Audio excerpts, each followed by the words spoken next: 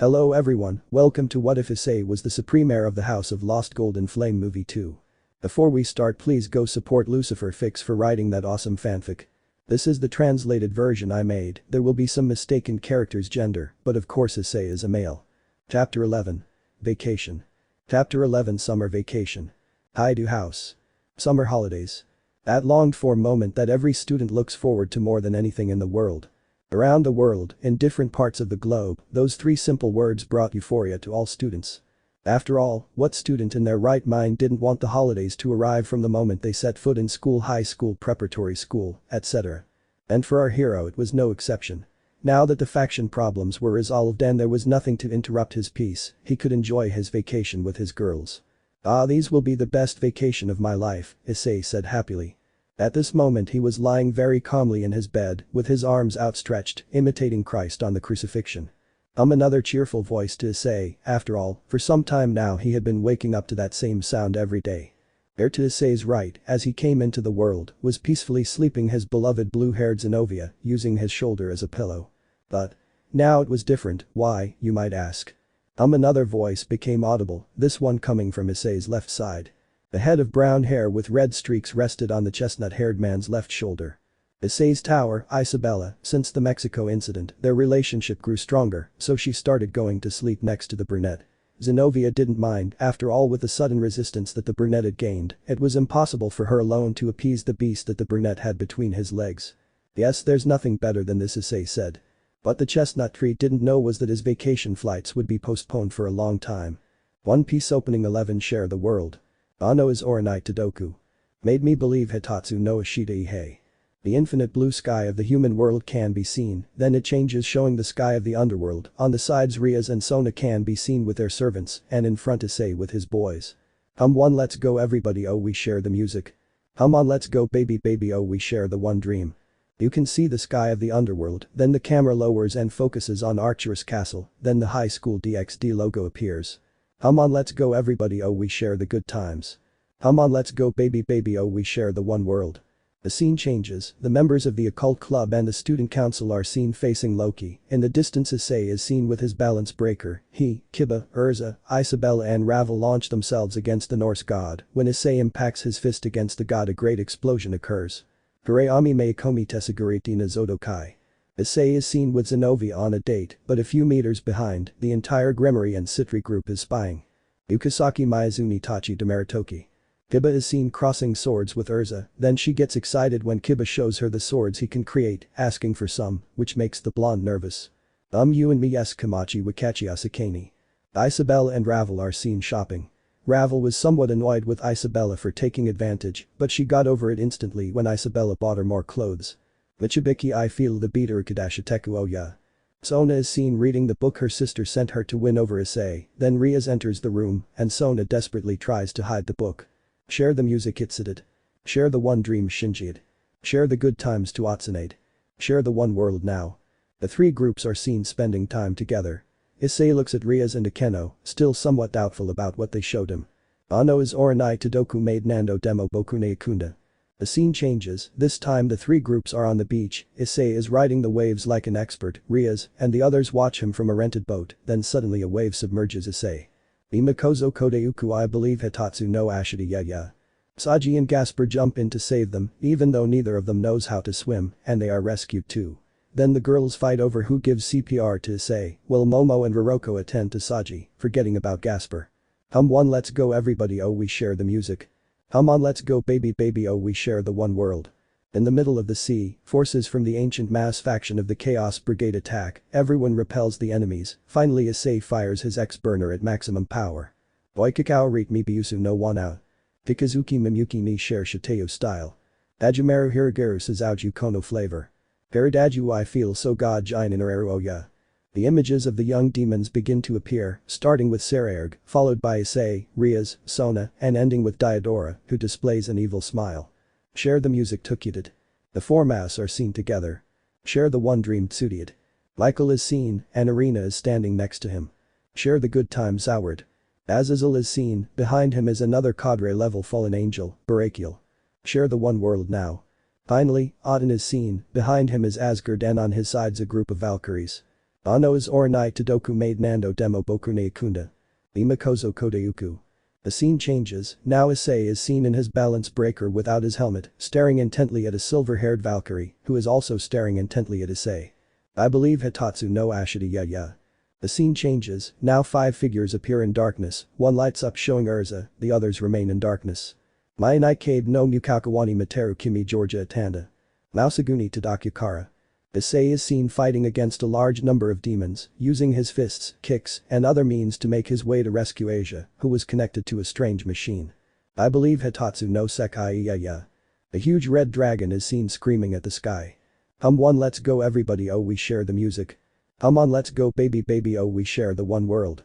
Now everyone is seen gathered in the occult club's hall with smiles on their faces. End of opening. The chestnut-haired man enjoyed the comfort of having those 2 beautiful women showing off all their attributes by his side. So, despite being very happy, Issei there was something on his mind. Could it be that what they showed me is real? Issei said. Those doubts that tormented the chestnut-haired man's soul had been present since his last moments in Mexico. Flashback. Mexico. Issei was both astonished and confused. What Rias' Gremory showed him was something he hadn't expected and something that made no sense. That's the truth, Issei, Rias said. That's impossible, none of that happened. Issei exclaimed. It's all wrong. Did I give up my left arm to fight Razor to save you? I gave up my arm to stop Volley in the fight at the meeting. Issei exclaimed, letting his arm manifest. Rias didn't know what to say, even though she had shown Issei his memories, he refused to believe them. Not only that, everything that happened is different, Zenobia was your knight, my powers didn't manifest. And all of that in a time frame in which you were not there, at those moments you were either in the underworld doing who knows what, or you were torturing me, Issei exclaimed. Since Urza was new, she didn't know anything about what had happened, but apparently, something very big was going on with the brunette and his new master, so it was best for her to keep quiet. Rias-san, what you've shown us doesn't match what we remembered either, Isabella said. I wasn't at Razor's mansion those 2 months after the engagement. I was in certain places, but as far as I know, before the Excalibur incident, you, as well as Himejima-san, Argento-san and Tauju-san, didn't leave the Phoenix mansion. Isabella-san, with all due respect, I ask that you not interfere in this, said Akeno, she didn't trust Isabella at all. Issei, I beg you have to believe me, Rias said, hoping the brunette would come to his senses. Let's just say I believe all of that, Issei said, sounding unconvinced. Then how do you explain that everything you have taught and everything that's happened so far are 2 completely different things? I can answer that myself, a different voice said in the room, one that Issei recognized. Azazel. Issei said. It's Azazel-sensei, the fallen one corrected. A magic circle appeared above the bed from which a hologram of Azazel was being projected directly from the city of Kuo. Will you let me continue speaking? The fallen man asked. Explain, what do you know about what Gremory is showing me? Issei demanded. Yes, I've done my research on this strange event. There are 1,001 explanations, but this one might be the most accurate. Which one? Issei asked. Parallel worlds. What? Issei exclaimed, confused. Human theorists have hypothesized that this is not the only dimension. In part, this is correct. We have the underworld, heaven, Asgard, and many other areas that could be categorized as worlds apart, but a dimension completely identical to ours yet different is something that even we don't know for sure. I don't understand anything, Issei said. How to put it simply, it's very likely that the Rias Gremory you knew and this Rias Gremory are 2 different people. Are you telling me that she, Issei said, pointing at Rias, isn't the woman who tortured me to the point of nearly killing me? I'm sorry to disagree with you, but I don't buy that tall tale from another dimension. Kid, that case shows memories, nothing more. If what she remembers actually happened, it's because it happened. Even Surzichas doubted all this a little, but seeing that his sister's behavior was the same as before, he reconsidered and accepted this hypothesis. Well, Surzichas-sama may believe that, but I don't, Issei exclaimed. I suffered a lot because of her, Gasper suffered a lot because of her, whether it is true or not, it doesn't change the fact that she hurt us a lot, Issei finished. I'm sorry Rias, but it's all I can do, said the fallen man. No problem, thanks for contacting me Azazel, Rias said, visibly discouraged. Her only hope had failed. Oh, and before I say goodbye, I'll tell you that some surprises await you at home. With that, the hologram disappeared. I don't know why, but I'm terrified to ask what they did anyway. It's best if we return to Japan, Issei said, leaving the room and leaving Rias, Akeno, and Urza there. Isabella left after Issei. Rias sat on the bed, clearly the few hopes she had left shattered to pieces after hearing the brunette's words. But thinking about it, it was obvious. The Rias of this world caused Issei a lot of harm. He let himself be manipulated by Razor and ended up becoming what he hates most. Rias, and I might sound insensitive, but could you tell me what happened? Urza said. Being new, she didn't know anything, but she could tell that the redhead and the brunette both had feelings for the chestnut-haired boy, so the situation was hurting them. As their new knight, she would do everything possible to help. Urza-san, what's happening is Aeno began to explain the situation. She certainly didn't know how to react. On one hand, she had to say that what the Rias and Aeno of this world did was unforgivable, but that didn't change the fact that the Rias and Aeno she had in front of her now were completely different. This is complicated. Issei won't be able to forgive you, since it's you, and things like a grudge like this don't disappear overnight, Urza began, sounding very mature. But you mustn't give up. Rias and Aeno listened attentively to the words of their new companion. Issei is angry with you, that much is clear, but you can't give up just because of that. You have to try again and again until you manage to get him to forgive you. Did you fail once? Try again. Did you fail again? Keep trying until you succeed. Giving up on the idea of winning before you even start is equivalent to losing without a fight. Urza's words motivated them both. They couldn't give up yet, it was too soon to throw in the towel. I must thank you, Urza, you certainly know how to motivate people, Rias said, flashing a smile. Well, it must run in the family. My mother, as well as my ancestors, were always women who managed to play important roles. My great-grandmother was living proof. Your great-grandmother? Aeno asked. Yes, since my great-grandmother's time, our magic as well as our name are inherited. I'm talking about the first Urza Scarlet Titania, the fairy queen. I remember now. Exclaimed Rias. What's happening? Now I remember where I've heard that name Titania before. Back when magic was still used by large parts of the world and when guilds still existed, people talked about the great Urza Scarlet, Rias said. When I was little, my brother told me many stories about her. My great-grandmother was very well known, wasn't she? Urza said, feeling somewhat embarrassed that her family was so famous even among demons. I'm the fifth of this generation, Urza Scarlet V. I can't believe I have a relative of Urza Scarlet in my party. You're definitely a great find, Rias said. Come on, you're making me blush. I'm still nothing like my great-grandmother. There are some weapons and armor I still can't use, but I'll improve and become as strong as her. Urza exclaimed. That was one of her goals. Now that you're a demon, you'll have plenty of time for it, Rias said. Yes, from now on I will be your sword and shield, Urza said. The addition of Rias' new piece will bring new changes to the group. Behind the door, Issei stayed listening, not because he wanted to, but because he remembered that this was his room and that his things were there, so he heard everything. What do you think of all that, Ibu? It's hard to take in. I don't know how to react, and it's not just me, Kiba and Gasper are also involved in this problem. It's your decision, Ibu. I'm with you until you die, so whatever decision you make, I'll make it too. From that moment on, doubts began to creep into the chestnut-haired man's mind. End of flashback. What should I do? About what, Ice? Asked a now awake Zenobia. Nothing, I was just thinking about some things. Said Zenobia, staring intently at Issei. What's wrong? Issei asked, feeling somewhat uncomfortable. Why, good morning kiss. That you know, I think I've spoiled you, said Issei, but not denying the kiss. Me too, another voice was heard from the left. Isabella had already gotten up and was asking for her morning kiss. Seriously, I've spoiled them, Issei said, now giving Isabella a kiss. It had become a routine for Zenobia to sleep with Issei, but after Mexico, Isabella asked to sleep next to the brunette too, ever since they returned home. Flashback.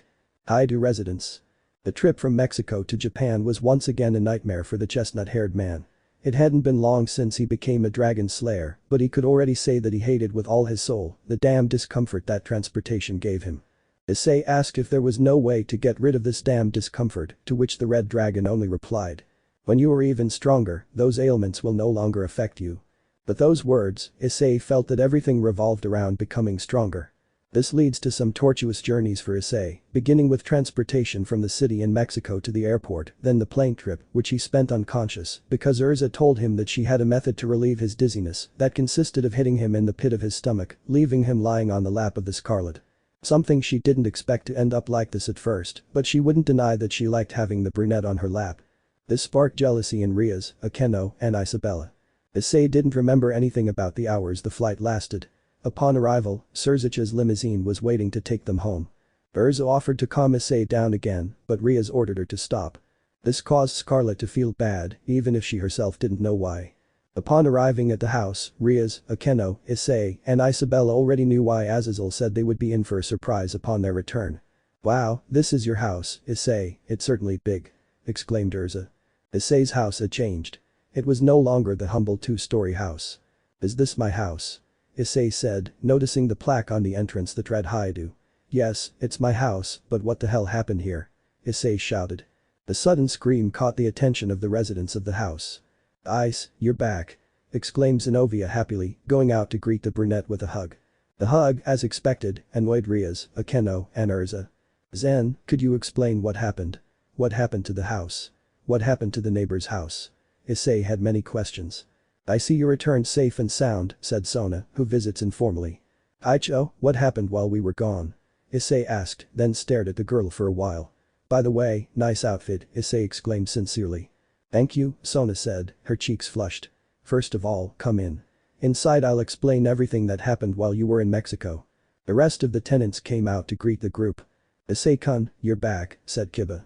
He had come to visit the Haidu house.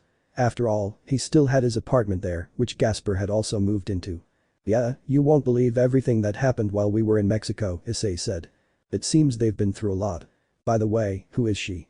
Kiba asked, referring to Urza.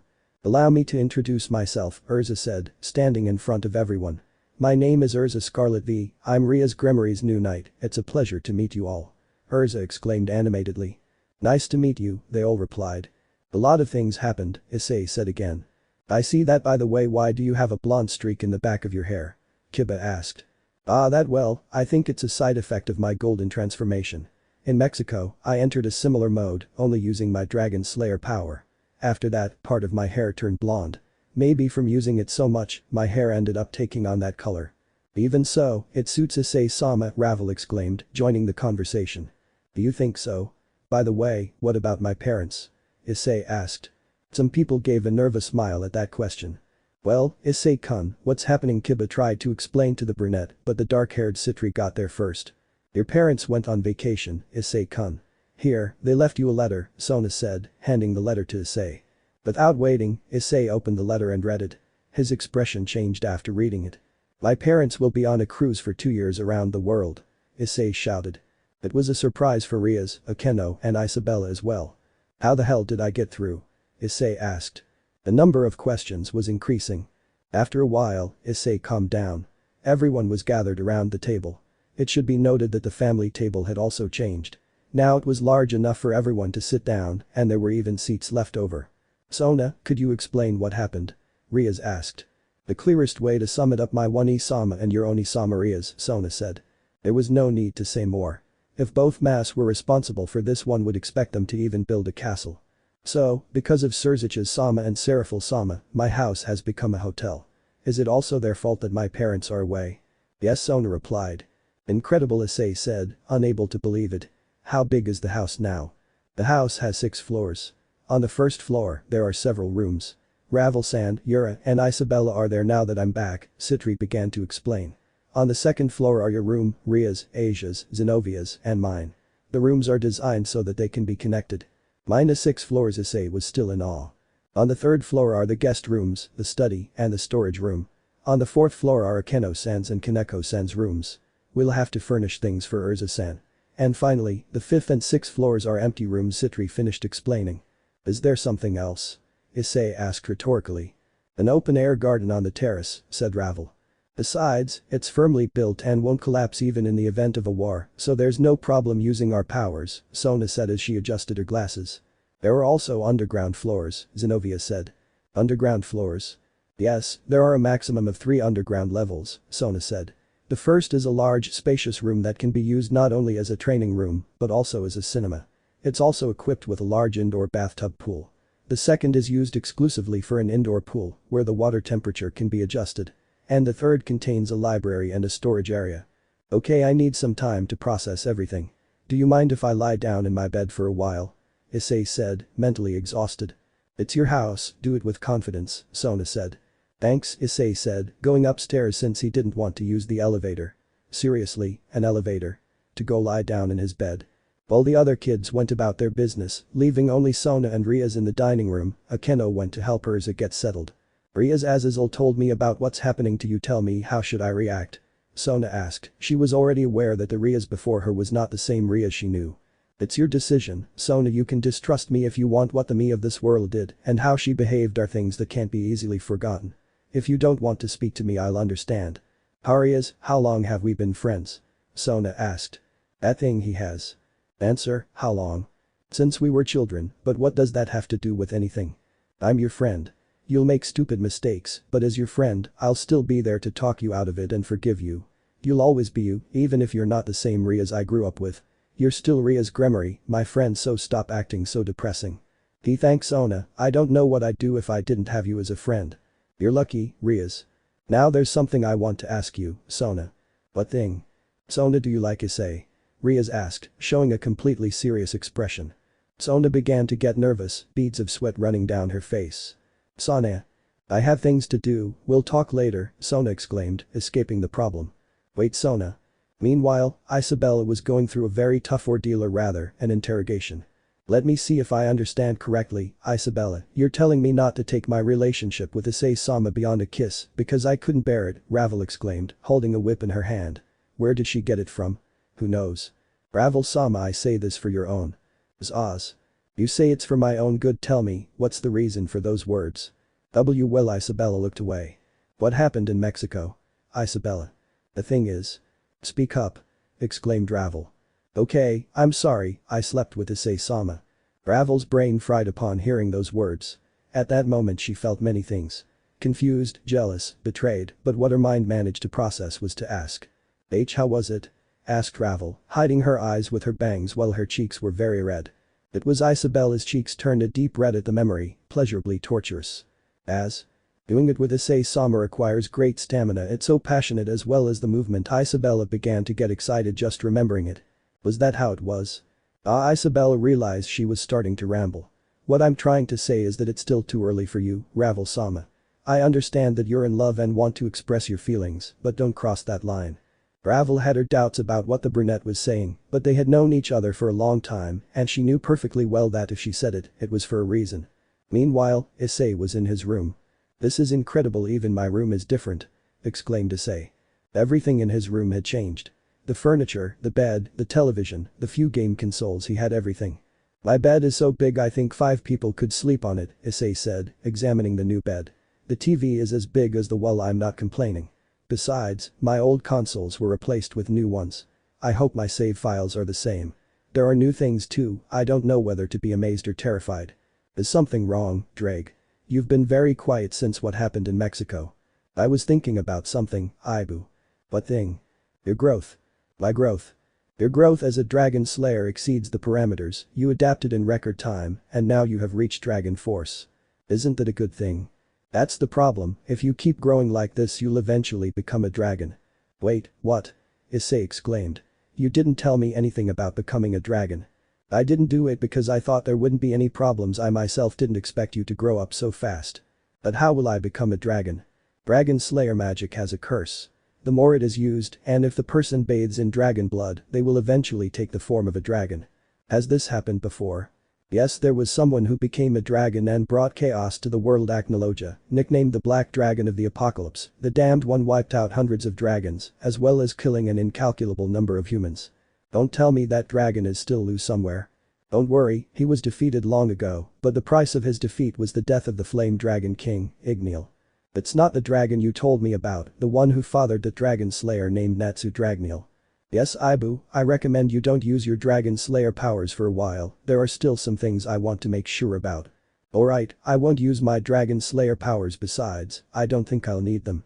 Peace has been established between the 3 factions and summer vacation is about to begin. I don't think anything will happen during that time. Talking to Drake-san, Issei-kun, a separate voice was heard entering the room. Ah, Kaicho, yes, I was talking about some things with Drake. Do you need anything from me? Will you come with me to the studio? Sona said. Can't we discuss it here? Documents arrived at the studio for the leader of the Arcturus clan, that is, you. Have those papers already started arriving? Issei said apathetically. As the leader of your clan, it is your duty to review all incoming requests. Come, I will help you, as this is the first time you have done something like this. Thank you, Kaicho, what would I do without you? Issei said without any ulterior motive. But for Sona it meant more than what she said, as her face turned as red as Ria's hair. Kaicho, is something wrong? Your face is red. It's nothing. Hurry up. Blam. Sona stormed out of the room, slamming the door behind her. What happened? Nothing can fix your slowness, can it? Huh? That's the second time you've said that, what do you mean? Find out for yourself, clueless one. Hey Drake, end of flashback. After that good awakening, Zenobia and Isabella went to their own rooms to take a bath. As for Issei, he took a quick bath and put on some comfortable clothes. After all, the holidays had begun, and despite not having a plan in mind about what to do this summer, she would somehow manage. He went down to the dining room to prepare breakfast, now that his mother wasn't there. Either he would cook something himself, or Zenobia or Asia would. He wouldn't let Gremory and Himejima take care of the food, not a chance. He didn't rule out the possibility that they might poison his food.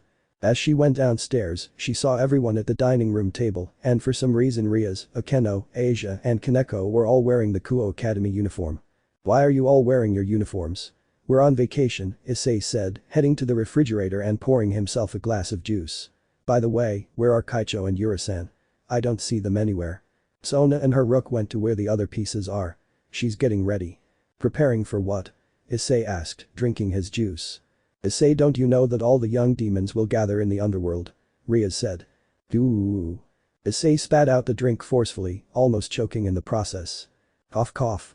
Issei-san. Asia approached the brunette and gently patted him on the back. Thank you Asia, what's this about us having to go to the underworld? Issei exclaimed. Didn't you read the documents on your desk, Issei-sama? Ravel said, descending the stairs. She already seemed ready, suitcase in hand and dressed in those expensive dresses that she always wore. Which documents? Issei asked. Was Sona-sama helping you with the clan's paperwork? Yes, but after a while he had to leave. I continued on my own, but there were many, so I didn't finish them. I think there's still a mountain waiting for me. Issei realized being uninformed was his fault for leaving the work aside. You see, I already sent a message to Kiba-san and Gasper-san, they should both arrive soon. Knock knock. It must be them, Ravel said, heading towards the door. And indeed, they were both blonde, only someone else was with them. What are you doing here too, Azazel? It's Azazel-sensei, learn it, and I'm here because I'll be going to the underworld with you too. After all, I'm your teacher. You don't flaunt your title, Rias said. Azazel then took a notebook out of his pocket and read it aloud. The schedule for the underworld is as follows. First, a visit to Ria's parents, followed by the introduction of the current demon family leaders. After that is the annual meeting of the young demons, which will include a new member, Azazel said, pointing his pen at Issei. After that, at the request of Surziches and his queen, there is the training of the members of both groups, Gremory and Haidu. I'm mainly focused on the training. Issei, as well as the rest, continued to listen attentively to the fallen man's words. While everyone is at the Gremory house, I'm going to meet with Surziches. Ugh, this is annoying. Azazel sighed wearily. Why do we have to go to the Gremory house? Issei asked. He, along with Kiba and Gasper, were already completely detached from the Gremory clan. He didn't see the point in going there. Because, unless you conjure up a castle out of thin air where you and your group can stay, unless you have the money to rent places in the underworld for the entire time you'll be there. Ah, you're right. Issei lowered his head in defeat. Azazel took a direct shot to all of the brunette's weak points. Furthermore, I understand that you, Azazel said, pointing at Issei, have other matters to resolve in the underworld, things that have to do with your bishop, the Phoenix girl. Ravel looked away, his face completely red. Yes, it's something I need to discuss personally with Lady Phoenix, Issei said. Well then, get ready, because we'll be leaving in a few hours, Azazel exclaimed. Ah, my summer is ruined, Issei said heavily. Go train station. We have to go by train. Shouted the brunette. What's wrong, Ice? Zenobia asked, not understanding the brunette's strange behavior.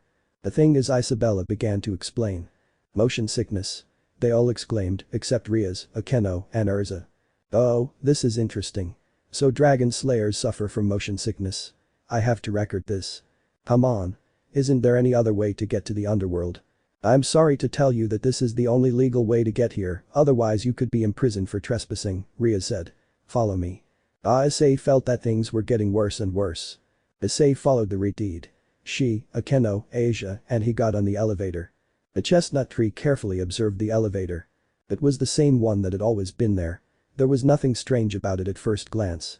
Rias took a magnetic card out of her skirt pocket, passing it over the elevator's electronic panel. Hi. Awaken. Suddenly the elevator began to descend, much lower than it should have. What's going on? Issei asked. Asia was equally surprised. Both one-samas showed an amused smile upon seeing the expressions of both rookies. There's a secret plant under the station. What? I didn't know something like that was down there. It's normal that you don't know. It's exclusively for demons. Humans couldn't find or access it even if it took them a lifetime. There are multiple demon areas hidden throughout the city. Issei was amazed at how little he knew about his city.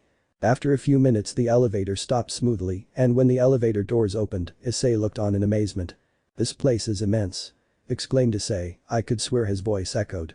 "This must take up half the town," Asia said, equally astonished. After a few minutes of waiting, everyone was gathered at the station. "To take the train to the underworld, we have to go to station number 3, Rias said. "We're on the 15th seriously, how big is this place?" Issei exclaimed. "How high will the ceiling be?" Urza asked. "Now that I look at it it's very empty," Issei said. Apart from them, there were only about 5 more demons waiting for their train. "We're almost there," said Rias, facing an immensely long train. "Demons do everything on a grand scale," Urza said. "Is that the Gremory logo?" Issei asked. "Issei-kun, all of this belongs to the Gremory house," Kiba said. Issei was left with a face like, what? All? If everything? "We've arrived. This train is one of the many belonging to the Gremory family, but this one in particular is mine." "Yours? You can go upstairs," Rias smiled. Taking a step forward, the train doors opened, revealing that someone was already waiting for them inside. "Gryphia?" said Rias. "Gryphia-san," Issei said, not expecting to see his cousin so soon. Once on the train, Rias went to sit in a carriage by herself further ahead. Azazel went to the back of the train, to the guest area. As for Issei and the rest, they would travel in the middle cars.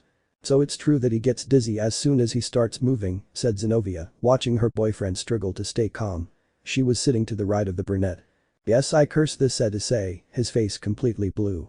"I have some motion sickness pills, maybe they'll help," said Ravel, who was standing on the left side. "Thank you, Ravel." Issei received the pills. Dear Gryphia gave her a glass of water, sticking very well to her role as a maid. "By the way, why are you here, Gryphia-san?" Issei asked. "I came to escort the young lady and the others to Gremory Castle, and from there I plan to accompany you." "Come with me?" "Where to?" "We will go to the castle of your ancestor," said Gryphia. Those present were surprised. "We'll go to Archerus's castle, but why?" "The castle is your legacy, Issei-sama," Gryphia replied. "A special magic circle, a seal, was found within the castle." "A magic circle?" "Yes, Surzicha-sama tried to break that seal, but it was impossible. Only someone from the same clan can remove it." "I understand now." Issei sat for a while, waiting for the dizziness to pass, which didn't happen during the entire journey. How long until this torture ends?" Issei asked minutes before fainting. The entire bottle of motion sickness pills that Ravel had brought with him had already been used up. "There are 20 minutes left," Issei, Rias said, appearing in the intermediate cars.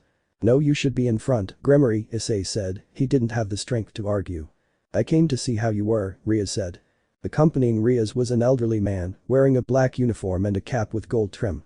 "Delighted to meet you, new demon servants and young man of the clan that's been making headlines lately in the underworld. I'm Ronaldo, the driver of the Gremory family's private train." "A pleasure," Issei said, fighting back the urge to vomit. It seems you can't stand transportation," laughed the man. "Ah, I'm Asia Argento." Bishop Asia introduced herself. "I am Urza Scarlet V, horse, please take care of us from now on." "Haidu Issei, king." Zenobia, horse by Haidu Issei. Ravel Phoenix, bishop by Issei Haidu. I know them both," Ronaldo said, pointing at Ravel and Isabella, the youngest daughter of the Phoenix house and the Tower of Razor Phoenix. "Now I see they're with someone else." "Why yes, some things happened," Isabella said. It seems many young demons decided to make some changes to their team," said Ronaldo. "Huh?" said Rias. "You change parts, huh, Miss Rias?" "Why yes." Rias looked away. Kiba and Gasper leaving wasn't her idea. Ronaldo pulled a machine out of his coat with which he captured the newest ones. They appeared on a monitor.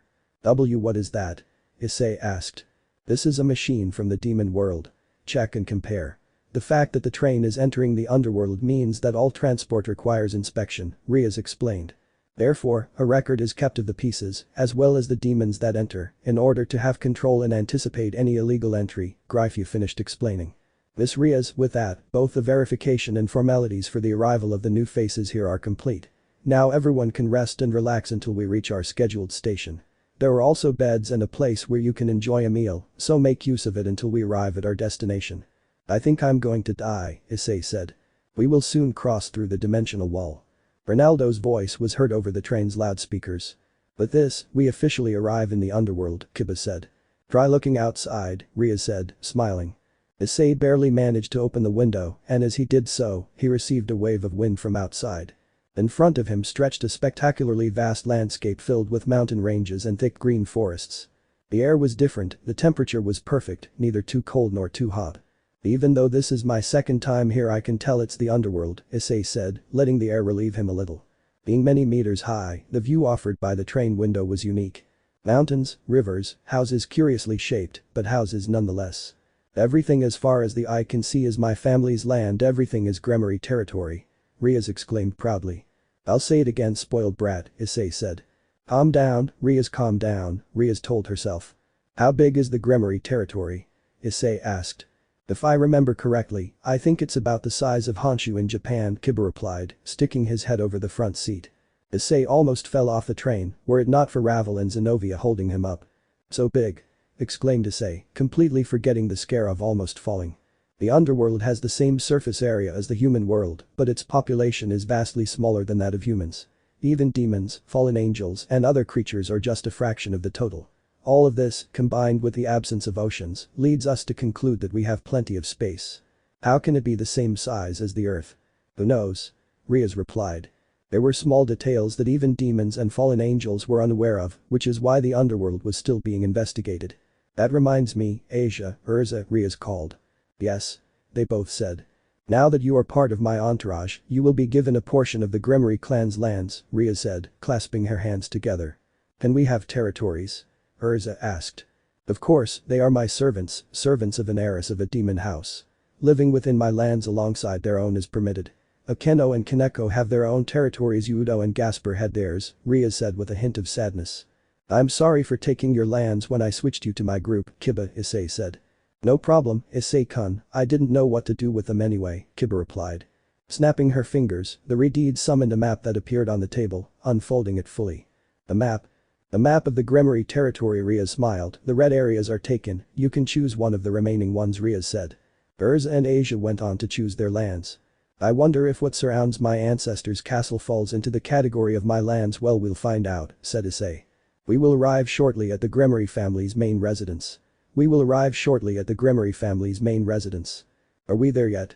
Issei asked, already on his last legs. Yes, the last stop, said Rias. The train came to a complete stop and then Issei regained all his strength. I'm alive. Issei exclaimed. It seems that when he stopped, he healed, said Zenobia. The rest got up and picked up their suitcases. Issei noticed that Azazel didn't even bother to get up. Azazel-sensei, isn't he coming? Issei asked. Yes, I have plans. I'm meeting with Surziches, so I have to head to Mass Territory, one of those invitations. I see, well, see you later. Goodbye, said the fallen man, raising his hand. Issei and the others got out, the train doors closed and it started moving. Welcome home, Rias Oju-sama. Issei dropped the suitcases in surprise. Facing him was a legion of people, all lined up in front of the train exit. Bread. Fireworks in the sky. Fireworks? Seriously? Exclaimed Issei. When the fireworks ended, hundreds of soldiers raised their rifles in the air and fired several volleys of ammunition. When it was over, an orchestra on one side began to play a cheerful melody, while a rider mounted on a griffin flew over the sky waving a flag. This is beyond me. For a normal person this is a lot, Issei said, then he felt two people hiding behind him. Asia and Zenobia. Impressive presentation, Zenobia said nervously. This is impressive, Asia said. This was undoubtedly a lot for both of them, who lived a simpler life than normal. Follow me, Rias Oju-sama, Gryphius said. The rest followed the silver-haired maid, passing by an army of butlers and maids. Welcome home, Rias Oju-sama. The butlers shouted. Thank you all, I'm back. I'm home, Rias smiled, looking at all the workers. Are they all servants? Issei asked. Yes, servants of the Gremory household. After all that. Issei and the rest were riding in a carriage, much to the chestnut-haired man's dismay. Issei, Zenobia, Isabella, Ravel, Gasper and Kiba were in one carriage, Rias and her servants, accompanied by Gryphia in another. Ah, from one hell to another, said Issei. Isn't there anything we can do to make you feel better, Issei-sama? Ravel asked. Leave it like that. I've survived several times, this time won't be any different, Issei said, his face turning from pale to blue. I see something big through the window, said Zenobia. Huh? What the heck? Issei peered out of the same window Zenobia was looking out of and saw a gigantic castle in the distance. What's up with that castle? It's ridiculously huge. Issei-kun, that's Gremory Castle, Kiba said. Tell me this is a joke, Issei said. Kiba shook his head. Oh come on. Nothing with the Gremorys is small. After a few minutes the carriage stopped, Issei got out to breathe and as always, he recovered in record time. Once outside that wheeled torture chamber, Issei saw groups of butlers and maids lined up in rows, one on each side of a gigantic red carpet. Oju-sama, Issei-sama, and the members of your groups, please follow me, Gryphia said with a slight bow. The group began walking along the carpet, then a small figure separated from the group of maidens and headed towards Rias. Rias-ni-sama. Welcome back. Said a young Redeed, jumping into Ria's arms. Milikas. I'm back, you've grown up, haven't you? Sniff sniff. Issei sniffed out the scent of the little Redeed. He's the son of Surzich's-sama and Gryphia-san, isn't he? You could tell by the smell. Rias asked, surprised. This little one is Milikas Gremory, my nephew. Come on, Milikas, say hello to my group and some friends. Yes, I'm Milikas Gremory, pleased to meet you. Hi to Issei, my pleasure. Are you the leader of clan number 73? Yes, Issei replied. This child is next in line to the Gremory throne after me, Rias said. It was purely instinctive, but Issei and Milikas got along wonderfully on the journey to the castle. Upon entering, they arrived at what appeared to be a huge entrance hall. There were stairs leading to the second floor and a huge chandelier on the ceiling. The place is huge. Oju-sama, I would like to show the guests their rooms, Gryphia informed. You're right, I have to go and say hello to mom and dad after I get home too. The master is outside right now.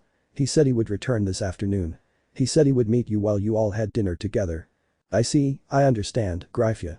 So, I suppose we'll let everyone rest in their respective rooms for now. Has the luggage been taken away yet? Yes, there shouldn't be any problem with room usage right now.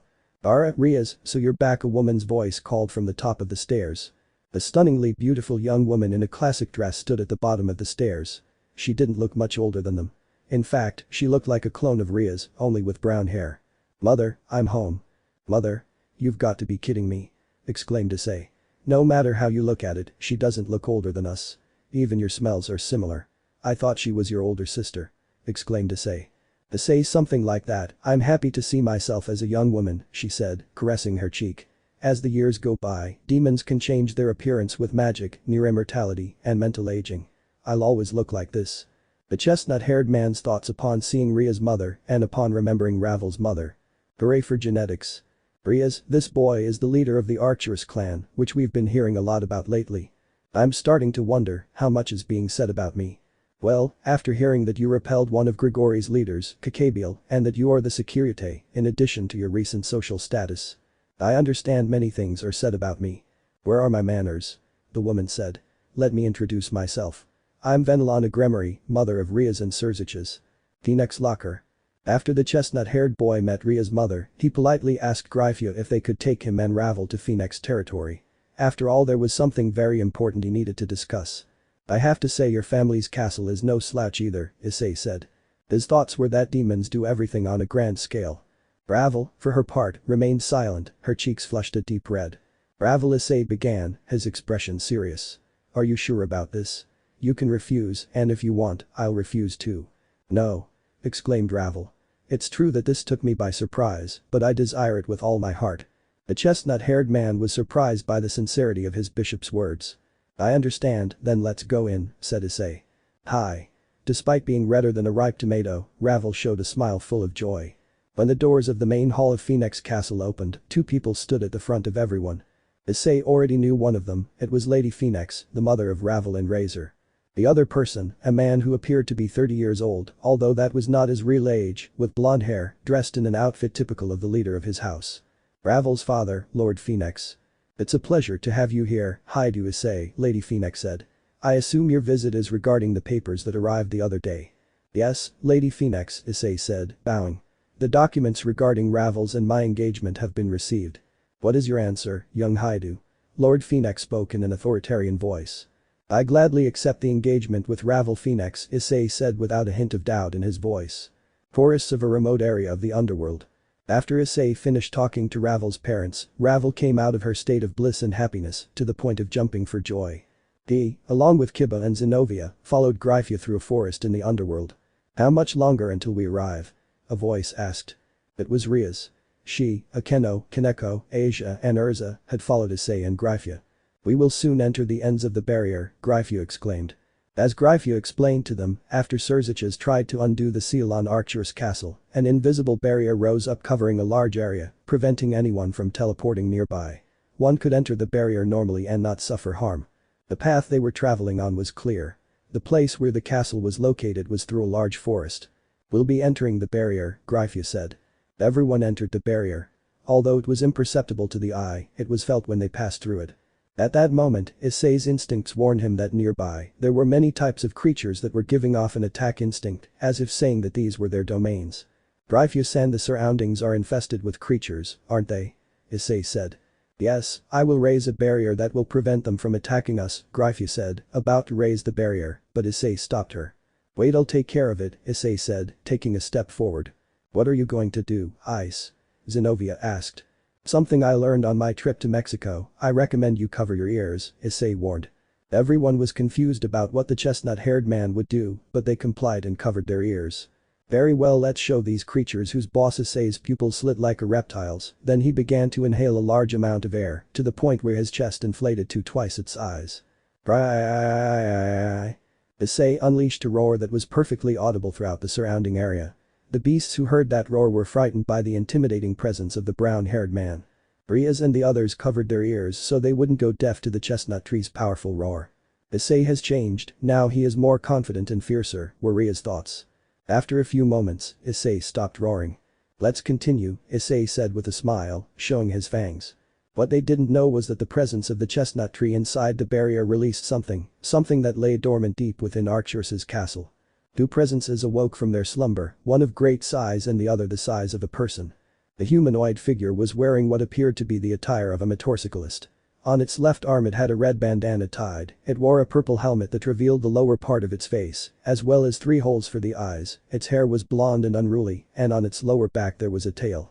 "How long have I been asleep?" The being gazed at the dark walls of the place where he had been sleeping.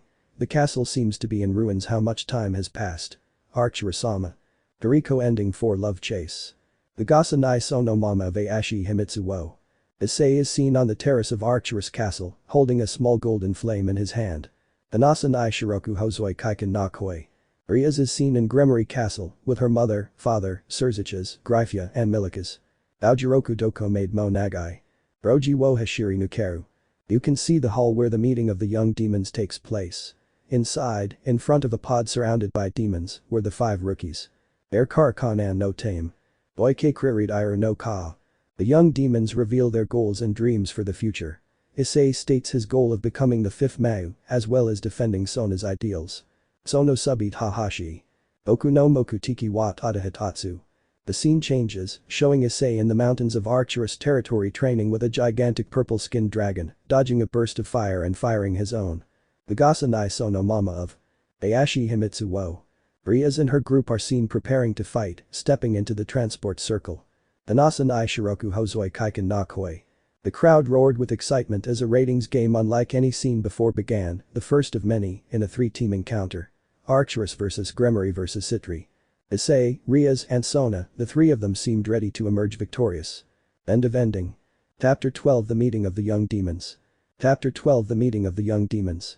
Forest of the Underworld. 30 minutes have passed since Issei and the rest entered the barrier. The density of the forest gave the typical appearance of vast lands, in addition to some animals that could be seen, but did not come very close. "How long will it take us to reach my ancestor's castle, Gryphia-san?" Issei asked. "If we continue at this speed, it will take us at least an hour and a half to travel," replied the platinum-haired maid. "So much?" The chestnut-haired man wanted to think of a method to get there faster. The rest kept walking, following the platinum-haired madam. "This looks like a jungle," Urza said, cutting some branches with her sword. "The vegetation around here certainly mimics that of a dense jungle," Kiba began, and add to that the heat emanating from the vegetation, "this definitely looks like an Amazon rainforest." The group continued walking through the dense vegetation. Rias approaches Issei to ask him something, hoping that the brunette will not answer her rudely. "Issei, can I ask you a question?" "What do you want, Gremory?" Issei exclaimed, pushing aside some branches that were in his path. Since Urzich's queen was there, and since she's also Ria's sister-in-law, she would have to control herself a bit and not yell at the redeed. She didn't want to have problems with Amayu and her cousin. What did you go to talk about in the Phoenix domains? He asked the Retid. Ever since Issei said he had something of utmost importance to discuss with the Phoenix, doubt lingered in the Retid's mind. Not only her, Aeno and Asia were also curious. A few days ago, a marriage proposal arrived from the Phoenix house, an engagement between Ravel and me, the brunette replied, as if it were something normal. But those simple words left Rias, Aeno, and Asia speechless. Rias was the first to recover, so she was the first to ask. What did you say? It's an arranged marriage, isn't it? You refused, didn't you? Rias exclaimed. Talk to Ravel about it, Issei began. After discussing it carefully, he'll accept the proposal. What? Shouted Rias, Aeno, Asia, and Urza. Issei-san, how could you? Asia exclaimed with teary eyes. Aeno was not recovering from the shock. She was literally turned to stone. Because Rias was having a breakdown, then she looked at Zenobia. How can you let that happen? Aren't you his girlfriend? Rias said to Zenobia, even though it hurt to say the N-word. Ice consulted me about this, and I gave my approval, Zenobia said casually. Hey. I spoke with Lord Phoenix, I agreed to marry Ravel, but first I will marry Zen, that will not change, said Issei. Rias was about to say something until. Pom. That loud, approaching sound alerted everyone. What's going on? Asia exclaimed, frightened, hiding behind Issei. Something is coming. Issei exclaimed. Pom. The sound of footsteps grew louder, a great crash was heard, and several trees were destroyed in front of Issei's group. The large creature stood before them. It looked like a crocodile the size of a 4-story house, its skin was reddish, with large claws and sharp fangs. Rias. The beast roared with such intensity that the few trees that were still standing were uprooted. This thing will attack us. Rias exclaimed, emanating a bit of her power. Rias stepped forward. For her, eliminating that creature would be no trouble at all. Rias-san, wait. Issei exclaimed. What's happening? I just had a brilliant idea, let's use this thing as transportation. Exclaimed Issei, pointing at the enormous beast. Rias. The beast began to approach them with the intention of devouring them. How can you even think of using that thing as a means of transportation? What's more, won't you get sick from it? Rias asked. I have everything under control, and as for the motion sickness, it's an animal, not a means of transport, Issei said, suggesting to himself how to avoid the dizziness. How do you plan to control the animal? Rias asked. Easy. Issei slowly began to approach the animal. We have to show him who's boss, exclaimed Issei. Imperceptible to everyone, except Rias, Issei began to emanate his golden aura, which began to take shape behind him, taking the form of a large humanoid dragon that frightened the reptile. For those who have seen the Toriko manga or anime, it's like the intimidation they use. The reptile understood that it could not resist, otherwise it would be easily eliminated. Okay, shall we get on? Issei exclaimed, jumping onto the reptile's back. Everyone was amazed and wondering how he did it. One Piece Opening 11 Share the world. Ano is Oranai Todoku made.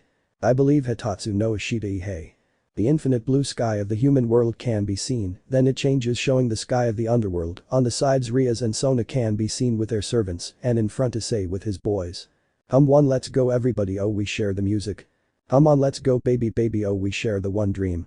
You can see the sky of the underworld, then the camera lowers and focuses on Arcturus Castle, then the high school DxD logo appears. Hum on, let's go everybody, oh we share the good times. Hum on, let's go baby oh we share the one world. The scene changes, the members of the occult club and the student council are seen facing Loki. In the distance Issei is seen with his balance breaker. He, Kiba, Urza, Isabella and Ravel launch themselves against the Norse god. When Issei impacts his fist against the god, a great explosion occurs. Gure Ami Mei Komi Tesaguri Dina Zodokai. Issei is seen with Zenobia on a date, but a few meters behind, the entire Gremory and Citri group is spying. Ukasaki Mayazuni Tachi Demaritoki. Kiba is seen crossing swords with Urza, then she gets excited when Kiba shows her the swords he can create, asking for some, which makes the blonde nervous. You and me yes Kamachi Wakachi Asakani. Isabella and Ravel are seen shopping. Ravel was somewhat annoyed with Isabella for taking advantage, but she got over it instantly when Isabella bought her more clothes. Michibiki I feel the beater Kadashiteku oh yeah. Sona is seen reading the book her sister sent her to win over Issei, then Rias enters the room, and Sona desperately tries to hide the book. Share the music Itsudat. Share the one dream Shinjiad. Share the good times to Atsunade. Share the one world now. The three groups are seen spending time together. Issei looks at Rias and Aeno, still somewhat doubtful about what they showed him. Ano is Oranai Todoku made Nando Demo Bokune Kuna. The scene changes, this time the three groups are on the beach, Issei is riding the waves like an expert, Rias and the others watch him from a rented boat, then suddenly a wave submerges Issei. Imakozo kodeuku I believe Hitatsu no ashita ya. Saji and Gasper jump in to save them, even though neither of them knows how to swim, and they are rescued too. Then the girls fight over who gives CPR to Issei, while Momo and Roroko attend to Saji, forgetting about Gasper. Hum one let's go everybody oh we share the music. Hum on let's go baby baby oh we share the one world. In the middle of the sea, forces from the ancient mass faction of the Chaos Brigade attack, everyone repels the enemies, finally Issei fires his X-burner at maximum power. Boikakao rit mi biusu no wanao. Kikazuki Mimyuki ni share shiteo style. Ajumeru hirigaru sazauju kono flavor. Peridaju I feel so god jine inareru oya. The images of the young demons begin to appear, starting with Sekiryuutei, followed by Issei, Rias, Sona, and ending with Ghidorah, who displays an evil smile. Share the music Tukudid. The four masks are seen together. Share the one dreamed Tsudiad. Michael is seen, and Arena is standing next to him. Share the good times Zoward. Azazel is seen, behind him is another cadre level fallen angel, Barakiel. Share the one world now. Finally, Aten is seen, behind him is Asgard and on his sides a group of Valkyries. Ano is Oranai Todoku made Nando demo Bokune Akunda. Imakozo kodeuku. The scene changes, now Issei is seen in his balance breaker without his helmet, staring intently at a silver-haired Valkyrie, who is also staring intently at Issei. I believe Hitatsu no ashita ya. The scene changes, now 5 figures appear in darkness, one lights up showing Urza, the others remain in darkness. Mayanai Kabe no Mukakawani Materu Kimi Georgia Atanda. Mausaguni Tadakukara. Issei is seen fighting against a large number of demons, using his fists, kicks, and other means to make his way to rescue Asia, who was connected to a strange machine. I believe Hitatsu no Sekai ya. The huge red dragon is seen screaming at the sky. Hum one let's go everybody oh we share the music. Hum on let's go baby baby oh we share the one world. Now everyone is seen gathered in the occult club's hall with smiles on their faces. End of opening. Thanks to the gigantic reptile, the trip to the castle would take less time. There were only 5 minutes left to arrive. It's incredible, but crocodile sand skin is very soft, Asia said, rubbing her hand over the skin of the gigantic crocodile. How did you get him to follow your orders? Zenobia asked, approaching Issei. He was on top of the reptile's head. It was easy, it's like the roar it lets out when entering the barrier. With that, I alerted all the animals to my presence so they wouldn't approach, Issei began to explain.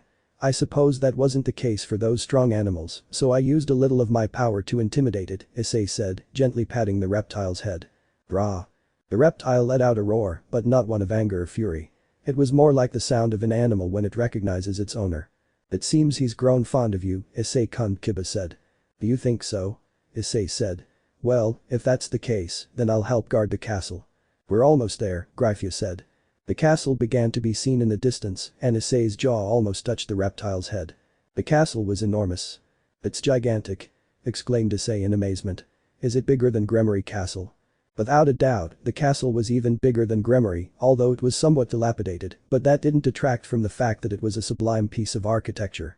The vegetation seems to cover a large part of the castle, Rias said. It was understandable. For some reason, Issei-kun's ancestor left the underworld and went to the human world. That's why no one knew of his existence or his legacy, Akeno said. What Akeno said was something Issei had wondered about ever since he discovered the truth about his powers. Why did he leave the underworld? Why did he go to the human world? Many questions, but no answers. After a while they finally arrived at what looked like the main entrance of the castle. To reach what remained of the great entrance gate they had to go through some old steps covered by vegetation. Issei and the rest got off the reptile. Stay at the entrance, okay? Issei told the reptile. Brah. The reptile obeyed Issei's orders and stayed at the entrance, keeping watch in case any other creature approached. Once inside we will head to the center of the castle, that's where the seal is located, Gryphia explained. How am I supposed to remove the seal? Issei asked. It is likely that the seal will dissolve upon feeling the signature of its power, Gryphia said. The group went inside the castle, old paintings damaged by the passage of time, old decorations turned to dust. Inside, one could only notice what happened when a place was left forgotten. Gryphia-san, I know it might sound silly to ask, but there aren't any traps here, right? Issei asked. That was something no one except Gryphia thought about upon entering. Could the place be full of traps? There's no need to worry, the place has been checked and no traps were detected, Gryphia said, reassuring everyone. Ah, that's a relief, said Issei, letting out a sigh of relief as he leaned back on the railing of the old staircase they were climbing. Clank. The sound of a lever was heard. Everyone froze upon hearing it. I just screwed up, didn't I? Issei said. Plah. Just below them a hatch opened. It was a false floor. They began to plummet. Fukuda. Wait, what? Issei exclaimed, shouting another character's slogan. Ah, that hurts, Issei exclaimed. Are you alright? Why yes, although it was a big fall, Urza replied. That hurt? Exclaimed Kiba. Huh? The three of them realized something. What happened to the others? Issei exclaimed. For some strange reason, when they fell they were all separated. Issei stayed with Kiba and Urza, but there was not the slightest trace of the others. How did we get separated? We were all falling at the same time, Issei said. I don't know, but you can barely see anything in the distance, Kiba said. Even though they could see in the dark because they were demons, they had difficulty seeing what lay ahead. In any case, Urza stood up, we have to find Rias-san and the others. Yes, I'm worried about Zen, and also I have a feeling that we're not alone, Issei said, having a strange sensation, as if someone were watching him. Issei engulfed his right fist with dragon fire, creating an improvised torch. This place is enormous, Urza said. From what could be seen illuminated by Issei's flame, the room where they were was extremely large, so much so that they could not clearly see the ceiling through which they fell. Where have the others fallen? Issei asked. Ouch, that hurt, complained a certain Retid. Where are we? Asked a Retid's queen. Ice, where are Ice and the others?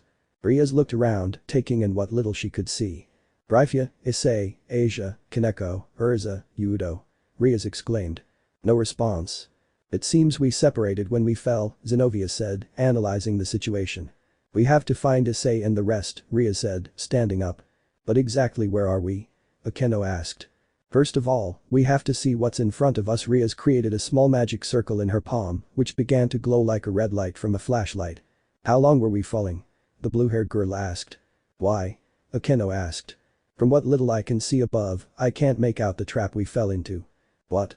Rias shone a light on the ceiling. It certainly looked like they had been down for quite some time. How is that possible? The fall didn't feel like it lasted that long, Akeno said. That's the least of it, now we have to meet up with the others, exclaimed Zenobia, starting to walk. Wait, Zenobia. Rias exclaimed, trying to stop her. Don't get too close, Gremory. Zenobia exclaimed, pointing at the Gremory with Durandal. Ice may not have done anything to you, but I don't have that much self-control. I won't forgive you for what you did to Gasper, and if you plan on doing anything to Asia, I swear I'll eliminate you, and I don't care if that turns the Gremory clan against me. Do you understand? Zenobia declared firmly. Yes, Rias looked away. It was the first time she had seen so much hatred in the blue-haired girl's eyes. The group began walking, hoping to find an exit or some way to reach the entrance. Meanwhile things had gotten ugly for Issei, Kiba, and Urza. Why the heck is there a rock rolling behind us? Issei exclaimed, running from a trap in true Indiana Jones style. This is my fault. Urza exclaimed, running away. While they were exploring, Urza stepped on a switch in the floor, a booby trap. The floor beneath them opened up, arrows shot out from the walls, and finally the stone. Keep running. Issei exclaimed, increasing his speed. The three of them increased their speed. The stone was slowly catching up with them. Ahead, the road splits into a T. Exclaimed Kiba. Separati. I am. The gigantic rock crashed through the wall, and Issei, Kiba and Urza jumped to the left just in time. Boing. Issei felt a warm and fluffy sensation, a sensation he knew well, but didn't know how he got there. Issei raised his face and, to his delight or terror, his face was among Urza's mountains. Urza's face was as red as her hair. She began to get nervous and stammer. I'll just say thanks for that, Issei said, giving a thumbs up. Hi. Slap. We're going back to the entrance. Rias exclaimed. Apparently no one else has returned, Akeno said. Tap tap. The sound of footsteps caught the attention of the three of them. Rifia. Rias said, hoping it was her sister-in-law and the others. Rias headed towards where the sound of the footsteps originated. Bang. The sound of a gunshot was heard. Bang. Was that a gunshot? Asia exclaimed. It seems like it came from above, said Kaneko. Let's hurry, I have a bad feeling, Grifeu exclaimed. The three of them quickened their pace and headed upstairs. Bang. Plank. Someone fired a gun at Rias, but before she could kill the Retid, someone stepped in front and stopped the bullets. Zenobia. Zenobia had positioned herself in front of the Retid, using Durandal's thickness to shield them both from the shot. What's wrong with this bullet? Exclaimed Zenobia. The bullet that hit Durandal continued its course. It lost no power when it hit the sacred sword. Zenobia and Rias were pushed and thrown backwards. "Rias, Zenobia-chan," a Keno exclaimed. "Don't move," said a separate voice. The Keno turned in the direction from which the voice came. Standing there pointing two guns at her was a person, or so it seemed, dressed in clothes like those of a rebellious biker. He had a tail, a helmet with 3 holes for the eyes that left the lower part of his face exposed and pale skin almost completely white. "Who or what are you?" Akeno asked. She had never seen anyone or anything like him in the underworld before. "I'm the one asking the questions," the being replied. "What are you, a brat like you, doing in this castle? How long has it been since anyone set foot in this castle?" Akeno was trying to find a moment to attack and then go help Rias and Zenobia. Bang. The shot passed very close to Akeno, cutting some of her hair. "You little brat, you'd better answer my questions unless you want to end up riddled with holes, so speak up. How long has it been since anyone set foot in this castle?" Akeno was in trouble. She didn't know how Rias and Zenobia were doing, and whatever she was facing was very powerful, much more so than she was. "Answer me," exclaimed the creature. Bomb. Suddenly, a mass of demonic energy shot out at the creature. The creature saw the shot coming, so it fired at the sphere of demonic energy. Boom. Part of the castle exploded. "What the hell is going on up there?" Issei exclaimed, his face bearing a handprint. "It looks like a battle has broken out above us," Kiba said. "We have to hurry," Urza exclaimed. They continued running towards what looked like an exit. Dust settled at the side of the explosion. Cough cough, what just happened?" Rias asked. "But you san," exclaimed Asia and Kaneko. "Asia, Kaneko. I'm so glad you're okay," Rias exclaimed. "Asia, you look okay," exclaimed Zenobia, who had a slight cut on her right arm. "Zenobia-san, wait, I'll heal you." Asia activated her sacred gear to begin healing the blue-haired girl. "Thank you, Asia." Zenobia looked ahead, searching for someone. "Where is the person who shot us?" "I don't know what that thing was," Akeno said, approaching, "but whatever it was, it's out there fighting Gryphia-san now." "But what is that thing?" Kaneko asked. "I don't know, Kaneko, but she's strong if she's fighting on par with Gryphia." In the middle of the air, 2 beings of great power faced each other. "Who are you?" Gryphia exclaimed. "Where did you come from? Why do you have the wings of a fallen angel?" "That's my line," the being exclaimed. "Why the hell are there people in this castle?" Rapid shot. The creature's weapons fired bursts of shots at a speed many times greater than a normal shot. Gryphia created a barrier to stop the shots. Clank clank crack. The barrier stopped the shots, but it cracked and began to crumble. "It's strong," Gryphia thought. The being wasted no time and shortened the distance between them in the blink of an eye. Claws of darkness. Using its claws, the being launched crescent-shaped energies against the platinum-haired maid. Time would not allow Gryphia to mount a defense to prevent the attack. "Die!" exclaimed the being. If Gryphia were to receive that attack, it would suffer great damage. The energies were about to impact when Itsuga Tenshu, a crescent-shaped energy, cut in half all of the mysterious being's attacks. That was it. The creature recognized the attack and looked in the direction from which it came. "It seems I managed to arrive on time. Are you alright, Gryphia-san?" Issei exclaimed with his demon wings exposed and standing next to the platinum-haired maid. "Yes, but whatever this being is, it is strong," Gryphia replied. The being was staring at Issei, unable to believe what he was seeing. "Let's defeat this thing, Gryphia-san," Issei said, pointing Ascalon at the creature. "After being forgotten for so long, I've finally returned." "I accept your help, Issei-sama," said the platinum-haired maid. On another note, why does she have the shape of a hand imprinted on her cheek? And no comment. "Archura-sama," exclaimed the creature. "What did you say?" Issei exclaimed in surprise. "How do you know that name?" "Let's go down now. I understand part of what happened," said the being.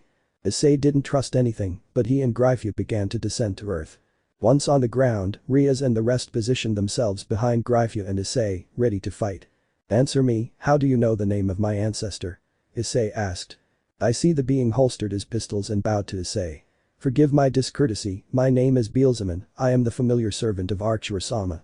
"What?" exclaimed those present, except Gryphia.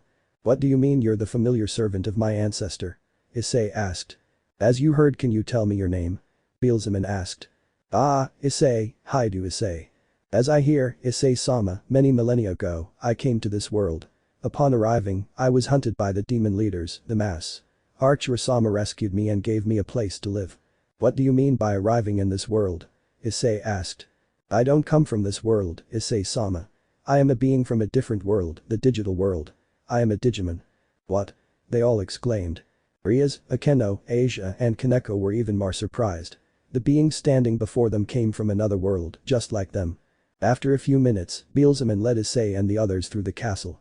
"How are you still alive?" Rias asked. "My body is different from that of humans or demons. My body is a cluster of digital information that took physical and solid form. I live longer than humans and almost equal the lifespan of demons.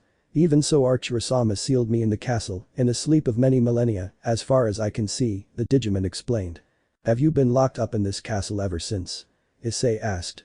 "Yes, it seems Archirasama left us in a state simulated as cryogenics." "Us?" Gryphia asked. "Archirasama's second relative, therefore Issei-sama's second relative." "Family?" Issei exclaimed in surprise. "Yes, the oath we have is to protect Archirasama and all his descendants," exclaimed Beelzeman. Somehow Issei had gotten rid of a heavyweight relative if he was able to put Gryphia in a tight spot, and on top of that there was another one whose identity and nature he didn't know. "We've arrived," exclaimed Beelzeman, opening some large doors. The place seemed to be the center of the castle. In the background was an old throne which was covered in dust and broken in various places. "It's here," Gryphia said. In the center of the room was a golden magic circle, covered by a small dome. "It's the barrier that covers the castle and the surrounding area," Beelzeman began to explain. "When it's active, it makes teleportation impossible, and it also slowly drains the energy of the people inside." "Is this draining our energy?" Issei exclaimed. "It's a containment method. We can't last 2 minutes inside it, so from what I see, the spell is at its minimum," said Beelzeman. "At its maximum potential, the life of any being inside would have vanished in the blink of an eye." "We were lucky," Issei said, feeling intimidated. "We will proceed to remove the seal," said Gryphia, but she was stopped by Beelzeman. "I recommend that only Issei-sama approach. If anyone else enters the seal's dome, it's likely to activate its full potential." They all took a step back, leaving the chestnut-haired man in front. "No pressure," Issei said. Shaking off that feeling of nervousness, Issei continued forward and stood in front of the dome. "The spell is linked to the power of Archirasama. As his descendant, he will recognize you and nullify the seal," Beelzeman began to explain. "Just place your hand on the dome." Blug. Issei swallowed hard, his nerves were on edge. After all, if he failed, everything inside the barrier would die, him and everyone else. Issei slowly placed his hand on the dome. FLHHHHH. Without prior notice or consent, Issei found himself in the golden transformation, his hair stood on end and turned golden, with the golden flame on his forehead, the parts of the boosted gear materialized as well. The dome began to glow gold, then it began to disappear into small particles. "What's going on?" Rias exclaimed. Suddenly, the castle began to change. The particles of the seal were returning the castle to its original form. The destroyed walls were being rebuilt and the areas covered by weeds and vegetation were returning to their normal state. In a matter of minutes, the old castle was as good as new. "How did this happen?" Issei asked, still in his golden mode. "It's likely Archirasama left this prepared. It's a spell that restored the castle to its former glory." Issei somehow didn't understand how it was possible, but the fact that his ancestor's castle was as good as new was something that pleased him. "The place is like new, will it be like new outside too?" Zenobia asked. Without haste, Issei and the rest left the castle. The trees that were too close to the castle disappeared and a perimeter of land free of any plants formed, separating the castle from the forest. The beginning of the resurgence of the Haidu clan had begun. Gryphia had left to tell Surziches what had happened, Issei and the rest stayed behind to inspect the newly rebuilt castle. "We've searched a large part of the castle, some places are empty," Rias said. "It was logical if you think about it carefully," said Beelzeman. "Now the Serbian is a guide of the place. Millennia have passed since my master was in the castle. What was once found here has been lost or stolen." Issei sighed upon hearing that. "And here I was thinking I might find some treasure here." Zenobia tried to cheer up her boyfriend. "In fact, there is a treasure," said Beelzeman. Everyone turned to focus their attention on the Digimon. "The place where I slept was next to the treasure chamber." "Take me there," Issei exclaimed, appearing in the blink of an eye in front of Beelzeman. Everyone looked at the chestnut-haired man with expressions that were a mixture of pity and doubt. "What? Kiba, you know very well that the clan's financial situation is in crisis." "Certainly, we've reached a point where the clan's funds are extremely scarce," Kiba said. Since Issei became a high-class devil, Kiba helped the brown-haired boy keep the clan's accounts. "Follow me, and while you're at it, you can meet Archirasama's second relative." "Ah, that's right, you said there was someone else with you," Issei said. "Is it another Digimon like you?" "No, it's complicated to explain, you'll know when we arrive." Beelzeman led the others down some stairs that were hidden behind a painting 2 rooms to the right of the central room. Ascending a long staircase, they arrived at the large doors. "I'm going to open the doors," Beelzebub said, applying a little pressure and pushing open the immense doors. These began to open slowly. The doors made a sound as they opened when they were fully open. Issei was unable to say anything. Rias, Aeno and the rest were the same. There, on the other side of the door, was something they could literally say. "It's a sea of gold," exclaimed Issei. "Gold, coins, objects, everything, the place had so much gold that it touched the ceiling, the place was full, and from the way the room looked, it was very large." Yes. For Issei and the others, it was incredible to see so much gold together. "It seems that even though the place was uninhabited for so many years, no one managed to find it," said Beelzebub. Issei wasn't listening. His ears and eyes were only focused on the gold and the noise it made when he lifted it with his hand. "Ibu control, demons sin through greed, and money is the greatest evil ever created in this world, don't let yourself be carried away." "Oh, right, I almost went crazy. But I don't think so. This is incredible, without a doubt," Rias said. "Now you're a full-fledged leader of the clan. All that's left is to find out what your lands are." "Beelzebub, do you know how vast my ancestors' lands are?" Issei asked. Beelzebub had become the main source of information at this time. Let me remember. Beelzebub took his time to recall. I believe Archirasama had said that what were called his domains measured around 17,125,246 square kilometers. Everyone except Issei was speechless upon hearing that number. "How much is that?" Issei asked. It sounded like it was much more, but he didn't know to what extent. "I say that amount is the same as the country of Russia," said Rias. Issei's brain overheated when he heard that. Russia, the largest country on earth, anything else and his brain would fry. "This is too much, I need to breathe," Issei exclaimed. Beelzebub did not understand the reason for the impression of his current master and company. "But what is that?" Issei shouted. "If what happened before didn't fry his brain, what's happening now will finish it off." In front of Issei stood a gigantic wooden ship. "What is this enormous ship? How did it get down here?" "That's it, that's Skadbladner," Rias exclaimed. "The what?" "Skadbladner, Asgardian warships, how is something like that here?" Rias asked. Rias knew it was because he was one of her brother's pieces, someone who came from the Scandinavian lands. "This is Archirasama's second familiar," said Beelzebub, placing his hand on the ship's wood. "Archirasama received it from the Norse god Odin. He said it was the prototype for a new fleet. It seems you're no longer the only one." "Are you talking to him?" Issei asked. "Yes, only those connected to him will be able to hear him, Issei-sama. It's time for us to become his family." "Ah, why yes," exclaimed Issei.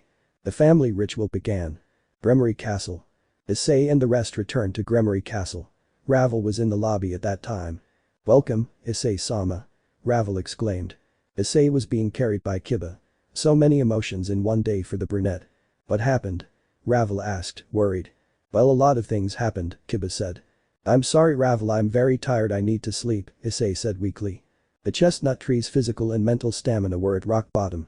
After all, in a single day he traveled to the underworld, went to his ancestor's castle, found a gold mine so to speak, was told that his lands measure the same as Russia, and to top it all off, acquired 2 relatives, an Asgardian ship, and a being from another world. Beelzebub being from another world means that what Gremory said is true. In addition to fatigue, Issei had a lot to think about. "Oh my, what happened to her?" asked Ria's mother, Venelana. "He's exhausted, a lot happened during his visit to his ancestor's castle," Rias explained. "Dreyfus-san, I'm not well, I'm going to sleep," said Issei. "But dinner will be ready soon," Venelana said. "Excuse me, I don't think I'm in a position to do so. It will have to be another time, Venelana-san," said Issei. Issei and Kiba left, leaving the rest in the lobby. Kiba helped the brunette until they reached his room. Once inside, the chestnut-haired man collapsed onto the bed ready to sleep, but first he had something he needed to make sure of. "Beelzebub," Issei called. In Issei's room, small particles of light began to appear and took the form of Beelzebub. For those who have seen Fate, this is how servants materialize. "What's wrong, Issei-sama? You said you're from a different world, right?" "Yes, the digital world is a virtual space created by computer data located on the communication networks of planet Earth.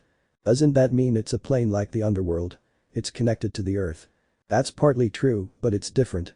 I came into this world when human technology hadn't even begun. There was no way the digital world could exist.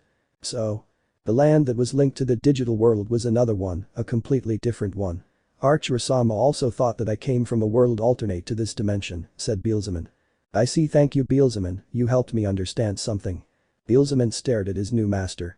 He wasn't the same as Arcturus, but neither were they completely different. I'll tell you, I know whatever is troubling you, remember you're not alone, you have your comrades, us, your family, and the red dragon that's locked in your arm. My ancestor said something like that before, thank you Beelzeman. I'm a relative of his, my job is to help him as much as I can, if you'll excuse me I'll leave. I understand, thank you. Beelzeman smiled as he saw that the brunette seemed normal again, then disappeared into the shadows. Issei was fine, but he still had some things to think about. He would sleep for a while to refresh his mind. Days later. A few days had passed since they arrived in the underworld. By order of Venelana and Gryphia, Issei began, or rather, was forced to receive lessons about the underworld, about the 73 demon clans, the history of the underworld, and so on. I'm supposed to be on vacation, why the hell am I studying? Thought the brunette. The rest went sightseeing and having fun, while the chestnut tree was locked up against its will to study. Next to the chestnut tree stood Surzich's and Gryphia's son, Milica's. In a way, Milica's was also related to Issei, being his nephew. Gotcha. The bedroom door opened, and Ria's mother entered. Brahma. Milica's greeted. Issei-kun, Milica's, how are your studies progressing? Ah, ma'am, young Issei is progressing faster than expected.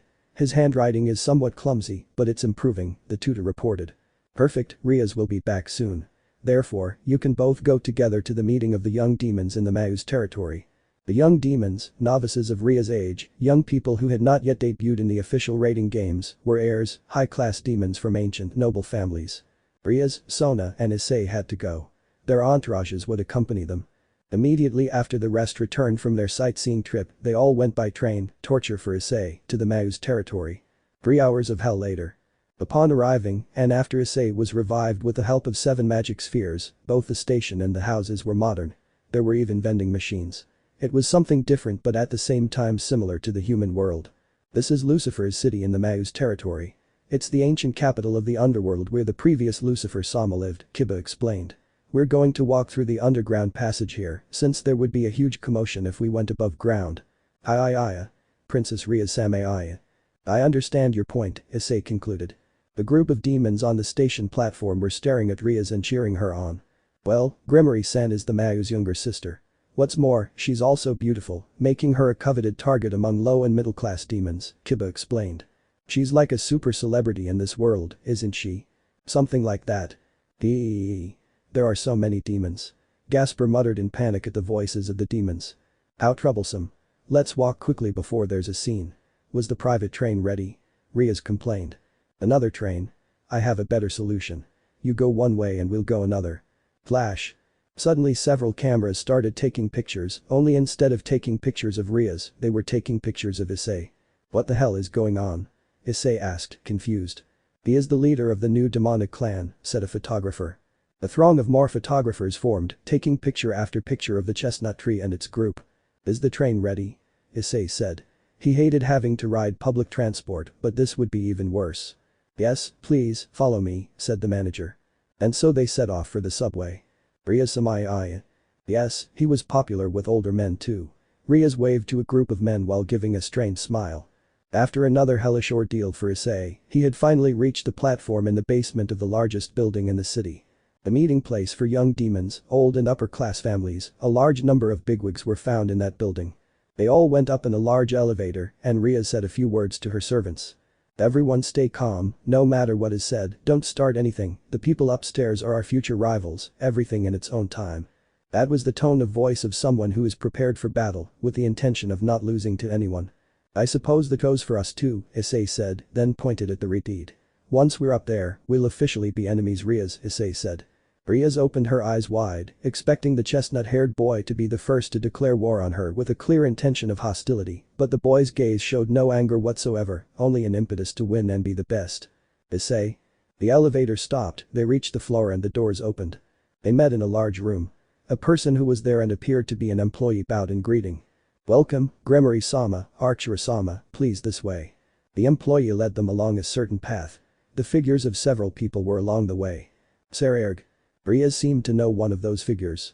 That person also noticed it and approached. He was a boy of the same age, a tough good-looking guy with short black hair, energetic looking and with a good physique full of muscles. He had the appearance of a professional wrestler. His eyes were purple. It's been a while, Rias, he said, shaking Ria's hand while smiling. He's strong, he's clearly noticeable, Issei thought, recognizing the enormous power emanating from the black-haired man. The demons that were part of the dark-haired man's group approached. Yes, I missed you too, it's good to see you're doing well. An acquaintance of yours? Issei asked. Ah, for those who don't know him, I'll introduce him, this is Sekiryuutei, my cousin on my mother's side. I am Sekiryuutei Baal, the next head of the House of Baal. Those who didn't know him, that is, Issei, Asia, Zenobia and Urza, were surprised to hear about the house of the great king, the one that is after the mass. Hi to Issei, leader of House Archerus, Issei said. Oh, you're the leader of the new demon house. I've been wanting to meet you. I heard you repelled one of the Gregory leaders and faced the Sekiryuutei. Well yes, said Issei, scratching his cheek. It's a pleasure to meet you, Sekiryuutei said, extending his hand. Same here, Issei said, shaking hands with the dark-haired man. Crack. For a few milliseconds, they both unconsciously released the aura of their power, and the floor around them cracked. Issei's eyes shone gold, while Sekiryuutei's shone purple. When they both let go of each other's hand, they both smiled. You're strong, very, very strong, said Issei. You too, I'm looking forward to the day we can cross fists. Rias and Sekiryuutei's servants were surprised by this momentary release of power. So, what are you doing here? Rias asked, trying to lighten the mood. Ah, it's because of that idiot over there, his cousin replied. Idiot? Did the other members arrive too then? The Gairs and Astaroth have already arrived, Zepperdal was last. Immediately after his arrival, Zepperdal and the Gairs began to argue, Sekiryuutei said with a complete expression of disgust. Ooh. The building shook violently with a huge sound. What kind of party is going on here? Issei asked sarcastically. Worried, Rias and Sekiryuutei opened the doors to the room where the noise came from. Damn, that's why it's not advisable for them to meet before the meeting, Sekiryuutei sighed. Beyond the gates was a large open banquet hall that was wrecked. The tables, chairs, and decorations were destroyed. All the demons inside split into two groups that faced each other in the center of the room. Weapons had been brought out and there was an explosive atmosphere.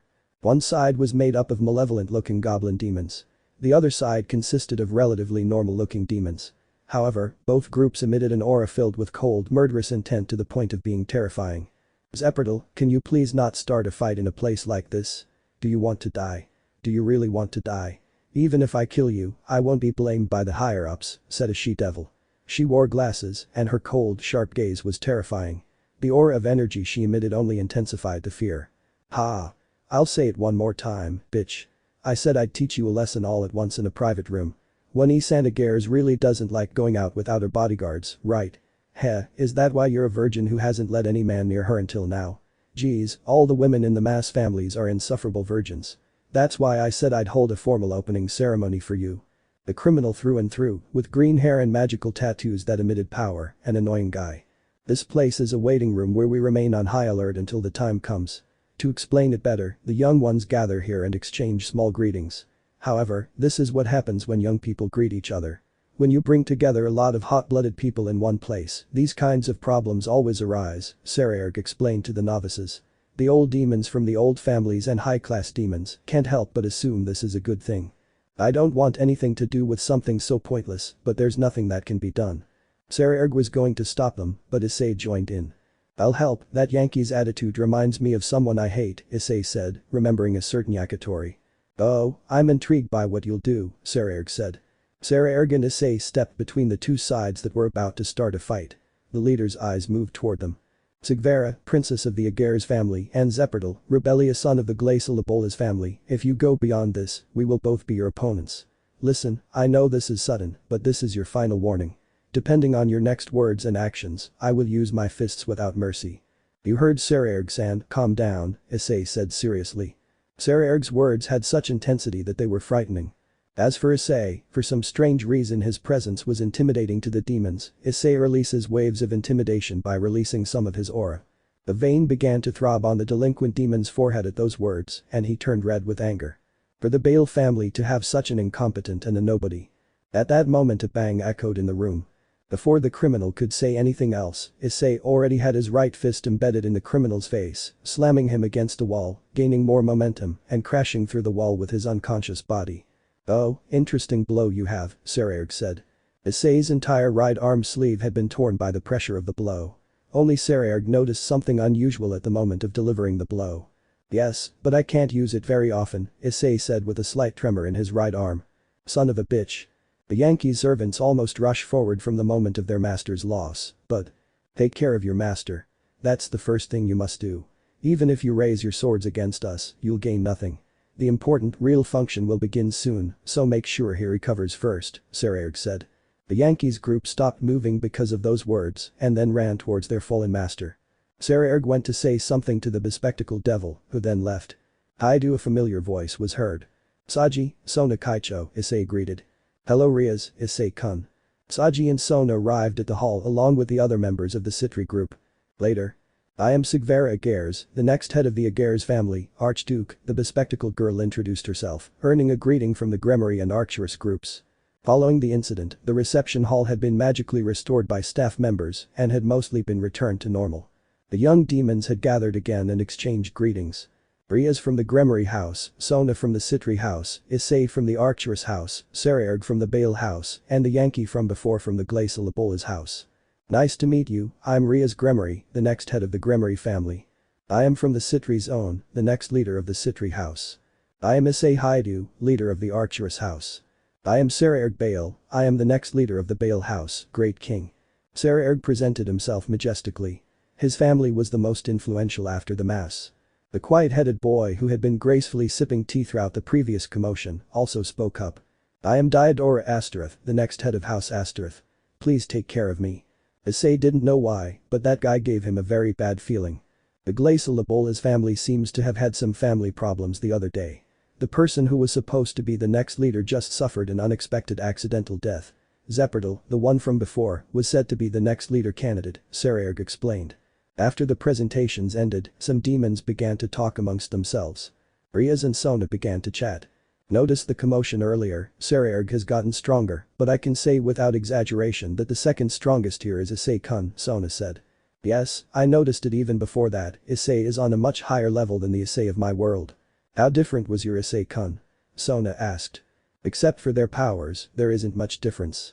They were about to continue talking, but they were called to go to the other room. The show was about to begin. The next room had a strange atmosphere. There were seats placed in high places and distinguished-looking people were sitting there. What's more, even more distinguished-looking demons were sitting there. There were familiar faces too. On the other level were Surziches, Seraphil, Ajuka, and the Maus Madius. The young demons advanced, the Yankee recovered enough to climb despite having a swollen cheek. "Well, today I have gathered you all here in order to check the faces that will bear the weight of the next generation, which has been gathered here," said an elderly-looking demon. Surziches then stood up and, smiling, gave notice of the next acts of the underworld. "You seven are the next generation of demons, possessing pedigree and undeniable skill. Therefore, I want you to compete together before your debuts and increase your power in this way. Are we eventually going to be sent into battle against the Cows Brigade?" Sekiryuutei asked. "I don't know. However, I don't want to send the young demons, if possible." Sekiryuutei raised an eyebrow in incomprehension of the question. "Why? Even if we are young, we bear some of the responsibility for the demons. If we only receive kindness from our predecessors, even at this age, and nothing more is done." "Sekiryuutei, I acknowledge your bravery, yet you are reckless. Above all, I would like to avoid sending any of you who are still in a developmental stage to the battlefield. Furthermore, it would be too great a loss if we lost the next generation of demons. I want you to understand that. You are all treasures to us more than you realize, which is why I want you to experience important things step by step and grow." "I understand," Sekiryuutei accepted, dissatisfied. After that the meeting continued. Everything was incomprehensible to Issei, but it ended soon. "Now then, I apologize for this long speech. Well, we all see our dreams and hopes in you, my dear young ones. I want you to understand at least that much. You're treasures of the underworld." Everyone saw Surziches speaking words full of sincerity. "To wrap things up, how about you tell us your goals for the future?" The first to respond to Surziches' request was Sekiryuutei. "My dream is to become a Mau," he suddenly declared. The High Command gasped in astonishment at Sekiryuutei's goal, which he had declared in advance without hesitation. "It's unprecedented for a demon from the family of the Great King to achieve that," exclaimed a demon from the audience. "When the people of the underworld feel that there is no other option but for me to become a Mau, I will become one," Sekiryuutei declared back. Without time to recover from her astonishment, Rias then spoke. "My future goal is to live as the next head of the Gremory house and win every rating game." The rest of the demons stated their goals. The last ones left were Sona and Issei. "I want to build a school for rating game." Those above frowned. "If it's about learning about rating games, isn't there already one for that?" said one of the demons. That's just a school that accepts high-class demons and demons of privileged rank. The school I want to build is one where low-class demons and reincarnated demons can also attend without any distinction. Issei thought it was a good dream, however. The laughter of those upstairs reigned over the auditorium. Issei didn't understand the reason for the laughter. That's impossible. That's simply brilliant. I see, so you're a girl who dreams. It's good to be young. However, for the next head of the Citri family to affirm such a dream, I have to say, thank the mass that it was here that he said it and not at his debut. Issei was clenching his fists in anger. They were making fun of Sona's dream. Amid the jeers, Sona spoke frankly. I'm serious. Seraphiel nodded in agreement, almost as if he were saying well said. The high-ranking official spoke with cool-headed words. Sona Citri Dono, low-class and reincarnated demons only work for their high-class demon masters and are selected solely for their talent. Wouldn't the creation of this establishment cause the old families, steeped in tradition, valor and pride, to lose face? No matter how much the people of the underworld claim the demon world has entered a period of change, change can be both good and bad. Something like the teaching of mere low-class demons is really none of your business. Issei and Saji were literally about to explode in anger. The last one was about to shout, but Surzicha saw the opportunity and intervened. It seems that one of the listening demons has something to say to your words, Lord Amon. HMPH, and why do the words of a reincarnated novice matter, Lucifer-sama? I see, Lord Amon. And what do you say about the words of a reincarnated demon who has ascended to high-class demon, the young leader of clan number 73? Those present turned their gaze to Issei, who was already annoyed. He would say everything he thought and no one would silence him. Issei stood up and took the microphone that Sona handed him. You know what, I think they've just been talking pure garbage. The ancient demons were certainly annoyed. They're mocking the dreams of a young woman who wants to change the stupid laws that the underworld maintains. Instead of booing and laughing at her, they should be thanking her. Exclaimed Issei. What do you know? Exclaimed a demon. That's true, but from what I can see, very few demons are beings you can trust and give your life for. The current mass fought a war to keep the underworld at peace, also you can maintain your stupid life of luxury. Issei took a breath and dropped the microphone. You're all miserable wretches who can't do anything for yourselves. Issei shouted, his voice echoing throughout the hall. That's why my future goal is to become the 5th Demon King. By doing so, I'll support the dreams of young demons without laughing at them, I'll help Sona Citri achieve her goals, and I'll abolish the stupid laws that bind demons. Starting with the most absurd and stupid one, I'll abolish the law of arranged marriages. The demons were astonished by the chestnut-haired man's words.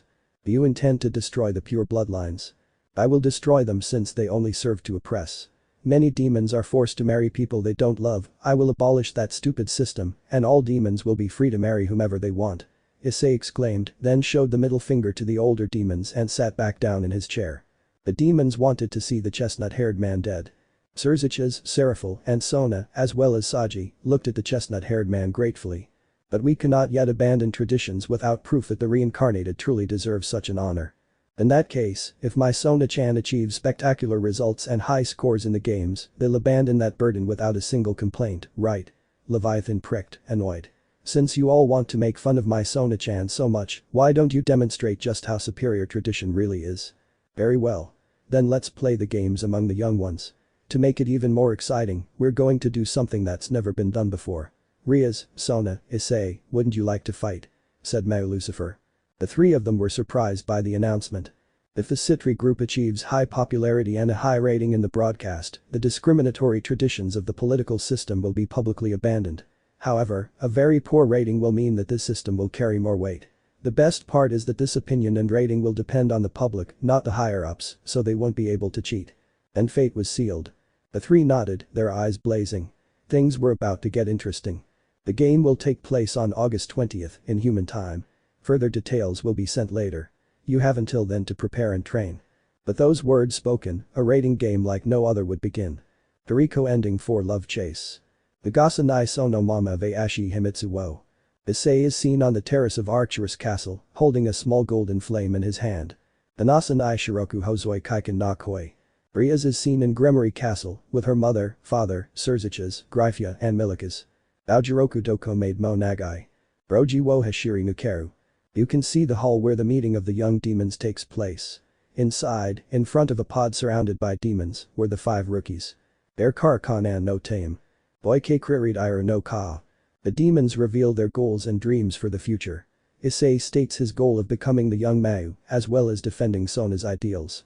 Sono subit hahashi boku no mokutiki wa tada hitatsu. The scene changes, showing Issei in the mountains of Arcturus territory training with a gigantic purple-skinned dragon, dodging a fire blast and firing his own. The Gasa nai sono mama ve ashi himitsu wo. Rias and her group are seen preparing to fight, stepping into the transport circle. Anasa nai shiroku hozoi kaiken na koi. The crowd roared with excitement as a raiding game, the first of many, began, a three-team encounter. Arcturus vs Gremory vs Issei. Issei, Rias and Sona, all three showed themselves ready to emerge victorious. The end. Chapter 13 over boss. Chapter 13 over boost. Young Demons meeting room. Duel. The first of many raiding game would begin on August 20th, the date in the human world. Unlike all the others, this will be the first to feature 3 different teams in an elimination battle. On one side, the future leader of the Gremory house and younger sister of Mayu Lucifer, Rias Gremory and her entourage. On the other hand, the future leader of the Issei house and younger sister of the Mayu Leviathan, Sona Issei and her entourage. And finally, the newly discovered rookie, the leader of the 73rd clan, the Arcturus clan, Issei Haidu, the possessor of the boosted gear, along with his servants. The 3 team leaders looked at each other. This would be the best place to make clear many of the frictions between them. The words of Mayu Lucifer brought the meeting to an end, and all the young demons along with their servants began to leave the hall. I didn't expect us to have a match so soon, Kiba said, especially since it'll be against Sona Kaicho and Gremory. I think the same, or rather, is it possible to do a 3-sided raiding game? Issei asked. It's possible, it's a variant of the 4-player chess game, said a voice behind Issei. Ah, I see then, Issei realized Ijuka-sama. Issei exclaimed in surprise, he hadn't noticed when Mayu Beelzebub positioned himself behind him. It's been a while, young Haidu, the Mayu greeted. Why yes, why has he suddenly appeared like this? I would like to speak with you, as well as with your current servants, said the Mayu. Us too? The others asked. What is it you want to talk to us about, Ijuka-sama? Issei asked. Primarily, it's to return your 8 pawn pieces, and there's something extremely interesting I discovered after analyzing them, said Mayu Beelzebub mysteriously. Had he discovered something while examining Issei's pieces? One piece opening 11 share the world. Ano is Oranai Todoku made. I believe Hitatsu no Ashita Ihei. The infinite blue sky of the human world can be seen, then it changes showing the sky of the underworld. On the sides Rias and Sona can be seen with their servants, and in front Issei with his boys. Hum one, let's go everybody, oh we share the music. Hum on, let's go baby baby, oh we share the one dream. You can see the sky of the underworld, then the camera lowers and focuses on Arcturus Castle, then the high school DxD logo appears. Hum on, let's go everybody, oh we share the good times. Hum on, let's go baby baby, oh we share the one world. The scene changes, the members of the occult club and the student council are seen facing Loki. In the distance Issei is seen with his balance breaker. He, Kiba, Urza, Isabella and Ravel launch themselves against the Norse god. When Issei impacts his fist against the god, a great explosion occurs. Kureami me komi tesaguriti na zodokai.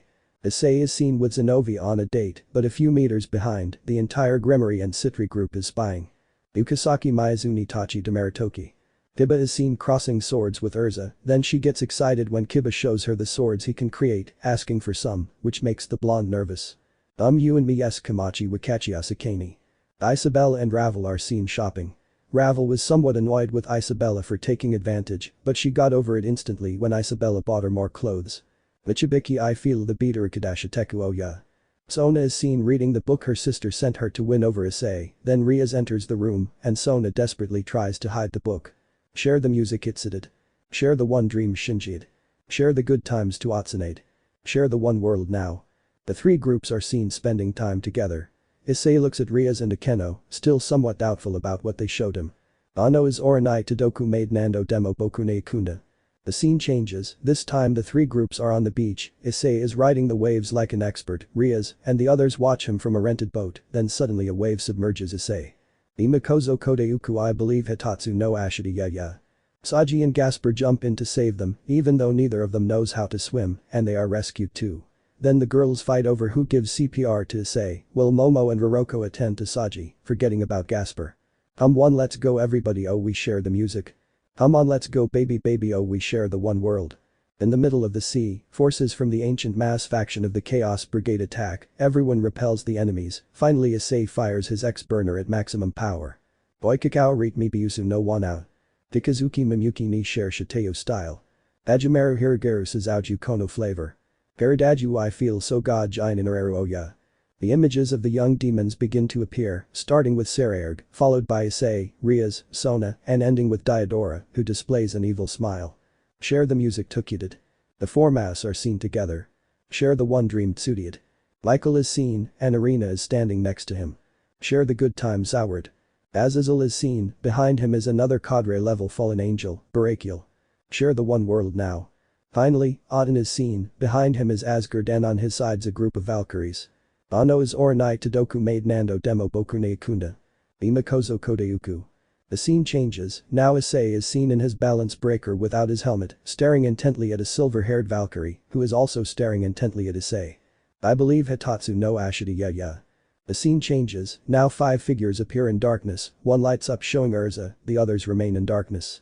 Mainai Kabe no Mukakawani Materu Kimi Georgia Atanda. Mausaguni Tadakukara. Issei is seen fighting against a large number of demons, using his fists, kicks, and other means to make his way to rescue Asia, who was connected to a strange machine. I believe Hitatsu no Sekai ya.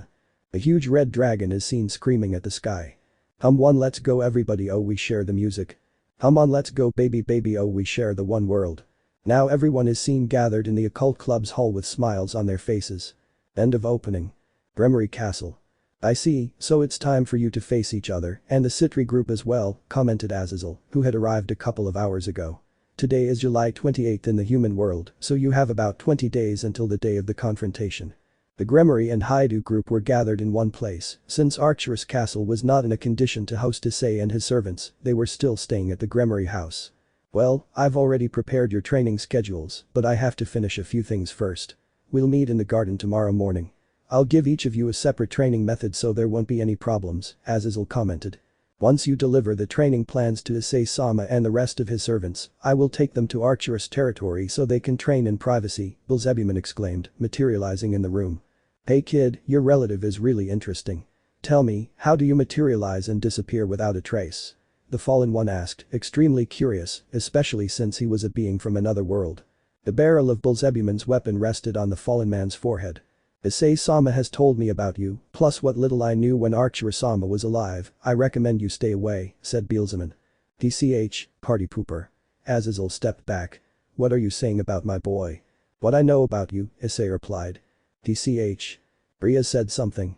For our part, we don't mind you knowing how our training will be, we'll train very hard and we'll beat you, Issei, Rias challenged, facing the brunette. Issei opened his eyes in surprise. Now it was Rias who openly challenged the brunette. Issei showed a slight smile. I accept your challenge, Rias. Issei glanced at Beelzebub. Beelzebub, we'll train here too, in Gremory territory. I understand, then I will help with the training of you and your other servants, Issei-sama, said Beelzebub. Thank you for your understanding. Training for both groups would begin tomorrow. The very next day, both groups were in the vast gardens of Gremory Castle, all wearing casual clothes, even Azazel who always wore a yukata. Everyone sat down at the table that had been set up there. Let me say this first. What I'm about to tell you is a training menu that focuses on things for the immediate future. Some people produce good results immediately, but others need to look at things long-term. However, they are young and growing, and even if they are confused and misguided, they will grow. Now, first of all, you, Rias. The first was the Redeed who stepped forward and paid attention to her new sensei. From the beginning, you've been a high-class demon in every way, including talent, physical ability, and magical power. Even if you live a normal life as you do now, those traits will only intensify and you'll become a candidate to be a top-class demon when you reach adulthood. However, your desire is to become even stronger, isn't it? Yes, I don't want to lose or ever be a burden again, she said firmly. Perfect, then just as I imagined. Follow the information written on this sheet exactly, all the way up to the day of the battle. After looking at the paper carefully, Rias tilted her head in puzzlement. But this formation doesn't seem all that special. That's right, it's a basic training method, which is great for you. You already have everything you need, which is why your power can only be developed through basic practice. The problem is the king's quality. Over time, the king values brains more than brute force, and that applies to you too, Issei, Azazel pointed out. Issei mentally noted what the fallen one said. Learn everything you can about the games by the deadline. Learn and plan. It's your job to ensure your group servants can display their powers to the fullest. However, you also need to hone your own power. Follow the training method and you'll be fine, Azazel explained. Next, Akeno. Yeah. Forget your fears, Azazel said simply. Your doubts, your insecurities about that delicate bond, end them and accept the blood that flows within you. I've seen the recorded videos of the battle against Phoenix. What was that? You should have been able to easily defeat the enemy. Why don't you use your powers as a fallen angel? You limited yourself to just thunder. If you don't add light to the thunder and create lightning, its true power cannot be revealed. Accept yourself once and for all and don't deny it, or you will only grow weaker. The Thunder Priestess must become the Lightning Priestess. Yes, Akeno agreed even though she didn't want to, but it was something she had to do. Scarlet, you're next. Yeah. I know some stories about your great-great-grandmother. I recommend you start by trying to manipulate and master the armor you can't these days. Use every last ounce of your stamina and magic in that time. Understood, Urza replied, her goal being to master a certain weapon. Asia, Azazel called. Why yes, Asia also showed determination. You will also improve your body and magic with basic training. Furthermore, your main task will be to strengthen your sacred gear. Isn't Asia's sacred gear recovery already the best? She can cure everything except illnesses and fatigue by using just a little of her energy, Issei pointed out. I understand that, the healing speed is very high, however the problem is that she needs to be close to heal her partner, which leaves her free to attack since she can't defend herself while healing. Could Asia's sacred gear increase its rank? Rias asked. That's correct, Rias. This might sound strange, but to truly demonstrate the value of Twilight healing, its effective range needs to be increased. Based on the data collected by our organization, it should also be possible for the sacred gear's aura to emanate from the entire body and heal all allies within a given area. However, the problem is that it would heal allies and enemies indiscriminately.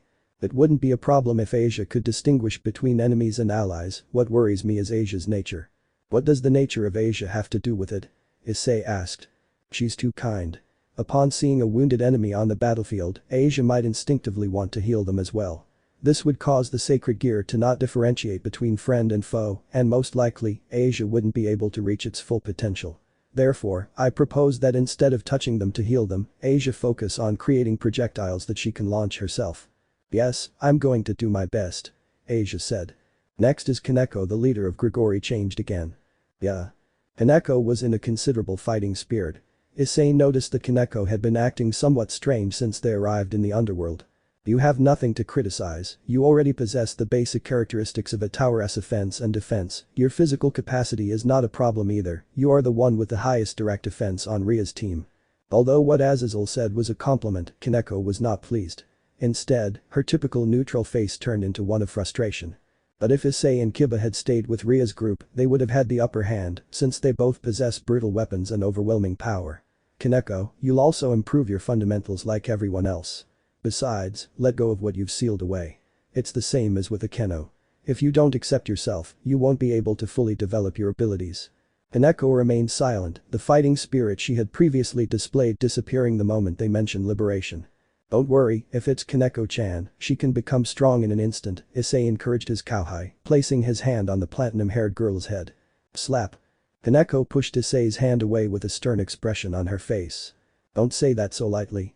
Okay, now we'll move on to the Haidu group, starting with the new recruits, Ravel Phoenix. Yeah. I can say that your powers still don't compare to those of your older brothers. You're very close to Razor's level, but you're still far from reaching Ruvel's. I am aware that my skills do not compare to my brothers, but as you said, we are young, we can be stronger, Ravel said. Your training method will be with the fire of the Phoenix. Learn to wield it with greater quantity and power without wasting your energy unnecessarily. Understood. I have a training method that can help you improve your energy reserves, said Beelzeman, suddenly appearing. I'm counting on you to help Ravel, Beelzeman, Issei said. As you wish, Issei-sama. Next, Isabella. Yeah. You're more experienced in raiding games, there's not much you need to improve on. Your defense and offense are at a high level. I recommend you increase your physical strength and speed. Understood. Beelzeman just made a sign. He had a method for Isabella too.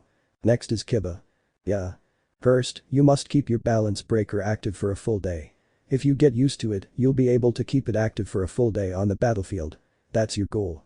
After that, you'll get stronger by having basic training like Rias. I'll teach you man-to-man how to use sword-type sacred gear later. Are you going to train with your master again? Yes, I intend to be instructed from the beginning again. I'm grateful that Surzich's Sama let me train with my master again. Also there are some techniques I wish to learn, Kiba said, looking at Issei and Belzebuman, who both nodded. Next is Zenobia, to better utilize Durandal's powers you must be able to wield another holy sword. Another holy sword. Zenobia seemed doubtful at the fallen one's words. Zenobia, this time it was Issei who called. What's happening? You'll train with this. Issei materialized the boosted gear in his left hand and disoriented Ascalon. You'll train with Ascalon, no problem, right? I'm not one to let my owner replace me like I'm a mere trinket, but I'll help. Maybe I can get lazy Dura to do something. Ascalon said to help you, Issei said, handing Zenobia the sacred dragon-slaying sword. You'd better get your act together. If you're going to use me in combat, you'd better know how to handle me properly. Why yes. Zenobia replied, somewhat intimidated by the sword's nature. How can I hear you? Issei entrusted me to your control. As long as you wield me, you can communicate with me, but Issei will remain my owner until the end of his life. I understand. Next up is Gasper. Why yes, I exclaimed nervously. Don't be so afraid. Your biggest obstacle is fear itself. You need to train your mind and body, which fear everything, from scratch, from the very beginning. The specifics related to your lineage and sacred gear are substantial. Improve your special abilities, and your magic will also greatly support you. First, you must adopt the appropriate attitude as much as possible. Even if going out in public is impossible for you, make sure your movements aren't boring. Yes, I'm going to try to get the spirit that goes all out. That's the spirit, Gasper. Exclaimed Issei. Azazel looked at his watch. And to finish, Issei, partly follow the advice I gave Rias, now you're a king, learn more about raiding games, use your head, but still, as you requested, I have appropriate training for you to gain more power, wait a moment, it should be coming soon. Who's coming? Everyone looked up at the sky.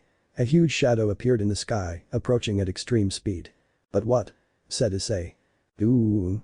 The earth trembled as the enormous figure landed right in front of them, a cloud of dust rose up and when it dissipated a huge monster appeared. A huge mouth full of sharp fangs, 2 wings spread out to the sides with an aura of heat and power from its red scales with purple tones in some areas. And the beast roared, shaking the entire area in an earthquake, as if the earth itself were afraid, while everyone else except Azazel recoiled under the pressure.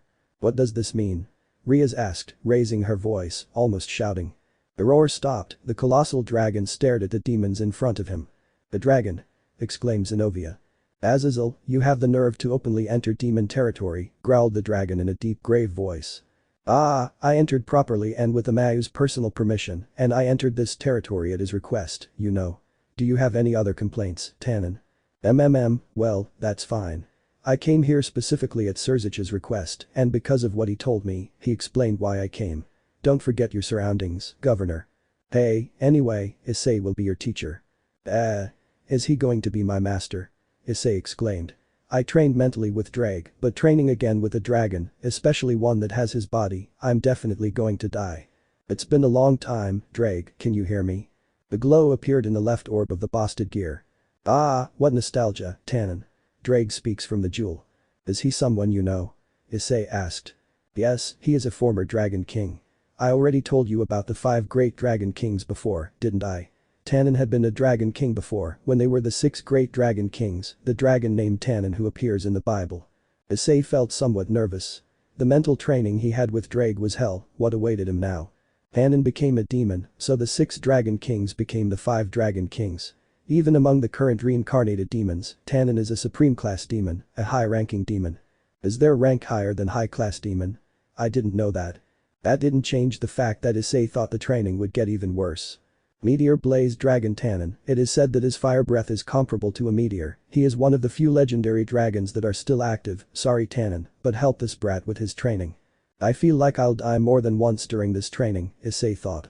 I can tell he has great potential, and that Drag has already instructed him a little I understand, I will help, said the dragon, showing a smile full of fangs. Okay I will die, Issei thought horrified. Tannen, calm down a bit, my host is still too green to go against you at your full potential. Thank you Drag, exclaimed Issei. Okay, as long as I don't die, right? Leave it to me. Issei was sweating profusely. The dragon didn't seem to understand what Drag said. The time limit is 20 days. In that time you must master the boosted gear, reach the balance breaker, and increase the time of your golden transformation, said Azazel. Then their training begins, Azazel said. Follow me, brat. Exclaimed the dragon, flapping its gigantic wings. We'll use that beach mountain for training. Oh okay Issei extended his 2 pairs of demonic wings, see you later. Issei exclaimed before flying off at great speed with the dragon. Good luck, Issei Kun-san-sama. The others exclaimed. Belzebuman spread his wings and followed his master. The training began. Issei's 20 days of torture training began. Boom. Explosions, multiple explosions occurred on the grounds. Trees were uprooted, rocks crumbled, and gigantic craters formed. Biwaya. Issei leaped powerfully to dodge the dragon's flame, even though his body felt very heavy. Death Ray the Digimon, for its part, launched its own attack against the chestnut-haired boy. Tower Flame, Tower of Fire, Issei exclaimed, striking the ground with his left fist, creating a pillar of fire that covered him, slightly protecting him from damage. Come on kid, if you don't dodge our attacks you'll be reduced to ashes. Is that your way of cheering? Issei shouted. Several days have passed since Issei's training, torture, began. As soon as it started he knew that this would be horrible. The tough training sessions for both of them pushed the chestnut-haired man's physical and mental endurance to the limit. I will increase the gravity, exclaimed Belzebuman, reconfiguring a magic circle that appeared in his hand. Ift. Issei fell to his knees on the ground. From the first day, Belzebuman raised a barrier many kilometers high, inside which gravity was increased. On the first day, Issei felt that just standing up was very difficult and that was only with a gravity increased to 5. Did you increase it? Asked the dragon, he didn't seem affected in the slightest. Yes, at this moment gravity is increased 50 times to Earth's gravity. 50 times, I thought it would be difficult to move with the extra weight, this is nothing, laughed the gigantic dragon. It's nothing to you, right now I feel like the earth wants me to give it a hug, exclaimed Issei, barely able to stay on his knees.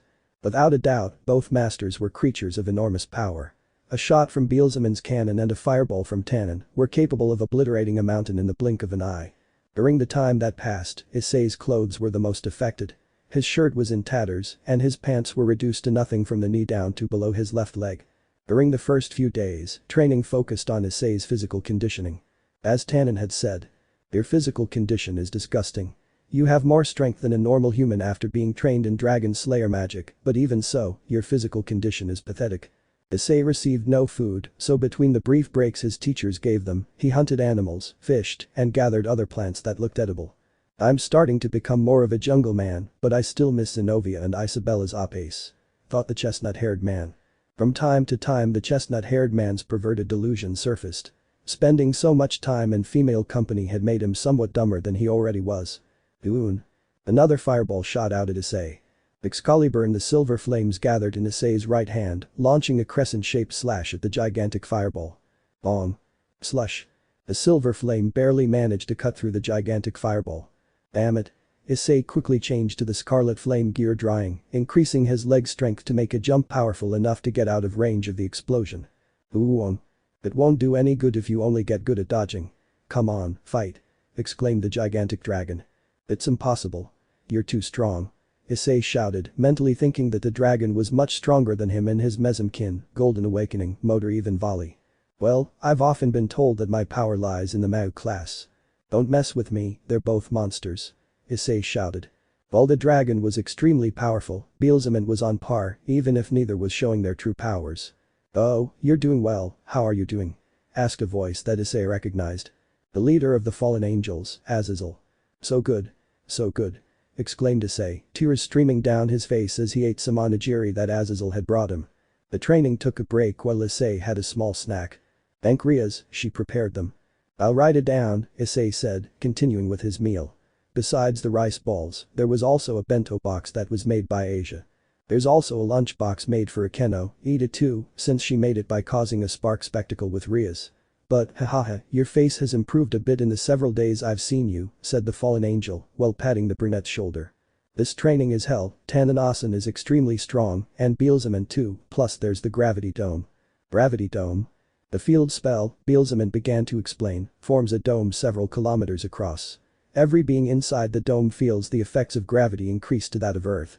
Issei-sama is currently training with a gravity increased by 50. Oh, I certainly know about some gravity spells, but this is the first time I've seen one like this. Could you show it to me later? No, Belzebuman replied. Besides, Tannen doesn't know how to control himself. Issei exclaimed, spitting out some rice in the process. He's going to kill me any minute now. I don't want to die before having a child with Zenobia or before marrying Ravel. You're an idiot. You've decided not to die, haven't you? If I truly wanted you to, I'd turn you into charcoal with my fiery breath. If you don't want to feel pain, reach for the balance breaker quickly. Tannen exclaimed. Even if you say that. Even if I have more stamina with the help of my powers, one blow from you will leave me in tiny pieces. HMPH, what nonsense. You call yourself a king. A king should be the strongest in the evil pieces game. Besides, you're the Sekiryuutei with a demon. If you're not stronger, the white one will obliterate you. I already know that, said Issei. Azazel, has the boy already met the white one? Yes, they both had a fight that didn't end. How did it turn out? It's a tie, Azazel replied. No, Volley still had a lot of strength and I had already reached my limit. If I had continued, he would have killed me. I have to become stronger. Even so, you also included your basic training, right? Then that's fine. If you don't do it much, your body won't be able to keep up when you achieve your balance breaker. There are too many things you're lacking. You won't be able to win against Volley with magic even if he were doing a handstand. Therefore, you have no choice but to educate yourself through physical strength in addition to your unusual and varied forms of power. Like him, Volley was a descendant of Amau, and Volley had an even greater magic reserve than Issei. Back then Volley was trying to do something, what was it? Issei asked. Issei was referring to what Volley was about to do before Biku appeared, something that Albion himself was trying to prevent Volley from using. Ah, that was Juggernaut Drive. Is it something that's superior to the balance breaker? No, there is nothing superior to the balance breaker. The final and ultimate form of the sacred gear is the balance breaker, the governor explained. However, there are various components within the sacred gear that have a magical being sealed inside them. A particular restriction applies to this. Your boosted gear and Volley's divide diving are clear examples of this. I see, so our powers come from the dragon that's sealed inside, Issei said, looking at the gem in his left hand. These beings are fundamentally restrained, drawing out their power while in that state and ensuring the host can utilize it. In the case of the sacred gears of Sekiryuutei and the Hakuryuku, forcing the restraint to be temporarily released and unleashing the sealed power is the Juggernaut Drive. The temporary power you receive rivals that of a god, but the risk is also enormous. The wielder's lifespan is greatly diminished. And it also causes you to lose your sense of reason. Do you mean it makes you lose control? Yes, to a certain extent you become violent. One could completely destroy their surroundings and even begin to destroy themselves before finally stopping. It's impossible to master that power in actual combat, but Volley can wield it for several minutes by consuming a massive amount of magical power. He must be able to do it anyway. Given that Albion was impatient back then, I suppose it still holds dangers. Of course. It's not for me to say this as someone who uses an artificial sacred gear in a burst state, but the way to use a life-draining force is essentially different from the way to use the power of the sacred gear. It's a method of fighting using a curse that only utilizes the power of people who have died transformed. You should absolutely never copy it. There was a little sadness in Azazel's eyes, which Issei noticed. Is he worried about Volley? Issei thought. So the current Hakuryuku can handle Juggernaut Drive. That's a problem. The Sekiryuutei boy would have died if he hadn't left the fight. The form of either the white or the red one that awakened defeating before they left them will undoubtedly surpass the other. In a sense, first come, first served, Tannen said. Issei was rethinking things a lot after this conversation. He had to be much stronger and ready for the raiding games that would come in the future, stronger to protect his friends and loved ones. Issei, let's change the subject. For some mysterious reason, Azazel began to speak in a more serious tone. What do you think of Akeno? The fallen one asked. It was undoubtedly a shock for the chestnut-haired man. I'm not talking about the Akeno who hurt you so much, I'm talking about the Akeno you knew before those 2 months. I'd say she's a good senpai, Issei said, though there were still a few small details to work out. That's not what I meant, I mean, as a woman. Well, I won't deny that she's beautiful, and she's the type of girl I like, but I can't look at her the same way anymore. I see, you see. I also have to look after her instead of a friend of mine. Akeno-san's father? Yeah. He's your subordinate, isn't he? More than a subordinate, he's an old friend, like Shimhaza. A friend with whom we all did a lot of stupid things together, but before I knew it, everyone was in a relationship, with wives and kids. Don't you think you should settle down too? Nah, I'm a free spirit, marriage and children aren't for me. Azazel's distant gaze, which Issei noticed, indicated that those topics were taboo for the fallen angel. Well, apart from that, I'm very worried about Akeno, since Barakiel and Akeno are my responsibility. You're unexpectedly meddling in matters that don't concern you, aren't you, sensei? I'm just an ordinary fallen angel with free time, even though that's precisely why I raised the Hakuryuku. Issei thought they were just excuses. This leader liked to meddle in other people's business. In any case, I know this will sound selfish, but I'll entrust Akeno to you. Hey? You're a fool, but you're not a bad person. On the contrary, it would be better to call you an adorable idiot. Even though the resentment you have against her hasn't completely disappeared, you still don't discriminate against her. Issei felt extremely lost. His head was now full of question marks. I don't know what you mean, but I'll do my best, Issei said. Thank you, I'm entrusting Akeno to you. More importantly, there's Kaneko's problem. What's wrong with Kaneko-chan? Azazel let out a sigh. There's nothing that can be done about it. It's important, or rather, she doubts her power. Issei remembered his cowhai's strange behavior. Was something wrong with him? She overdid it with the training I gave her this morning, she collapsed. Collapse? Asia can treat injuries, but she can't do anything about physical strength. Overwork, in particular, would certainly impair her physical strength and have adverse effects. Because the time remaining until the game is limited, that's dangerous. Hey, is being chased by a dragon with the power of a Mayu inhuman? Issei said, pointing at Tannen. Ah, that's fine for you. Something like this measure isn't enough for that. Issei felt hatred towards the fallen one, he said it so easily, as if the suffering he was going through was nothing. Now then, we must leave, Issei. I was asked to take you back just this once. You'll return to the Gremory Annex only once. Tannen, we'll be back in a little while. I'll bring it back to you tomorrow morning. Yes, then I'll return to my territory, for now. I'll go check on the others' training, said Beelzeman. Why do I have to go to Gremory Castle? Issei asked, confused. These are orders from Ria's mother. From your mother? Yes, turn around there. That's not right. The sharpness isn't good. Come on, Issei-san, do it from the beginning without acting so stunned. The moment Issei returned to the Gremory House Annex, Ria's mother, Venelana, began instructing Issei on ballroom dancing, and as expected, Issei was terrible at it. Keep your sanity, keep your sanity, keep your sanity, the chestnut-haired man repeated to himself. Being on that mountain, far from his girls, and now having a beautiful woman occasionally pressing her attributes against the chestnut-haired man's chest, was wreaking havoc on Issei's mind. Now that I look at it, Ria's is an exact copy of her mother, even the size of their breasts are the same, I'll say it again, long live genetics. Ha! Shall we take a short break? Venelana asked. Issei accepted and settled down to rest. Compared to training with Tannen and Beelzeman, this wasn't as tiring, but Issei still felt fatigued. Can I ask why I'm doing this?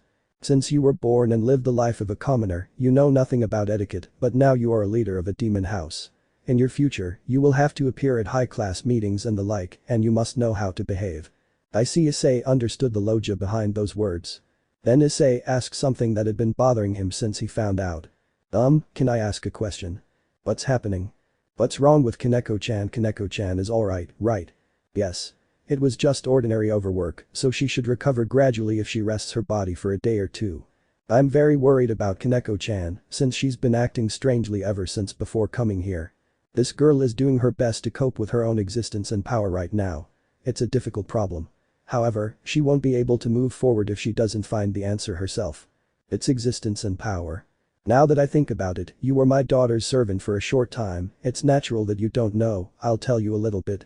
Venelana sat elegantly in front of Issei, then began to tell a story. It was a story about two cat sisters. The sister cats were always together. When they played, when they ate, when they slept. With their parents dead, no home to return to, and no one to trust, the two cats struggled to survive day by day, depending on each other. One day, the two of them were taken in by a certain demon. The older sister became part of his family, so the younger sister was also able to live with them. Having finally arrived at a decent life, the two believed they could spend their time very happily. However, something unusual happened. Apparently, the older cat sister experienced rapid growth after gaining power. That cat was of a breed that naturally excels in jujutsu. Moreover, she flourished in the talent of magic as well, and even invokes senjutsu that it was said only the last of the seinen could use. It seemed that the older cat sister, having surpassed her master in a short time, was swallowed by power and transformed into an evil existence that only seeks blood in battle. As her power continued to grow, the eldest cat sister eventually killed the demon who was her master and became an exiled demon. Furthermore, she transformed into one of the most dangerous demons among the exiled demons. She alone has annihilated all the pursuit squads. It was said that the demons temporarily cancelled all searches for the cat sister.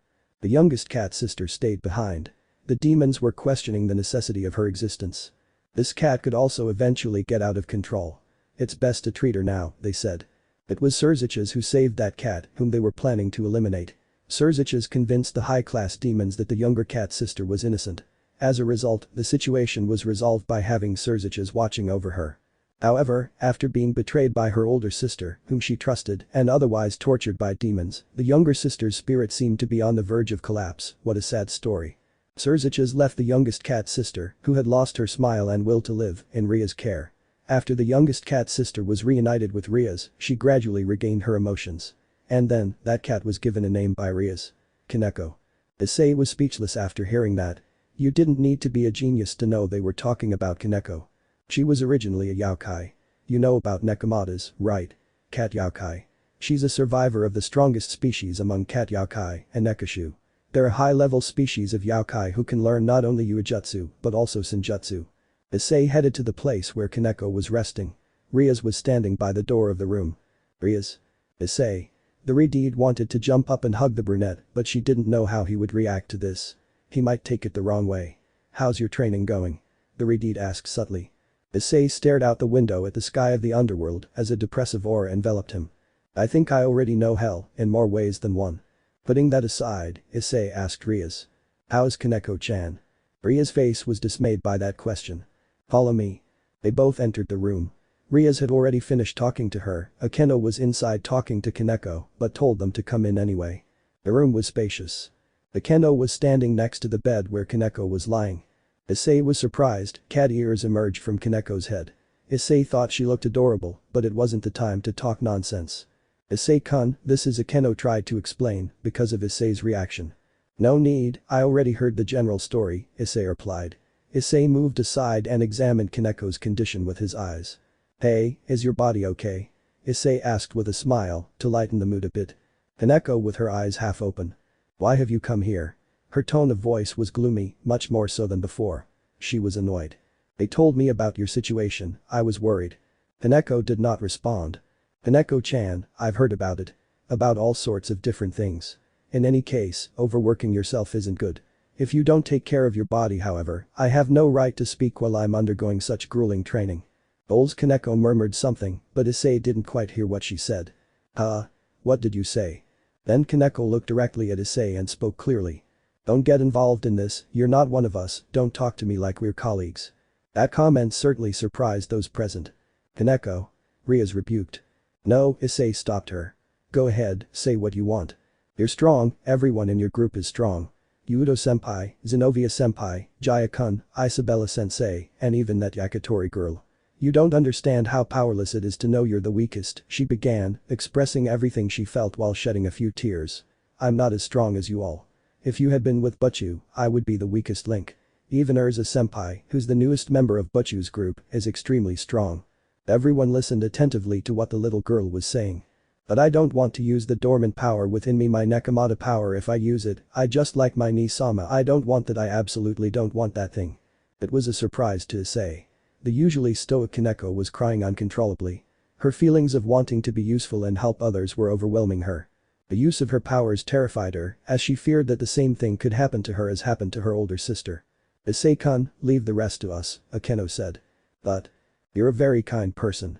But it's also important to keep your distance sometimes, just a little. Besides, you need to be stronger yourself. And so do I, since I'm in the same situation as Kaneko-chan, we have to overcome this together. If we can't accept ourselves completely and understand ourselves, we can't move forward. Kaneko-chan and I understand this in our heads. But Akeno paused before saying the following. Our courage simply isn't enough yet. Please wait just a little longer. Kaneko-chan and I will definitely get through this. Definitely. Issei knew this because of what Azazel told him and his memories of how the other Akeno reacted when her father was mentioned. She hated the fallen angel blood that ran through her veins, but if she didn't accept her power, she couldn't become stronger. I understand. Issei lowered his head to the two of them and left the room. This was a battle they had to fight alone, to remove those chains that repressed them and to accept that power that slept within them. I can't be left behind either, I'll learn to use all my flames perfectly and master the balance breaker. Issei thought with determination. At night Issei was able to sleep peacefully in a bed, waking up motivated to continue with the remaining days of training. Try to dodge this. Tannen opened his jaws, firing a gigantic fireball. Burst. The sound coming from the boosted gear doubled Issei's energy again. Placing his right hand against the fireball and his left hand pointing in the opposite direction. X-burner. The impact of both attacks caused a gigantic explosion, destroying what remained standing in the surrounding area. HMPH.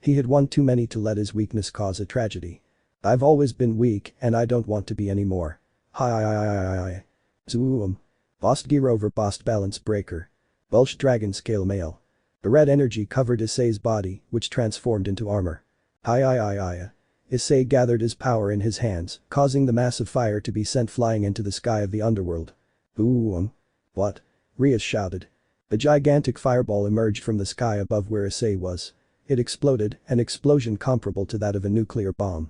The explosion was easily seen by those in Gremory Castle and all the surrounding areas. Haha, Issei breathed heavily. You did it, brat. You achieved the balance breaker. Exclaimed Tannen. Did I do it? Issei looked at his hand covered by the glove.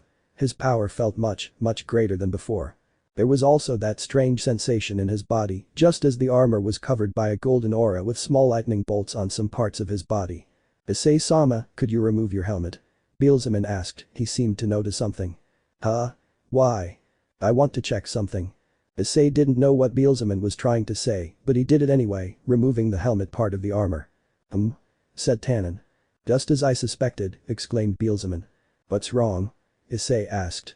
Issei-sama, look at yourself in that small well of water.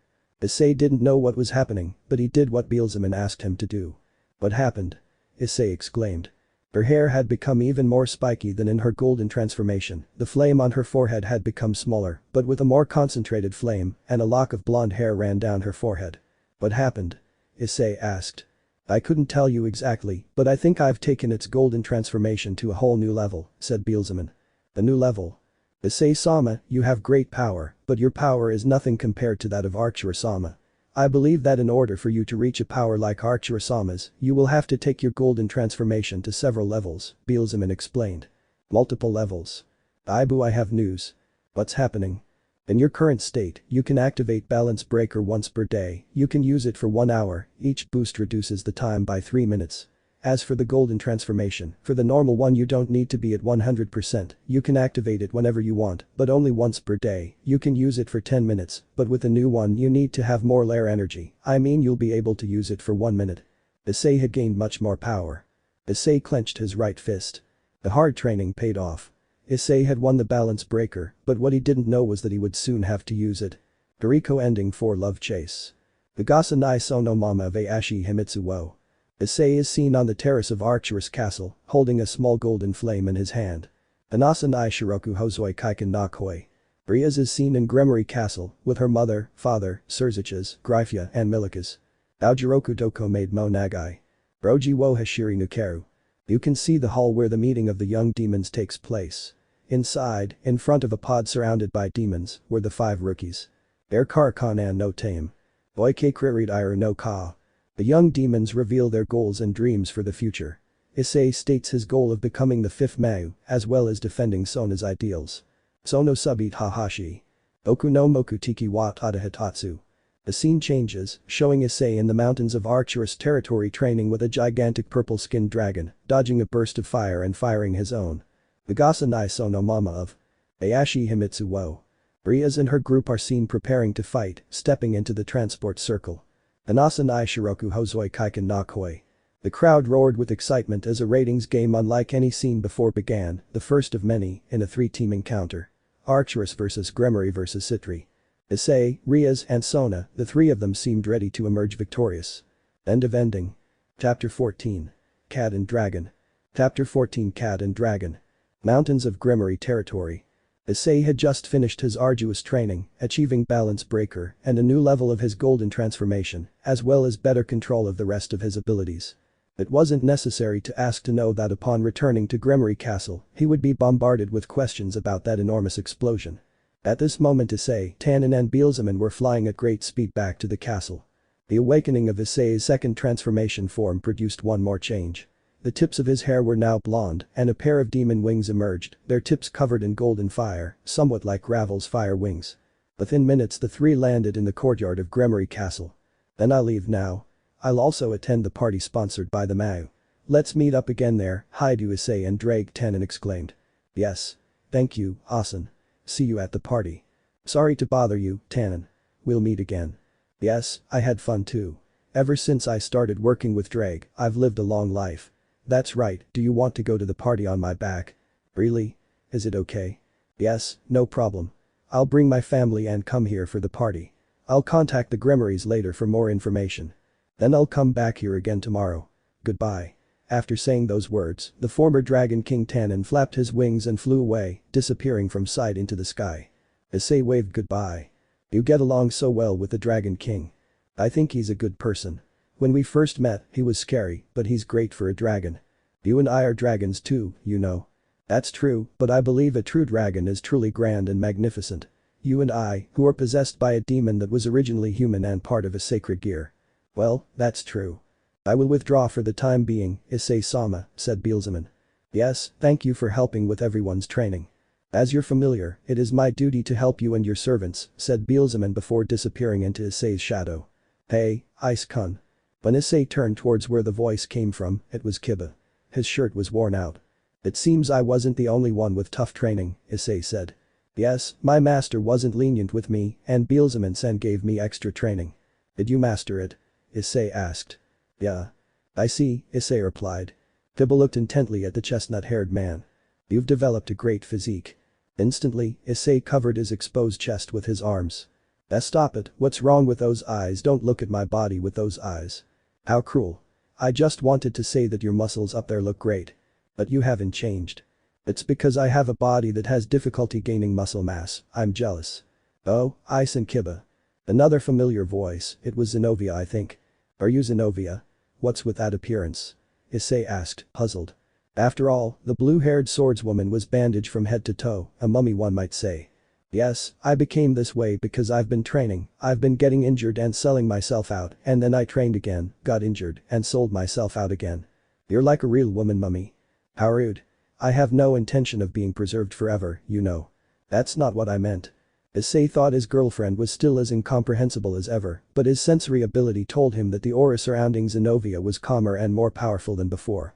Kiba's aura was also denser. Your sensory skills have improved a lot. With a little more training in that area, you'll be able to gauge your opponent's level without having to fight. Issei-sama. Two more voices were heard. Bravo, Isabella. Exclaimed Issei. Welcome, Kiba said. How did training go? Issei asked. With Beelzebub's help, we managed to improve more than expected, said Isabella, as well as Issei, some parts of her clothes were torn, revealing her skin. Thanks to his training methods, I was able to greatly improve my level, Ravel said. Good girl, Issei said, patting Ravel's head, causing her to blush but feel extremely happy. Issei-kun, were you responsible for that explosion? Kiba asked. That's right, what was that huge explosion? Zenobia asked. Well, the end of the training with Awaken and Beelzebub was somewhat severe, but Issei paused, raised his fist, and a golden aura enveloped it, it yielded great results. The others were surprised and quickly changed to an expression of joy. Then Issei showed a serious expression. Did they manage to subdue him? Issei asked. Yes, Kiba. It was difficult, but I managed to master it at the last moment, Zenobia. I've got it under control perfectly now, Isabella. Piece of cake, Ravel. Good, said Issei. The Haidu group had a few tricks up their sleeve, tricks that would be decisive in the next encounter. One Piece opening 11 share the world. Ano is Oranite Todoku made. I believe Hitatsu no Ashita Ihei. The infinite blue sky of the human world can be seen, then it changes showing the sky of the underworld, on the sides Rias and Sona can be seen with their servants, and in front Issei with his boys. Hum one, let's go everybody, oh we share the music. Hum on, let's go baby baby, oh we share the one dream. You can see the sky of the underworld, then the camera lowers and focuses on Archerous Castle, then the high school DxD logo appears. Hum on, let's go everybody, oh we share the good times. Hum on, let's go baby baby, oh we share the one world.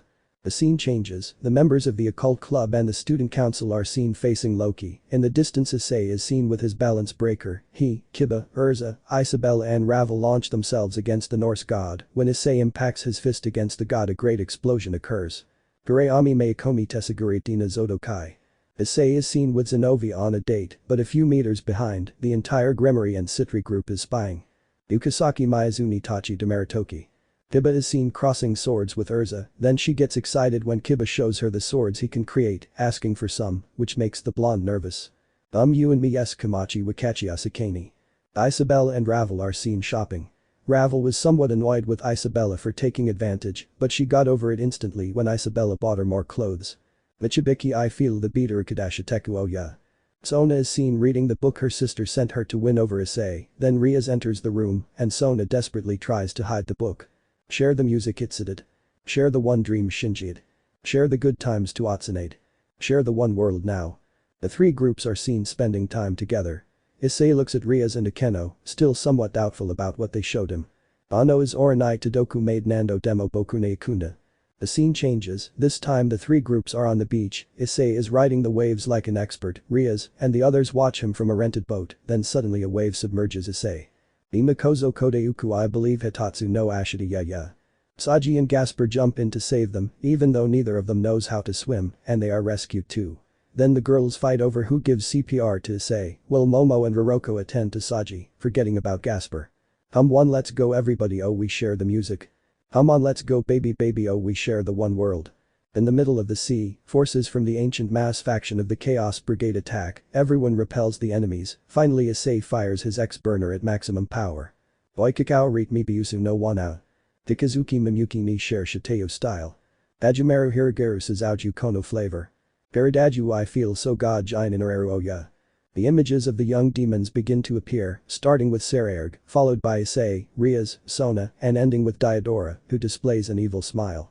Share the music Tukudid. The four masks are seen together. Share the one dream Tsudiad.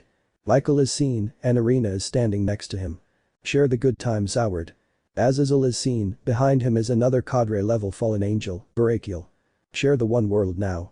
Finally, Aten is seen, behind him is Asgard and on his sides a group of Valkyries. Ano is Oranai Todoku made Nando demo Bokune Ikunda. Imakozo Kodeuku. The scene changes, now Issei is seen in his balance breaker without his helmet, staring intently at a silver-haired Valkyrie, who is also staring intently at Issei. I believe Hitatsu no Ashita ya. The scene changes, now 5 figures appear in darkness, one lights up showing Urza, the others remain in darkness. Mayanai Kabe no Mukakawani Materu Kimi Georgia Atanda. Mausaguni Tadakukara.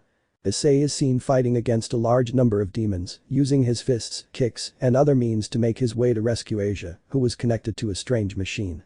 I believe Hitatsu no Sekai ya. A huge red dragon is seen screaming at the sky.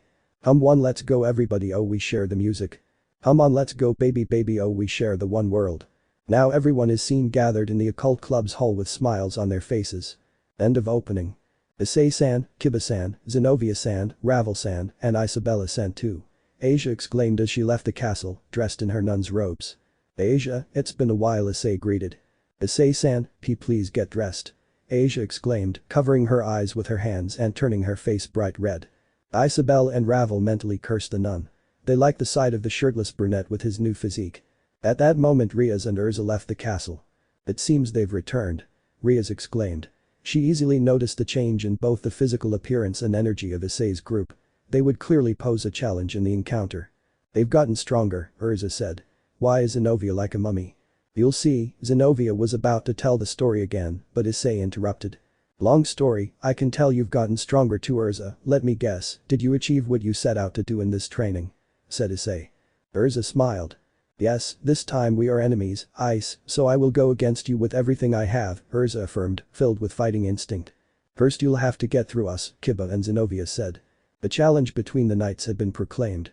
Wow, things seem to have gotten quite lively around here, said Venelana, entering the scene. It's a pleasure to see you again, Venelana-sama, Issei greeted. Now then, everyone go inside and take a shower. Issei, Gasper arrived before you, now he's locked in his room I don't know if it has anything to do with me, but the poor guy is trembling with fear. I don't think it's all your fault I bet a large part of it is due to Bielzeman's training, Issei said. What happened in Gasper's training session? Well, we'll see the results in the match. After a quick bath and filling their empty stomachs, both the Gremory group and Haidu went on to review the training results, each separately, of course. The entire Haidu group gathered in Issei's room. Asper are you okay? Issei asked the cardboard box in the corner. There was no response. I hear, Earth to Gasper, is anyone there? Issei said before opening the box. As he did so, he saw Gasper with a pale face, much paler than usual. What happened to you? Senpai was horrible. Gasper exclaimed, clinging to the brunette's waist. Bielzeman-sen's training was hell. I've never seen so much garlic in my life. Is that why you smelled like garlic? Or rather, what kind of training did you give Bielzeman? Issei asked. The foundations of his magical training and sacred gear were in a regular area, but given the power of his sacred gear, it's very likely they wouldn't allow its use, so I focused on his physical magical training and removing some of his phobias, Beelzeman replied. Liar. You spent hours and hours shooting at me from that motorcycle, and you were even throwing garlic at me. Ah. Beelzeman made a terrifying face. I didn't say anything. Gasper exclaimed, hiding his face in Issei's chest while crying his eyes out. There, Gasper, there Issei rubbed the blonde's head trying to calm him down. After a few moments of tears from Gasper, Kiba went on to recount in detail his training with his master, as well as with Beelzeman. Zenobia was the second to speak, having learned to wield Durandal better with Ascalon's help, and then proceeded to return the sacred dragon-slaying sword to its original wielder. Next was Isabella. She trained more in physical fitness and in resistance to physical, magical and other types of attacks. Ravel learned to control his phoenix fire in many more ways, as well as how to not waste so much magical energy when using it. Finally, Issei talked about his training with Tannen, as well as his victory in achieving the balance breaker. The only difference is that, unlike Issei, everyone else had training in a normal environment and upon completion they returned to small cabins in the Gremory territory, as well as meals brought by the castle cooks. Only Issei was in a more savage state, hunting his own food. Is it just me or did I just get the worst of it? Issei exclaimed. Because I was the only one who went through this ordeal. Issei said, pointing at Azazel.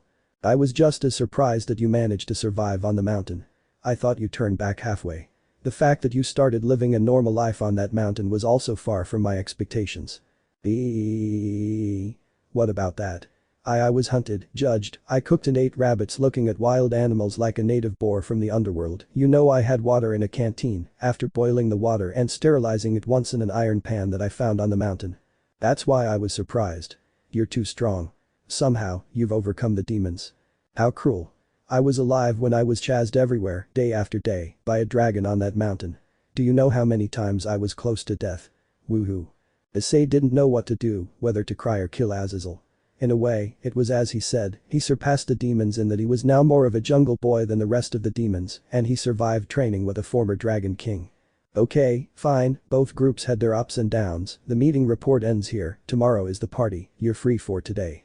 The meeting for the report ended with Azazel's words, thus ending Issei's survival lifestyle. That evening, Issei had finished discussing some things with the rest of his servants, and after undergoing questioning and punishment from Gryphi regarding the explosion and all that, Issei was preparing to go to sleep. Tomorrow would be the party. It may be due to your influence, but the people around you are also going through an advanced evolutionary stage. So this is affecting those around me. We always attract powers. Over time, those closest to us are also affected by that power. You'll get used to it over time. Whatever you say by the way, what about what Beelzeman gave us? It's already fully assimilated, you can put it to practical use in the next fight, but its structure prevents you from giving it much power, 2 boosts at most. Well, something is something. Gotcha. Issei's bedroom door opened. It was Zenobia and Isabella dressed in the most provocative lingerie. I'm going to sleep. How I miss this, Issei said. Isabella turned off the lights, then they both went to bed next to Issei. Issei's night back in civilization was very pleasant and enjoyable. After a very pleasant night, Issei slept very comfortably until almost noon. By the afternoon, everyone was preparing for the party that night. Issei waited in the room dressed in an elegant suit. This tie is annoying, Issei said, loosening the knot a little. Dressing like a penguin wasn't his thing, but as the leader of a house, he had to be presentable, according to Venelana. Besides, on the suit, in the chest area, there was a logo, the seal of the Archeress house. Both groups of girls were taken away by the housemaids, who said it would take them some time to get ready. Kiba and Gasper had gone to change. Ah wow, I'm really bored, exclaimed Issei, yawning with his hands in his pockets. Hi do. A voice was heard. Issei turned around and saw his friend and former partner Pawn Saji. Hey Saji, what are you doing here? Aicho will go to the meeting place with Gremory senpai and I followed her here. You know, I didn't recognize you in that outfit, plus part of your hair is blonde now, Saji explained. I didn't wear the suit because I liked it. They said that as leader I should look presentable. And about the hair, it turns out that using my power a lot caused my hair to change. At some point, I'll have completely blonde hair. You know, it's strange, but it feels kind of weird not having seen Sona Kaicho in so long, Issei said, scratching his cheek.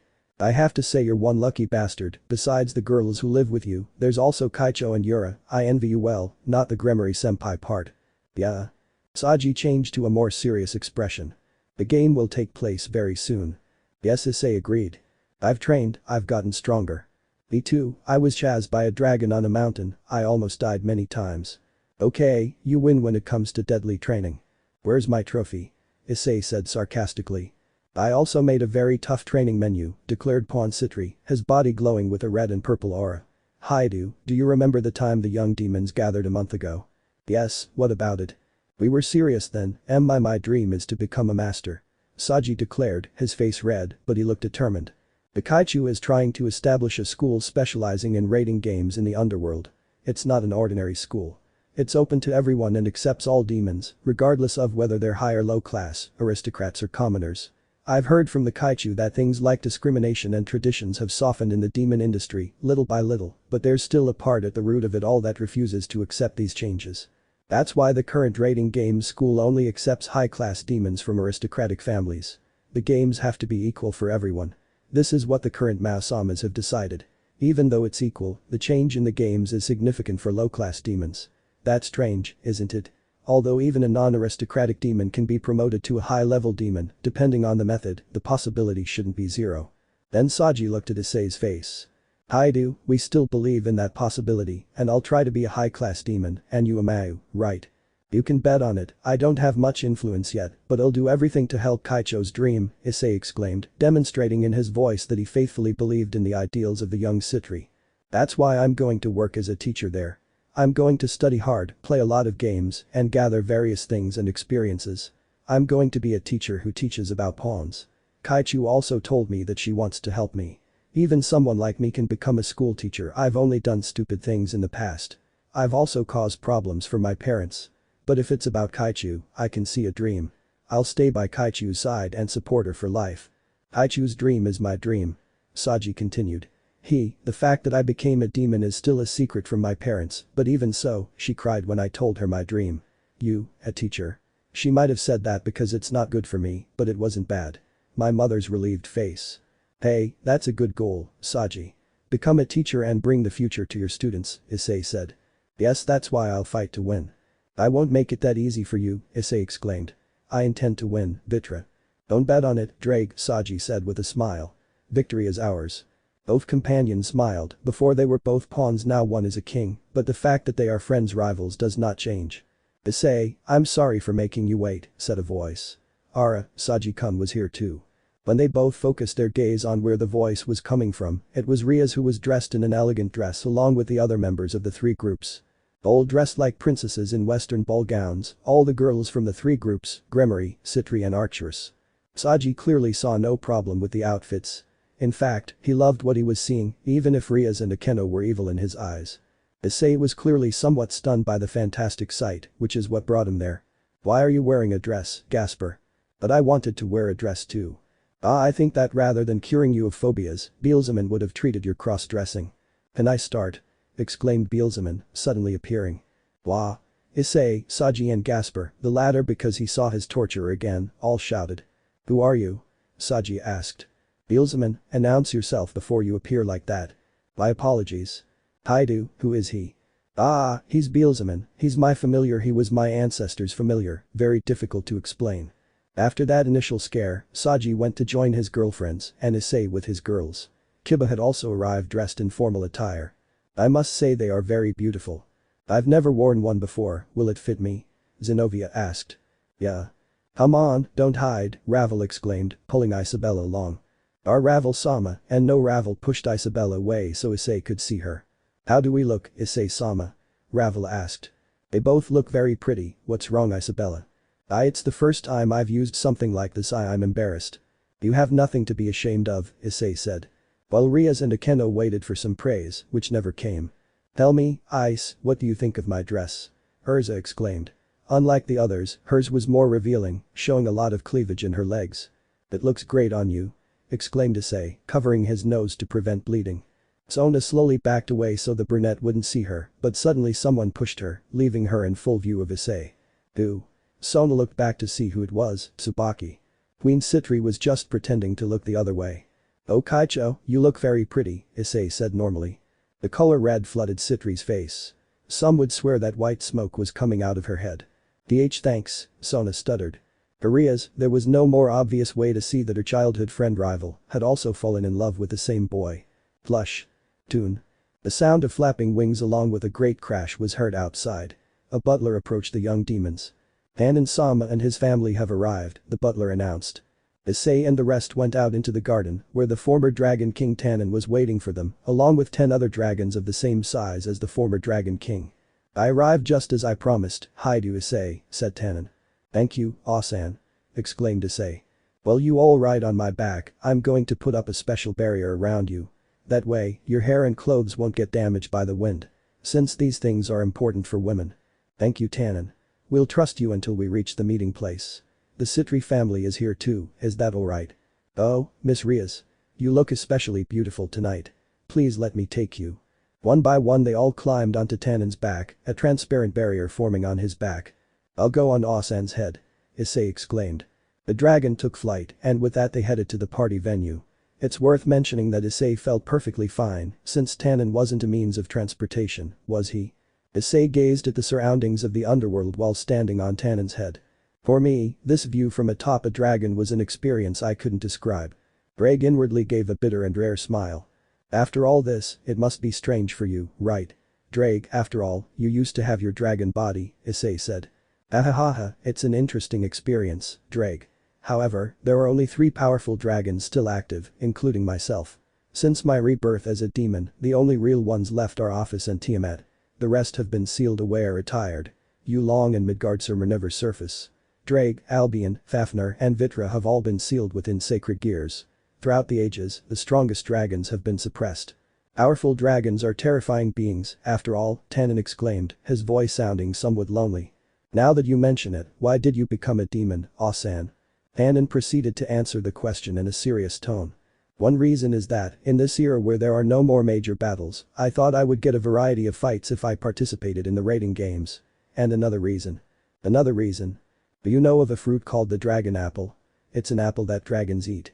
No, it's the first time I've heard of her. Rather, it's a very striking and obvious name. There's a certain breed of dragon that can only survive by eating the dragon apple. However, those that grew in the human world became extinct due to drastic environmental changes. Now, this fruit only grows in the underworld. But dragons are hated there. They're detested by both demons and fallen angels. There's no way they'd give it to me for nothing, is there? That's why I became a demon, and the territory where the fruit grows became my entire domain. When you surpass the high-class demons, you can receive a portion of the demon lord's underworld. I had my sights set on that place. So, the dragons that have food problems live in Asan territory. Yes, thanks to that, I avoided their extinction. And I'm also conducting research on how to successfully cultivate the dragon apple artificially in my territory. It's a special fruit, so the research takes time. However, if it allows our race to survive in the future, it's best to continue. Issei thought that motive was admirable, even if he was hated, even if he was despised, he did everything to save those of his kind. He truly deserves his title as Dragon King, Issei thought. I think the same. Asan, you really are a good dragon. A nice dragon. Ha ha ha ha ha ha. This is the first time I've ever heard such a thing. On the other hand, I'm very grateful to receive praise from Sekiryuutei. However, boy, the desire to pursue one's goals is the same among all living beings. It's the same for humans, demons, and dragons. I was only thinking about saving my fellow dragons as well. That's what a dragon with the power of dragons does for one without any power, Tannen exclaimed. You're amazing, Asan. You know, at first my goal was to be the king of a harem, but now as an upper-class person I can have my own harem, so I lost sight of what I really wanted. Oh? From your words, I take it you have another goal. Yes, Issei raised his hand to the sky. I will become the 5th Mau, by doing so I will prevent the demons from continuing to make absurd mistakes, including that nonsense of arranged marriage. That's a great goal, kid. I've heard about your ancestor. I didn't know him, but they said he was an extremely powerful demon, that he alone could have commanded the forces of hell in that era. But even being a demon, he was very different from the Lucifers, Beelzebubs, Leviathans, and Asmodeuses of that time. What do you mean by different? The mass of that era were driven by hatred and lust for power, whereas your ancestor only interfered in that conflict because he wanted something better for those who are now demons. Issei thought his ancestor was also admirable. Beelzebub was proof of that. Upon arriving in that world, his ancestor protected him and gave him a place. They continued chatting without noticing how time was flying by. The high-class hotel that was being used as the party venue was in a wide clearing within a large wooded area that was on the edge of Gremory territory. Tannen landed in a place that was a sports field, and as Tannen approached that field, the lights focused on him from below. "It looks like something out of a giant monster movie," Issei said. "Then we'll go to the waiting area exclusively for large demons." "Thank you, Tannen." "Awesome. Thank you." Tannen and the other dragons flapped their wings and flew off to another area of the party grounds. The group was led by a hotel employee who had come to pick them up at the sports field, where they would have to get into a limousine. "Nuo!" exclaimed Issei. "What's wrong?" Sona and the Citri asked, not knowing why the brunette blonde had suddenly changed. "Issei-sama, being a dragon slayer, has some problems with transportation," Ravel explained. "I'm not getting on that. I'd rather fly to the hotel," Issei exclaimed, about to run away. "You'll get on there whether you like it or not," Urza exclaimed, materializing a whip and lashing out at Issei. "No. I beg you, Urza, don't put me in there." "Well, you'll get in then," Urza said, pulling the whip.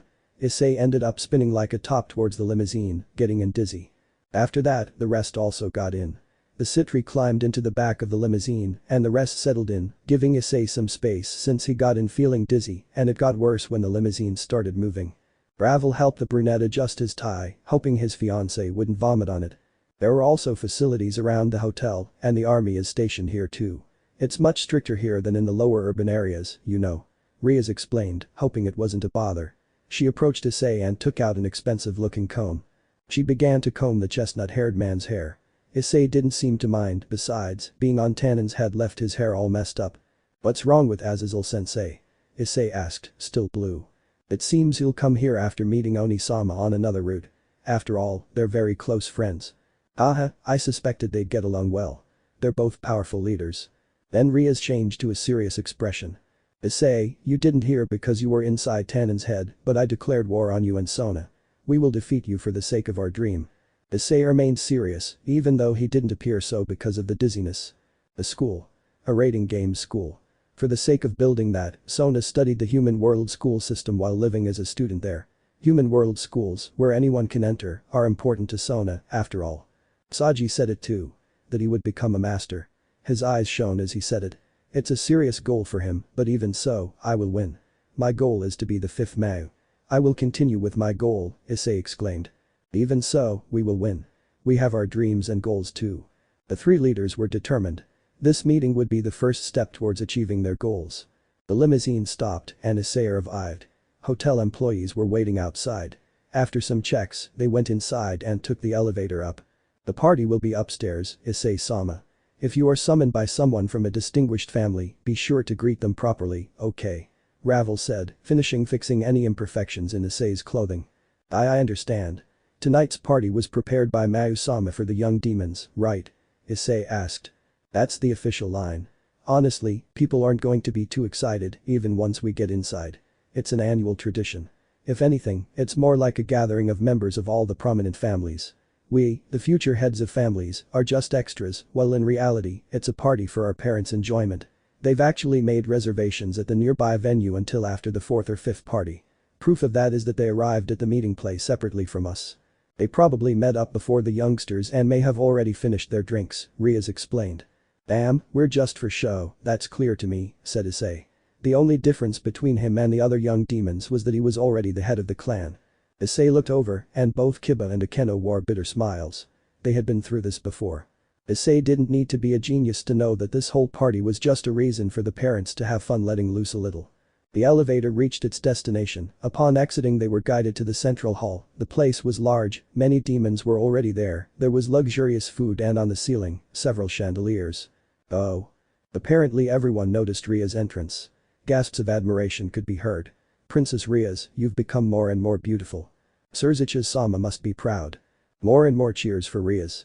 Hi. There are so many people." Gasper hid behind Issei. "Hey Gasper, aren't you wearing a dress just to be seen in it? How can you come in here with that hikikomori spirit of yours?" Then Issei realized that Gasper, despite being scared, hadn't run away. Reminder, then congratulate Gasper and give him sweets. "Issei-sama, it's time you greeted me," Ravel exclaimed softly. "Hey?" As the clan leader, future Mayu, and the Red Heavenly Dragon Emperor, many demons want to greet him. "Oh damn." Issei went through several greetings, behaving in a gentlemanly manner and conversing with each of them. I must thank Ria's mother later. Ah, I'm tired, Issei exclaimed. Asia, Gasper and Issei were sitting in chairs set up in a corner of the room. Rias and Akeno were talking to some female demons. Urza was dancing with a demon, although the demon was actually spinning like a top at the moment. Fiba was surrounded by female demons. I hate handsome guys. Issei, Asia and Gasper were physically and mentally exhausted, given that it was the first time for Issei and Asia in something like this. Sometimes some demons would try to flirt with Asia, but they all left when they felt a strange aura intimidating them. Don't mess with an overprotective brother. An. As you know, Issei saw Asia as a sister to take care of until volume 6 of the novel. Ice, Asia, Gasper, I've got some food, eat, said Zenobia, bringing several plates of food with her. I'm sorry, Zenobia-san. No. It's nothing. This amount is cheap. Look, it's better for Asia to have a drink too. Thank you so much, Zenobia-san. Since this is my first time doing this kind of thing, I was nervous and my throat got dry. Asia accepted the glass and drank it. Issei, for his part, began to eat, and since there were still several eyes on him, he decided to eat in a more refined manner. Issei-sama, could you come here for a moment? Ravel appeared out of nowhere and took Issei away. Wait for the food. Issei was taken to the dance floor where a slow piece began to play. Why did you bring me here? Issei asked, careful not to step on Ravel. My mother is here, she said she'd like to see us dance. Is that a bother? No, it's just that I'm not familiar with dancing, I've barely learned a little. Surprisingly, they both danced perfectly, and Lady Phoenix watched with pleasure as a bright future opened up for the Phoenix family. Isama. Huh? He's happy that I became his bishop. I know my brother bet on me, and I decided to follow him, but it would make me very happy if he told me in his own words. Ravel, at first I didn't understand why you wanted to be with me, it took me a little while to figure it out, but I understood that you fell in love with me. I know I'm a bit of a slow fool. No one will be able to doubt that. Very funny, Dreg. Nothing, what I was saying is that I'm happy to have you by my side, not only you, but Isabella too. You accepted the condition that before our wedding I would marry Zenobia first, even though sometimes you don't sincerely show your emotions. Ravel blushed as he listened to every word the chestnut-haired man said. I love you, and I hope you'll always be by my side. Ravel was fuming. Those words made her the happiest woman in the underworld, so she didn't see anything wrong with what she did next. Gee. A kiss to Issei in front of everyone, which left some of those present, who were also interested in the brunette blonde, in Yandere mode. That's how it's done, Ravel-sama, came the voice from a certain tower. After a few moments, Issei and Ravel left the dance floor, and Urza, who was there, followed them. Good move, Ravel, Urza said, congratulating the little phoenix, acknowledging that there were strong rivals around her. How embarrassing, I can't believe I did that in front of so many people, Ravel said to himself, hiding his blush with his hands. Ravel-san got ahead, but I don't intend to lose, Asia said. Meanwhile, Issei was a little further away talking to Zenobia. I hope the Ravel thing didn't bother you. No, we agreed that I would share you, but Zenobia tugged on Issei's tie, bringing his face towards her and giving him a long kiss. Remember that I'm the first, Zenobia said, licking her lips. I understand, Issei said, then a small shadow appeared in his vision. It was Kaneko. For some reason, she was hurrying out of the party hall. Her expression seemed lost in thought. Zenobia, Asia, wait here. Ai-san, is there a problem? The Mayu-sama's greeting will begin soon, Asia said. Is something wrong? Urza asked. No, there's a friend of mine I want to greet. I'll be back in time for the greeting. Okay. We'll wait here. Yeah. Issei lied to them. He wanted to keep them safe. He didn't know why Kaneko's expression was making him uneasy. Kaneko-chan took the elevator, Issei thought, it was easy for him to recognize Kaneko's scent. When he got on the elevator next to him, someone else got on with him. What's wrong? Your expression has changed. I saw Kaneko-chan suddenly leave as if she were following something. I see, so I was worried. I understand, I'll go too. How did you know I was going to get on the elevator? Rias did not respond. It's because I'm always watching you, Rias thought. A few minutes later, the elevator arrived on the ground floor and Issei and Rias began their search for Kaneko, which proved relatively easy thanks to Issei's highly developed sense of smell. As I thought, Kaneko's behavior is not normal, Rias said. Yes, what happened to make her leave like that? Issei asked. Her uncertainty made Rias feel depressed as she had no idea, but she knew it had to be something serious. Kaneko wouldn't have left otherwise. It's this way, in the forest, Issei said. Once the direction was fixed thanks to Issei's nose, they entered the forests, running through the darkness of the underworld night. After a while of moving forward in the forest, Rias suddenly grabbed Issei's arm and pulled him away, hiding him in the shadow of a tree. What are you doing? Issei asked. Look, Rias pointed. It was Kaneko. She was turning her head from back to front, looking for something, then she noticed something with her eyes staring at her, which Issei and Rias also tried to see. It's been a long time, hasn't it? Said an unfamiliar voice. She was a beautiful and voluptuous woman with long black hair, dressed in a kimono of the same color as her hair. Somehow she had a similar air to Kaneko. You smell similar, Issei thought, then he noticed something else. On the woman's head, cat ears, as well as 2 feline tails. You, Kaneko murmured, her body trembling like a leaf. Hello Shirin, aren't you going to greet your dear sister? Kuroka ni sama. Oni-chan is impressed, you know, I didn't think you'd follow my family member from the party, purred the older Nekashu. Ni-sama, what do you want? Kaneko growled angrily. But Kuroka smiled in response. Don't make that scary face, I just had a few minor things to take care of. I heard the demons were having a party nearby and I was curious, Naya, said the brunette, waving her hands like a cat, winking and meowing. Hahaha, but I didn't expect to see you here, is it or am I? You're part of the Gremory group now, aren't you? Hahaha, yes, it is. The group is a bit short-staffed, but it stands out somewhat. The voice that Issei and Rias had heard before spoke. A young man in ancient Chinese armor and carrying a staff appeared. Biku, the descendant of Sun Wukong, which implied that Kuroka was part of the Cow's brigade. For the moment, Biku's gaze fell on the place where Issei and Rias were hiding. Even if they erased their presence, it's useless. With people like me or Kuroka who know Senjutsu, we can detect their hiding place with just a slight variation in their spiritual flow. Hiding doesn't do much good. Both Issei and Rias emerged from their hiding place, while Kaneko was surprised to see them. Issei-senpai, but you, Kaneko whispered in surprise. Me, a barrel-driving monkey, Issei mocked the monkey yokai. Is Volley around here too? Hey, I'm not a drum booster monkey. Biku exclaimed, somewhat annoyed by the comment. Kuroka, for her part, openly laughed at the monkey. You've gotten stronger, Biku told Issei. How did you know, monkey? I don't think Volley planned for me to get a power-up so quickly. Didn't I just tell you? I know about Senjutsu, and I know that the flow of your spirit has changed. The volume that covers you is denser and at the same time more controlled, Biku explained, smiling. What is Senjutsu? Issei asked. Senjutsu is different from magic or demonic power. The main difference is that Senjutsu emphasizes the importance of something called chakra, the power that unleashes one's very spirit, in other words, one's life force, and transforms it into a constant flow. It's a power that is both similar to and different from demonic magic and the power of angelic light, Rias explained without taking her eyes off her 2 potential opponents. Its direct destructive power cannot match that of magic or the power of light, but Senjutsu can make use of the unknown aspects hidden within plants, people and animals, to the point of sensing enemies, deflecting spells, or affecting their health. We can also manipulate the nature around us or take natural power to make ourselves stronger, Naya, Kuroka added. Senjutsu is a power with the ability to manipulate the flow of life. After all, we can even cut off the flow of magic in the spirit to affect magical power, or even kill someone with it, although it's not that easy, Naya. It was strange how that Catwoman could act so bright and cheerful, almost childlike, while at the same time creating such a dangerous atmosphere. Why are you here? Is this a terrorist attack? Issei asked, leaving the complicated explanation for later. Nah, we're out of service right now, Biku denied. When the order was given, Kuroka suggested visiting the demon world, and I just volunteered. Hey, Biku, who is this boy? Kuroka asked, pointing at Issei. The Sekiryuutei. Then Nekashu's eyes opened wide in surprise. Really, Naya? Heh. So he's the current Sekiryuutei who attacked Volley earlier, the leader of that new clan. Seriously, how much is everyone talking about me? I don't intend to be the center of attention. Biku spoke while yawning, lazily ignoring Issei's comment. Kuroka, let's go back. Since we can't participate in that party anyway, it's a waste of time to stay here. Yes, we're going back. But I'm taking Shirin with me, Naya. Since I couldn't stand her that time.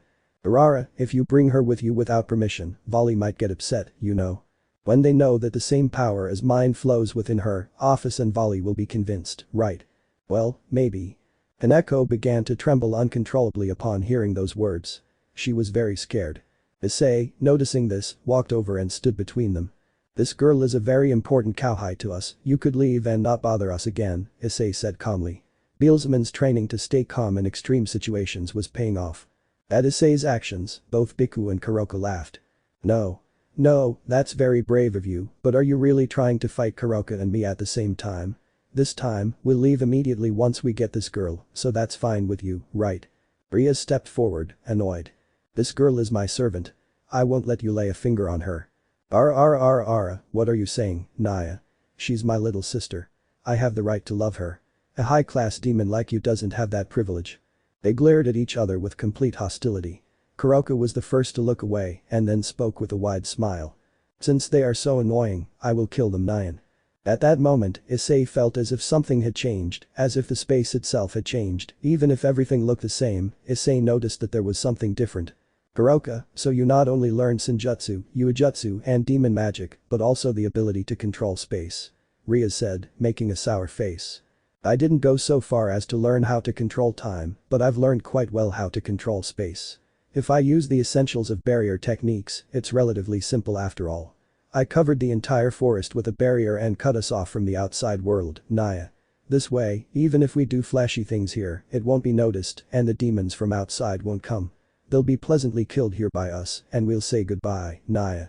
I see, so even if we fight no one will know we're here, Issei thought. At that moment a voice was heard from the sky. When I received the information that Miss Rias and Issei had come to this forest, I quickly came to think that I would be sealed here by a barrier, said a voice that Issei recognized, a voice that made him smile upon hearing it. Tannen-san. It appears that Tannen was trapped inside the space before the barrier was lifted. What a sinister aura. These visitors are not appropriate for this celebration. Oh. If it isn't the former Dragon King Meteor Blaze Tannen. So you've come. This really is a big problem, Kuroka. We have no choice but to fight now. You seem happy, Monkey-san. Very good. If we take two necks that are above Dragon King class, Office will also keep quiet on the matter. So they're after me too, okay let's fight, Issei thought. Hinton. As he said those words, a golden cloud appeared at Biku's feet. He climbed onto it and flew to the sky, where Tannen was. Nioi bow. A long staff appeared in Biku's hand. Extend. Nioi bow. The staff extended and pointed at Tannen, who moved very quickly despite his large size, avoiding the blow. One more time. Biku launched another attack, moving the staff horizontally while it was still extended. Tannen used his wings and spun around in midair, dodging the damage, then opened his jaws. A great amount of fire covered the sky, an amount even greater than what I use when I train with Issei. Well, I'm glad he didn't use that on me. If you had done that, only ashes would have remained of you. Lug. Tannen is still holding back the power of his fire breath. Seriously, Drake. Was that containing? That's because if he unleashes his true power, not only the party hall, but we would all disappear. He's cunning in his own way. Even so, the number of people who can stop Tannen is limited. After the fire disappeared, Biku's smoky form appeared. Ahaha. Not bad at all. Former Dragon King. Issei was surprised. Despite his armor and clothes being burned, his body was still fine. He had survived being engulfed in those flames, which was to be expected of the descendant of Son Goku. HMPH. I was wondering what kind of person the Son Goku was. You seem quite happy to have been attacked by me, Tannen. My name is Biku. Nice to meet you, Dragon Chief. Ukikuku. You talk like a real monkey. Do you really understand who you just made your opponent? I'm also a descendant of a legendary demon, you know. I can't afford to lose quickly. In any case, I'll be your opponent, monkey. Meanwhile, Lady Rias and Issei will defeat that cat. She's the Crimson Ruin Princess and the Sekiryuutei. Hahaha. You've really turned out great. I'm fine on my own. Don't talk so arrogantly, monkey. You're just a monkey. You won't be any trouble. Besides, what happened to the pig and the demon hermit? Did you break up with them? You mean the descendants of Hakai and Gojo? Hahaha. They, including my family, are all conservatives. Every single one of them was content with the status quo. However, I love a bit of fun. That's why I happily accepted the invitation to join the Cows Brigade and now I'm working alongside the Hakuryuku Valley. HMPH. Your temper might be the closest to that of first-generation Son Goku, but what are you planning with the Hakuryuku? According to rumors, only your unit is allowed to move independently. I also heard you were the only team that didn't accept Office's snake. If you want to know, defeat me. Watch what you say, you damned monkey. This place is an underworld like hell, called the world of the dead. Know that this is the best place for little flies like you to repent. On. Dong. Tannen and the monkey Biku began a fierce battle in the sky while Issei and Rias were dealing with a problem. Naya. Kuroka displayed a smile, but a dark and menacing aura was spreading through her body. She's not playing around, she plans to kill us here and now. Nisama. I'll go with you. So please forgive these people. Kaneko said suddenly. What are you saying? Kaneko. You're a servant of my family. I won't allow you to do as you please. In a second, Rias grabbed Kaneko and hugged her tightly, but Kaneko shook her head in denial. That's not good. I understand Nisama's power better. Nisama's power rivals that of a supreme class demon.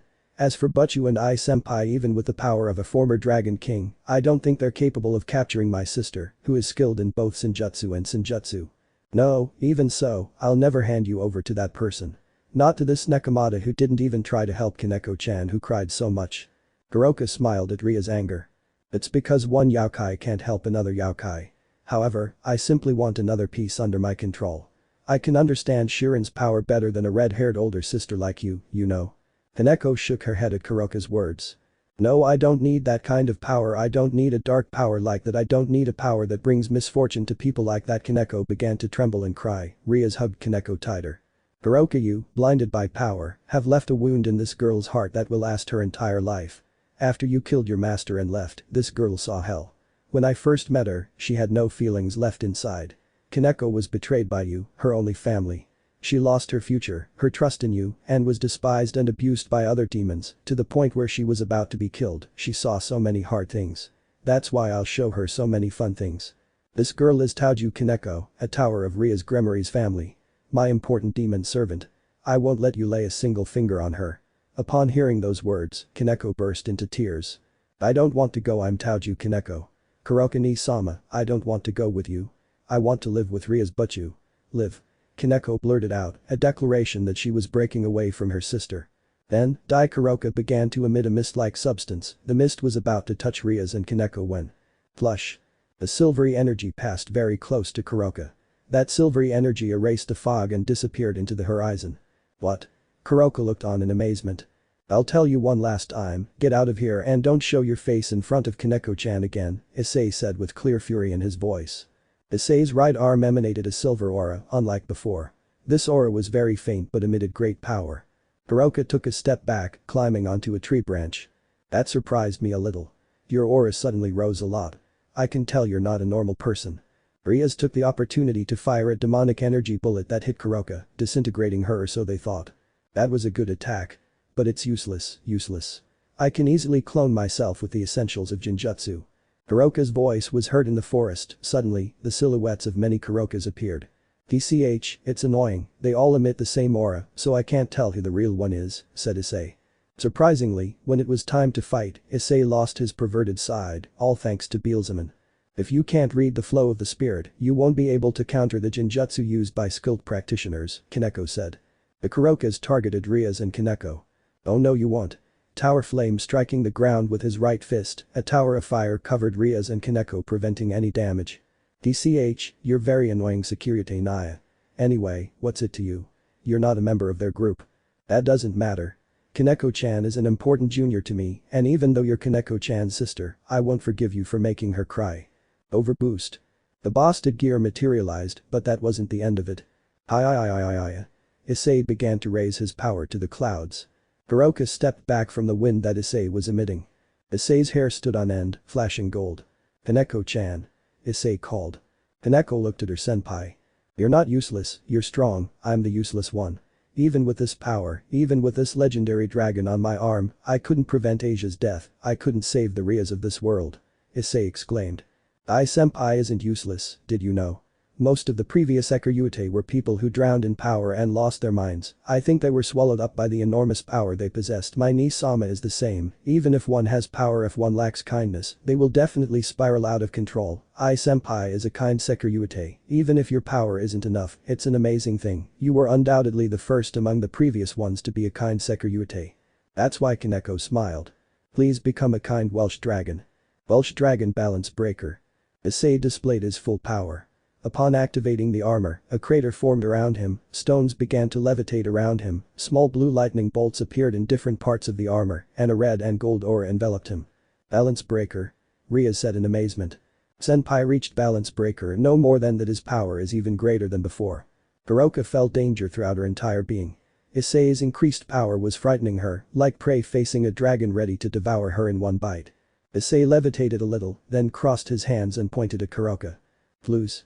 Orange flames began to emerge from the calves of the armor. Kuroka sensed the imminent danger. XX burner. Goon. A gigantic golden flame in the shape of a dragon shot out at Kuroka. She dodged it, but a gigantic explosion erupted behind it. GH. Kuroka used her arm to protect herself from the strong winds produced by the explosion. Hi do Issei. An entire mountain far from here has been completely wiped out. The barrier covering this place has also been destroyed. Tannen exclaimed, extremely pleased. The barrier had fallen, so help would arrive soon. Kuroka's plans had gone to waste, but…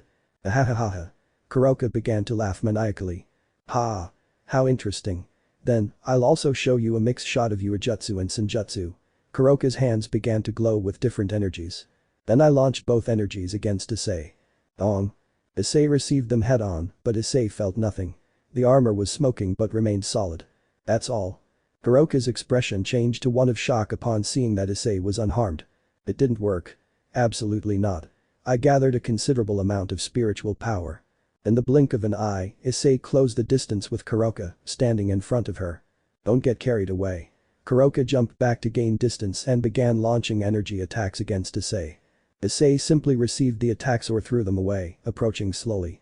Issei then launched a punch at Kuroka, stopping it at the last second. The trees behind Kuroka were uprooted by the force of the blow. Kuroka was utterly terrified. Then Issei spoke, removing his helmet from his armor, revealing his golden hair and eyes. An. It's obvious they know, but Issei is now in stage 2 of the Mezumkin. Don't make my sweet cowhide cry. If you aim at Kaneko-chan again, I won't hold back next time. You may be a woman and Kaneko-chan's older sister, but you're still my enemy, Issei said, withdrawing his fist. Kuroka jumped back, taking up space. You damn brat. Kuroka exclaimed angrily, but with fear in her eyes. Iku laughed intensely when he saw that. Ahahahahaha. That's really interesting. Now there are 2 dragon bosses. It would be a lie to say I'm not enjoying this. Twirling his staff, Biku showed that he still wanted to fight. Issei and Tannen were ready to fight, but then the gravity of the place increased and a rupture appeared in space in front of Issei. Rias and Kaneko were overcome by the increased gravity, falling to the floor unable to move. What's wrong? Rias asked. 2 people appeared from outside the breach. One was a young man wearing a suit. He held a sword in his hand that was releasing a sacred aura at its maximum. The other was a slender woman with long, straight dark hair that fell to the middle of her back. She wore a white jacket with yellow decorations, which was slightly open to reveal a red-collared shirt and tie underneath. The jacket ended at the hip with a cutout open pointed shape. That's enough, Biku, Kuroka. The demons have already noticed, said the man with glasses. Damn, another member of the Cows Brigade, just what I needed, but why is that? That girl looks familiar. Issei thought. Biku, Suspension of the Sky. Aren't you Vali's assistant? The man pushed his glasses away and spoke. Since you were being slow, I came to see. And even Biku is here. Geez, what are you 2 doing? The man sighed. Everyone, stay away from that man. The thing he's holding in his hand is really troublesome. Tannen exclaimed. Issei felt that the sword emitted an aura somewhat similar to Ascalon and Durandal. Wait, that means that sword is a sacred sword King Kalbrand. Also known as Kalenburn. For Kalbrand, called the strongest sacred sword, to be with the Hakuryuku as Tannen gave a bitter smile. But 2 swords. The other one in the sheath is also a sacred sword, isn't it? The man pointed to the sword in its sheath in response to Tannen's question. This is the final Excalibur that was recently found, the strongest of the 7 Excaliburs. Excalibur ruler. You're talking like this, you're very calm, aren't you? The man nodded in response to Kuroka's question. Yes, I'm actually interested in these guys' partners too. Sekiryuutei Dono, could you give my regards to the wielder of the demonic holy sword and the wielder of the holy sword Durandal? I'd like to face them someday as swordsmen, you know. The challenge for Kiba and Zenobia. Now, let's retreat. Then, the man sliced the air with the sword called Kalbrand and another spatial rift appeared and spread out, one that quite a few people were able to enter. Goodbye, Sekiryuutei. Before leaving, the woman who had remained silent the whole time looked at Issei with clear hatred. The next time we meet, I'll take your head, Sekiryuutei, hide you Issei. The 4 disappeared in the spatial rupture. A few seconds later, the other demons arrived to see what happened. The party sponsored by the Mayu was cancelled due to the attack by the Cows Brigade. What a big mistake. That was the first thing my Vice-Governor Shimhaza said in the conference room in Mayu's territory. On the day of the Mayu-sponsored festival, the demons had been attacked by the Cows Brigade. To be precise, it would be better to say, that was the result. But the exiled SS-class demon Kuroka, who is wanted throughout the underworld, would use a familiar to watch the party was beyond everyone's expectations. After that, Issei, Rias Gremory, and the Supreme Class Demon Tannen came into contact with her and drove her away. The situation was resolved with minimal damage, but the breach in the party hall was causing the other powers to question the demon's caution. As everyone could see, Shemhaza on the side of the fallen angels and the Seraphim on the side of the angels were angry. The opponents were members of Kao's brigade, an independent special unit, Volley's team, consisting of Son Goku Piku, Nekashu Kuroka, the wielder of the sacred sword King Kalbrand, and an unknown individual. These four form a team of people with tremendous powers also, their demonic manipulation skills. When this fellow starts nagging, it takes a long time. We're doomed, thought Governor Azazel. Amayu's younger sister, Rias, was safe. The Sekiryuutei had taken the first step forward. The party had been cancelled, but looking at the bigger picture, it was a great victory.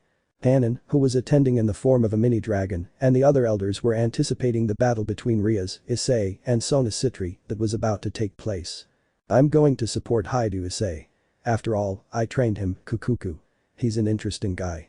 The knowledge Azazel has brought seems to be causing a revolution in the rating games. If it's handled poorly, there could be changes in the top ranking group within 6 months. That would be good. Given that the top 10 hasn't changed in the last 10 years or so, it looks like we'll be able to see some interesting matches. After the arrangements were finished, there was no air of tension in the conference room. At that moment the bedroom door opened. The person who appeared there left everyone stunned. So you young people can't greet an old man like me, huh? He was a one-eyed old man who wore a worn-looking hat. He had a white beard so long it seemed to touch the floor. His clothes, instead of being luxurious, consisted of a simple tunic. He carried a walking stick, but he didn't use it because his lower back hurt. Odin. Yes, this fellow was the god king of all the gods of the North Odin. There was also a Valkyrie, wearing female armor, who had arrived with him. Oh, it's been a long time, hasn't it, you old codger of the northern countryside? Said Azazel. It's been a while, you fallen angel brat. You seem to have grown close with the people you fought against for so long, but are you still plotting something cunning? Unlike the rural gods who honor outdated ties according to conventional practices or whatever, we young people have flexible thinking. Instead of clinging to problematic hostile ways of thinking, we place more emphasis on growth and progress. That's the kind of thinking a loser would give to the weak. After all, you're gathering the brats who lost their founder, God and Mao. It's called becoming independent and standing on your own 2 feet, you old codger. Seeing a bunch of kids having a game night like this, I can't help but laugh. Serziches left his post and greeted the god of the north. It has been a long time, god king of the north, Odin Dono. Serziches. I came because of the invitation you sent me to watch the games. However, you've had a tough time too. The descendant of the original Lucifer is now the hacker Yuiku. What's more, he's become a terrorist, and his nemesis, the Sekiryuutei, is the descendant of the Golden Brat. The future of demons won't be easy. Then Odin's gaze shifted to Seraphil. By the way, Seraphil. What's with that appearance? The Mahu Leviathan wore her typical Mahu Shoujo outfit. Odin-sama. Don't you know? This is what a magical girl looks like. She moved to the side and posed with a peace sign. So this is what's popular with young people these days. Not bad. Yes, quite good, said the Norse god, stroking his bushy beard as he stared at the Mahu's tights and legs. Then the Valkyrie who accompanied Odin intervened. Odin-sama, you mustn't do such indecent things. Valhalla's reputation will weep. Geez, you're so poorly ventilated. That's why you can't get any heroes as boyfriends. The Valkyrie immediately burst into tears at Odin's words. In any case. I'm just an aging warrior with a history of no boyfriends. I want a boyfriend too. Oh. I'm sorry. This person is my current assistant. Although she's good looking, she's too stuck up. She can't get a boyfriend either. Then Odin went to speak with Serziches. Listen to this. Serziches, Seraphil, your family members are going to fight each other, aren't they? Geez, making your precious little sisters fight each other even though they're close friends. You guys are so mean. You really are demons, though my support goes to the descendant of the Golden Boy. Old man, how do you know Arcturus? Azazel asked. Let's just say he helped me a while back. If she can't get through this, then her hopes for the future will never be born. She's already decided that my Sona-chan will win. Each Mahu-sama believed that his sister was going to win, after all. Odin sat in an empty seat and spoke brazenly. Now then. The Chaos Brigade thing is fine and good, but I came to observe the rating game. When is the date decided? The conversation began. Azazel left the room to get some air, then Serziches appeared. Azazel, can I ask you something before the games begin? What is it? Of those 3 groups, who would you eliminate first? Ice, of course, the boy has a lot of talent, he might even surpass us. Besides, if he falls, Rias and Sona will fall apart. Ice keeps the tension and spirit alive in the groups. I see, said Surziches. The game between those three was about to begin. Doriko ending for love chase. The Gasa ni sono mama ve ashi himitsu wo. Issei is seen on the terrace of Archerous Castle, holding a small golden flame in his hand. Anasa ni shiroku hozoi kaiken na koi. Rias is seen in Gremory Castle, with her mother, father, Surziches, Gryphia and Milikas. Aojiroku doko made mo nagai. Roji wo hashiri nukeru. You can see the hall where the meeting of the young demons takes place. Inside, in front of a pod surrounded by demons, were the 5 rookies. Their kar kanan no tame. Oike kririd ira no ka. The young demons reveal their goals and dreams for the future. Issei states his goal of becoming the 5th Mau, as well as defending Sona's ideals. Sono subit hahashi. Oku no mokutiki wa tada hitatsu. The scene changes, showing Issei in the mountains of Archerous territory training with a gigantic purple-skinned dragon, dodging a burst of fire and firing his own. The Gasa ni sono mama of Ayashi Himitsu wo. Rias and her group are seen preparing to fight, stepping into the transport circle. Anasa ni shiroku hozoi kaiken na koi. The crowd roared with excitement as a ratings game unlike any seen before began, the first of many, in a 3-team encounter. Archerous vs Gremory vs Citri. Issei, Rias and Sona, the 3 of them seemed ready to emerge victorious. End of ending. Chapter 15 The Great Game. Chapter 15 The Great Game. Archerous territory. It was about time, the great game between the young demons of the clans, Gremory, Citri and Archerous was about to begin. After a long period of training and a long wait for the demon world, the meeting of these 3 promising young talents would finally take place. It's time, I certainly feel somewhat anxious, it's the first game I'll have since I became Issei-kun's servant, said Kiba. As usual his outfit was the Kuo Academy uniform, only on his right arm he wore the emblem of the Archerous clan. We will win, even if I have to face Asia, I will do my best to put Ice's name on high, Zenobia said determinedly. Her outfits were the same as the first time she met Issei, that bondage-style clothing. Certainly, this will be the best way to make Issei-sama's name heard throughout the underworld. We have to give our best to win. Exclaimed Ravel. Her clothes were similar to those she wore during the Gremory vs Phoenix encounter, only her dress was slightly shorter for better mobility. I am nervous, where's my box? Gasper yelled, trying to hide, but felt himself stopped by Ravel. But it seems that Issei-sama is the one who looks the most worried, commented Isabella, looking at the mansion stairs. Her outfits were the same as the Gremory and Phoenix duel, except for some metal gloves and knee pads. Certainly Ice-kun Kiba, like the others, turned his eyes to the brunette blonde boy who was sitting on the stairs. Dressed in a black trench coat, black pants, red shirt, black fingerless gloves and black boots below the knees was the king and leader of the Arcaturas clan, Haidu Issei. N.A. I didn't know how to describe it well, but imagine that it looks like Nero from Devil May Cry 4. Ah, how could I forget that? Said the brunette blonde, surrounded by a depressive aura. How on earth did I forget to think of a strategy for the game? I was so focused on getting the balance breaker that I completely forgot to come up with a strategy. It was certainly my fault, said Beelzeman, slight beads of sweat visible on the part of his face not covered by his mask. I completely forgot to study these rating game rules. No, it's not your fault, Beelzeman, we just have to come up with something on the fly and hope everything turns out alright, said the chestnut-haired man, standing up. In any case, you must remember that you must be the last one standing, Issei-sama, Isabella reminded him. I understand, from now on I should think of a strategy to fight Rias and Sona Kaicho, before the brunette could come up with anything. The magic circle appeared. The magic circle would transport them to the scheduled combat arena. I'm lucky, Issei said, cursing this bad synchronization. There's no other way, Ice-kun Kiba said with a determined look. We will win, said Zenobia. We will demonstrate the power of the Archerous clan, Isabella said. We'll show how strong Ai-senpai is, Gasper. I's alright. Let's do our best. Exclaimed Issei, raising his arm. Hi. The others shouted. With spirits high and ready for anything, the Archerous clan headed to their first battle in the rating games, standing on the magic circle and teleporting away. I wish you luck, Issei-sama, said Beelzeman. One Piece Opening 11 Share the world. Ano is Oranai Todoku made. I believe Hitatsu no Ishida Ihei. The infinite blue sky of the human world can be seen, then it changes showing the sky of the underworld. On the sides Rias and Sona can be seen with their servants, and in front Issei with his boys. Hum on, let's go everybody, oh we share the music. Hum on, let's go baby baby, oh we share the one dream. You can see the sky of the underworld, then the camera lowers and focuses on Archer's castle, then the high school DxD logo appears. Come on, let's go everybody, oh we share the good times. Come on, let's go baby baby, oh we share the one world.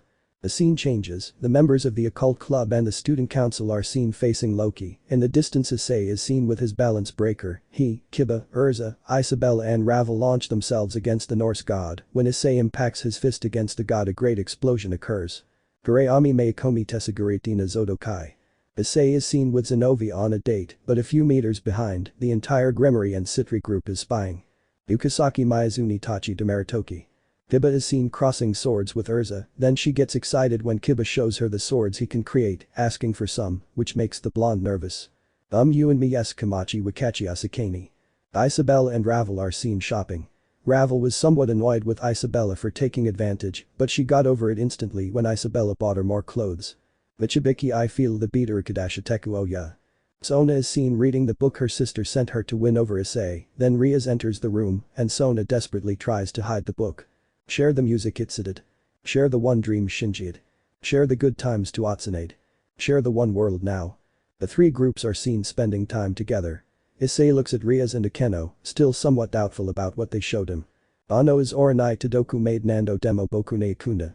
The scene changes, this time the three groups are on the beach. Issei is riding the waves like an expert, Rias and the others watch him from a rented boat, then suddenly a wave submerges Issei. Imakozo Kodeuku I believe Hitatsu no Ashita ya. Saji and Gasper jump in to save them, even though neither of them knows how to swim, and they are rescued too. Then the girls fight over who gives CPR to Issei, while Momo and Roroko attend to Saji, forgetting about Gasper. Come on let's go everybody oh we share the music. Come on let's go baby baby oh we share the one world. In the middle of the sea, forces from the ancient mass faction of the Chaos Brigade attack, everyone repels the enemies, finally Issei fires his X-burner at maximum power. Boikakao rit mibiusu no wanao. Kikazuki Mimyuki ni share shiteo style. Ajumaru hirigaru sazauju kono flavor. Paradaju I feel so god jinaru oya.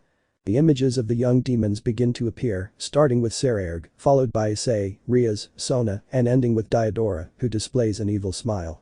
Share the music Tukudid. The four mass are seen together. Share the one dream Tsudiad. Michael is seen, and Arena is standing next to him. Share the good times Zoward. Azazel is seen, behind him is another cadre level fallen angel, Barakiel. Share the one world now. Finally, Aten is seen, behind him is Asgard and on his sides a group of Valkyries. Ano is Oranai Todoku made Nando demo Bokune Ikunda. Imakozo Kodeuku.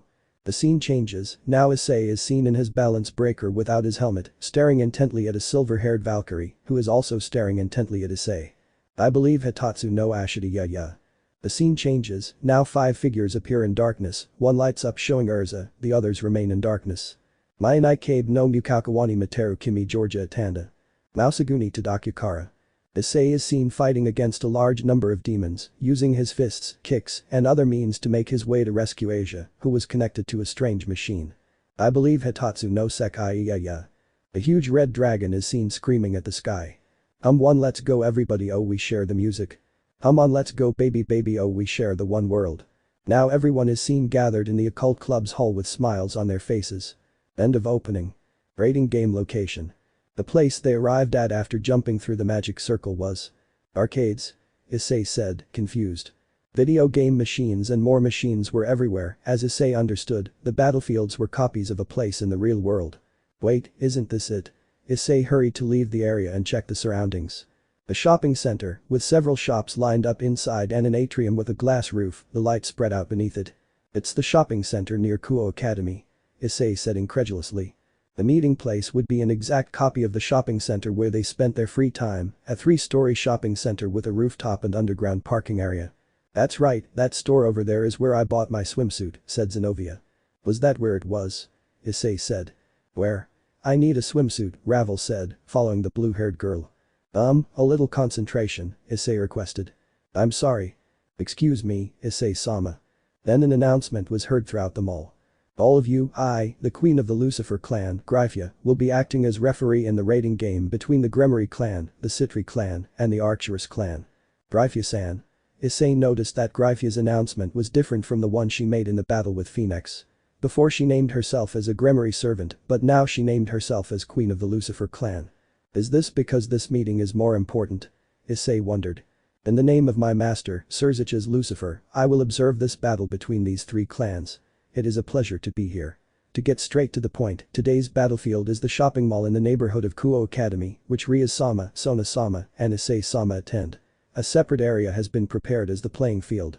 One would think that since the battlefield was a familiar place, one would have an advantage, but since it was also known to Rias and Sona, things would be a little more difficult. The three groups have been transported to their respective bases. Rias-sama's base is on the third floor of the east wing, Sona-sama's base is on the first floor of the west wing, and Issei-sama's base is on the second floor of the south wing. The bases were at opposite ends of the mall. Only Issei's was located in the middle of both areas. Why did we get stuck in the center? We're easy targets, Issei complained. We're certainly at a disadvantage. We have to be wary of attacks from both flanks, Kiba commented. What places are near here? If I remember correctly, there should be a pharmacy, an appliance store, a coffee shop, a bookstore, and a clothing store near our base, Issei said. Do you have any ideas? In fact, yes, let's wait until they tell us the rest of the rules. This time, there will be special rules. Documents outlining these have been sent to each group. Each team has been provided with a single bottle of Phoenix Tears, and they have 30 minutes to strategize before the battle. Contact with opponents during this time is prohibited. The game is scheduled to begin after the 30 minutes have passed. So, begin your strategy time. Perfect, at least we have some time to come up with something. Let's read what the rules are. Why do you have those faces? Issei asked.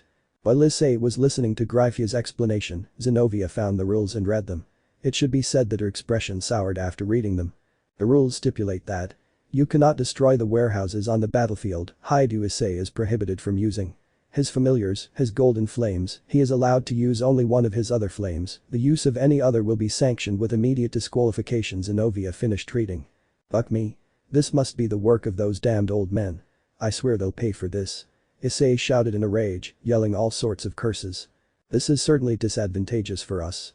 With these rules, Issei-sama is extremely restricted and Zenobia-san won't be able to perform devastating attacks, Isabella said. That leaves me, Ravel-sama, and Kiba-kun in charge of most of it.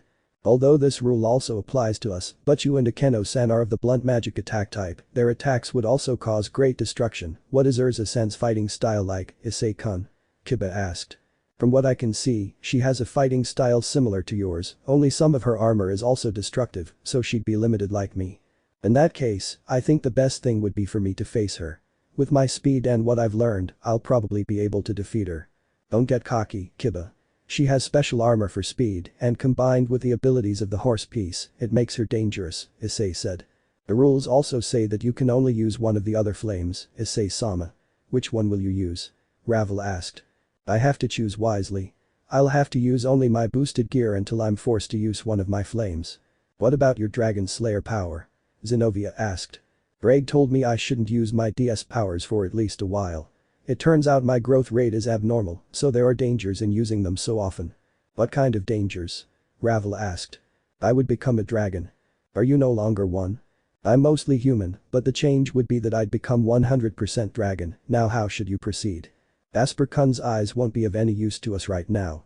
There are plenty of places to hide, and everything has been recreated in such a way that anything we break will cost us points. They've really screwed us over, although we still have a few tricks up our sleeve, Issei said. We'll have to use them in a controlled way. We can't continue as we initially planned. Given the current situation, I think Isabella-san and Kiba would benefit the most. Their fighting styles won't cause much damage, Zenobia commented. Ravel, can you measure the power and size when using it? Issei asked, looking at the map they were given of the shopping center. It will be difficult to regulate how much magic to use and what size. Why? I have a plan. For that, I need you and Gasper to head to this place when the encounter begins, Issei said, pointing to the map. Gasper, do you think you can use your powers too? I'll try, I'll give it my all to win, Issei-senpai. Gasper exclaimed, filled with determination. Okay, I'm counting on you, Gasper, said Issei. What will Gasper-kun do? The rules said he couldn't use his power, nor could he give him his blood, Issei-sama, Isabella said. I already suspected as much. Beelzeman trained Gasper for a reason, to help him improve in other areas. I'm counting on him to help us with what he's learned. I see, it's very likely that Sona Kaicho will try to get Saji-kun here if Saji promotes Queen. I'll take care of Saji myself. As his friend and former partner pawn, it's my duty to fight him with everything I have, Issei exclaimed. Saji-kun's powers will be somewhat difficult since he can absorb our energy, and we're also worried that there's a counter on Sona Kaicho's team, Kiba said. We'll lose points for damage, but I think we can turn that to our advantage. How? They all asked. The rules say that if we break something we will be penalized, which means that if we break it, it will be a foul, so if we make our opponent break something when we attack them, then the foul will be for them. I see that's certainly something well thought out, Ice-kun. I need to start using my head more. Kaicho will send Saji and someone else against us since we're closer. Rias will also send someone. The question is, who? Since Ice-kun possesses great defense and offense, they will most likely send Akeno-san along with Kaneko-chan. If they both attack you at the same time, they will probably be able to defeat you. Isabella. Hi. You will stay here with me. Understood. Ice-kun, I'll check the parking lot. It's where the 3 bases connect somehow, so they'll most likely use it to infiltrate. They might also use the cars as traps. Car bombs? Do you think they'll go that far? I don't know, but we have to be sure about everything. I understand, I'll leave it to you. After saying that, Kiba went down some stairs towards the parking lot, running at great speed. What's wrong, Ice? Zenobia asked, noticing that the brunette blonde was deep in thought. What Kiba said makes it likely that Rias will send Kaneko-chan and Akeno-san against me. Kaneko-chan and Fukubachu, you won't be able to handle them. I have a method, but this will be the first time we fight. In any case, the foundations of the plan are already in place, let's take the remaining time to relax for a while. With that said, each one decided to relax in their own way. Everyone was trying to pass the time before the meeting. Gasper and Ravel were in the cafeteria getting something to drink, Isabella went into the bookstore, Kiba checked the pharmacy and brought some things back, while Issei went to the clothing store. I think I should remember to bring some spare clothes. Training with Tannen left my clothes in tatters. Issei continued looking through the clothes until he reached the swimsuit section, where the blood from his nose didn't take long to start flowing. Does this count as a swimsuit? It's just strings, but I'm not complaining, Issei said, revealing his perverted nature after a long time. Ice? What are you doing here? Said Zenobia, suddenly appearing. Zen, nothing, I just happened to be passing by. This Issei wondered if he was in trouble for seeing those swimsuits. You like it? Next time I'll buy one like this. Oh really? Yes, although it would be somewhat complicated to walk with him, plus he would attract a lot of attention. At that moment, Issei's senses kicked in. If Zenobia bought that swimsuit, some other scoundrel would see her and try something, and most likely he would end up destroying any bastard who tried to steal his girl. No, you're rejected. I don't want you to buy that swimsuit. I won't let anyone but me see you in it. I won't let any wretch see that body, that's only mine. It was haha. Zenobia started laughing. Don't laugh. I'm sorry, I just find your jealous outbursts funny. That's why they say dragons are territorial with their mates. I'm possessive of what's mine, so what? You're my girlfriend and the future mother of my children, so I don't want anyone but me touching you or being near you. Then Issei felt Zenovia's arms wrap around his neck and she gave him a kiss that lasted a short time but was overflowing with the blue-haired girl's feelings. We're possessive too. I might not show it much, but I won't let anyone we don't accept be with you, Zenobia said, letting go of the brunette and heading for the exit, but not before turning around and saying a few more words. I'll buy the swimsuit, but only you will see me in it. After those words, the blue-haired girl left. Great, now I have an erection. Something very typical of you, Ibu. The time had come, and the announcement was not long in coming. Now is the time to begin. Also, the time limit for this bombing-style game is 3 hours. So, without further ado, let the game begin. Alright, the game has begun. Issei cracked his knuckles. Let's show them how strong we've become. Issei roared at the top of his lungs. Hi. The group spirits were sky high. Gasper, Ravel, your turn. Hi, senpai. Gasper split into several bats, which separated and went to different places. Understood, I will do my best. Ravel unfurled her wings of fire and followed a group of bats. Kiba, Zen, you two go for the garage, the objective. Issei pointed at the map. Sona Kaicho's base. Rest assured, Rias will go after Kaicho after we're gone. Once Gasper informs me that she's finished, Isabella and I will move there as well. Understood, Zenobia-san, let's go. Hi, Kiba. Kiba and Zenobia left. They exited the arcade and headed down the path that led to the garage. According to Kiba, it was confirmed that there were indeed cars in the parking lot. However, they were merely replicas, so using the cars as bombs was ruled out. The minutes passed. After 10 minutes, Issei heard the transmission from Ravel. Isama, everything is ready, everyone is prepared, Ravel informed. Well, Gasper, what do you say? The spell is ready, the main circle is well hidden so it won't be discovered. I can see Saji-senpai and Roroko-san heading to their positions. I see, Saji's coming, I'm ready, anything from Ria's team? I see Kaneko-chan, she's heading towards your position, senpai, but I don't see anyone with her. Nobody? Not even Akeno-san or Urza? No, I can't see nah. Suddenly the communication was cut off. Gasper. Gasper. Gasper. Issei exclaimed. Something had happened. They completely lost the signal from Gasper's transmitter. Bravel, can you see Gasper? No, I only see a handful of Gasper's bats flying erratically. Something happened to Gasper. Something had gone wrong. They couldn't get in touch with Gasper. Isama. Damn it, it looks like we'll have to move now. Issei exclaimed, leaving the arcade and starting to run towards Sona's base. Isabella followed close behind. We'll probably run into Saji and the others before Kaneko-chan catches up with us. Are you ready? Yes, my equipment is ready, and so is my warm-up. Perfect, now. Issei looked up. Haidao. Saji. Saji came swinging using the line of his sacred gear as a vine. Next to him was also Sona's other pawn, Hiroko Nomura. I hope you don't mind. But I'll cut your vines. Suddenly, one of Beelzeman's pistols materialized in Issei's right hand rapid fire. Bang. Bang. The bullets hit the line, cutting it. In the air, Saji held Hiroko so that she wouldn't get hurt when she fell. Crack.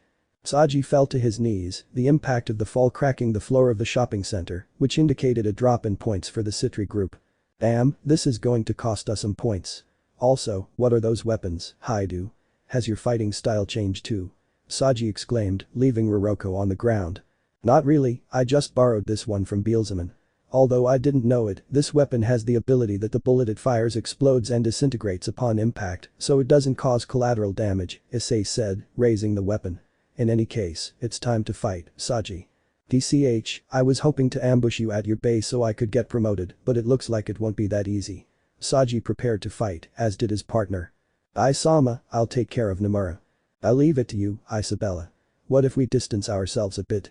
What if you and I fight? I doubt we won't end up breaking something. You read my mind. Hiroko, I'm counting on you. Saji's aura could be felt with great intensity. Leave it to me, Gen-chan, you defeat Haidu-senpai. The two friends sped away from the place, leaving Hiroko and Isabella to fight in their own way. Are you ready, Nomura? Isabella exclaimed, preparing for combat. I can't let myself be defeated so easily, Isabella-sensei. Hiroko also took a fighting stance. Both were about to launch into combat when. Tap. I'll join this fight too, Kaneko said, arriving on the scene. Issei and Saji had already covered a considerable distance, going down to the first floor and stopping at a certain spot. Why are we staying in this place, Haidu? There are many things to destroy here, Saji said suspiciously. A trap, perhaps. I want us both to fight with everything we've got, without restrictions. That's why we stopped here. Tell me, Saji, what about us now? Issei said, pointing upwards. What's up? If I remember correctly, Saji realized quickly and looked at the brunette in perplexity. That's right, we're on my base, so your promotion to queen is allowed, Issei said. Have you gone mad? Or are you underestimating me? Saji said angrily. Not at all, I know how strong you are and also that you've become even stronger. That's why Issei got into a fighting stance as his boosted gear materialized on his left arm. Let's fight with everything we've got. Saji. Issei's golden aura enveloped him. It wasn't as if he was going to transform. After so much training, the color of the aura that Issei emitted took on that color. Saji was perplexed for a few moments, but then he closed his eyes and smiled. Without a doubt, I want to defeat you. Haidu. Promotion to queen, Saji exclaimed, raising her aura as well. The aura of both of them clashed, creating a slight tremor throughout the shopping center. Behind Saji, the aura of a black and purple dragon could be seen, and behind Issei, the figure of a humanoid dragon in red and gold. Tap. Ha! Issei shouted. Hey-ah! Saji shouted. Both fighters launched themselves at each other with all their strength and desire to win, about to clash fists when. Zaz. Something that came out at great speed headed towards Issei and Saji. Using his speed and sharp senses, Issei managed to dodge it but was thrown far away into a wide space of the shopping center. Saji created a barrier to avoid being harmed, but the impact threw him far away from the place, which apparently was foreseen since he was trapped in. The cage of lightning. Saji exclaimed. Then the culprit was. Ifufu, I'm sorry to interrupt your fight, but I need you to lend me Issei-kun for a while, Saji-kun exclaimed the queen of the Gremory group. Imajima-senpai. Saji shouted. Damn, I barely managed to avoid that, my trench coat is charred. Exclaimed Issei. The attack hit him slightly, reducing his black trench coat to dust. When did your electric attacks become so fast, Akeno-san? I trained a lot, Issei-kun, I'm not as weak as I used to be.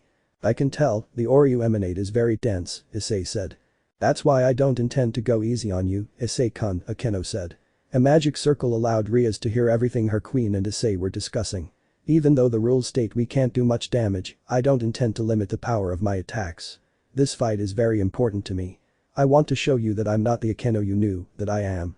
Oh, don't worry, I've already forgotten about the problems of the others, I've already forgiven you and Butchu, I understood that it wasn't fair to blame you for something you didn't do, Issei said nonchalantly. Huh? Said Saji. Huh? Akeno. Hey? Silence filled the place. If someone were to drop a note, it would be completely audible in all the silence. Akeno, Saji, and Rias, who were all listening, couldn't say anything more. This was a harsh discovery, so sudden. What are you saying, Haidu? Saji exclaimed from the electric cage. Ah, that's right. I didn't explain the situation to you, Saji, it'll be a long story, we'd better talk about it when the game is over, said Issei. Damn it, you have a lot of things to explain. Saji exclaimed at the top of his lungs. Then Akeno was breathing erratically, her eyes were watering, the next words of the brunette would be of utmost importance. Yes, I'm sorry for everything that happened before, Akeno-san, Issei said, scratching his cheek and feeling like an idiot for being angry, even though they told him the truth and not believing them. Why, Akeno burst into tears, falling to her knees and rubbing her eyes like a little girl. On the other hand, Rias was in the same boat. But Issei at this moment felt in a predicament. Damn, I made her cry, what do I do? You made her cry, Saji said, looking at the brunette blonde with disdain. Shut up. I don't know why she started crying. Issei tried to defend himself. The king of the slow. Akeno-san. Why are you crying? Issei said, slowly approaching.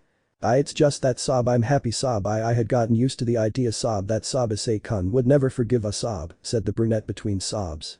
I'm really sorry. Exclaimed Issei, kneeling before the brunette. And it doesn't matter. Apparently, things between the groups had been resolved without them even realizing it. As for Issei's group, they may already hate Firas, but there's still a long way to go before they return to how they were before. You haven't forgotten that we're in the middle of a duel, have you? Said Saji, already bored of being locked up. You're right, we can talk about this later, Akeno-san, Issei exclaimed, assuming a fighting stance. Why yes, we still have to win this match, Akeno exclaimed, now acting normal and preparing to fight. Then an announcement was made. One bishop of Issei Archer-sama and one pawn of Sona Citri-sama retreat. That took everyone present by surprise. Did Gasper fall? Baroko? Saji shouted. It seems that Gasper-kun resisted longer than expected, Akeno commented. What did you do to Gasper, Akeno-san? Issei asked. Well, since I saw it in its bat form, I caught it in a bag and threw some garlic inside. I thought it had retreated a while ago, so I thought it had been freed. Garlic? I think someone will be upset about this. Meanwhile, in the VIP room, watching the match at Surzich's invitation, a certain person was there watching the match and at this moment was literally furious. Well, it seems the training wasn't enough. That boy and I will spend a lot of quality time together to fix that problem for him, commented Bielsaman, radiating an extremely gloomy aura. I feel sorry for the boy, Azazel said. I'm sure Bielsaman must be extremely angry right now, the brown-haired blonde man muttered under his breath. In any case, I hope you're ready, Akeno-san. Because I'm determined to defeat you. I won't make it easy for you either, Issei-kun, Akeno exclaimed, changing into her priestess robes. The Kazuchio. Akeno launched 3 lightning bolts at Issei. They were traveling at an astonishing speed. Boo. Issei jumped back, dodging one of the lightning bolts, then to the left, and finally used his boosted gear to fire a small sphere of magic so that it would hit the lightning bolt. You managed to avoid it well, Issei-kun. But what about these? About 10 lightning bolts rushed towards the chestnut-haired boy. Due to the great speed at which they came, there was no way he could dodge them all in time.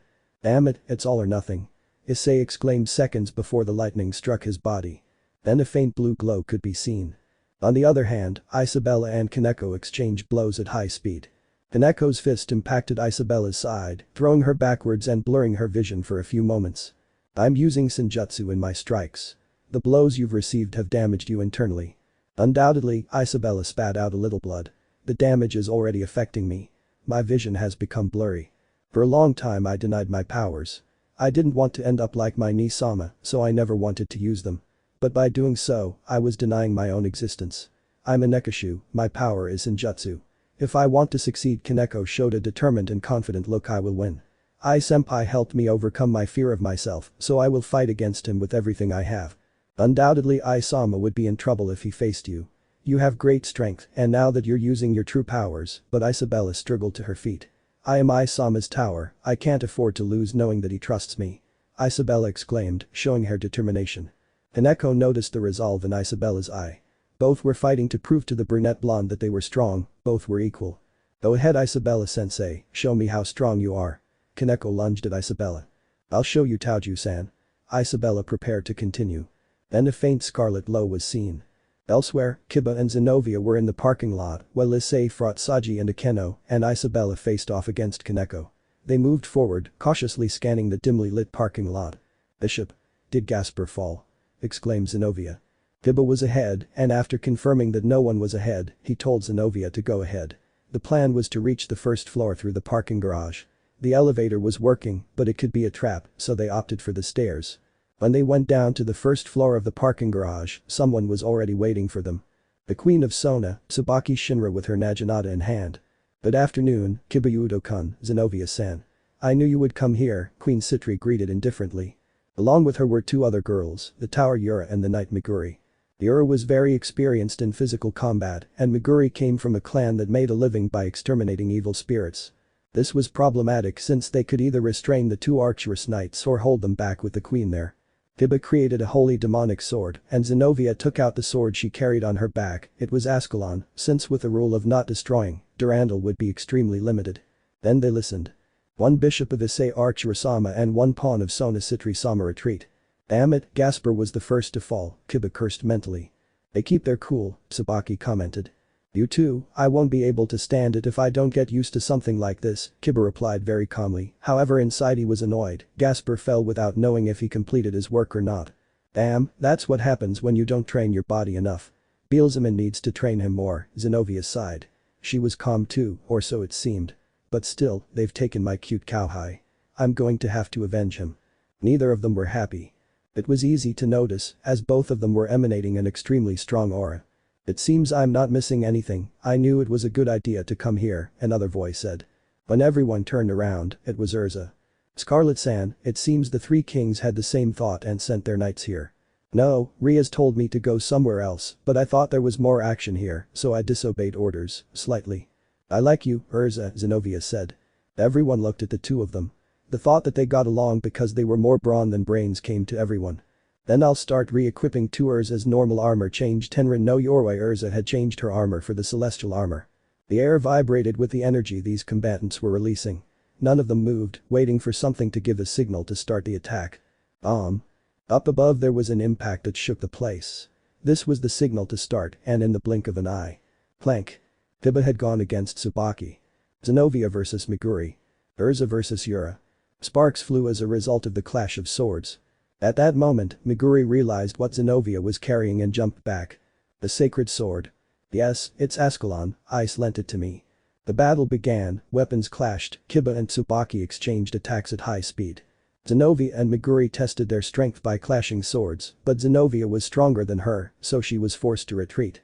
Yura, on the other hand, was the one in trouble, since fighting with only special gloves, she couldn't get very close to Urza, especially when Urza began to summon more magic swords, but instead of attacking, she seemed to avoid the attacks and wait for something. Things weren't so easy for Meguri either. Having a sacred aura, a simple cut from Ascalon could leave her in bad shape, so she tried her best to dodge any attack. Suddenly, Zenobia made a hole in space. Are you planning to call Durandal? Not exactly. Durandal's sacred aura emerged from the dimensional rift, then that aura merged with Ascalon's. This is the first time I've had Dura's aura on me. This isn't all of this vagrant's power, but at least it's something. Tsubaki was the first to understand what Zenobia was doing. Are you keeping Durandal trapped in the pocket space? You're just draining her aura. Zenobia smiled. Yes, I came up with an interesting way to use Durandal. I somehow managed to get it during my training, and now I can use it more than well enough. It was Azazel-sensei's idea. Zenobia attacked her opponent with Ascalon, which was covered with Durandal's aura. Plank. Silver light and sparks glittered all over the parking lot. The battle intensified with each second. Meguri's skills and sword were quite special, but she was being cornered little by little by Zenobia's speed and strength. In a few moments, Zenobia cornered Yura and prepared to finish her off with a powerful attack. Yura realized this, and after dodging Urza's sword, she ran towards Zenobia.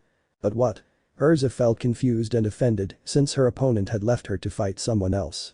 Yura positioned herself in the middle of Zenobia's attack and extended her hands forward. Reverse.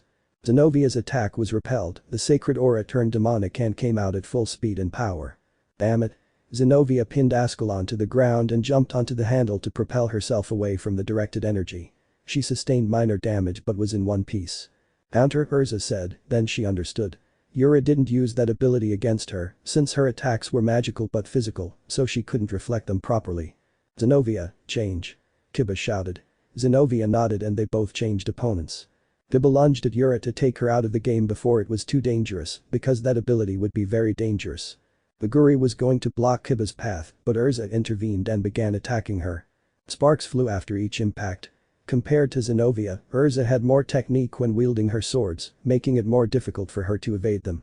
After blocking the impact of Urza's sword, Meguri was left open for an attack, something Urza would not miss. I've got you. Pentagram sword. Several quick cuts that formed a pentagram hit Meguri. Meguri was unable to block it, receiving the full impact, severely damaging her and causing her to fall hard to the ground, covered by a light. One of Sona Citri-sama's horses is retiring. Meanwhile, Zenobia attacked Tsubaki quickly and with great intensity, managing to trap her against a wall, then she charged Ascalon to deliver a powerful blow. Wait, don't do it. Sacred Gear Mirror Alice's mirror, a large ornate mirror appeared in front of Tsubaki, crashing against Zenobia's attack. Zoon. A wave of power surged from Tsubaki's mirror and attacked Zenobia. With a confused expression, Zenobia spat blood everywhere as she fell hard to the floor. When this mirror is destroyed, the impact on it is doubled and reflected back at the opponent, the queen commented.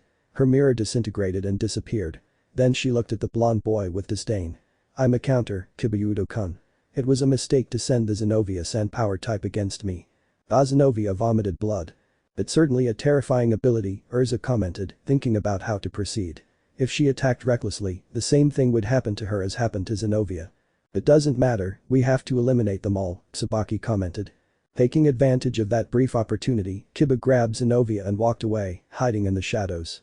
I placed Zenobia in the shade behind a car and took out the medical supplies from before, but the damage was extremely great. She received the double attack of Ascalon, and Durandal multiplied by 2. Had it been a real fight, Zenobia would have died, which would not only sadden everyone, but would leave their friend and their king extremely damaged. Zenobia grabbed Kiba's hand and spoke. Leave me alone, Kiba.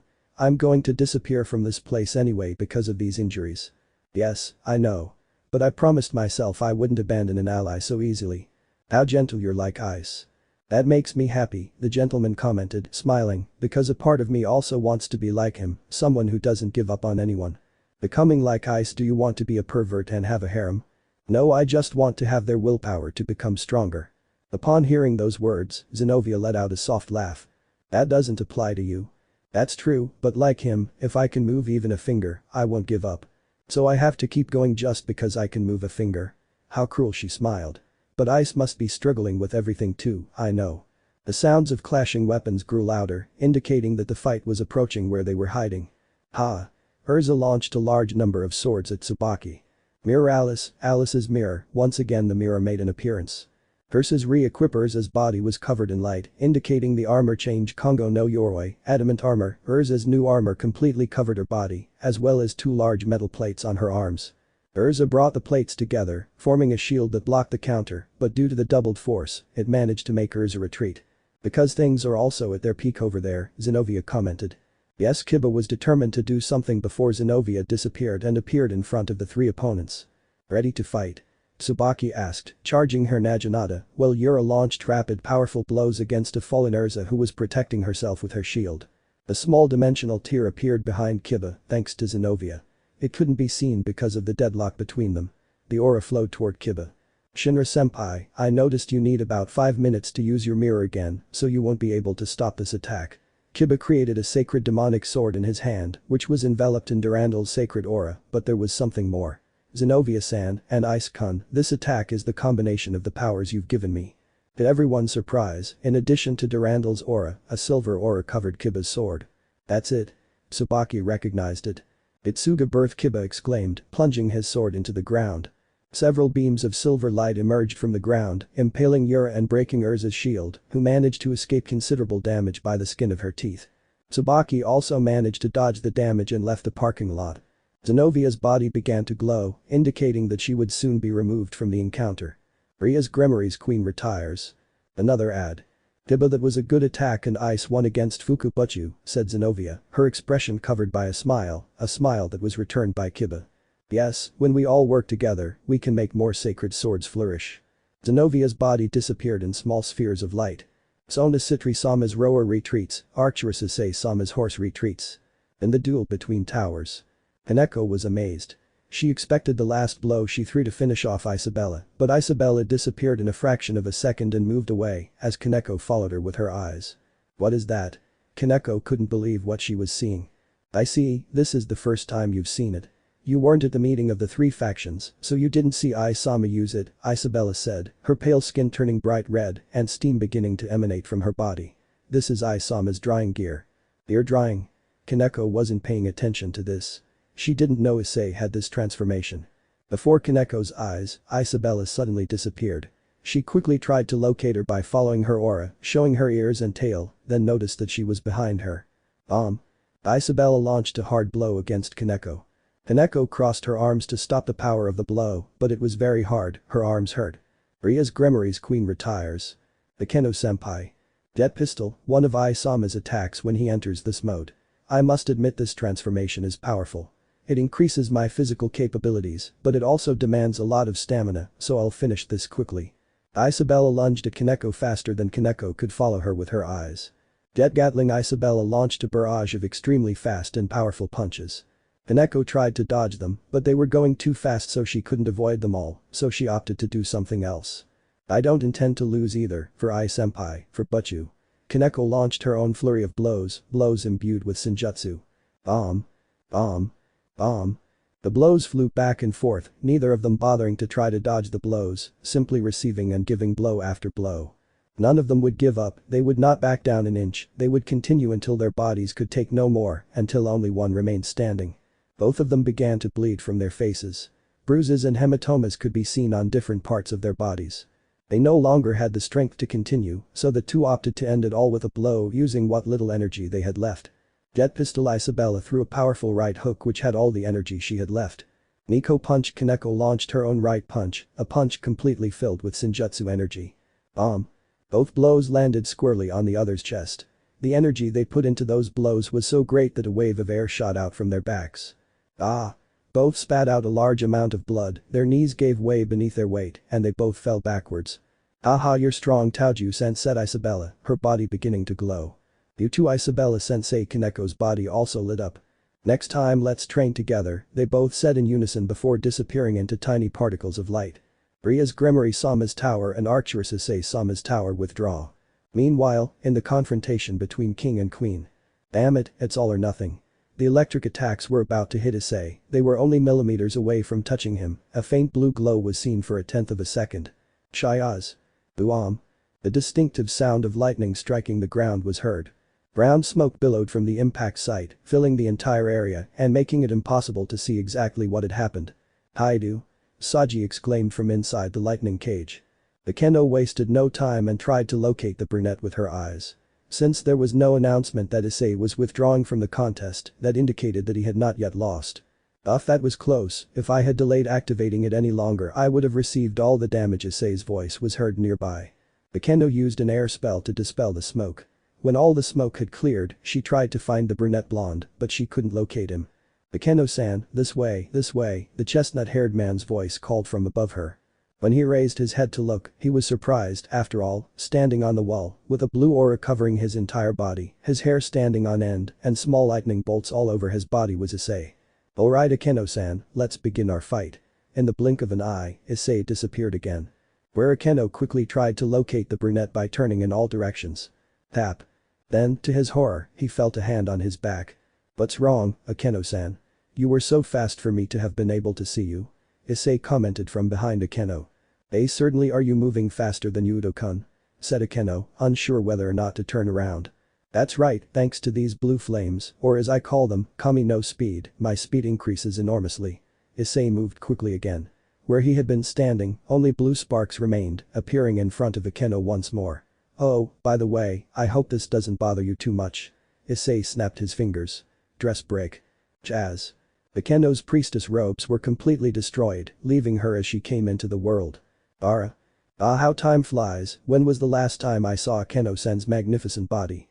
Issei exclaimed excitedly, it seems that everything that happened dissolved as if nothing had happened. Haidu, I'm seriously going to need an explanation later, Saji said, trying to stop his nosebleed. Aeno, for her part, felt happy rather than ashamed, as the brunette was once again showing attention to her body and to her. You have no idea how happy you make me, Issei-kun, Aeno said. I really need an explanation urgently. Saji complained. Okay, enough with the games, Aeno-san, let's fight with everything we've got. Issei exclaimed, his body beginning to emit powerful electric currents. Hi, Issei-kun. Aeno used magic again to put on her priestess outfit once more, launching a powerful beam at Issei. Oz. The chestnut-haired man moved in a fraction of a second, dodging the attack and returning to the same spot. Now I am Aeno-san, you will need more if you want to give me, Issei said confidently. It seems so, apparently I don't have to give it my all if I want to beat you, Aeno exclaimed, covering herself with a yellow aura and forming lightning around her.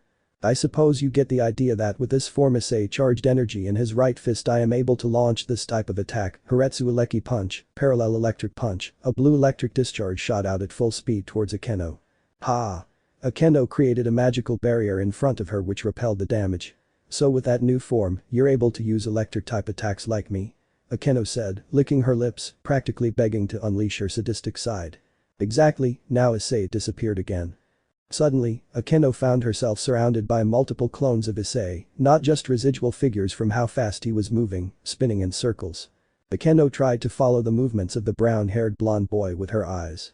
After the battle with Racer in Mexico, her eyes had adapted to high speed, but compared to that, Issei was vastly faster.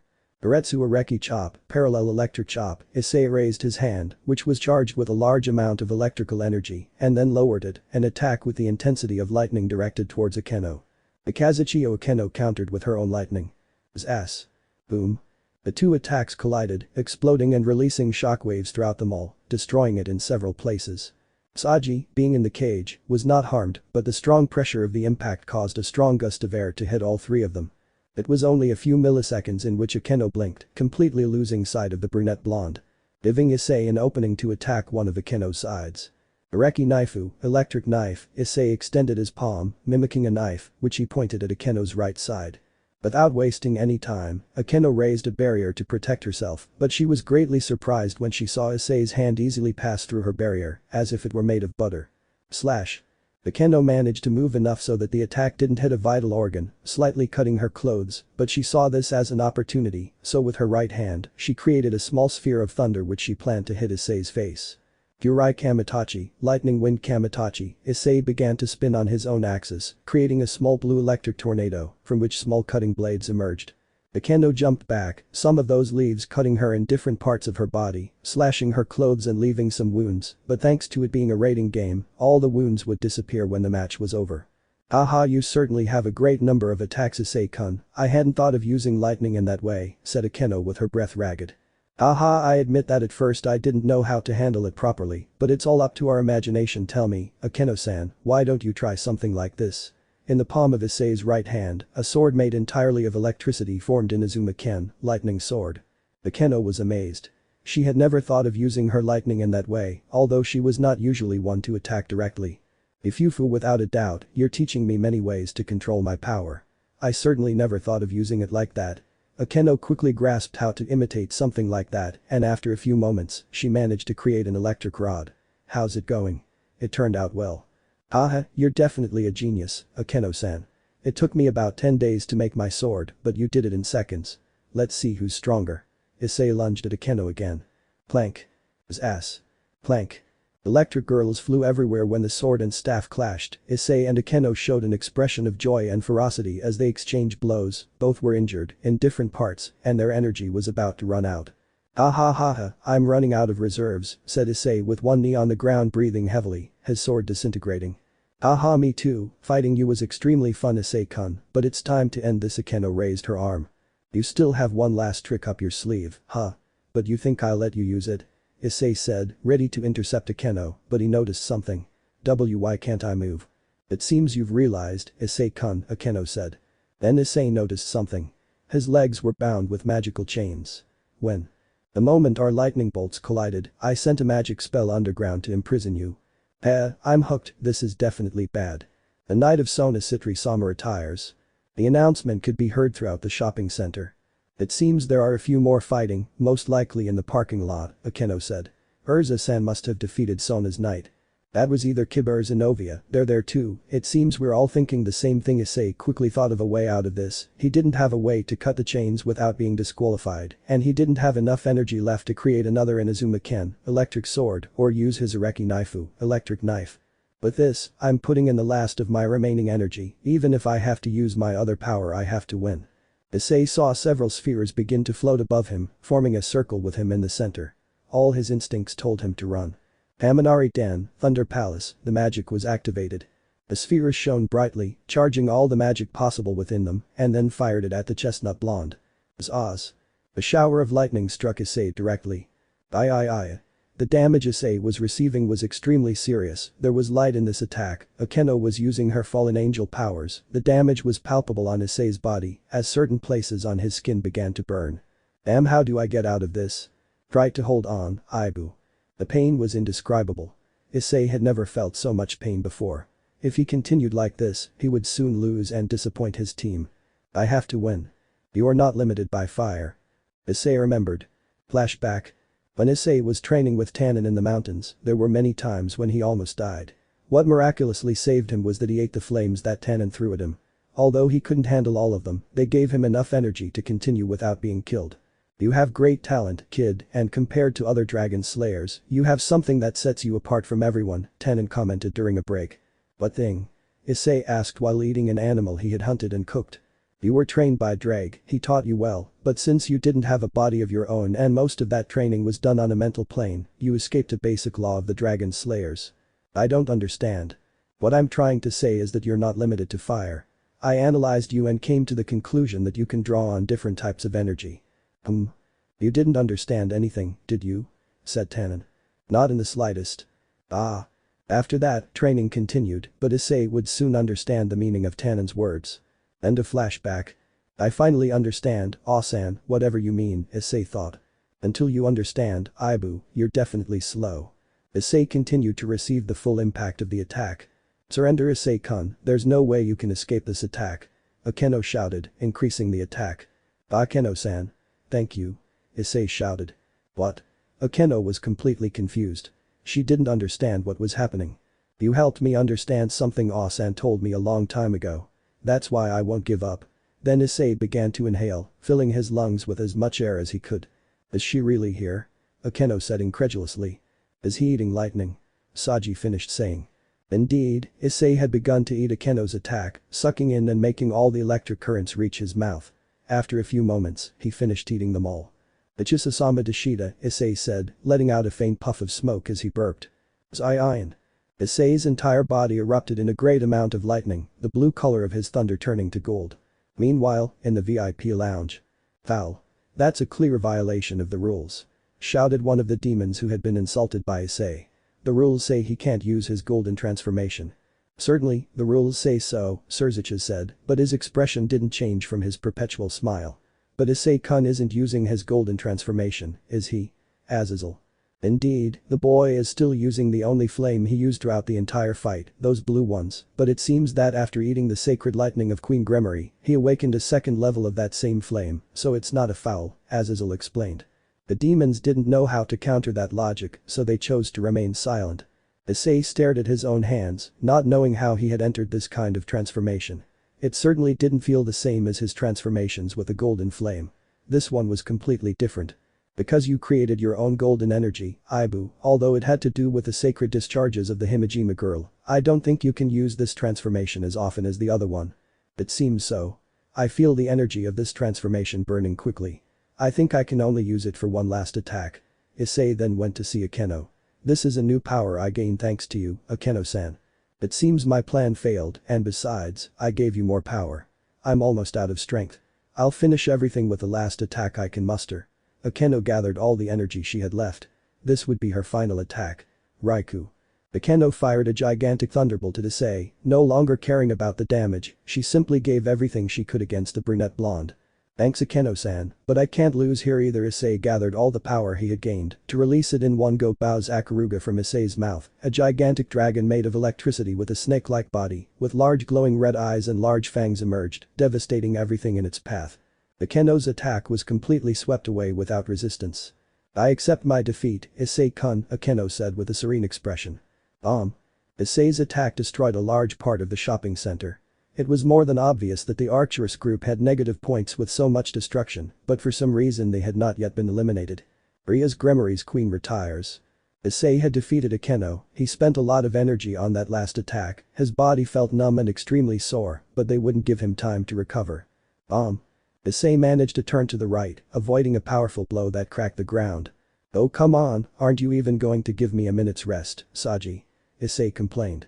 I'm sorry to tell you, Haidu, but no, you're too damaged after your fight with Himejima-senpai, so I don't intend to waste this opportunity.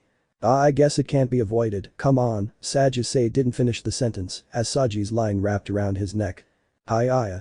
Using his strength, Saji pulled the line, throwing Issei against one of the shops. Without wasting any time, Saji launched himself forward to continue hitting the brunette blonde. While Issei was at the store. I hate it when they don't let me finish speaking, Issei complained, having landed on his head.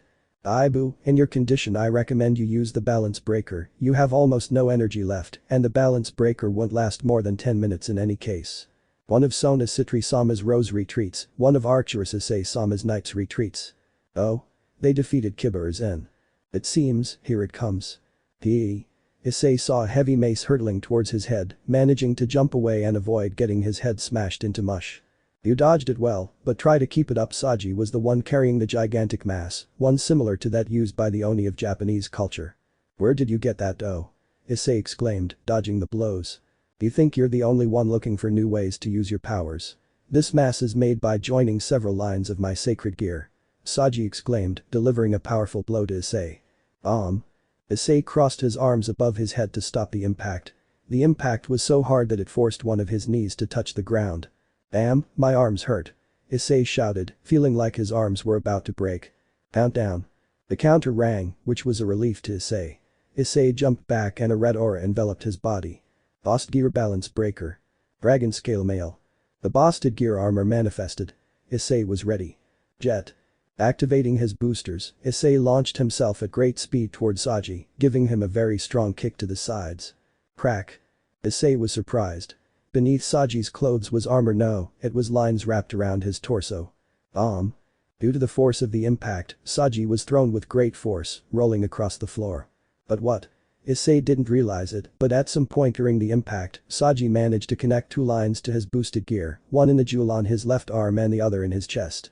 It seems I managed to do it, said Saji, spitting out a large amount of blood. Come on Haidu, I'll show you that I can defeat you, that I can surpass the Sekiryuutei.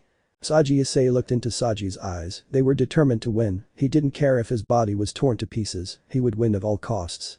One of Rias Gremory's towers withdraws, one of Arcturus Issei-sama's towers withdraws. Isabella, Kaneko-chan, you gave it your all, didn't you Saji? Hey? Just like you, I have a lot at stake, I don't intend to lose. So come on, fight me with everything you've got. You don't even have to say it. Saji lunged at Issei, coiling several lines into a sword shape. Saws. Issei stepped back a little, a cut appeared in his armor, then he connected a punch to Saji's jaw. The strong impact shook Saji's brain. But that wouldn't stop him. He materialized more lines, which pierced Issei's legs.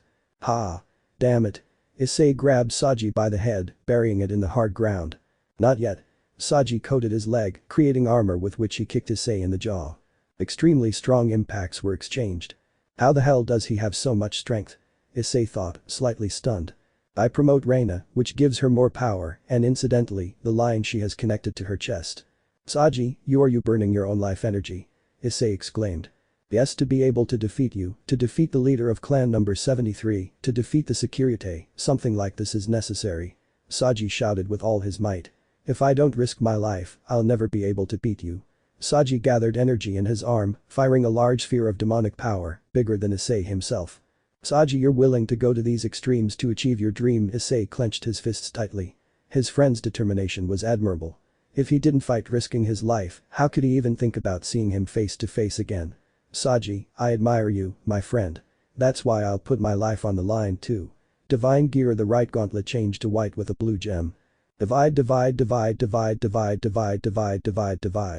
Issei was dividing the power of Saji's attack. It was considerably reduced in size, but Issei did not expect Saji to be behind the sphere of demonic power, with his fists covered with lines equaling 2 metal gloves. Proc. Ah. Both blows impacted Issei's chest. The armor cracked after receiving that blow. The impact surely damaged internal organs. Issei landed a high hook against Saji. Issei could swear he saw some teeth fly after the impact. They both continued, punching, kicking, slamming their opponent against the ground, walls, pillars. The entire area where they were fighting became a disaster. Ha ha ha. Ha ha ha.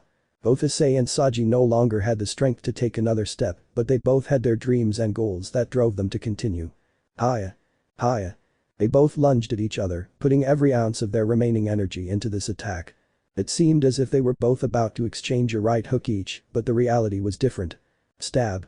From Saji's right hand, a perfectly straight and sharp line emerged, pointing at Issei's heart. For his part, Issei had managed to restore enough energy to use his Reki Knaifu, electric knife, again. They both moved closer to deliver the final blow. Time seemed to slow down around them. They were both friends, whose dreams and aspirations clashed. Stab. Everything ended at that moment.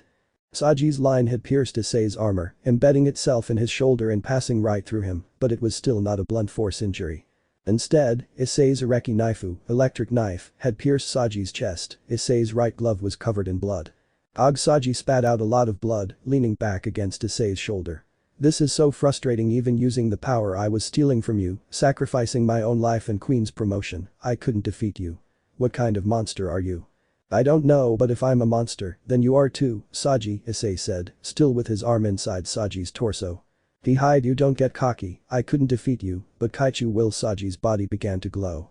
I won't let myself be defeated so easily either. With all the damage Issei has inflicted, I'm sure I won't win the match, but at least I'll lose with style. That is very Yumi. Saji's body dissipated into small particles. The pawn of Sona Citri-sama withdraws. Issei had managed to catch his breath. The damage he had suffered had accumulated. What Issei noticed was that the line connecting to his chest had not disappeared. Aibu, this line. Yes, my body has already noticed. Issei stood up again. I think it's time for my last fight. Issei walked slowly towards his destination, the Citri base. The setting for their last encounter was the main plaza of the shopping center. It was the place where people usually took a break from shopping. Sona was there. How are you, Haidu? Issei-kun greeted the dark-haired Citri. I could sense your overwhelming power from here. You're exhausted after fighting Akeno-san and Saji. Yeah, none of them have made it easy for me. Sona was inside a barrier, maintained and created by her bishop, which was connected to the line left by Saji. Intrigued by what that line is? Sona asked. It's not necessary, I know what it is. Sona was surprised. This feeling, my body remembers it, being dangerously low on blood is something I've experienced before, Kaicho. You realized it, but even so, your body will soon succumb. Don't underestimate how stubborn I can be. At that moment, Vice President and Queen Citri, Tsubaki Shinra, appeared. Behind him was Kiba, who clashed swords with Urza. It was Zen who fell then, Issei thought sadly. It seems this match has been very evenly contested. Ria's voice came from behind Issei. Kaneko, Akeno, both fought with everything they had, and their efforts paid off. Ria said Sona. I'm taking a while. Hello Asia, Issei greeted casually with a wave. Hello Issei-san. Asia returned the greeting. Issei, I heard what you said to Akeno. Ria seemed pleased. Losing or not wouldn't affect her at this moment, although winning would be better. We'll discuss that later. I also owe Saji a lot of explanations. Kiba cut this out, Issei said, pointing at the line. Kiba distanced himself from Urza, grouping up with the chestnut-haired boy and cutting the line from which blood flowed. Blood? Kiba, Rias, Asia, and Urza said doubtfully. I suppose they thought that if I ran out of blood I would be defeated. A good strategy. Too bad it's not the first time I've fought with almost no blood. Who would have thought that the experience of the last fight would be useful? I didn't count on that either. It seems the match will be decided by a confrontation between Rias, Sona commented. Yes, but we have a slight advantage, said Issei. Kiba looked confused, and so did everyone else. What is that advantage? It will cause a lot of destruction, so it's more than obvious that we won't win this one, so we don't have to hold back anymore, Issei exclaimed, making his voice roar throughout the place. What? Both Rias and Sona felt confused. I see, it's a shame we can't win, but at least we'll give it our all as a grand finale, Kiba said, standing up and pointing his sword at the knight in Queen Citri, Gremory. Kiba finishes spectacularly, said Issei. A silver aura enveloped Kiba's sword, making it extremely strong. That's it. Rias had seen this before, specifically in Issei. Issei-kun silver flame. Sona finished, extremely confused. What? It seems Ajuka-sama discovered that my pieces can grant some of my powers to my servants. Kiba trained to be able to wield my silver flame. What I lacked was strength, but with Ice-kun's help I have more power. Take this Yotsuga Tenshu. Kiba swung his sword, and a crescent-shaped energy wave shot out at Urza and Tsubaki. Bomb. The energy destroyed a large part of the plaza. Tsubaki had managed to evade it, but Urza received a very deep cut on her shoulder. Urza, step back, let Asia heal you, Rias said. Understood. Urza jumped back to Asia, staying next to her so she could heal her. I'll heal you quickly, Urza-san, Asia said, creating a healing dome. Thank you, Asia. I won't let them. Kiba lunged to stop Asia from finishing healing Urza. Rias tried to stop him, but Kiba managed to slip inside the dome. Now. Suddenly, Sona's bishop also slipped in and entered Asia's healing dome reverse. The healing effect of Asia's sacred gear was reversed, causing damage instead of healing. Ah. Asia and Urza screamed, Kiba gritted his teeth. The knight and bishop of Rias Gremory retreat, a knight of Archerus Issei-sama retreats, a bishop of Sona Citri-sama retreats. In a matter of seconds the situation changed. Rias had lost all her elements, leaving only herself. Sona also lost, leaving only her queen and Issei. It seems that only the two of you are left, Sona commented. DCH, we've been caught, Rias complained. I didn't expect that. My vision is getting blurry, Issei fell to his knees. This is the end for you, Rias, Issei-kun. All that remains is to eliminate you and Ravel Phoenix-san, who must be somewhere. Hee. What are you laughing at? Because they think they don't know where Ravel is, Issei laughed. What are you plotting, hide you Issei? Exclaimed Queen Citri. I knew we probably wouldn't hold back in the fight, so I tasked Ravel with creating a grand finale. Issei exclaimed. There's no need to hide anymore, Ravel. As you command, Issei-sama. Ravel's voice suddenly boomed above them all. When they looked up at Asia, they couldn't believe what they saw. What? Sona couldn't believe it. Above them, above the shopping mall, hundreds, not thousands, of basketball-sized fireballs were waiting. Issei gun, meteor shower, the technique that Ravel managed to develop using my orange flames. Are you crazy? Do you plan to completely destroy them all? Sona exclaimed, worried. It's understandable that you're worried, Kaicho. After all, you're not here. Your true self is on the building's rooftop. What? Rias exclaimed in disbelief. How did you find out? Sona asked. In two ways. First, my sense of smell. Being a dragon slayer I can smell things. I couldn't smell your scent in this place. And second, your breasts told me. Absolute silence. Excuse me? Sona said, thinking she had misheard. I think everyone forgets I'm a pervert, so I created a new technique using my perversion, Issei exclaimed, feeling like the king of the world. Bilingual, a technique that lets me hear the voice of breasts. Nobody knew what to say. Something like this was possible, but something like this could not be created. What's with that strange technique? That's a clear violation of privacy. Exclaimed the Sona hologram, covering her breasts. It's too late for that, Kaichu. Besides, there's no point in covering your tracks. I managed to get a lot of information out of you right now. Oh, and by the way, I think we both need to have a serious talk after the duel, something about a certain book. Sona's face burst into a deep red, as well as smoke rising above her head. Finally, I'll talk to Kiba about you, Shinra-senpai, Issei said, giving a thumbs up. Aye. Dee. Dead of embarrassment, Tsubaki threw herself at the brunette. Ravel. Hi. Ravel rushed out, grabbing Queen Citri and throwing her into the air. Tsubaki spread her wings and prepared for combat, feeling stupid for creating an opening like that. Let our kings fight, Shinra-senpai, Ravel said, creating two large fire spheres in his hands. Ravel Phoenix, you're making a big mistake if you think you can beat me on your own. No, I simply know how to defeat you and how to unleash the attack I've been preparing for so long. How did they manage to do this without us noticing? It's all thanks to Gasper-san. He used a powerful invisibility spell on me, making not only me, but also my energy imperceptible. How could we not have thought of it? This is goodbye, Shinra-senpai. Ravel launched the two fireballs at Tsubaki. Mirror Alice's mirror, Tsubaki prepared to return the attack, a sure victory against Ravel. You underestimate me, senpai. I expected you to have some trick up your sleeve, so I already planned how to defeat you. Before the fire spheres impacted the mirror, both Ravel and Tsubaki were encased in a sphere of fire. What? Tsubaki understood, Ravel didn't expect to win, he expected to be able to take Tsubaki with him, there was no time to deactivate his ability. Goodbye senpai. Boom. Inside the sphere of fire there was a great explosion, when the sphere was destroyed, both fell to the ground badly injured. We shouldn't have underestimated Ravel Phoenix and Gasper Vladikun, were Tsubaki's thoughts before her body was enveloped by light. The Bishop of Archeress Issei Sama retires, Queen of Sona Citri Sama retires. With Ravel's disappearance, chaos ensued. The Mamamama. Meteorites began to fall all over the shopping center. The bombardment lasted only a few seconds, but the entire shopping center was reduced to rubble. Rias had managed to create a magic barrier to prevent the damage, although it didn't do much good as she still received damage. Sona used her magic to create a water dome, also using water from the mall. She managed to stop most of the damage, although she still sustained some damage. For his part, Issei used his tower flame to destroy any attack that came near, although with all the damage received, it wouldn't take long for him to withdraw from the game.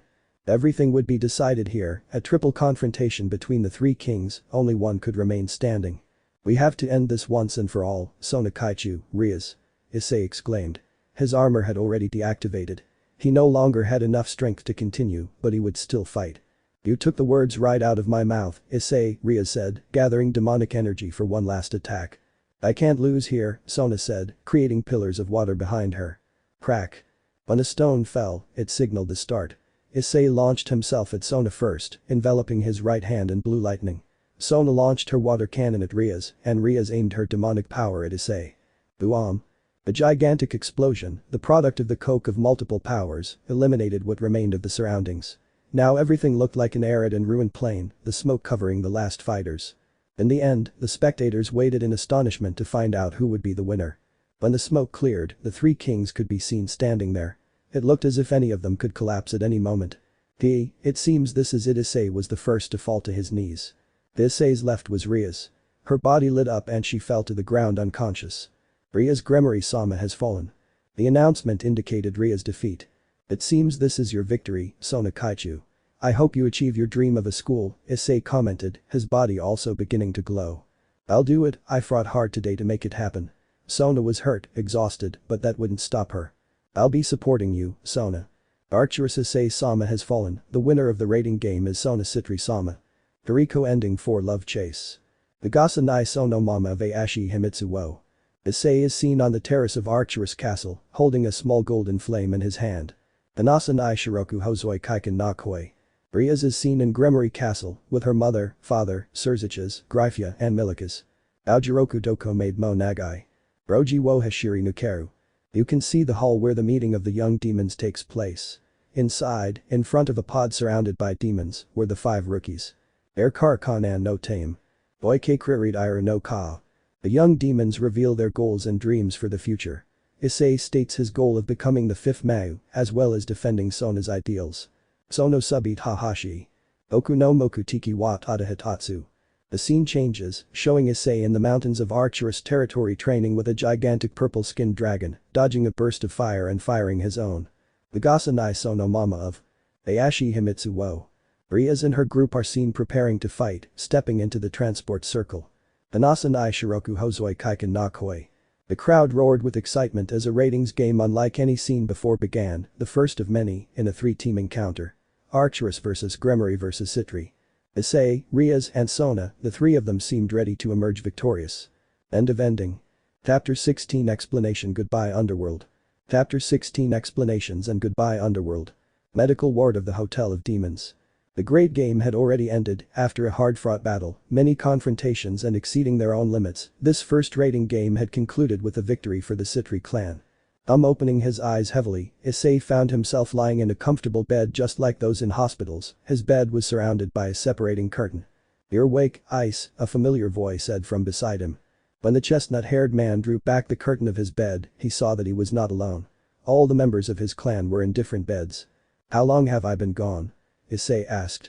Only 10 minutes have passed since the end of the match, Kiba replied. We got a beating, although well, we were extremely limited, said Issei. Not really, we caused a lot of damage, we got negative points, said Zenobia. How many? Initially, all 3 teams started with 100 points, and each hit deducted 1 or half a point, Kiba explained, giving a forced laugh. Let me guess, -50. -100, said Isabella. Damn, even if we won the match we would have lost, Issei said, collapsing back onto the bed. It seems the only reason they didn't kick us out was because the public wanted to see how the match would end, Ravel said. We also got a negative review of this fight, Gasper said, holding up a PTA. Review? Issei asked, confused. There's a board where they rank the teams, Gasper began explaining, showing the PTA screen. Before the match, we were ranked B, but now we've dropped to D. D. Why did we go down so far? Issei asked. Due to many factors, my rapid elimination, Zenovia-senpai being defeated in that way, and the excessive use of power by the Red Heavenly Dragon Emperor, Gasper commented dejectedly. Well, it wasn't any of your faults, Gasper did his best. You were locked up with garlic for quite a while, weren't you? The smell won't go away for a long time, Gasper whined after smelling himself. I think the same, said Ravel, covering his nose. It was also my fault, Zenovia said. I didn't expect Fuku Kaicho to have a sacred gear with that ability. Me too, I rushed and tried to get Urza-sen out of the game and ended up falling into a trap set by Kaicho, Kiba said. Everyone seemed to be getting depressed, but the chestnut-haired boy said what he thought. No one's to blame for us losing. Well, I am, the point is we fought as best we could, even though we lost we showed our skills, is anything more necessary? Everyone stared at the brunette for a while, then they started laughing in the most normal way. You're right, Ice-kun, getting depressed over a defeat is extremely foolish, Kiba said. We lost this one, but we'll win the next one, said Zenovia. We are the servants of Issei Haidu, the future 5th Mau, from now on we will win and continue to win, said Isabella. Alright, that's my team, Issei said, flashing his typical smile. Spirits improved enormously. The group was as if they had never suffered this defeat. Ah, look, said Gasper, showing the PDA screen again. They're talking about us now. Gasper put the live stream on. We have just witnessed a magnificent raiding game. Gremory, Citri, Archerus are undoubtedly the clan names that are making themselves heard the most. The brilliant strategist Sona Citri-sama and her team demonstrated mastery on the field, taking advantage of every opportunity and controlling the course of the game very well. Princess Rias Gremory-sama, who had lost a large number of her pieces, started slowly but has managed to show the power of her pieces and of herself. And to end this note, the young leader of the 73rd clan who has come to turn the entire underworld upside down, that's right, the Golden King and Sekiryuutei Issei Archerus-sama, most of his pieces were members of Rias Gremory-sama's clan as well as himself, as well as the Rukan younger sister of Razor Phoenix, Ravel Phoenix-sama, and listen to this, Ravel Phoenix-sama and Issei Archerus-sama are engaged. Issei and the rest listened attentively to the news. Issei and some others found it amusing to see Ravel blush at some of the comments. The news continued for a few more minutes, but the last thing they said caught their attention. Undoubtedly, after this game, the excitement and anticipation for future games will be high, especially for a duel that everyone wants to see after watching this fight. The encounter between Issei Archerus-sama and Sekiryuutei Bale-sama. It's definitely a match we all long to see, and we'll be waiting for you in the next broadcast. With that, the transmission ended. Does the public expect me to face off against Ria's cousin? Issei said. Well, among the young demons, Sekiryuutei is seen as number 1, and the public is starting to see you as the closest and main rival, number 2 in simple terms, Kiba explained. I've heard that Bale is a master of physical combat. People also believe that when he comes of age and is allowed to enter the official raiding games, he will be a success and someone who can aspire to the title of Emperor, Isabella said. Things are going to get tougher from now on, huh? Issei thought about how many rivals he would have in the future, then he noticed a presence approaching Gasper. Yes, senpai. I recommend you run. Gasper and the rest were confused. Gotcha. Then the door to the room opened, revealing to Gasper the figure of his executioner. The Beelzeman was extremely angry, as evidenced by the black aura it emitted. It seems you're alright now, if you'll excuse me, Issei-sama. Beelzeman approached Gasper and grabbed him by the head, digging his claws into the blonde skull. Gasper and I were planning to spend a lot of quality time together. Senpai, help me. Gasper was pulled by Beelzeman against his own will. Try to survive, Gasper. You evil eye, senpai. Gasper's screams got quieter and quieter until they could no longer be heard. Ice-kun, Kiba called to Issei, his expression at this moment extremely serious. We've already talked about this before, and as we agreed, we'll follow you, but are you sure we can trust Butchu? The expressions of everyone else also turned serious. Issei had already spoken to everyone, and they all knew the truth about the Rias they knew and the Rias who was here. More than distrusting him, they were worried that the brunette blonde was falling into a vile trap. The most worried of all was Zenovia, since if something happened to him, she would be devastated and would not hesitate to wipe out the entire Gremory clan, even if she died in the attempt. Issei closed his eyes, thinking one last time before giving his final answer, thinking how lucky he was to have comrades who cared so much about him. He had already made a decision and he would not go back on it. Yes, I've personally verified that the current Butchu is someone we can trust, just like Akeno-san. I see, if that's your decision Ice-kun, we'll abide by it. Thank you, Issei said, then headed for the door. I'll be out for a bit.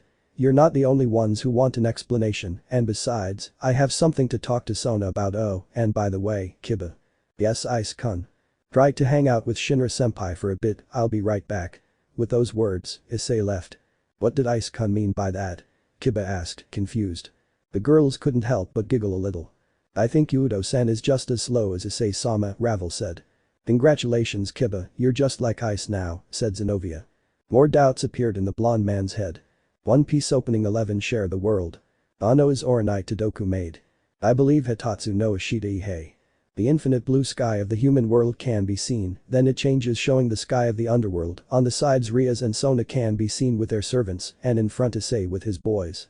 Hum on let's go everybody oh we share the music. Hum on let's go baby baby oh we share the one dream. You can see the sky of the underworld, then the camera lowers and focuses on Arcturus Castle, then the high school DxD logo appears. Hum on let's go everybody oh we share the good times. Hum on let's go baby baby oh we share the one world. The scene changes, the members of the occult club and the student council are seen facing Loki. In the distance Issei is seen with his balance breaker. He, Kiba, Urza, Isabella and Ravel launch themselves against the Norse god. When Issei impacts his fist against the god a great explosion occurs. Gureami me komi tesaguritina zodokai. Issei is seen with Zenobia on a date, but a few meters behind, the entire Gremory and Citri group is spying. Ukasaki Miyazuni Tachi Damaritoki. Kiba is seen crossing swords with Urza, then she gets excited when Kiba shows her the swords he can create, asking for some, which makes the blonde nervous. You and me yes Kamachi Wakachi Asakani. Isabella and Ravel are seen shopping. Ravel was somewhat annoyed with Isabella for taking advantage, but she got over it instantly when Isabella bought her more clothes. Michibiki I feel the beater Kadashiteku oh yeah. Sona is seen reading the book her sister sent her to win over Issei, then Rias enters the room, and Sona desperately tries to hide the book. Share the music Itsuted. Share the one dream Shinjid. Share the good times to Atsunade. Share the one world now. The three groups are seen spending time together. Issei looks at Rias and Akeno, still somewhat doubtful about what they showed him. Ano is Oranai Todoku made Nando Demo Bokune Kunda. The scene changes, this time the three groups are on the beach, Issei is riding the waves like an expert, Rias and the others watch him from a rented boat, then suddenly a wave submerges Issei. Imakozo Kodeuku I believe Hitatsu no Ashita yeah. Saji and Gasper jump in to save them, even though neither of them knows how to swim, and they are rescued too. Then the girls fight over who gives CPR to Issei, while Momo and Roroko attend to Saji, forgetting about Gasper. Hum on let's go everybody oh we share the music. Hum on let's go baby baby oh we share the one world. In the middle of the sea, forces from the ancient mass faction of the Chaos Brigade attack, everyone repels the enemies, finally Issei fires his X-burner at maximum power. Oikakao rit mibiusu no wanao.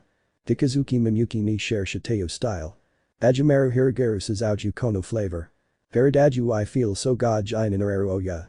The images of the young demons begin to appear, starting with Sekiryuutei, followed by Issei, Rias, Sona, and ending with Ghidorah, who displays an evil smile.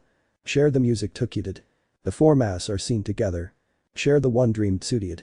Lycal is seen, and Arena is standing next to him. Share the good times Zoward. Azazel is seen, behind him is another cadre level fallen angel, Barakiel. Share the one world now. Finally, Aten is seen, behind him is Asgard and on his sides a group of Valkyries. Ano is Oranai Todoku made Nando Demo Bokune Kunda. Imakozo Kodeuku. The scene changes, now Issei is seen in his balance breaker without his helmet, staring intently at a silver-haired Valkyrie, who is also staring intently at Issei. I believe Hitatsu no Ashita yeah. The scene changes, now 5 figures appear in darkness, one lights up showing Urza, the others remain in darkness. Mainai Kabe no Mukakawani Materu Kimi Georgia Atanda. Mausaguni Tadakakara.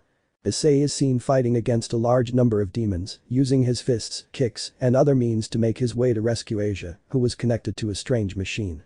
I believe Hitatsu no Sekai yeah. A huge red dragon is seen screaming at the sky. Hum on let's go everybody oh we share the music. Hum on let's go baby baby oh we share the one world. Now everyone is seen gathered in the occult club's hall with smiles on their faces. End of opening. When Issei left the room, he walked through the corridors. The hotel televisions were broadcasting the meeting. Issei asked for directions on where to find the Gremory group in Citri. After a few minutes of walking, Issei found himself in front of the door where the Gremory group was receiving medical attention. Taking a breath, Issei prepared to knock on the door. Knock knock. Who is it? Asia's voice came from the other side of the door. It's me, Asia. Handle. The door burst open, and Issei saw a pair of breasts approaching his face at an impressive speed. Up. Issei was thrown to the ground, the culprits. Issei, Rias and Aeno had trapped the brunette between their breasts, giving the brunette a sublime experience, one that by the way. I can't breathe. If you want a harem, be prepared for the consequences. Rias and Aeno continued squeezing the chestnut-haired boy for a few moments. He was already blue from lack of air. Ah but you-san, Aeno-san, Issei-san can't breathe. Asia exclaimed. What? They both said when they stopped their deadly embrace to look at the chestnut-haired man. Issei was blue, and a small soul was coming out of his mouth. Issei. After a few minutes, and after Issei had greeted deceased relatives, everyone was talking normally again. That was a good fight you had with Isabella, Kaneko-chan, said Issei, petting his cowhai's head. Nigh at those caresses, Kaneko showed her ears and tail, purring at the touch. Kaneko-chan, are you no longer afraid to use your power? No senpai, thanks to you I'm not afraid of them anymore. I know that if I ever lost control, you would help me. Kaneko smiled at the brunette blonde. You can count on it, Issei affirmed, returning his smile. Issei, I saw the broadcast of your fight with Aeno-san. I didn't know you could use a flame that increases your speed, Urza said. I managed to awaken it a while ago. I didn't use it much since I still couldn't fully control it, and I was hurting myself trying to use any kind of electric attack. Speed and electric attacks, next time face me. I didn't get to show you my secret weapon. That sounds good to me, Issei replied normally. Rias and Aeno looked shyly at the brunette blonde, not knowing how to ask. Issei, about what you said in the game, Rias decided to ask, waiting attentively for the brunette blonde's answer. Ah, that's it. As I told Aeno-san, I no longer hold a grudge against you for what happened. After meeting Beelzeman and thinking carefully during my training, I decided it wasn't fair to blame you for something you didn't do. Kiba and the others already know about my decision, and they accept it, but I don't think things will go back to the way they were so quickly. Give them some time, especially Gasper. We understand and thank you, Issei, Rias said, feeling a heavy unease leave her heart. It doesn't matter. Senpai, I thought I heard Jaya-kun shout earlier. Ah, that let's just say Beelzeman wasn't too happy about the way Gasper was eliminated. By putting it in a bag and adding garlic, Aeno said. Exactly, Beelzeman tried to cure Gasper of some of his quirks, especially his fear of garlic, and seeing him defeated so easily, and with garlic no less, Beelzeman was extremely annoyed. I feel sorry for Jaya-kun, Kaneko commented, and the entire Gremory group seemed to feel the same. I don't think it will hurt Gasper, at least not much. They all talked a little longer. After a few minutes Issei decided to leave, since he had to give more explanations, as well as talk to Sona, but before leaving, Rias and Aeno stopped him. Issei, you've already forgiven us and everything, but we want to know if Rias hoped with all her might that the brown-haired blonde boy would give her some good news. Aeno, for her part, felt the same. The possibility of being together was extremely high, but they wanted the brunette to say it in his own words. Yes, we are friends again, Issei answered. A profound silence filled the place. Neither Asia nor Urza nor Kaneko dared to say anything. For their part, Rias and Aeno displayed an empty expression, as did their eyes. Friends, that word was repeated in the heads of those two every second. Well, I'll see you later. We still have about a week before we return to the human world. I'll come see you later. With that, Issei left, leaving Rias and Aeno frozen in place. But you-san, Aeno-san. Asia became worried because she saw them both collapse in a corner with a depressive aura. Is this some kind of joke from fate? Issei forgives us, but now he only sees us as friends, Rias said, making circles on the ground with her finger. Asia moved from one side to the other trying to cheer up those two. Kaneko and Urza didn't know what to do or say. Things were still a bit difficult for the Gremory group. Issei was standing in front of Saji's door, about to knock when he heard a conversation on the other side. Here, take this, Surzicha smiled, handing a small, expensive, and luxurious box to Saji, who was lying on one of the cots. This is, Saji murmured in surprise. It's an award, a decoration given to the best fighter in the duel, the one who has exceeded all expectations, Surzicha explained. But I lost to Haidu. I shouldn't be getting this, Saji murmured, gripping the bedsheets tightly. What are you talking about, Saji? You didn't beat me, but out of everyone, you were the one who left me in the worst way. If I had held on a little longer, I would have been the one to lose our fight, Issei commented, entering the room. Haidu? As Issei-kun says, medals aren't for the winners, but for those who deserve them most. He took a small medal from the box and placed it on the devil's chest. Don't underestimate yourself. Even a low-ranking demon like you can reach the top.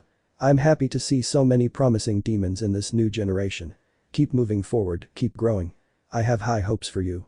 Surzicha stroked Saji's head, causing him to start crying. Saji smiles, you're strong, aren't you my rival? Issei commented. The Citri members turned to look at the chestnut-haired man angrily. Yes, Saji wiped away his tears. I am the rival of the Sekiryuutei, Heir, Issei, the leader of Clan 73.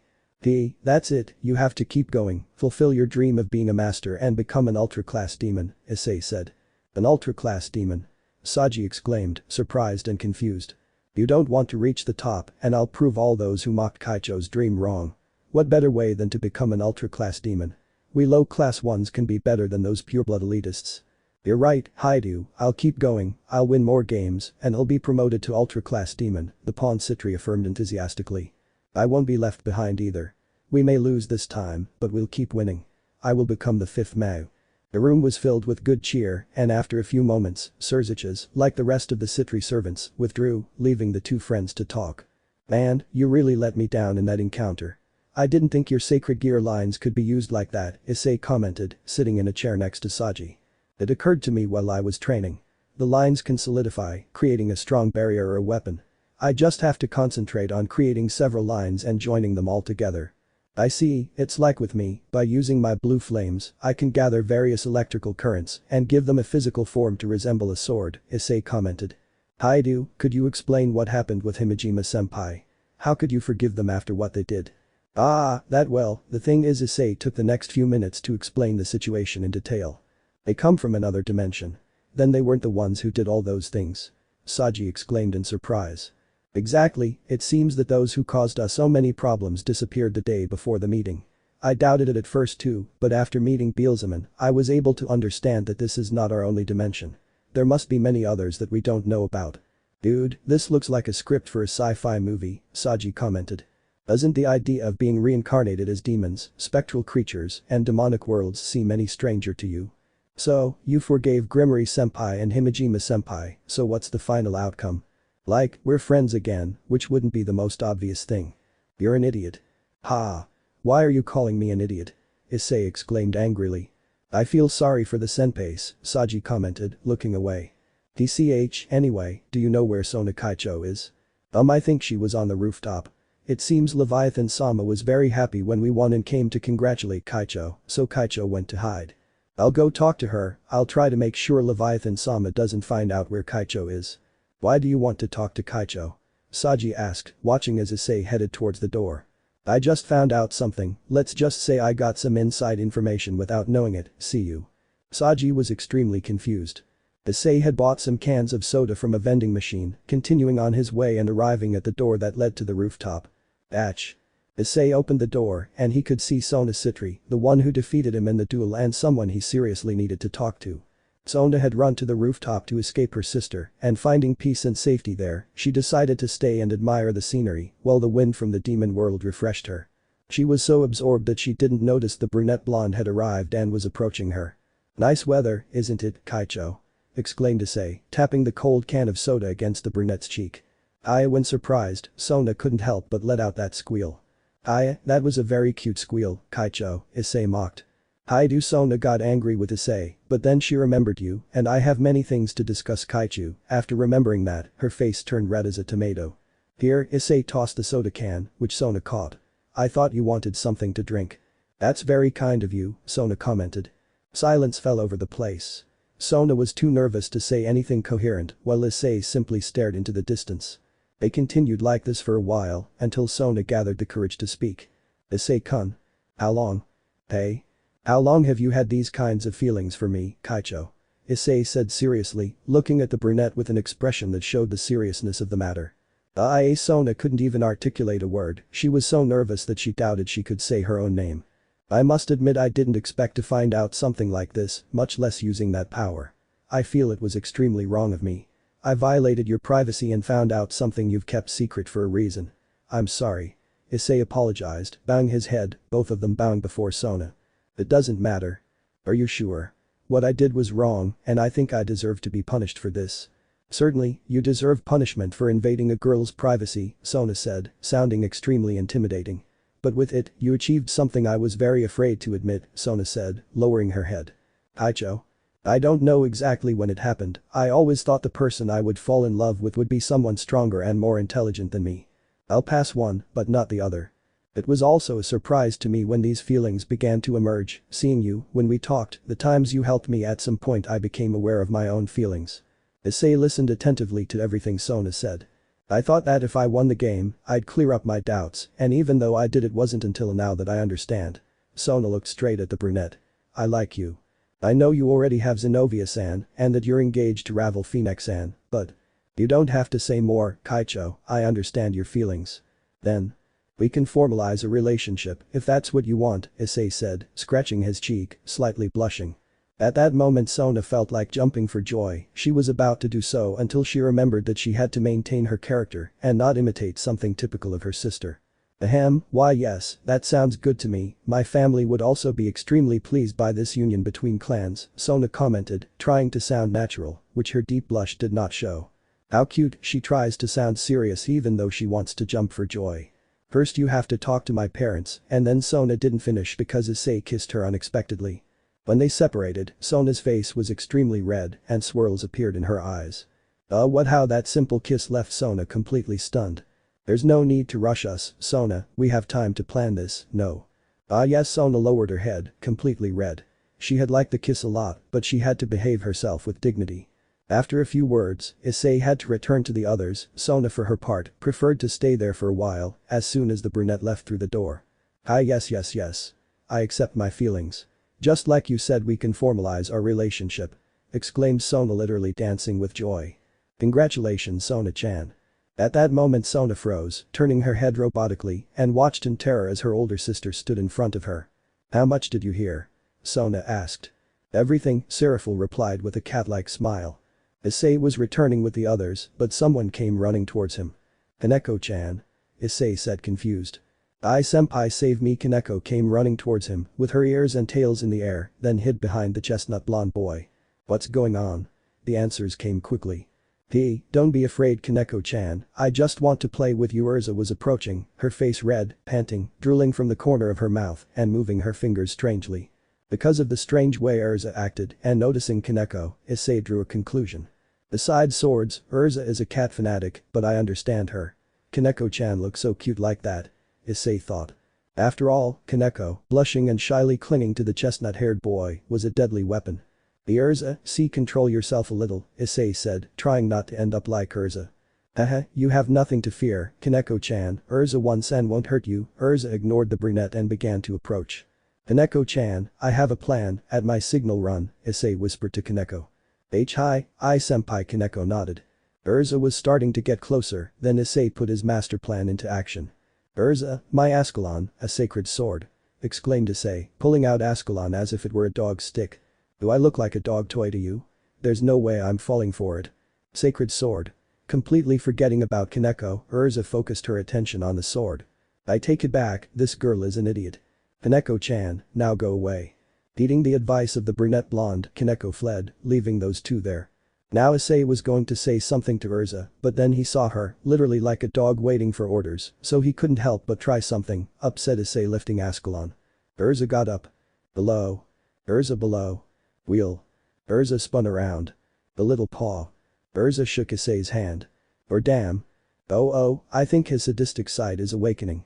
Issei had just made a big discovery and there was no way he was going to let this opportunity pass him by. What should I do? Issei's mind was filled with many kinds of ideas. What are you two doing? A voice was heard from afar. Rias had appeared before Issei could unleash everything he was already planning to do with a very helpful Urza. Arias, we weren't doing anything, Issei said, frustrated. What was I doing? Where's Kaneko-chan? Urza asked, coming to her senses. Urza, are you still trying to annoy Kaneko? Rias scolded. I am sorry, but Kaneko-chan looks so adorable when she shows her tail. I think the same, Issei said, showing his thumb. No, not you either, Issei, Rias said, bringing her hand to her face. In any case, where's Kaneko? I told her to come back while I distracted Urza, she must be in the room. I see, Urza, Rias said in an authoritarian tone. You won't bother Kaneko anymore, is that clear? Why yes, Urza said, lowering her head in disappointment. Urza is supposed to be older than you Rias, and you look like the older one, Issei laughed at how strange this seemed. Rias and Urza turned as red as their hair at that comment. Don't make fun of me. Urza exclaimed, embarrassed, grabbing the brunette by the collar of his shirt and shaking him. I can't breathe, I give up, exclaimed Issei, throwing down the blue towel due to lack of air, to the point of almost fainting. Urza, you're killing Issei. Rias exclaimed worriedly. Ah. I didn't mean to. Issei. Urza, instead of helping, made things worse. Slap. Snap out of it. Urza began slapping the brunette repeatedly. Urza. Rias rushed to stop the scarlet-haired girl. I think they want to kill me, Issei thought before being knocked out by Urza's blows. Hours later, after Issei regained consciousness and Urza apologized 1,000 times, the Gremory and Arcturus groups headed towards Gremory Castle. Do you need help from Gryphia? Rias asked in response to the chestnut-haired boy's request. At that moment Rias, Issei, Zenovia, Aeno and Kiba were all in the same carriage that was taking them to the castle. Why yes, Gryphia took charge of the castle's fortune. He said he was too young to handle that amount of money. Issei Blue began to explain as usual while on a transport. Do you need the money from your castle for something? Aeno asked. The castle has been restored, but many things were damaged over time, stolen, and lost for various reasons. That's why I wanted Gryphia to let me take some of my money to furnish the castle. I see, although I don't think Gryphia will accept, Rias commented. That's why I'll tell him Beelzeman will take care of everything necessary. I accepted. Having all that money won't do me any good. I might end up doing something stupid that I'll regret. Once we get to the castle, we'll just have to ask her and see if she accepts, Rias said. Her sister-in-law was known for being very serious, so she wasn't sure if she would accept. Issei-kun, could you explain how it's possible that Udo-kun, Zenovia-chan, Ravel-chan, and Isabella-san are able to use your flames? Aeno asked, she'd had that question since the match. That when the meeting of the young demons ended, Ajuka-sama called me to review some of my thoughts. When I created them, Ajuka-sama seemed interested in them, so he asked me to leave him my 8 pawns. Did he discover anything about your pieces? Rias asked. It turns out that all of Ice-kun's pieces are mutated pieces, Kiba said, sounding slightly more confident in the retreat and brunette. Mutated pieces? Rias and Aeno exclaimed in surprise. The strength and purity of my golden power was too much for the pieces to be normal, that's why they are all mutated, Issei said. That's incredible, something like this has never happened before. I know some who have at most 3 mutated pieces but nothing more, but 16. How strong is your power, Issei? Rias said, amazed and admiring the brunette. To tell you the truth, I still don't know. Beelzeman has told me that even with all my power, I still can't match my ancestor. If we compare them, even if I use all my power, plus the balance breaker, I don't even reach 20% of my ancestor's power. Terrifying, how powerful was the first Arcturus? Aeno said. I wonder the same thing. In any case, Ajuka-sama discovered that my pieces have a rare function that allows me to share my flames. Of course, the power isn't the same as when I use them, but they're still strong. The flames adapt to the needs of the host. How is that? Rias asked, confused. Let me explain, Kiba said, raising his hand. In my case, I possess great speed, but my defense and attack aren't very strong. Among Ice-kun's flames is the scarlet one, which increases those branches, but since it causes a very accelerated state of stress to the heart, it couldn't be compatible with me. So I opted for the silver one. It gives me an increase in my sacred demonic swords. I see, which one do you have, Zenovia? Rias asked. Why do I have to tell you? Zenovia didn't accept either of them at all, so she didn't try to get along with them. Okay Zenovia, let's leave the problem in the past, okay? Said Issei. Blue, I have Ice's electric flames, Zenovia replied only because the brunette asked her to. Zen has great firepower and good resistance, but even with the horse piece she's not used to superhuman speed, but she decided to use it to learn how to move. For now you can only go faster, right? Yes, I'm still not able to create electricity or anything that you can do so far, confessed Zenovia. It's better, the risks are very high, Issei commented. Zenovia and Kiba soured their expressions at what the brunette said. What do you mean? Rias and Aeno asked. Each of my flames is powerful, but each one affects a specific part of my body. Gear Sequindo puts a lot of pressure on my heart. If I overdo it, my heart will explode. Kami no Speed uses the electrical current of my central nervous system to surpass the limits of my body. If I overdo it, I could leave my body paralyzed for life. Don't you dare use them again. The Gremorys exclaimed in alarm. Don't you ever use them again under any circumstances. Wait, that will only happen if I push myself too hard, using them normally nothing will happen, the brunette tried to say, but the answer was. Don't use it. They both shouted. The chestnut-haired boy didn't understand why they were acting like this, but seeing that they were so worried made him realize that they were indeed the ones he remembered, the good Rias and Aeno of before. Somehow Issei managed to persuade Gremory, so with her included, the Gremory and Arcturus groups took charge of making the purchases to furnish the castle, putting in what was needed, mainly beds for the rooms. Hours later, and by pure coincidence, the Citri family joined them. They helped with shopping and other things. Thank you for the help, Sona. Exclaimed Issei, carrying a large bed on his shoulders. Thanks to physical training. You're welcome, but were the arcade machines really necessary?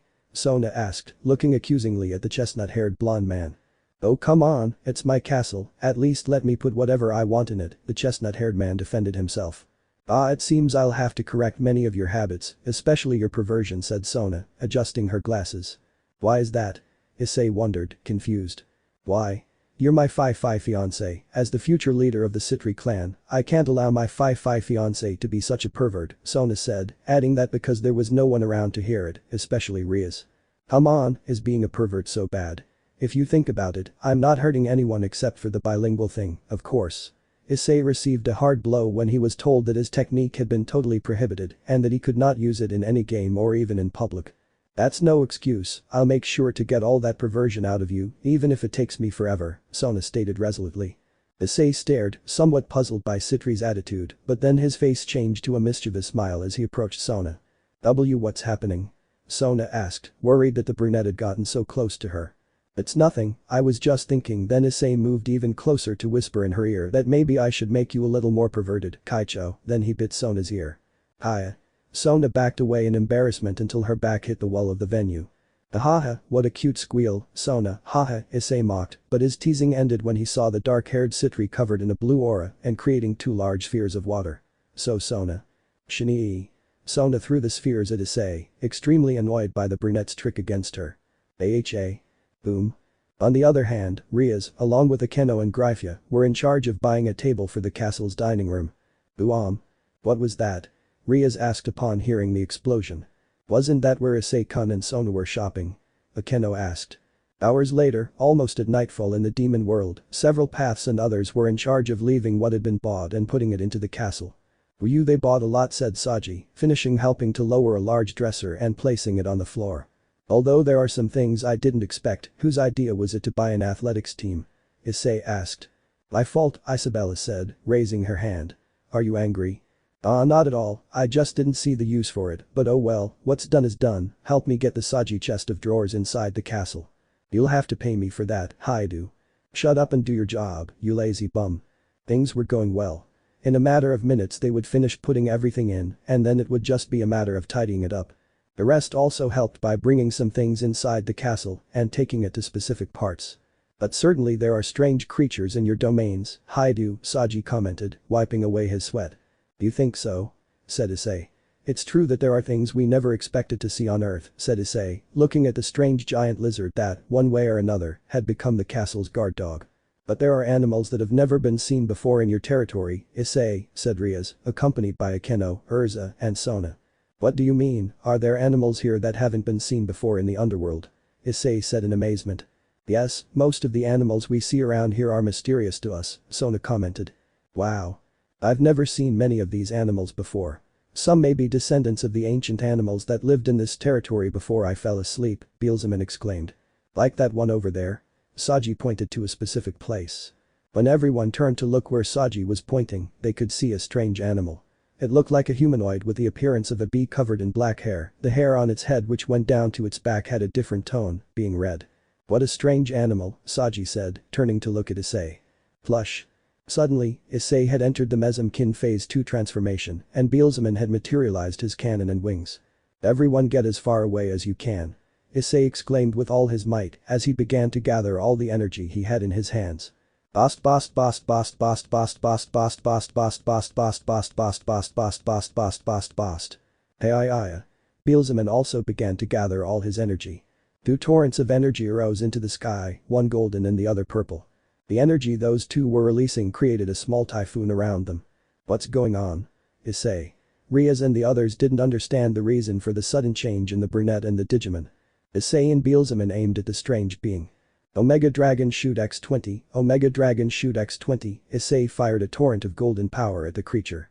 Chaos Star Beelzebub drew a pentagram with his cannon, then gathering all his power, he fired a burst of purple fire. Both attacks came out with full power and speed against the creature.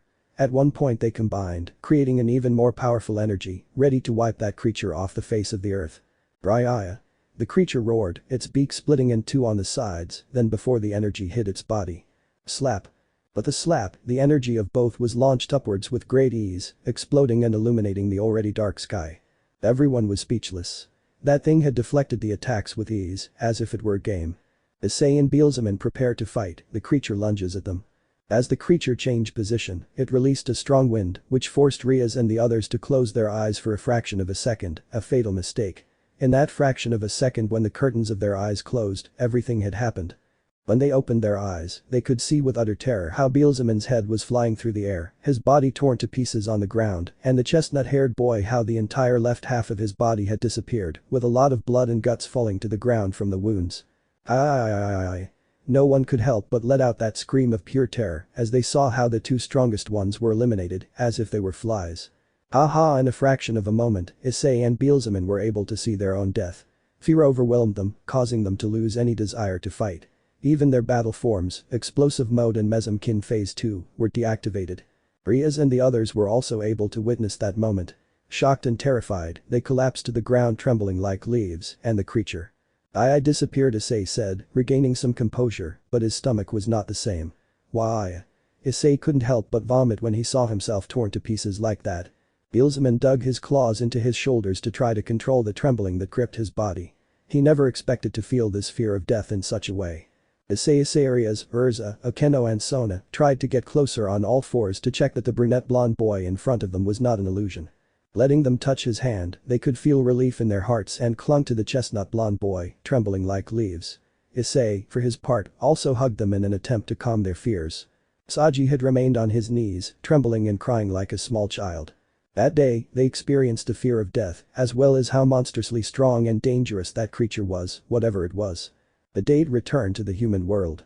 The Gremory and Archerous groups would depart from the main residence of the Gremory clan, which would take them by interdimensional train back to the human world. Even though Issei hated him for his status as a dragon slayer, it was something he had to do. Well then, Issei-kun, your visit here was short and we didn't have much time to talk, but I look forward to the day we can meet again, Ria's father said, shaking Issei's hand. You can come visit us anytime without hesitation. Think of the Gremory family as your own. Issei saw it that way, Gryphu is his cousin and a relative in every sense, but the Gremory clan wanted him as family in a different way. Consider it done, Issei said. Issei-kun, please take care of Rias in the human world. My daughter can be somewhat selfish, which worries me, Venelana pleaded. Don't worry, I'll make sure you don't do anything stupid or end up traveling interdimensionally again. Venelana was confused. Mother, what are you saying? Rias asked, adorably embarrassed. I moved to tears, Lord Gremory cried. A great future awaits the family. Issei had a big question mark over his head at this moment. Wait a minute, darling, this isn't the place to say I'm not going to give up my daughter for life. Even if I said that, Issei-kun surpasses me in power. I think I could even retire. Wait until Rias has graduated at least before talking about retirement, Surziches laughed at his father's antics, holding his son in his arms, before turning to his sister. Rias, send us a letter during the remaining summer holidays. Yes, Oni-sama, the Redeed nodded. Behave yourself, Milikas. Hi, Rias-ni-sama. Take care, Mil, Issei said goodbye. Yes, Uncle Ice. After saying their goodbyes, everyone boarded the train. As soon as it started moving, Issei felt the effects, although slightly less. Once they arrived in the human world, he would have to catch up on his duties which he had completely forgotten. I curse this condition of the dragon slayers, Issei complained. Come on, Issei, Rias said. On another note, are you sure about leaving Beelzebub here? Rias asked, sounding more serious. Yes, he said there were many things to do in the territory, such as investigating what it was. Rias and Aeno, who were standing next to each other, felt a slight chill run through their bodies. They desperately wanted to erase those images of the dismembered brunette blonde, but no matter how hard they tried, they couldn't. Suddenly, Kaneko sat on Issei's lap, surprising those present, moving her cat ears and tail. Kaneko-chan. Naya, she replied with a smile on her whole face. Asia had teary eyes, Rias frowned, narrowing her eyes, Akeno exuded overwhelming pressure alongside her smiling face, Urza began to gasp again upon seeing Kaneko like this, and Ravel was about to launch herself and start a fight with the cat. Issei didn't know whether to feel Kaneko's tenderness or fear for his life. But she wasn't worried because the dizziness returned. When the train arrived at the subway platform on the human world side, Issei was the first to get off, shaking off all the dizziness. "Ah home, sweet earth," said Issei, breathing the air of the human world for the first time in a long time. Then, turning around, she saw a boy with delicate features approaching Asia. "Asia Argento, we finally met," she said in a soft voice. "Because I feel the need to tear that guy to pieces," Issei thought. Asia was bewildered by the presence of that person. "So you've forgotten me, we should have met sooner." The boy unbuttoned his shirt, revealing a large deep scar. Asia's eyes widened when she saw that. "That wound, it could be." "Yes, my face couldn't be seen that time, but I am the demon you saved long ago, my name is Ghidorah Astareth, my life was saved by your sacred gear." "Ghidorah? You're Ghidorah, aren't you?" Rias recognized. Realizing this, Issei also remembered. He was one of the 4 rookies who were at the meeting of the young demons. Ghidorah tenderly took Asia's hand and kissed it, which angered Issei, Urza and Zenobia, since they protected the nun, as if she were their older siblings, but the next words he said left everyone astonished. "Asia, I've come to find you. I apologize for not being able to greet you at the meeting, but I believe that our meeting was destined. I want you to be my wife. I love you." The shouts of the Gremorys and Arcturus were not long in coming. The storm was brewing, and something unexpected was about to happen. Toriko ending for love chase. Bagasa nai sono mama ve ashi himitsu wo. Issei is seen on the terrace of Arcturus Castle, holding a small golden flame in his hand. Anasa nai shiroku hozoi kaiken na koi. Rias is seen in Gremory Castle, with her mother, father, Surziches, Gryphia and Milikas. Aojiroku doko made mo nagai. Roji wo hashiri nukeru. You can see the hall where the meeting of the young demons takes place. Inside, in front of a pod surrounded by demons, were the 5 rookies. Air kar kanan no tame. Boike kririd ira no ka. The young demons reveal their goals and dreams for the future. Issei states his goal of becoming the 5th Mayu, as well as defending Sona's ideals. Sono subit hahashi. Oku no mokutiki wa tada hitatsu. The scene changes, showing Issei in the mountains of Arcturus territory training with a gigantic purple-skinned dragon, dodging a burst of fire and firing his own. Bagasa nai sono mama of. Ayashi himitsu wo. Rias and her group are seen preparing to fight, stepping into the transport circle. Anasa nai shiroku hozoi kaiken na koi. The crowd roared with excitement as a ratings game unlike any seen before began, the first of many, in a 3-team encounter. Arcturus vs Gremory vs Citri. Issei, Rias and Sona, the 3 of them seemed ready to emerge victorious. End of ending. Chapter 17. An angel arrives.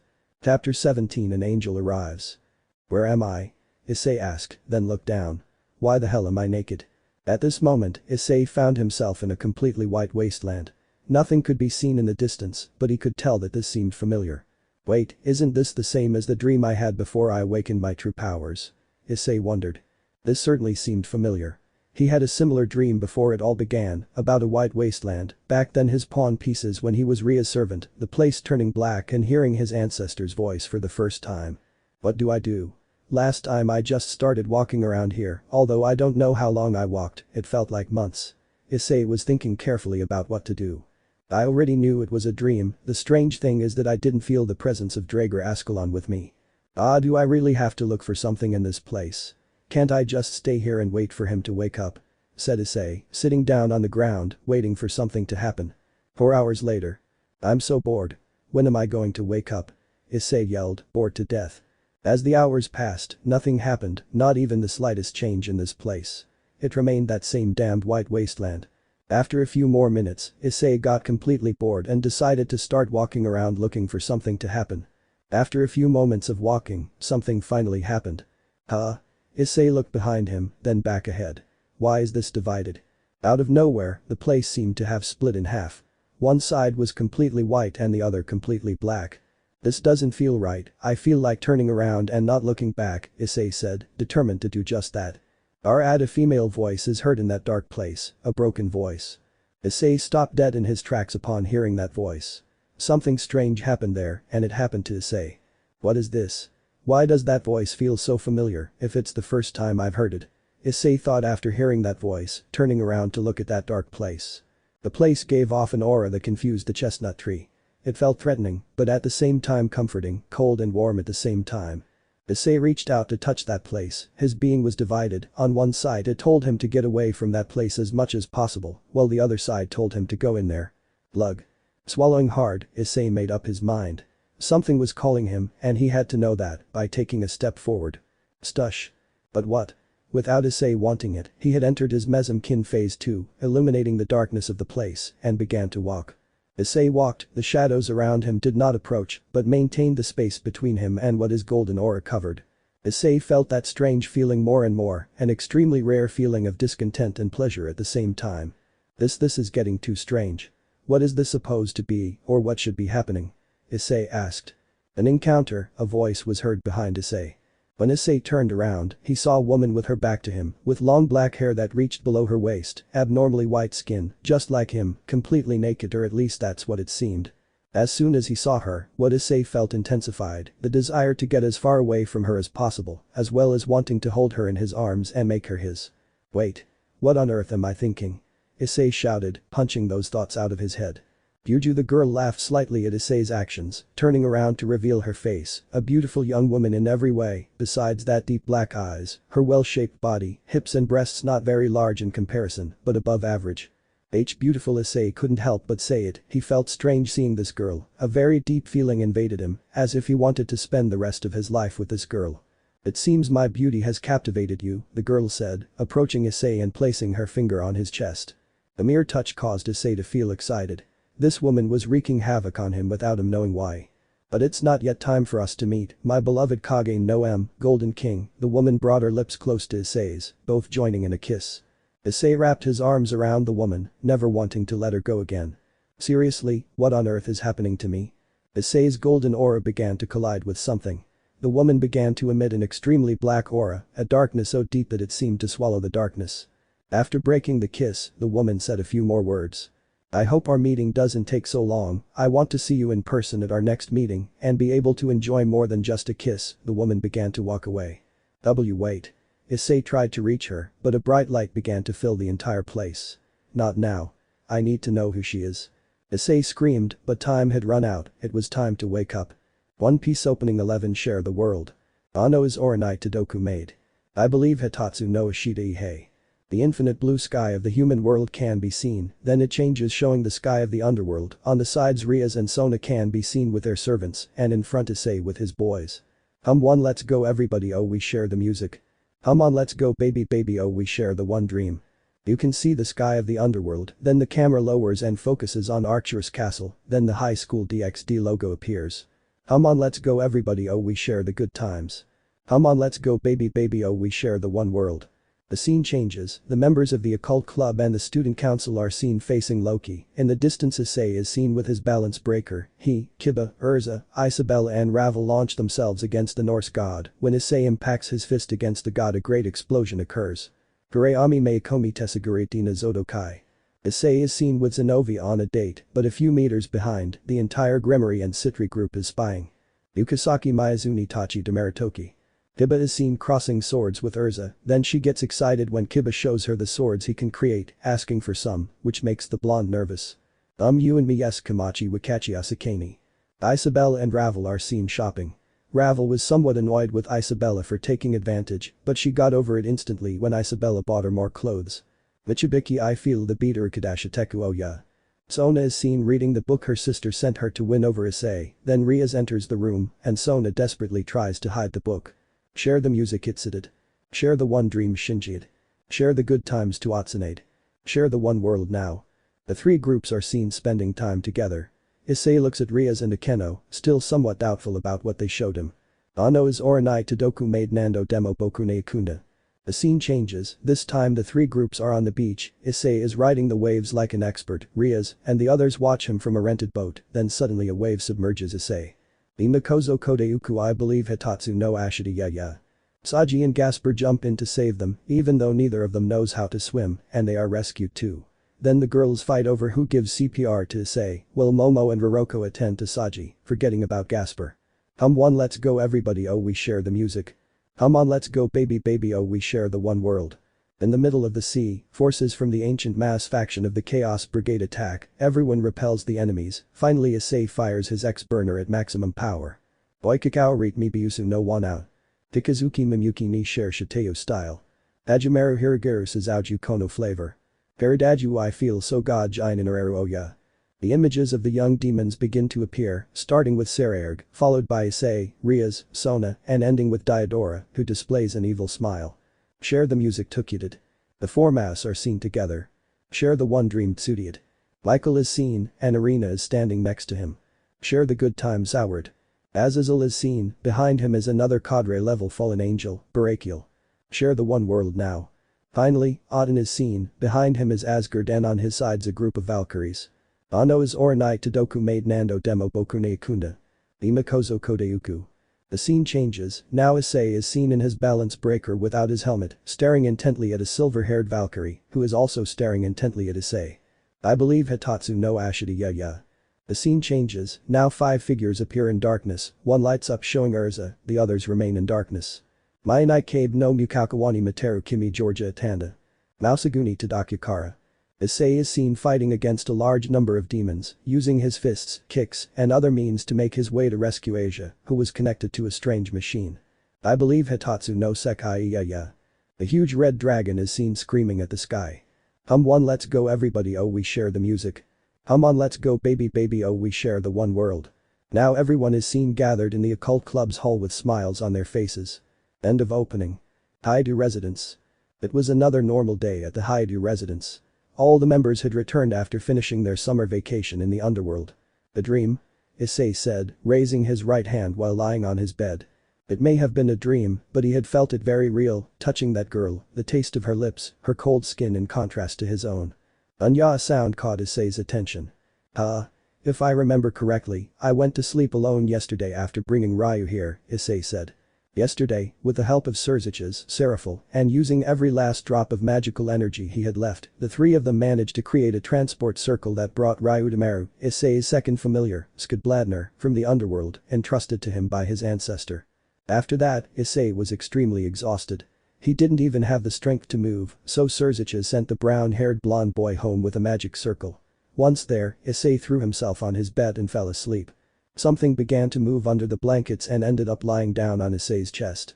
If this were a horror movie, I'd be a corpse by now. Issei lifted the sheets to see who was there with him, what he saw Kaneko-chan. Kaneko was sleeping on the chestnut tree, wearing only a white shirt and with her ears and tail uncovered. After what happened in the underworld, Kaneko had come to live in the Haidu house. Wait a minute, if her tail is out, does that mean she's not wearing panties? Kaneko-chan, now's not a good time. Issei thought, trying to get away. Kaneko, plus the dream he had, put him in a difficult position. Kaneko's attitude changed slightly after her training in the underworld. She acted more affectionately towards the brunette blonde boy, sometimes sitting on his lap, which led to fights with Ravel. Sometimes, like now, she would even get in and sleep next to him, though she knew when not to thanks to the noises from Issei's Hexwill encounters, even though she still hit him repeatedly. "Oh Kaneko-chan, come on, you're putting me in a difficult situation," said Issei, trying to break free from the platinum-haired girl's grip. Naya. Instead of letting go, Kaneko hugged the brunette blonde's waist even tighter. "He's going to give birth to me. He's going to split me in half." Issei thought, feeling what everyone calls the bear hug, although on this occasion it would be better to call it the cat hug. Issei another voice was heard from the door. When Issei turned to see who it was. "Can you explain what's going on?" Rias asked with a clear tick in her eyebrow, as a result of how annoyed and jealous she was of Kaneko's position. "In my defense, I claim that I have nothing to do with it and that Kaneko is tearing me in half right now," said the brunette blonde, as his face changed to different shades of blue. "That's no excuse," Rias retorted. After a trial to determine the innocence of the brunette blonde boy where the executioners were clearly Rias and Akeno, Issei went unpunished after Kaneko said that it was her idea to enter the brunette blonde boy's room. "Letters?" said Issei, sitting in his office, finishing up a few modifications to the house and the castle. "Yes, the person who sent them was Ghidorah Astareth. They seem like love letters. Besides movie tickets, dinner invitations, and product coupons, she also sent large items. We just received another one." "What kind of products?" Issei asked. Issei. "Sorry, my curiosity got the better of me, but that guy gives me the creeps. I can tell a bastard like him just by looking at him now," Issei said, not wanting to remember the past. 2 weeks have passed since they arrived from the underworld. During those weeks, letters and more invitations arrived. Even when everyone decided to go for a walk on the beach, they received letters from that annoying guy. I won't let that guy take Asia away. I promise to protect her, and I will, Issei said, standing up from his chair and leaving the room. I'm envious of how worried he is about Asia, Rias said, accompanying the brunette. Hey, I take care of the people who are important to me, you're my friend Rias, so I'd worry about you too, Issei said. Yes, friend Rias could feel how every time the brunette blonde said that to her, a strong pain invaded her. Guo Academy. Sadly, the summer holidays had ended and the students had to return to their respective institutions. Ah damn, I'm so sleepy, Issei yawned, walking towards the academy. Are you still tired from bringing the ship to the human world? Zenobia said, walking to the right of the brunette blonde. Yes, adapting to Ryu has left me exhausted. Ryu requires a lot of magical energy to maintain him. If it weren't for Beelzeman supplying half of it, I would have already fallen dead from exhaustion, Issei explained. So, where is the ship? Sona asked, walking alongside Issei, on his left side. The rest of the residents of the Heredero house, except Isabella and the student council members walked together towards the academy. Up, Issei pointed above him. When they all looked up, they couldn't see anything, but they managed to feel something large above them. Ryu is roughly the size of the city, so there was no way to hide him. Beelzeman, Gasper, and I managed to conceal Ryu's presence with an invisibility field. It was extremely tiring, and Beelzeman-sen was still angry with me, whined the damper. I was able to make the ship, we already know that Beelzeman is extremely strong, but him? Rias asked. Ryu is equipped with various things. Inside there are at least 50 large rooms, it has an incredible number of anti-magic cannons, its bullets can be normal, magical, and with me on board it can fire golden bullets, it also has a radar that covers its entire size. Radar? Tsubaki asked. Ryu can scan the entire city, so he can tell me if anything strange is happening, like a rogue demon or anything powerful infiltrating the city. That's useful, isn't it? Issei said, feeling proud of his familiar. It will be useful. With it, it will no longer be necessary to search for where the rogue demons that enter the city are hiding, Sona said. Upon arriving at the academy, the group separated. As student council president, Sona and her students went to prepare for the opening ceremony. Meanwhile, Issei and the others walked towards their respective classrooms. Is that Haidu the pervert? Wow, I see she decided to change her appearance a lot this vacation. He looks more muscular, plus those blonde highlights give him a bad boy look. Whispers and other things could be heard around the brown-haired blonde boy. It was easy for the demons to hear them, even more so for Issei, since his ears were more developed as a dragon slayer. Do I attract a lot of attention? Issei asked. The change in these past few months has attracted a lot of attention, Ravel explained. His physique has improved considerably compared to before the summer, as has his hair, and his face has become more masculine. I see. One of the main reasons why people change in the summer is to try to get more attention. Issei, in his first year, was tempted to do it, but for various reasons he didn't. Now he didn't see the point. After all, I have several girlfriends, I don't need to change my appearance, Issei said to himself. Did you say something, Ice? Zenobia asked. No, it's nothing. The opening ceremony had ended, the boys had already gone to their classrooms to receive their lessons, everyone was chatting about their summer while they waited for the sensei to arrive. Things have gotten hectic around here, said Zenobia, who was sitting on the chestnut blonde's table. Everyone tries to compare their summers, some did enjoy theirs, Issei felt bad about the fact that he wasted his summer escaping from a gigantic dragon lost in a mountain in the underworld. I'm Issei, greeted the two remaining members of the perverted trio. Did you enjoy your summer? They were both angry that the brunette had gotten a girlfriend before summer. Not entirely, some things came up so I couldn't spend my summer as I had planned, Issei complained, sinking into his desk. Well, I'm glad, you damn traitor, said his two friends. Go to hell. Find yourselves a girlfriend. If I could do it, I don't know how you can't, said Issei. In any case, Motohama adjusted his glasses. Extremely reliable sources said that Yoshida from the next class slept with a third-year student. That bastard. Mitsuda complained hatefully. It's also rumored that Uba from our class did it with a first year, Motohama said again as tears of blood were shed. It seems some of you did have a productive summer, Issei said. Before, receiving all this information would have angered him, but that was no longer the case. After all, he not only slept with Zenobia, his girlfriend, but he could also experience hex with a mature woman like Isabella. F to you, you damn traitor. The duo shouted, tears streaming down their faces. It smells like virginity in here. Kiryu suddenly appeared, mockingly covering his nose. It'll be them, I spent a few whole days with Zen, Issei said, which annoyed his friends even more, to the point that they either committed suicide or killed the brunette blonde. It was a whole day, Ice, Zenobia corrected. The final straw broke the camel's back. His friends collapsed to the ground, foaming at the mouth. Damn Kiryu, have you come here to make fun of us? Motohama asked. Yufufu, I would have made fun of all three of you before, but since one of you leveled up referring to Issei, I'm sure you two had a dull and adventure-less summer. Shut up. The pair shouted. By the way, Haidu. Asia's been acting strange lately, so I thought you might know why. Issei knew the reason. Ever since Diodora's incident, Asia had been acting strangely. It was obvious that she felt very confused, which affected her behavior. Asia was very loved by everyone in the classroom, both male and female. Even the boys who had previously looked at Asia with perverted eyes felt worried about her. What should we do about the proposal? Issei thought. Zenobia is a close friend and the one who felt she should defend Asia was in the same boat. Lost in his thoughts, Issei then noticed Kiryu looking at him suspiciously. Is something wrong? No, it's just that since the second semester started, your popularity with the girls has increased quite a bit. Huh? Issei said, confused. Your face grew more stern and you're not fooling my eyes, Haidu. I can see more muscles beneath your shirt, just like those streaks in your hair pique the interest of those girls who go after bad boys. Fufu, well, I spent part of the summer in the mountains. I grew during the summer, said Issei, putting his hand under his chin and giving a big smile. If only you weren't so egotistical, Kiryu said, trying to dampen the spirits of the brunette blonde. You'll be, Issei complained. Listen, this is urgent. A boy rushed into the classroom, excited. One of his friends gave him some water and after drinking it, he announced something. There's a new transfer student. And she's a girl. After a few seconds of silence. Ooh. The shouts, especially from the male gender, were not long in coming. A new student. Zenobia said. It's unusual, imagine transferring right at this time of year, Kiryu commented. Woo. Meanwhile, the perverted duo continued with their antics. Everyone calmed down when the sensei entered. It might be unusual for this time of year, but a new student will be joining us. Everyone seemed excited, especially the boys since the new girl was a girl, but even the women in the room were excited too. Go ahead, said the teacher.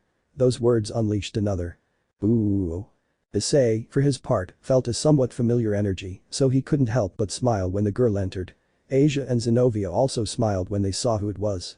The girl with brown hair tied in two twin pigtails, dressed in the Kuo Academy uniform, with deep violet eyes and a cheerful expression, lowered her head to greet, revealing a necklace with a cross. My name is Shidu Irina. I hope we all get along. That's right, it was none other than Irina. After the class ended, Irina was bombarded by her classmates who kept asking her question after question. Did you know about this, Ice? Zenobia asked. No, I didn't receive any notification that Irina was coming. As one of the 3 high-class demons who run the city, they should have informed me, Issei said, then noticed how his girlfriend was acting. Go, I know you want to talk to her. Thank you, Zenobia said, giving the brunette blonde a kiss on the cheek and leaving with her friend. Come with me for a moment. Zenobia. Exclaimed Irina, surprised to be pulled by her former teammate. Issei and Asia followed the two of them, once again calm. It's been a long time, Zenobia, Ice-kun. Irina and Zenobia hugged. I'm so glad to see you. It might be difficult because of our position, but I'm truly happy. Yes, it's been a while, Irina. I'm glad you're alright. But the cross you're wearing around your neck is causing me minor damage. Oops, sorry. Irina stepped back a little. What brings you here? Zenobia asked. Issei also wanted to know. I moved here on Michael-sama's orders. I'll give more details after the meeting at the old school building. Are Rias and Sono where? Issei asked. I think so, a statement was sent to both of them, Irina said, recalling. Why didn't they send me one then? Issei complained. Why should they send one to you? Irina asked, confused. You weren't paying attention at the meeting, were you? Issei said. Irina looked away at the question. I'm the leader of a new clan, the 7013th, which puts me as a high-class devil running the city alongside Rias Gremory and Sona Citri. What? Exclaimed Irina, utterly astonished. You weren't paying attention, were you? Issei reprimanded. Seriously, you haven't changed at all. You're still as absent-minded and airheaded as ever, Issei complained, putting a hand to his face. That's awful. I'm not absent-minded. You didn't deny the airhead thing. Issei took out his cell phone and called Rias. Hello, what's wrong, Issei? Are you aware that Irina was transferred to the academy? Yes, I received a report from Michael about his transfer. Didn't you? It seems I was the only one who wasn't informed. In any case, we'll talk in the club room. Yes, see you there. With that, the call was cut off. Even though I'm a high-class demon, I'm still a nobody, said Issei, feeling depressed. Yes, yes, Ice like a good girlfriend, Zenobia comforted him. The cult club room, after school. Shidorina, I welcome you to our academy, said Sona. Everyone was gathered in the clubroom to welcome Irina, Azazel, the student council and the others, with Kaneko and Ravel on Issei's lap, giving a temporary ceasefire. Yes. Everyone. Well, there are some people I'm meeting for the first time, but most of you know me from before. My name is Shidorina. From the church no, I've come here to Kuo Academy as a messenger of the angels. Clap, clap. Everyone began to applaud. Irina had come as support from heaven. After all, with 3 leaders and heirs of their respective houses on the demon side and Azazel on the fallen side, the angels had no element in Kuo. Everyone wore a bitter smile when Irina started talking about the Lord and Michael, but they all decided to listen to her. At that moment, Issei left Kaneko and Ravel in their seats and approached Zenobia to whisper something to her. Hey, Zen. Why are we speaking in hushed tones? Zenobia asked. Irina doesn't know about the death of God, does she? She didn't know about that when we separated. That was a worrying issue. Everyone knew about God's death, but Irina, if she didn't know, what would happen when she found out? You know about the death of the God of the Bible, right? Azazel asked. You damn idiot. Issei suddenly delivered an uppercut to Azazel, slamming him into the ceiling with its force. Damn kid, that hurt, you know. Azazel exclaimed, freeing himself from the ceiling. It's your fault for saying it in such a careless way, said Issei, bumping heads with Azazel. Idiot, if she's here, then she received a mission knowing everything about him. Look, this place is one of the most important locations in the territory of the 3 Great Factions Alliance. If someone affiliated with it is sent here, then it means they're aware of the Alliance's basic operations. When they turned to look at the brunette, she nodded. Of course, Governor of the Fallen Angels. Don't worry, Ice-kun. I already know about the Lord's absence. You're very strong. I never thought that Irina, who has a strong belief in the teachings, would come here and not be surprised by the truth, said Zenobia. After a brief pause, Irina's eyes began to shed many tears and she screamed as she approached Zenobia. Of course I'm shocked. My spiritual support. The center of the world. The father of the creation of so many things is dead. I was living while believing in all the teachings, so I spent 7 days and 7 nights sleeping when I heard the truth from Michael-sama. Lord. Irina began to cry, hugging the table.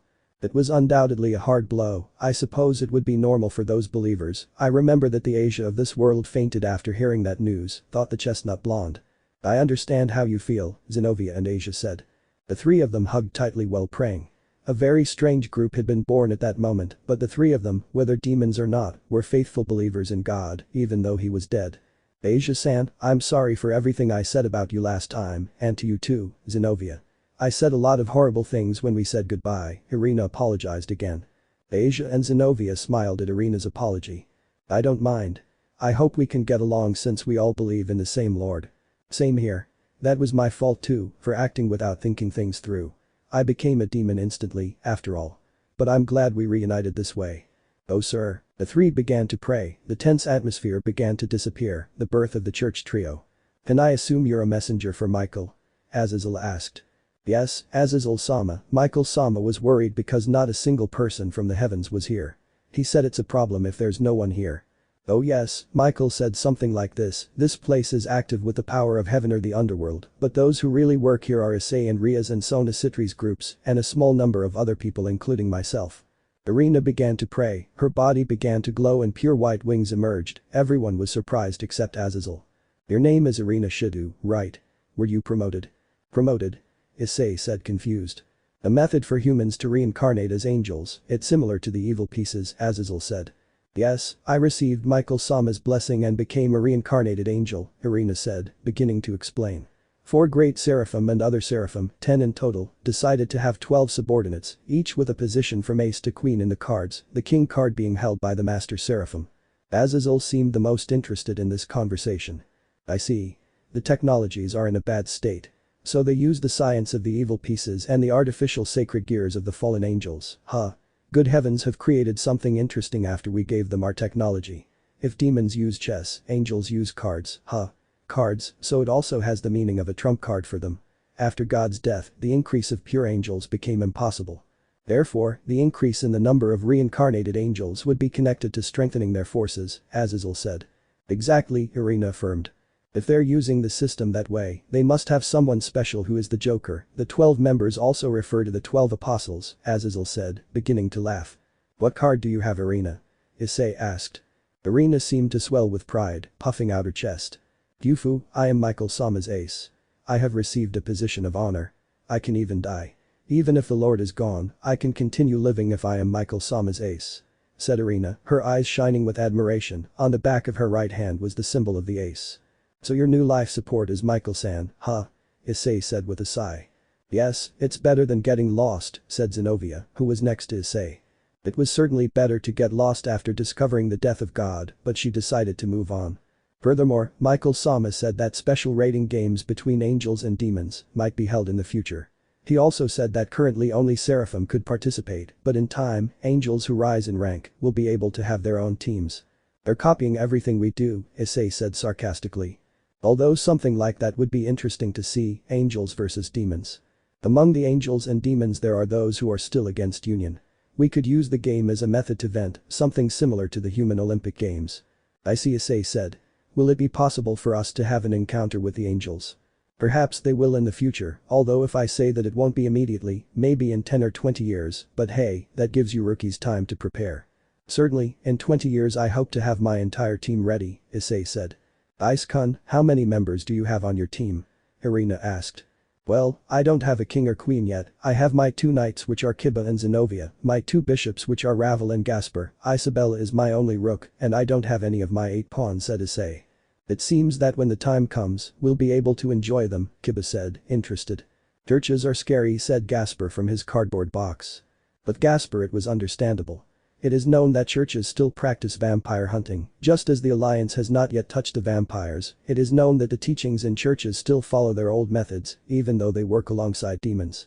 Let's leave those kinds of conversations here and start Irina Shidu-san's welcome party now, Sona said with a smile. All demons. I've been looking at you as my enemies, and I've eliminated some before. However, Michael Sama told us. We have to get along with them from now on, okay? So I hope I can get along with all of you too. The truth is, I personally want to get along with everyone. I'd like to work hard as the church's representative. Please take care of me. There were a few details that needed polishing, but now Irina was joining everyone as a friend and partner for the club. Haidu House. Irina had moved into the Haidu house with the others, and after settling a few things, she had already settled into one of the free rooms. The house is very big, they even have an elevator, Irina said in amazement. After some renovations, the house was expanded to accommodate more people, said Rias, who was giving Irina the tour. Urza was with Rias. It takes a little getting used to, but I assure you that you'll adapt, Urza said. By the way, my name is Urza Scarlet V, Rias Gremory's horse. Nice to meet you, but the house has changed a lot since the last time I was here. Where are Ice-kun's parents? They're on a cruise. They won't be back for another 2 years. 2 years? Exclaimed Irina. It was something my Oni-sama did without consulting me, Ria said, bringing a hand to her face. I'm sorry we couldn't see each other much when you came a while ago.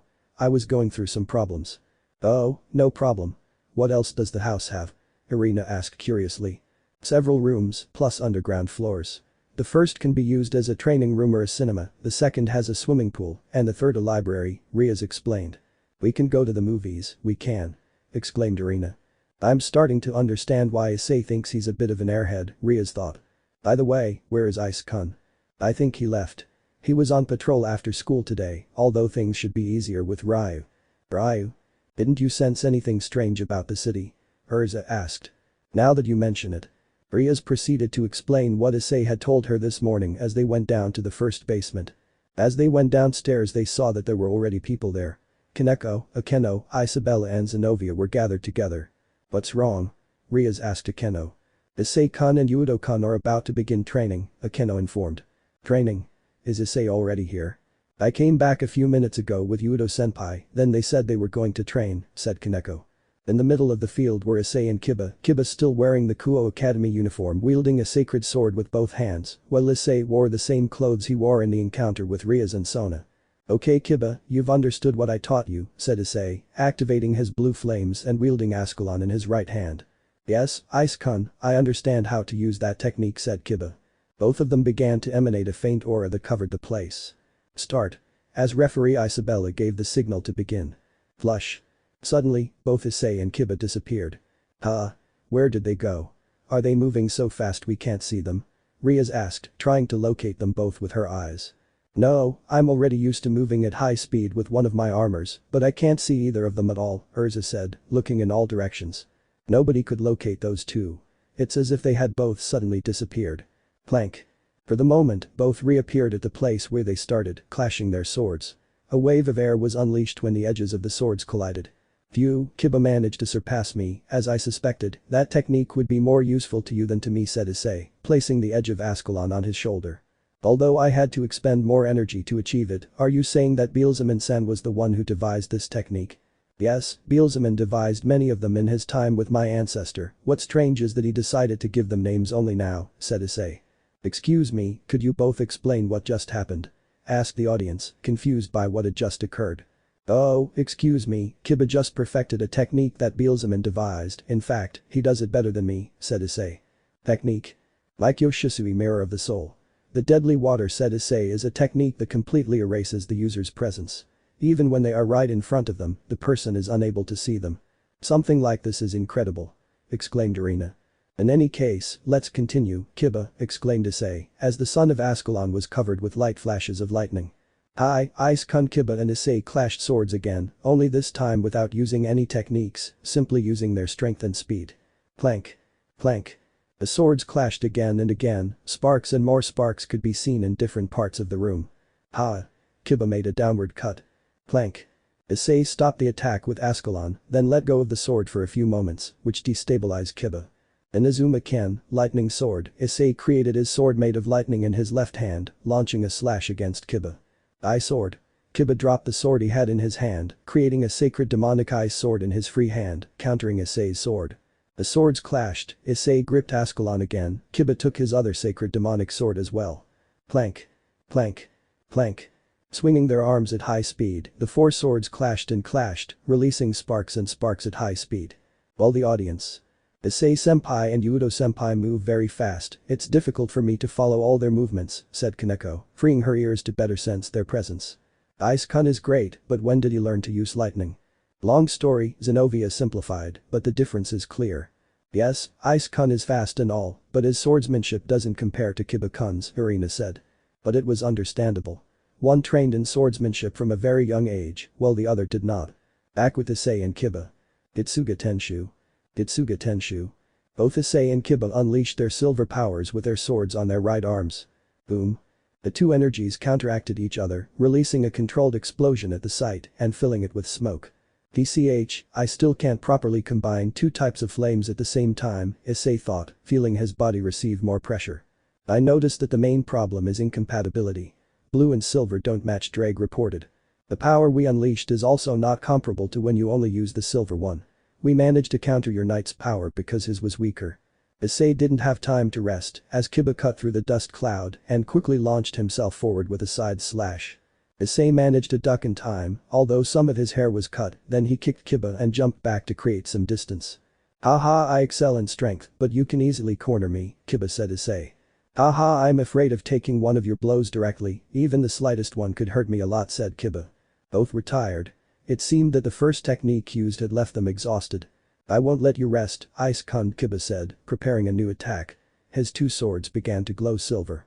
Hey, don't tell me that, said Issei, sensing something bad. Cross-Jutsuga Tenshu. Kiba launched his own attack, decreasing the power and speed of a Jutsuga in order to launch two that, while not stronger than the original, could both do more damage. And to make matters worse. No way, of all times the time I can use the blue flames had to end, my legs feel numb. Issei's legs were trembling. Do something unless you want to end up as kebabs. Well, it's a good opportunity so I'll bet on this, I hope it works, since it would be the first time I use it. Issei released Ascalon, igniting his right arm with his silver flames. With Rias and the others. What is Ice-kun planning? Does he intend to cut off Kiba-kun's attack with his own? No, if that were the case, Ice would have already launched his Excaliburn against Kiba's cross-Jutsuga Tenshu, said Zenobia. Excaliburn? Irina said. When Ice isn't using Ascalon, that's what he calls the attack he launches with just his right arm, Zenobia said. But Issei. Here we go. Issei did something new, instead of launching the energy, he drew a large circle eternal shield. The silver energy shield stopped Kiba's attack completely. X-shaped lines remained where the shield did not cover. Phew, I'm saved, Issei said, falling backward. To be honest, I didn't expect it to work. "Are you alright, Ice-kun?" Kiba said, approaching and giving the brunette a hand to help him stand up. "Yes, it's just a bit tiring, using the Mykyo Shisui mirror of the soul. The mortal water exhausted me more than I should, I'm not good at something like that, that's why I use intimidation more," said Issei. Issei, Rias and the rest approached to check if they were both alright. "I didn't know you could use the silver flames like that," Zenobia said. "They said my ancestor used flames to forge the Sekin, right? That's why I thought they'd have more uses than just cutting. For now, I've managed to create a shield. Later on, I'd like to create a piercing technique," Issei said, looking at his left hand. "In any case, it was a good practice match. Yudo gained a new skill that will be useful to them in the future," Rias said, feeling proud to have been Kiba's teacher. "Grrr." Suddenly, Issei's stomach growled.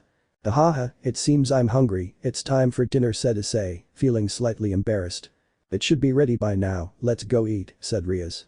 With that, everyone gathered to eat, another normal day at the Heir residence. Before Issei went to bed, he finished tidying up some papers that had been left on his desk in his office.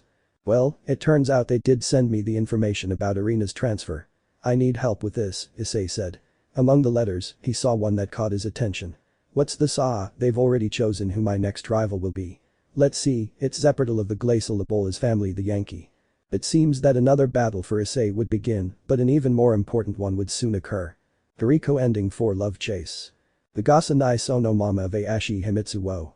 Issei is seen on the terrace of Archerus Castle, holding a small golden flame in his hand. Anasa Nai Shiroku Hozoi Kaiken na Koi.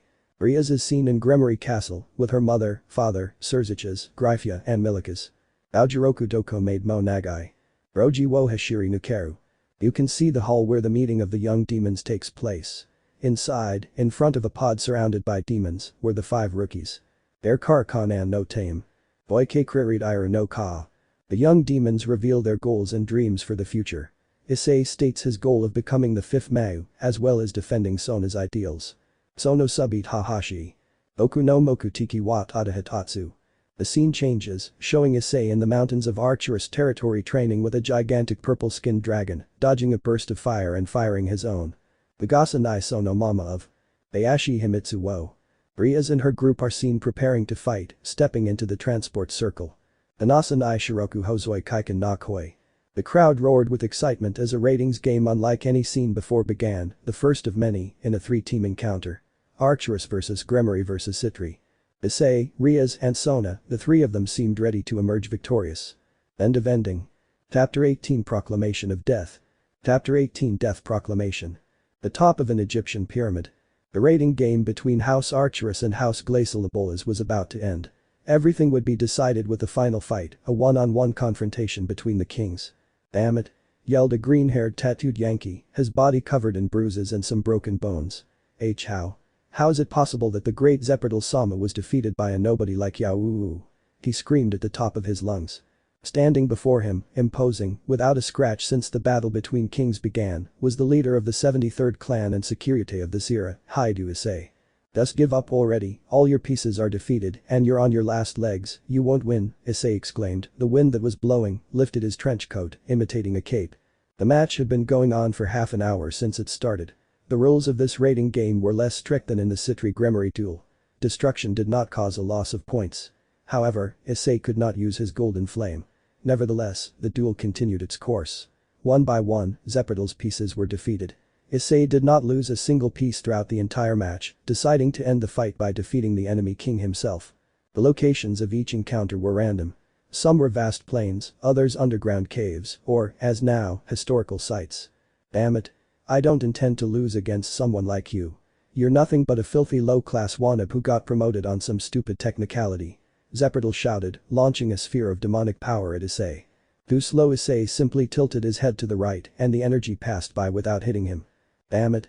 Zepperdal was furious, he was being humiliated like never before. "I won't lose, I intend to screw you and the spawn of your group, you useless, slutty bastards." Zepperdal shouted, then jumped and unfurled his demon wings. The comment had angered Issei. No one, but no one, could insult his friends, girlfriends, and fiancés and get away with it. Zepperdal began to gather a large amount of demonic energy above his head. It started the size of a soccer ball, but now it was the size of a truck, ready to throw it at Issei. "Die!" he yelled, launching the sphere, targeting Issei, and he had no intention of moving from that spot. Meanwhile, in the room where the other pieces of Issei were waiting. "What do you plan to do?" Gasper asked. "Let's trust Ice, he always knows what to do," said Zenobia. "Yes, Ice-sama is like that," said Ravel. "Ice-kun will win the match, after all," Kiba said. "He is our king complete Isabella." Issei didn't move from his place. He would face that attack and emerge victorious. "Any plan, Ibu, or are you just going to stand there?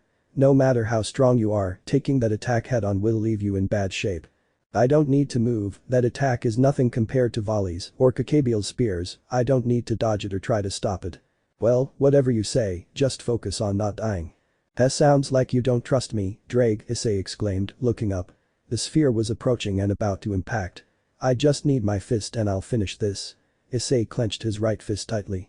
Boom. A huge explosion, as well as a great glow, illuminated the night in that simulated space. In a special room where VIPs and others watched the match. "What are you doing, Issei?" Rias exclaimed, extremely worried. "Why aren't you moving?" The Gremory and Citri wondered why the brown-haired blonde boy stood there waiting for the attack to hit him. "Oh no." Boom. They could see how the attack hit the chestnut-haired man's body directly, watching as he was swallowed by the explosion. Issei-san Asia clasped her hands and prayed that the chestnut-haired boy was alright. N.A. It should be noted that in raiding games, the damage suffered is not reflected once it is over, since the game automatically kicks you out when you are very close to dying for real. That is why in Rias, Sona and Issei's RG, Saji did not end up with a hole in his chest. Back in the pyramid, or what's left of it. "Hahaha. You saw him, I defeated that bastard." Zeppert laughed wildly, boasting of his victory. "But being like that, I don't notice that at any point there was any talk about the brunette blonde player's withdrawal from the game." The smoke from the explosion began to intensify, quickly dissipating with the breeze that ran through the night in that simulated space. As the smoke completely dissipated, Zeppert stopped laughing, and his expression changed to one of confusion and terror. "An. Listen to One Piece Os the strongest." Standing on a pillar, being the only thing left of the pyramid's tip, everything else was destroyed by the attack, without a visible scratch or any kind of damage to his body or even his clothes. "Was that all?" Issei asked. "It's impossible. I attacked you with all my power. How are you still alive?"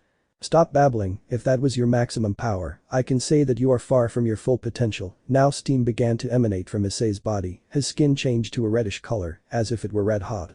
Push. Shish. In the blink of an eye, Issei had disappeared and reappeared next to Zeppert. "Hey. Issei clenched his right fist and… Bomb. The powerful right hook from Issei sent Zeppert crashing to the ground, passing through what remained of the pyramid, continuing until he reached the deepest part of it, arriving at the catacombs. Zeppert vomited a little blood and then fell unconscious. Zeppert glacial Ebolas cannot continue, the winner of this raiding game is Issei Arcturus. The battle ended, a crushing victory for the Arcturus house, and one more step for Issei in his goal of becoming the 5th Mao. One Piece Opening 11 Share the World. Ano is Oranite Todoku made. I believe Hitatsu no Ashita Ihei. The infinite blue sky of the human world can be seen, then it changes showing the sky of the underworld. On the sides Rias and Sona can be seen with their servants, and in front Issei with his boys. Hum on let's go everybody oh we share the music. Hum on let's go baby baby oh we share the one dream. You can see the sky of the underworld, then the camera lowers and focuses on Arcturus Castle, then the high school DxD logo appears. Hum on let's go everybody oh we share the good times. Hum on let's go baby baby oh we share the one world. The scene changes, the members of the occult club and the student council are seen facing Loki, in the distance Issei is seen with his balance breaker, he, Kiba, Urza, Isabella and Ravel launch themselves against the Norse god, when Issei impacts his fist against the god a great explosion occurs. Gureami me komi tesaguriti na zodokai. Issei is seen with Zenobia on a date, but a few meters behind, the entire Gremory and Citri group is spying. Ukasaki Maizuni Tachi Demaritoki. Kiba is seen crossing swords with Urza, then she gets excited when Kiba shows her the swords he can create, asking for some, which makes the blonde nervous. You and me yes Kamachi Wakachi Asakani. Isabella and Ravel are seen shopping. Ravel was somewhat annoyed with Isabella for taking advantage, but she got over it instantly when Isabella bought her more clothes. Michibiki I feel the beater Kadashiteku oh yeah. Sona is seen reading the book her sister sent her to win over Issei, then Rias enters the room, and Sona desperately tries to hide the book. Share the music Itsudat. Share the one dream Shinji'd. Share the good times to Atsunade. Share the one world now. The three groups are seen spending time together. Issei looks at Rias and Akeno, still somewhat doubtful about what they showed him. Ano is oranai todoku made nando demo bokune ikunda. The scene changes, this time the three groups are on the beach, Issei is riding the waves like an expert, Rias and the others watch him from a rented boat, then suddenly a wave submerges Issei. Imakozo kodeuku I believe Hitatsu no ashita ya. Saji and Gasper jump in to save them, even though neither of them knows how to swim, and they are rescued too. Then the girls fight over who gives CPR to Issei, while Momo and Roroko attend to Saji, forgetting about Gasper. Hum one let's go everybody oh we share the music. Hum on let's go baby baby oh we share the one world. In the middle of the sea, forces from the ancient mass faction of the Chaos Brigade attack, everyone repels the enemies, finally Issei fires his X-burner at maximum power. Boikakao rit mi biusu no wana. Tikazuki Mimyuki ni share shiteo style. Ajumeru hirigeru sazauju kono flavor. Peridaju I feel so god jinin oya. The images of the young demons begin to appear, starting with Sekiryuutei, followed by Issei, Rias, Sona, and ending with Ghidorah, who displays an evil smile. Share the music Tukudid. The four masks are seen together. Share the one dream Tsudiad. Michael is seen, and Arena is standing next to him. Share the good time Zoward. Azazel is seen, behind him is another cadre level fallen angel, Barakiel. Share the one world now. Finally, Aten is seen, behind him is Asgard and on his sides a group of Valkyries. Ano is oranai todoku made nando demo bokune ikunda. Imakozo kodeuku. The scene changes, now Issei is seen in his balance breaker without his helmet, staring intently at a silver-haired Valkyrie, who is also staring intently at Issei. I believe Hitatsu no ashita ya. The scene changes, now 5 figures appear in darkness, one lights up showing Urza, the others remain in darkness. Mayanai Kabe no Mukakawani Materu Kimi Georgia Atanda. Mausaguni Tadakukara. Issei is seen fighting against a large number of demons, using his fists, kicks, and other means to make his way to rescue Asia, who was connected to a strange machine. I believe Hitatsu no Sekai ya. A huge red dragon is seen screaming at the sky. Hum one let's go everybody oh we share the music. Hum on let's go baby baby oh we share the one world. Now everyone is seen gathered in the occult club's hall with smiles on their faces. End of opening. Haidu residence. Ahem, for the first victory of House Archerus, Kampai. Kampai. They all exclaimed. A small post-victory party was taking place at the Haidu house. Everyone was celebrating, even the Citri servants who did not live in the house were also present. There was food, drinks, and strong drinks for the older ones like Azazel and Isabella. But that punch was incredible, Haidu, I swear I saw some teeth fly, Saji said excitedly. Of course, I couldn't hold back. Anyone who dares to speak ill of my friends or my girls will be worse off, Issei exclaimed, raising a fist. Diakon was the one who stood out the most in this fight, Issei-senpai, commented Kaneko, sitting on the lap of the brunette blonde boy. I'm exhausted. Gasper complained from inside his cardboard box. Gasper was the one who took care of eliminating 4 of Zeppel's pieces. The encounter was at a disadvantage for Issei since it was a 6 versus 16. You did well, Gasper, and now Beelzeman isn't so upset anymore, Issei commented. The fact that Gasper fought against 4 opponents in different rounds is due to Beelzeman, since upon hearing that Issei would have another RG, he literally demanded that the brown-haired blonde Gasper had to defeat at least one opponent, otherwise he would eat, drink and even bathe with garlic. To which a terrified Gasper agreed. Gasper's sacred gear was banned in this game as expected, but by using some of Issei's blood, along with moderate control of the orange flame that enhances magic, Gasper, using his magical abilities and vampiric powers, was able to defeat 4 different opponents without any help. Another one who also shone was Zenobia-san, commented Saji's girlfriend, Hanasaki Momo. Well, that was to be expected from her, although I still don't think that using Durandal's power, she would be able to bring down the Eiffel Tower. Zenobia's fight was more of an execution than anything else, since using Durandal, and without the opposing team having a counter, Zenobia was able to unleash her full potential, finishing with a powerful holy energy attack that erased everything in its path, destroying the Eiffel Tower. Sometimes I think you two are more of a national threat than anything else, especially you two, Azazel said, pointing at Issei and Zenobia.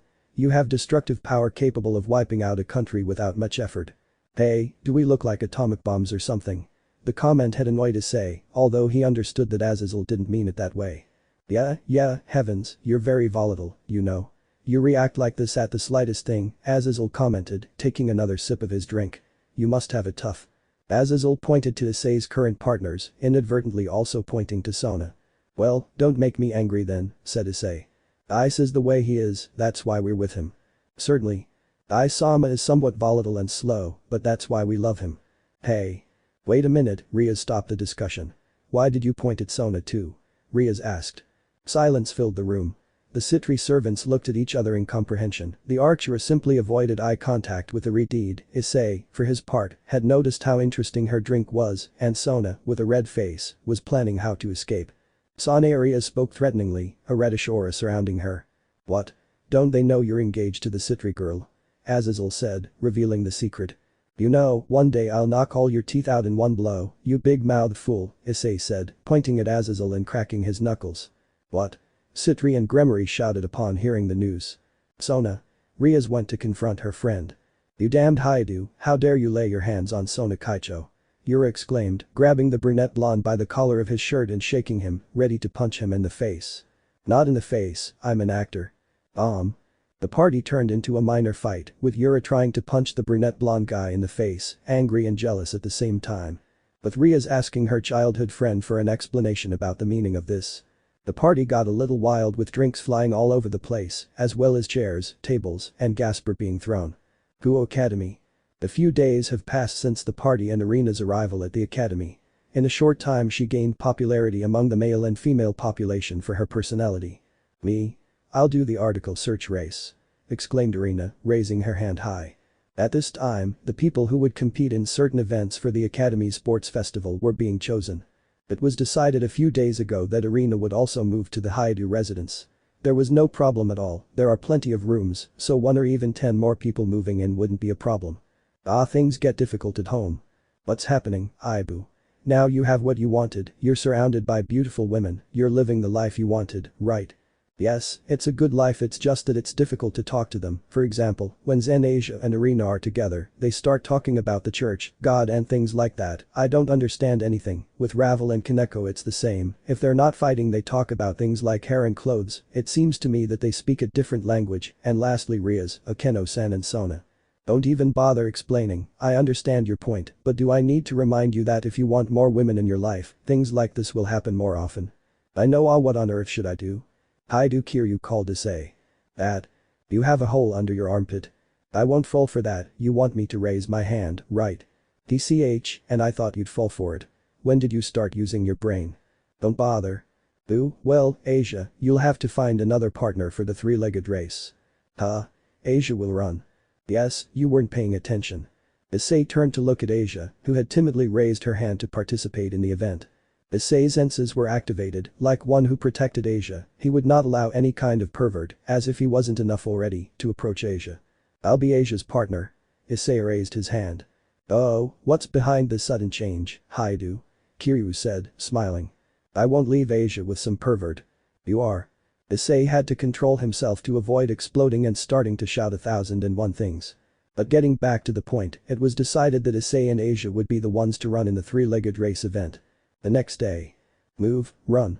Exclaimed Isabella, who had earned a nickname as a physical education teacher in the short time she had been there.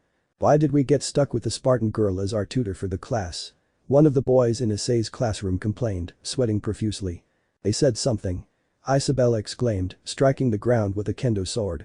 The boys shouted like girls and increased their pace. On the other side of the field.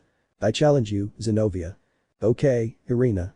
Both had indicated a competition, running at high speed on the track, although it's not as if they needed to train, since the only challenge for them would be the student council girls. Why on earth are they running so fast? I can't see their breasts bouncing like this, Issei complained.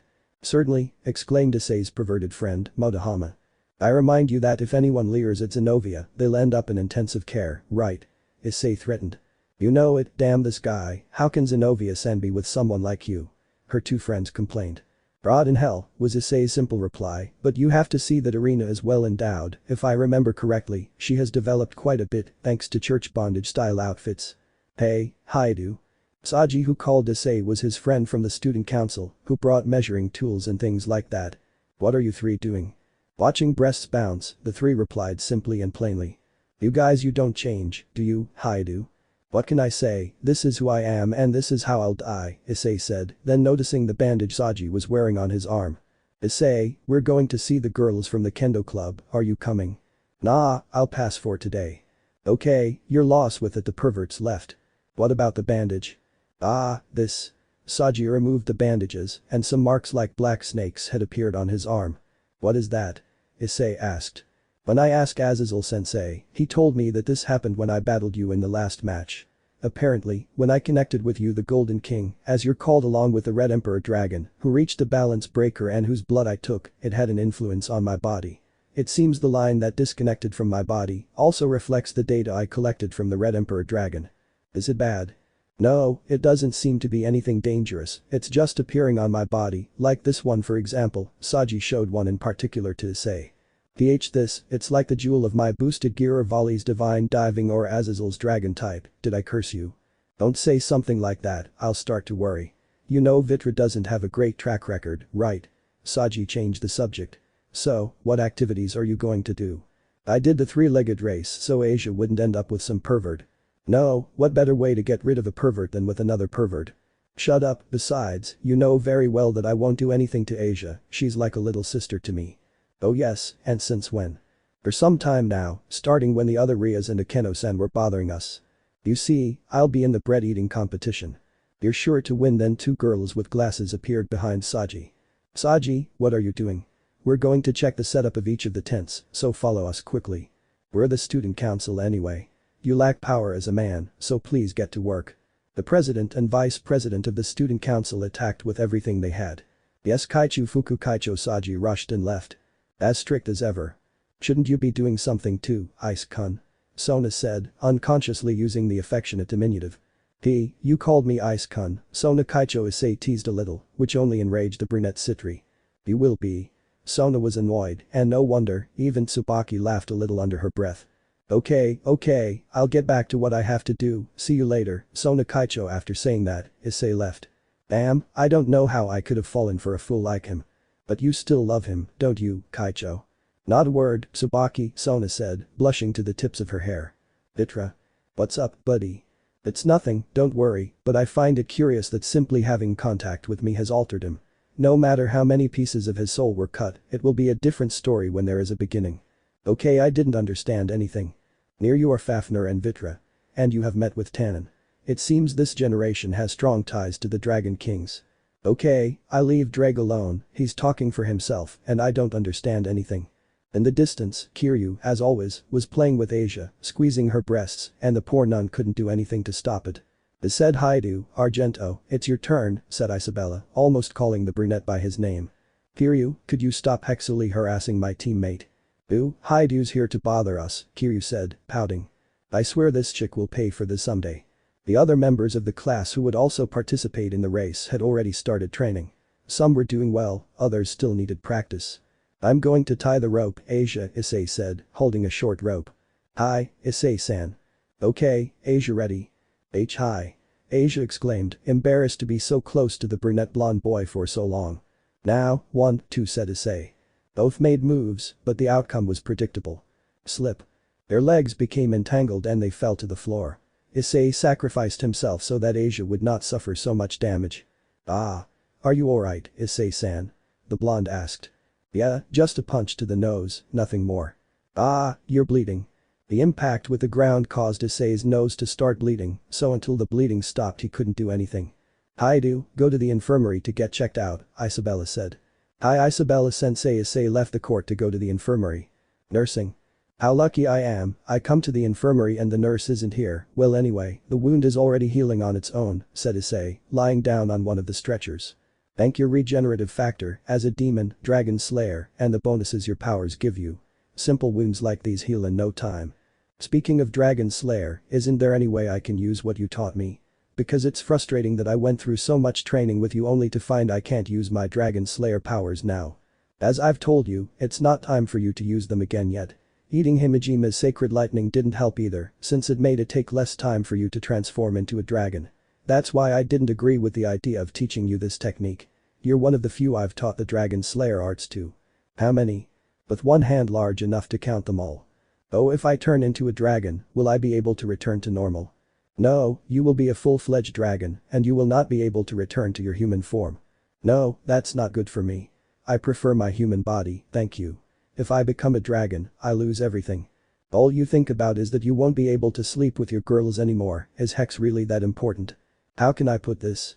It's the most important thing in the world to me. Ah, why is it that sometimes I get stuck with colleagues who think more with what they have hanging down there than with their heads?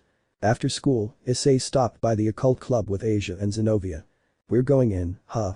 Why the serious faces? Issei asked. Rias, Akeno, Urza and Kaneko had serious expressions at this moment, while Kiba, who was also there, showed a complicated expression. Is something wrong? Issei asked. Yes, we've already chosen who our rival will be in the next raiding game. It's not me, is it? Issei asked, just in case. No, our next rival is Ghidorah*, Rias revealed. Issei and Zenovia's expressions turned into empty ones, matching Urza's. Issei did not like the guy at all, a feeling he shared with Zenovia and Urza. Days later. I'm on Asia, 1, 2, 3, 4, 1, 2, 3, 4 said Issei. For the past few days, Issei and Asia had been practicing hard for the race, and Zenovia was also helping with the training. Over time, Asia was improving. Oh. But not much. Asia tripped again, but this time Issei caught her so that neither of them ended up kissing the ground. Their pace has improved, although they still need to polish certain details. How about we have a real race as practice? Zenovia suggested. Good idea, Asia, let's try that Asia. When Issei looked at the blonde, she had a sad expression. Asia, tell me what's worrying you.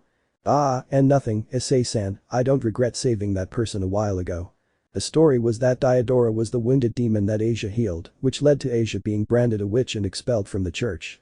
I don't like seeing Asia like this, besides my eyes aren't deceiving me, that Ghidorah guy is up to something, the aura he emanates is very dark, even if we are demons I can notice the different types of auras, the past Rias had that same kind of aura, compared to the Rias of now. Issei-san. Huh? What's wrong, Asia? Because Issei was thinking, he didn't notice that Asia was staring at him. You had a very serious face a few moments ago, you also seemed somewhat sad. Did she seem sad? Why? Asia, if you could have your old life back, would you accept it?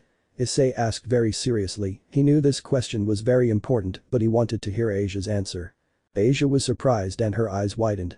Asia didn't keep us waiting for her answer. I'm not coming back, Asia said, smiling. Issei-san, I don't know if the me in this world told you, but do you remember when I asked you, can I stay by Issei-san's side forever? In my world, you answered yes.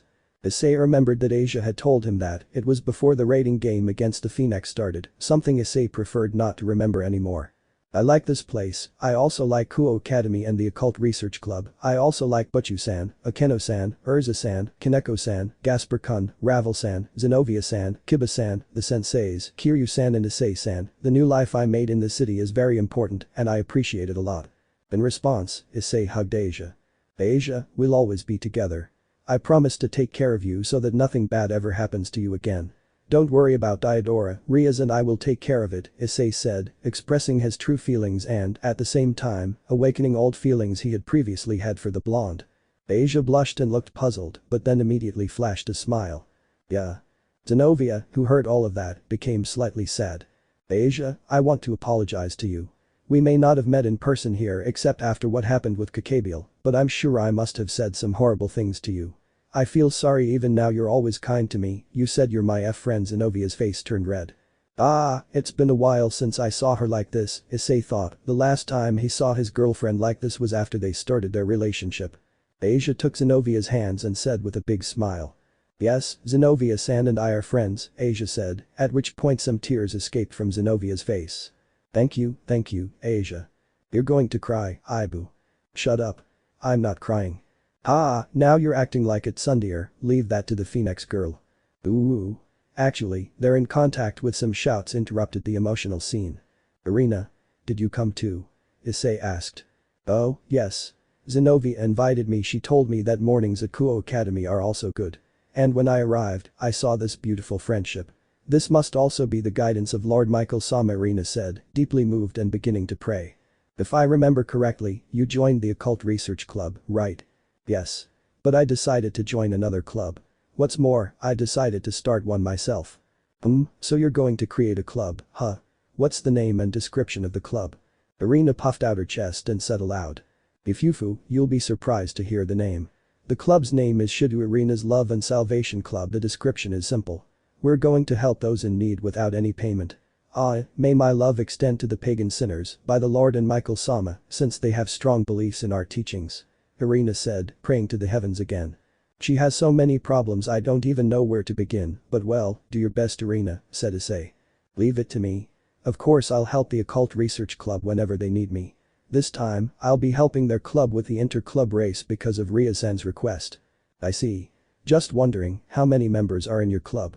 For the moment, it's just me, that's why it's difficult for me to create the club. The student council president told me I need at least 4 more people to start the club, as well as finding a teacher in charge. I could tell Isabella about the professor, but good luck finding the remaining 4. Yes, I'll do that, but until I find them, I'll join the occult research club as just another member. Leaving that aside, it's best to continue with training, Issei said. Zenobia and Arena joined the practices for the 3-legged race. A few hours later. I'm tired, Asia said, trying to catch her breath. Here, I brought some drinks. Issei handed Asia a can of soda. Thank you, Issei-san. Asia gladly accepted the drink. Issei and Asia were taking a break after putting away the things they used to practice. At that moment, both were inside the gym's storage room. Although Issei-san doesn't seem tired at all, compared to the Issei-san from my world, you're more reliable. Hey, aren't I the same as the me in your world? There's not much difference, except that the Issei-san over there is a bit lazier I think. Well, it used to be like that, but I started training to get stronger and not lose anything again, so training became a habit. I felt restless when I wasn't doing anything, and training with Osan also helped with that. Although things are very different here you are already a high-class demon, Issei-san, and you already have most of your equipment. Asia's expression saddened slightly. What's happening? You see, the Issei-san from my world also wanted to be a high-class demon to have his own harem. Wanting a harem for myself is something multi-universal, huh? I feel sorry for the different selves in those worlds. In that place, I wish that when Issei-san became a high-class devil, I could be with him as one of his servants. It's not like I wanted to leave Butchu-san, but I wanted that. It's a shame since you have Gasper-kun and Ravel-san here. Asia. Issei felt bad for her, somehow Asia wanted to be with him, but with all his bishops, there was no way for Asia to be with him. Later, in the occult club's lounge. The rest of the club members were in the lounge doing their own things. Issei, I brought a video you might like, Rias said. Can we watch porn here? No. Rias exclaimed, her face completely red. Haneko, who was on the chestnut-haired boy's lap, hit his leg. It's a video recording of the young demons' matches. The duel between us, Sona, and you is also recorded. When they said like, I was expecting something else. Well, no, it's not what you wanted to see, Issei, Rias denied. In any case, you can see the different encounters here. You should pay attention. After all, your future rivals appear in that video, Azazel remarked, especially the one who could make things difficult even for you, someone who excels in high power. You mean Ria's cousin, Sekiryuutei-san? Here's his fight too, I'll put it on to watch it, he'll also be a future opponent for us. Rias played the video. Everyone was anxious, keeping their eyes fixed on the monitor. The video started and a few hours later. Everyone's eyes and expressions changed to a very serious one. After all, the video showed something. It is undoubtedly pure power. The level of the boy from the Bale house is far above that of young demons, Isabella commented very seriously. And it was no wonder, the power of Sekiryuutei and his pieces, although not all of them could be seen, was overwhelming. I doubt any defensive magic can stop his attacks, Akeno commented. My protective armor would be easily pulverized if I tried to block any of his blows, Urza commented. Even if I managed to avoid his attacks, I can see that inflicting any significant damage would take a lot of effort. In a one-on-one battle against him I would be lost. He is undoubtedly someone to be feared. Even with his high physique, his speed was terrifying, Kiba commented. Even Kiba or Issei using their speed flame would have a hard time. Could you match its speed with the speed flames, Isama? No, even if I were to reach him, one simple hit would finish me off, even with balance breaker active, Issei said. Sekiryuutei's power had impressed him, and it showed him that there were still many strong people out there. So much power, and yet he fought with his bare hands. I'm scared. Gasper began to tremble like a leaf, clinging to the chestnut-haired man's arm. Apparently, the only one who could stand up to Sekiryuutei would be Issei using all his power, but Azazel paused. But, Rias repeated. Even so, I couldn't beat him, Issei said. The video had shown him that he was no match for Sekiryuutei. But it's noticeable that Bale and Rias have their similarities. Both rushed to face their opponent head-on. Are all those with Bale blood hot-blooded? Azazel asked, receiving a blow from Rias' paper fan in response. In the rating game prepared by the council, Bale occupies first place, followed by Arcturus as second, Aguirre's became third, Gremory occupies fourth, Asterith fifth, Citri sixth, and finally there is Glacial Ebolas, said Akeno. Are we in second place? Issei said incredulously. Given the power of you and your pieces, they were placed in that location, Azazel explained. But I have to say that your cousin is a monster, Rias, Issei commented sincerely. Yes, it is said that perhaps he will excel in a short time when he participates in the official games. I'll show you a graph so you understand better, kid, Azazel said. A holographic panel appeared in the middle of the clubroom. The graphics displayed the faces of Rias, Sona, Issei, Sekiryuutei, and the other young demons. Below them, parameters began to appear, each divided into technique, support and magic, in addition to the king category. The king's bar, is that the king's quality? Issei asked. Correct, Azazel replied. Rias, Sona, and the girl from the Heir's house are all highly rated. Rias is slightly higher than Sona, Issei is below the Heir's girl, and above Ghidorah, Sekiryuutei is very high, and Yankee is last. Rias excels in support and is above average in the technical branch. Why do I excel in technical? Perhaps because you have many different types of attacks. Each of your flames has different attacks, Azazel explained. You excel in technique and power, you're average with magic, and your support is low. Yes, I outperform Sekiryuutei in that range, but his power level is far, far above mine. Sekiryuutei didn't have to fight seriously against his opponent, just like you in your encounter against Zepperdal, Azazel said. But with that power, Sekiryuutei must be a prodigy. No, Azazel quickly denied what Issei said. Sekiryuutei is the first pure demon born into the Baal house who has no talents. Likewise, he did not inherit the characteristics that the Baal house transmits, the power of destruction. Those who inherited that gift were his cousins, the Gremory brothers. Ah, that's right, Ria's mother is from the Baal family. It's a cruel irony, in my opinion. But isn't Sekiryuutei the strongest of the young men? He achieved this by doing something that pureblood demons don't normally do because they inherited their clan's past gift. By training his body, he managed to surpass geniuses. Don't they normally do that? Issei repeated. Demons who inherit their clan's abilities tend to boast about them, so they don't train to master or strengthen their powers. In contrast, Sekiryuutei went through arduous training to become what he is today. Sekiryuutei is amazing. He was bullied, beaten since birth, and repeatedly defeated. Among the high-class demons and the pure demons, those whose colors blended with their surroundings, he was the one walking on a muddy, bloody path. That explains why I felt a different kind of pressure and confidence than Rias and Sona have, Issei thought. The person without the talent to become the next chosen heir. Do you know what an achievement is? He's the real deal, because he knows the vast difference between humiliating defeat and the joy of victory. Well, in Sekiryuutei's case, his strength also comes from something that's a secret, Azazel finished. The video ended, as expected, with Sekiryuutei's victory. The atmosphere was charged with seriousness. It was undoubtedly a resounding victory. Both of you will have a difficult time. If Rias defeats Astaroth, then you two will face each other again. The winner will face Sekiryuutei. Rias and Issei looked at each other defiantly. This time we will win, Issei affirmed. We don't intend to lose, but first we have to defeat Astaroth, Rias said. Astaroth defeated his opponent, the heir to Archduke Aigairs, Sigvera Aigairs. Did the one-san with glasses lose? Issei said. He didn't know much about what Aigairs and her servants were capable of, but according to the chart, she was number 3, which meant she was strong. But I never thought Aigairs would lose, Rias said, about to play the next video. Flash. In the corner of the room, a person's transport magic circle appeared. It had an emblem that Issei did not recognize. Astaroth, said Aeno. After a flash, a person appeared in the corner of the room. It was a gentle-looking guy with a refreshing smile. How are you? I am Ghidorah Astaroth. I have come to visit Asia. Seated around the table were Rias, Aeno, Ghidorah, and Azazel, who was sitting there as an advisor. This was a discussion between high-class demons. Issei could have intervened, but he preferred to stay aside to be with Asia. If the situation warranted it, he would take matters into his own hands and kick Ghidorah out. Rias-san, I'll say it clearly, I want to sell bishops. Issei's gaze began to turn colder. One more stimulus and he would enter to take Ghidorah out of here. Hey, Issei, what does commercializing mean? Urza asked, not knowing. It's a function that allows kings to exchange pieces with each other, only if the pieces to be exchanged are the same, Kiba explained for Issei. Asia clung tightly to Issei's hand, as if trying to say that she didn't want to.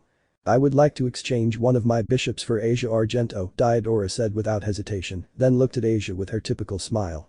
This bastard is treating Asia like she's just an object. Issei, Zenobia, and Urza were literally staring at Ghidorah to death. The only thing I'll order is Ghidorah tried to pull out a catalog, but Rias didn't let him finish.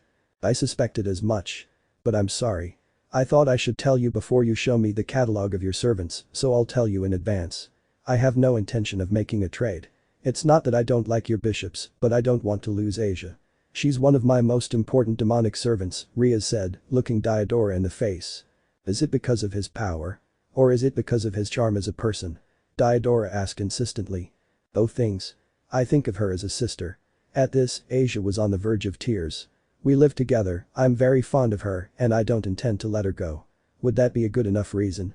I think it's reason enough. I can't understand why you're trying to get Asia through me with such a method, Ghidorah.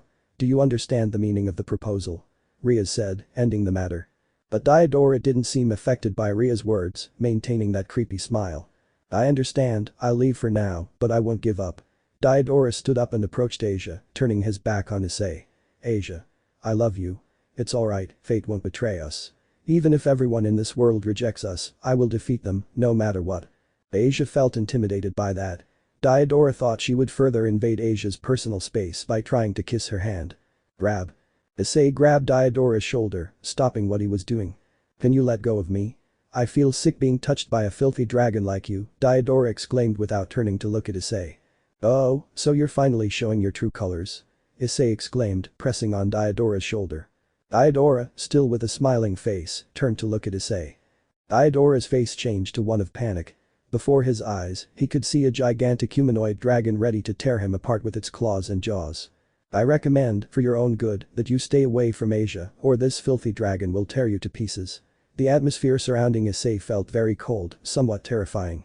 I see, then let's do this, in the next match I will win, so we will both face each other in the next round, there I will defeat you, Red Celestial Dragon Emperor and leader of Clan 73, Archeress Issei.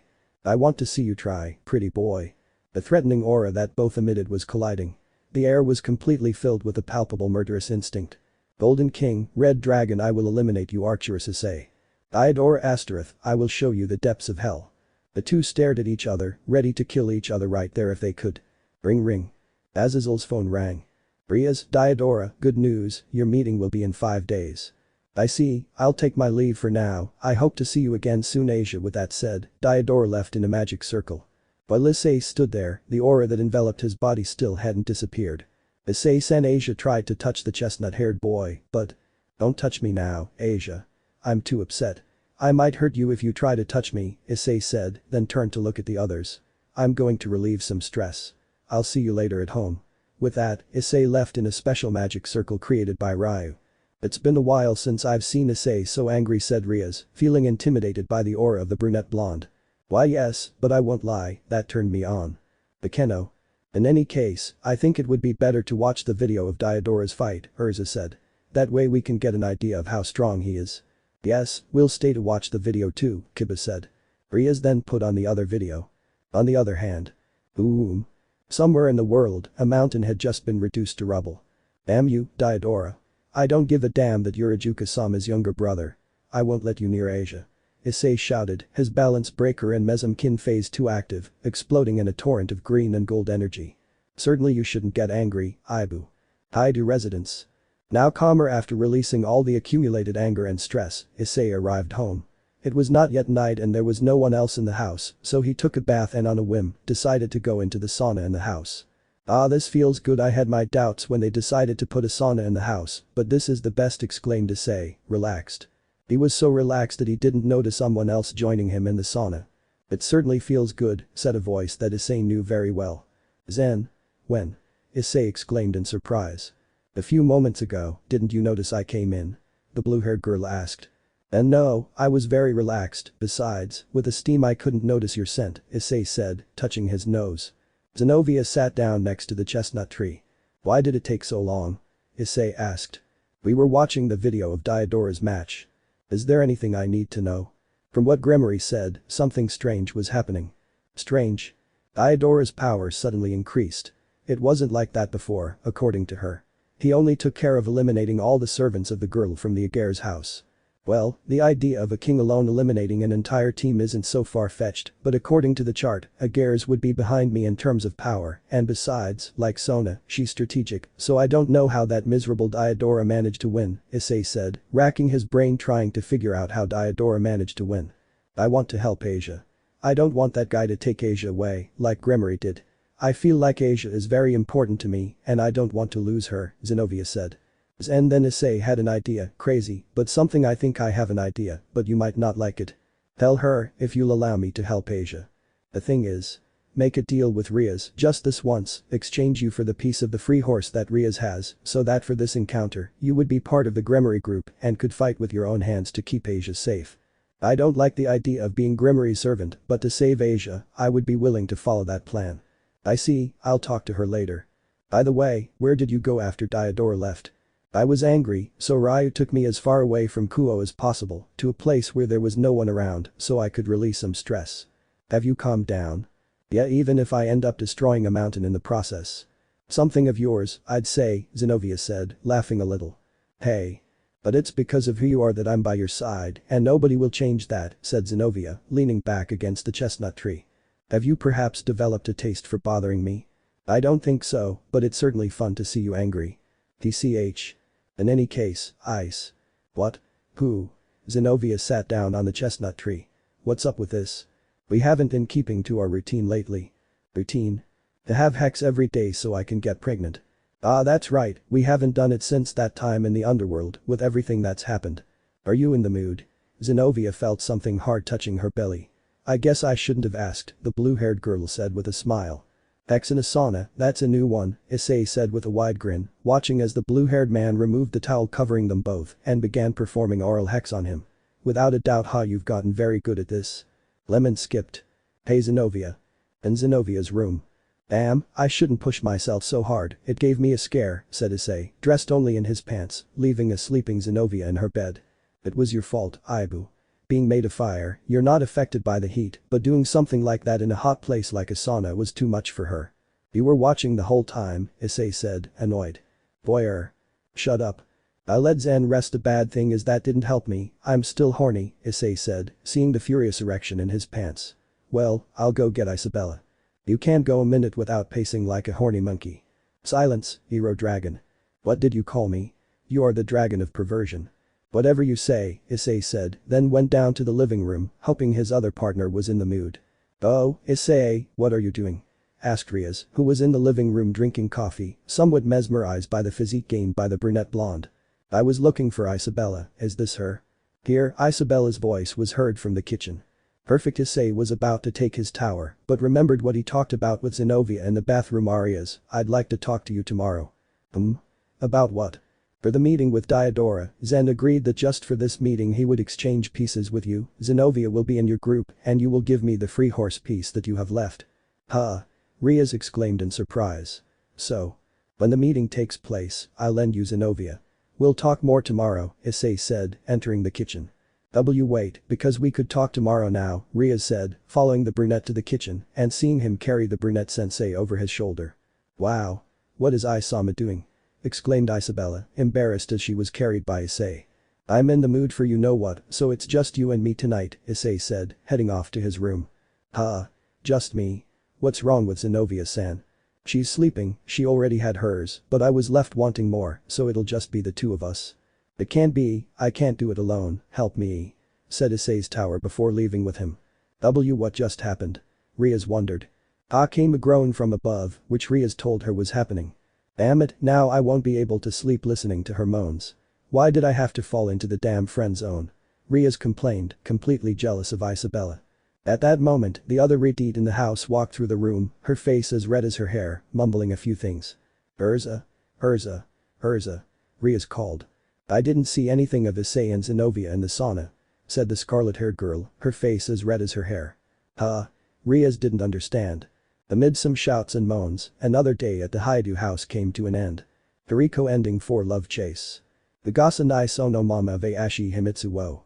Issei is seen on the terrace of Arcturus Castle, holding a small golden flame in his hand. Anasa nai shiroku hozoi kaiken na koi. Rias is seen in Gremory Castle, with her mother, father, Surziches, Gryphia and Milikas. Aojiroku doko made mo nagai. Broji wo hashiri nukeru. You can see the hall where the meeting of the young demons takes place. Inside, in front of a pod surrounded by demons, were the 5 rookies. Their kar kanan no tame. Boike kririd ira no ka. The young demons reveal their goals and dreams for the future. Issei states his goal of becoming the 5th Mayu, as well as defending Sona's ideals. Sono subit hahashi. Oku no moku tiki wa tada hitatsu. The scene changes, showing Issei in the mountains of Arcturus territory training with a gigantic purple-skinned dragon, dodging a burst of fire and firing his own. The Gasa Nai Sono Mama of Ayashi Himitsu wo. Rias and her group are seen preparing to fight, stepping into the transport circle. Anasa Nai Shiroku Hozoi Kaiken Nakoi. The crowd roared with excitement as a ratings game unlike any seen before began, the first of many, in a 3-team encounter. Arcturus vs Gremory vs Citri. Issei, Rias and Sona, the three of them seemed ready to emerge victorious. End of ending. Chapter 19 Interview. Chapter 19 Interview. Haidu Residence. It was early at the Haidu residence, which was unusual since after a very hectic night, one would expect Issei to sleep until after midday, but that was not the case. -6:34 It's early, said Issei, looking at the clock next to his bed. Next to him, tightly clinging to his chest and using the brunette's right arm as a pillow, was one of the many girls from Issei and his tower, Isabella. She looks so peaceful when she sleeps, Issei said, brushing away strands of hair that covered his beloved's face. What should I do? I'm not sleepy anymore, I guess I'll go downstairs and do something. Being careful not to wake Isabella, Issei slowly released her grip, placing his pillow back in its place. Isabella hugged the pillow without realizing that she was no longer Issei. Issei, for his part, dressed in light clothing and went down to the first floor, looking for a good morning coffee. That's weird, I usually sleep a lot after having Hex, Issei said as he went downstairs to the kitchen. Good morning, Issei. The brunette was greeted by his fiancée, senpai and current student council president Sona Citri. Hey Sona, didn't you sleep well? Issei asked, noticing dark circles under the brunette's eyes. You should know that very well, or do you think it's easy to sleep listening to those moans coming from your room every night? From the tone of voice in which she said it, it was clear that she was annoyed. Oh, how much did you hear? Issei asked. Things became easier to hear from the moment Isabella-sensei moaned and screamed for you to be rougher, to spank her, the brunette said with clear disgust in her voice. As has been known for a few days, Isabella was the kind of woman who enjoyed Hex more when she was lightly hit, being a clear. Damn, should I have the room soundproofed? Issei wondered to himself. I don't know about Ravel Phoenix-san, but do you think it doesn't bother me to hear about my fiancé having relations with other women? I am sorry, I didn't know I was hurting you with that. Issei felt like a total and complete idiot. Sona had told him her feelings and he had accepted them, but being the way he was hurting the brunette. Yes, you've hurt me, but it's not like I could prevent it. I know perfectly well that I'm not the only one. I have to share you since several women love you, but even so, I would like you to think about my feelings. The brunette's eyes threatened to start crying. Not knowing what to do, Issei opted for the most sensible thing he could think of at that moment and hugged the brunette with all his strength while stroking her head. I'm sorry for being a total idiot and pervert without thinking about your feelings, Sona. You're a fool, Sona said, hitting the chestnut-haired man's chest almost without force, shedding a few tears. Issei simply stayed there comforting the hurt brunette. Unbeknownst to them, another person who shared those same feelings for Issei was listening attentively from the stairs. Issei has become as important to Sona as he is to me. The one who heard everything was Rias, who also had dark circles under her eyes from not being able to sleep all night because of the moans of the tower of the brunette blonde. Not knowing what to do and not wanting to spoil this intimate moment between the two of them, Rias went back to her room. As Issei comforted Sona and was so close to her that he could only smell the scent of the shampoo she was using, he didn't notice that Rias had been there. Better? Issei asked, noticing that Sona was no longer crying. Why yes, having already expressed what she felt and noticing how extremely close she was to the brunette blonde, Sona couldn't help but blush. Forgive me for this, I think I should control myself a little, Issei said, scratching his cheek. You should remember that you're not the only one who lives here, think about the feelings of others, Sona clarified, moving away from the brunette for her own well-being. I certainly should do that even though I promised Zen we'd have a child together. We're demons, Issei. The chances of pregnancy are low even if you try daily and repeatedly. We're still young, don't you think it's better to wait? What you're saying makes sense, and I partly agree, the thing is Zen. Leave it to me, I'll talk to Zenovia-san about it.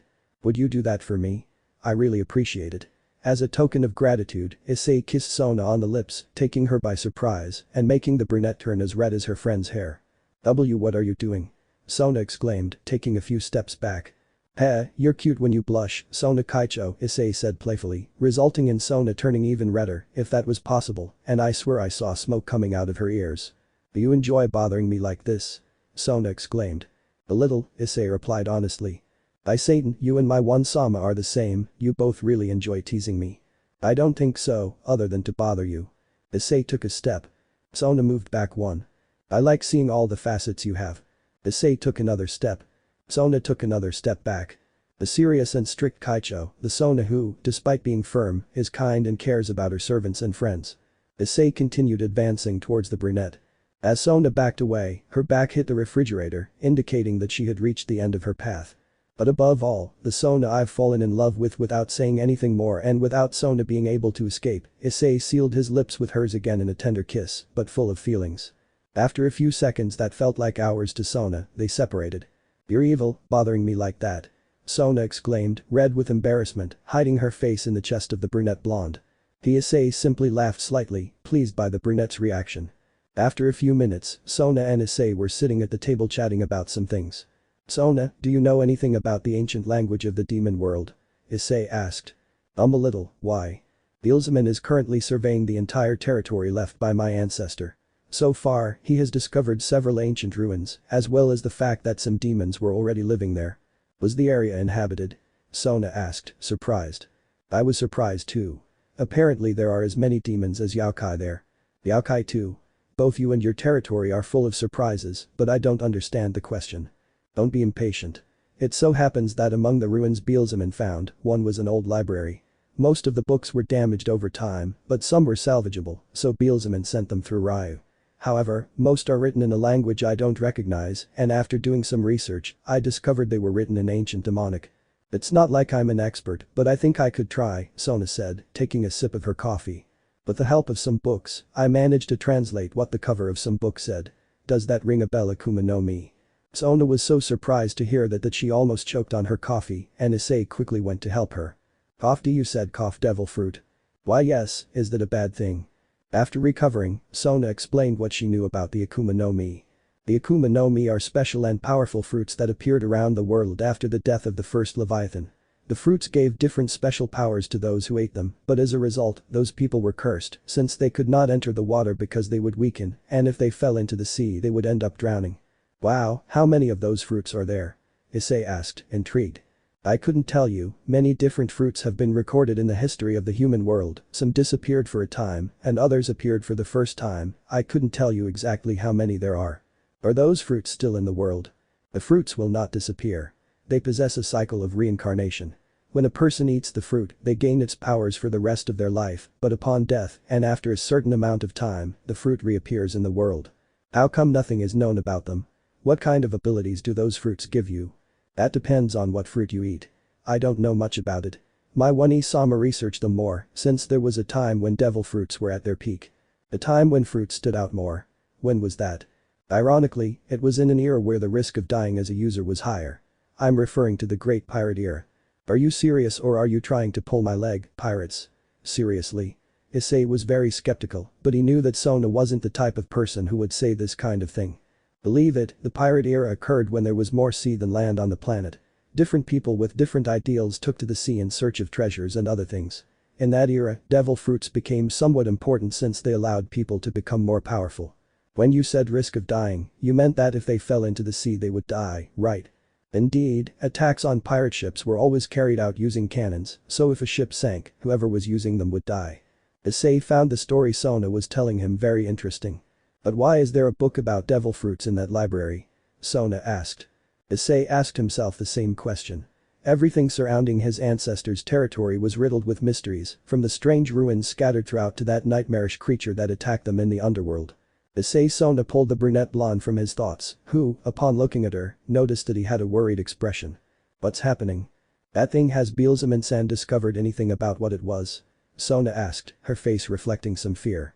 "No, so far Beelzebub hasn't discovered any clue as to what it was, but I don't want to know either." Issei remembered that horrible feeling of how his body was torn to pieces, as if it were made of paper, filling him with a feeling of helplessness at feeling so weak. Whatever that creature was, it would still be a deep nightmare-inducing trauma for those who were able to experience its overwhelming strength firsthand. One Piece Opening 11 Share the world. Ano is Oranai Todoku made. I believe Hitatsu no Ashita Ihei.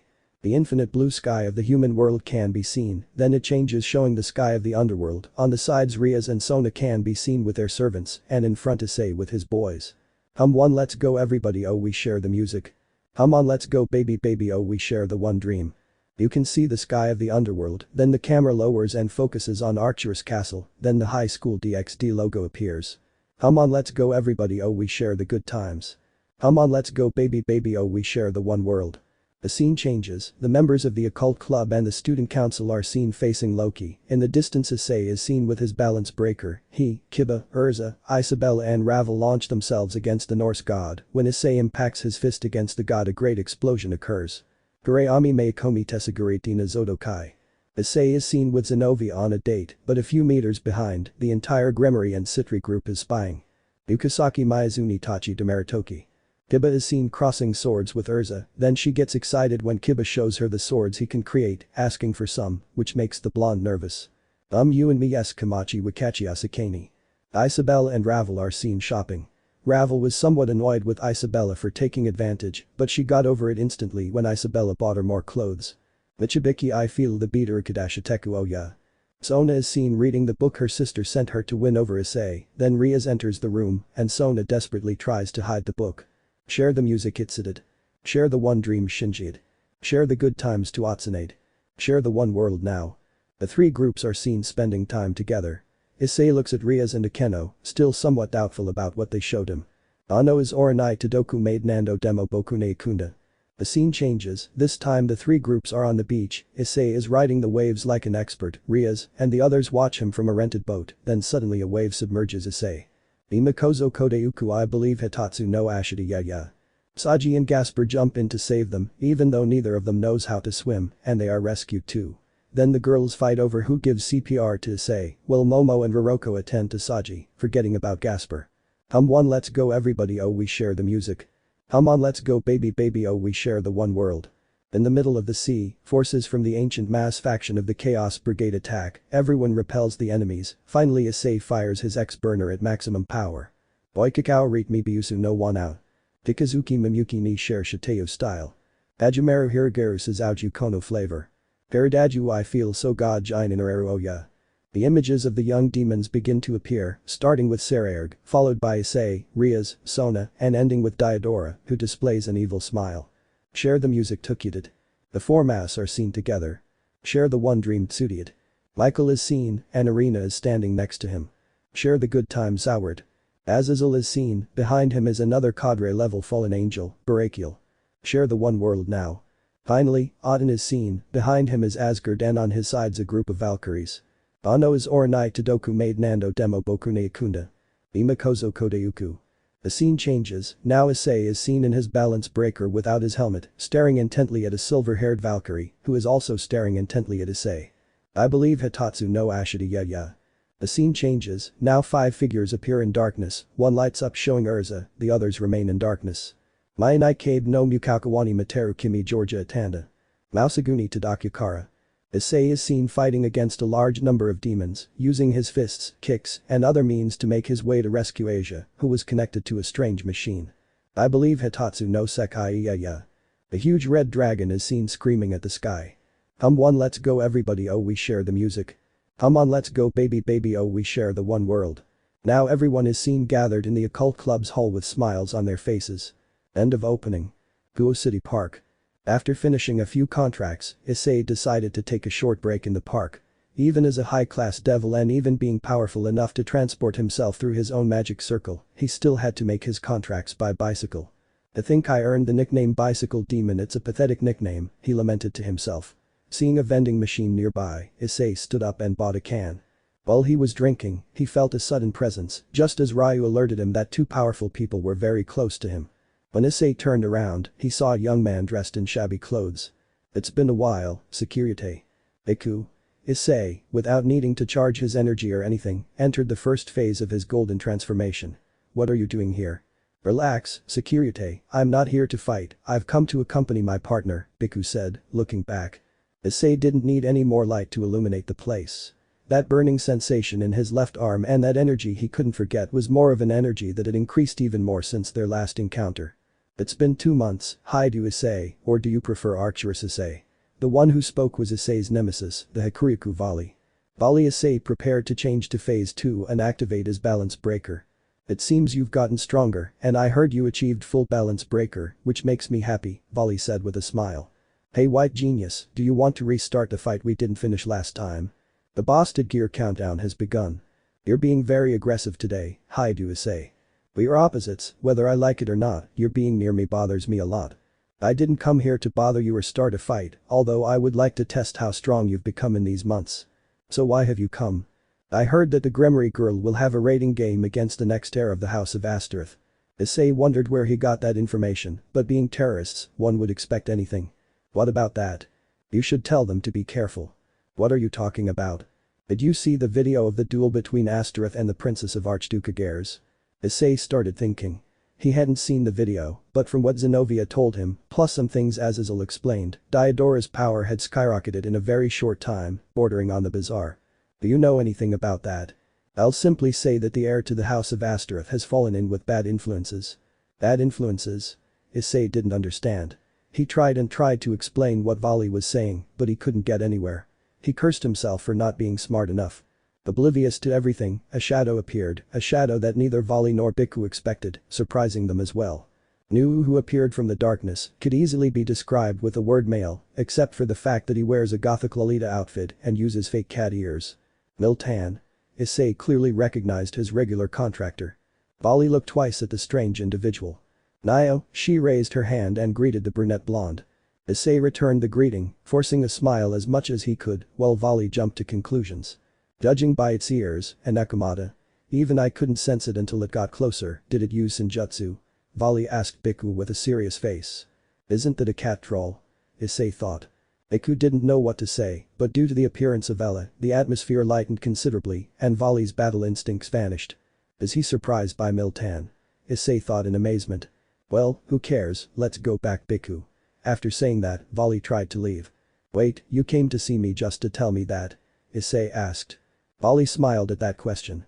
I was nearby, so I decided to warn my future rival. Oh, by the way, Bhikkhu said, do you remember the girl who was with Arthur when we tried to take Kuroka's younger sister? The one who accompanied the one who has the sword Caliburn? That's her. I don't know the story behind it, but I recommend you don't run into her. For some reason, she hates you and joined our group for the sole purpose of killing you. Well, that's all I had to say. See you Sekiryuutei. Hey, Vali, let's go eat at that Chinese noodle shop we've heard rumors about on our way. Wait when Issei tried to stop them, it was too late because Vali and Bhikkhu disappeared into the shadows. They left as easily as they had arrived. What the hell happened? Issei asked no one in particular, returning to normal and noticing that Miltan had also disappeared. The arrival is strange. I don't doubt that. Although both are rare. Hey. But I'm having fun. What's the matter? I feel like I'm talking to you more than any of the hosts I've ever had. You're the first host I think I'm actually enjoying talking to. It's because you're a great guide. Without you, I wouldn't know many of the things that happened and will surely happen in the future. That's good, you're one of the few who don't treat me like a tool, but like a human being. But you are a being, you are not the all-powerful red celestial dragon emperor. Fukuku, you're definitely weird. But a good person who doesn't treat us badly. I don't understand them at all. After returning home after completing the last contract of the night, Issei told Rias about what happened with Vali, as well as what he said. If he entered the city, then he should have known about it, but we can't find them all. Is it a technique to erase his own presence?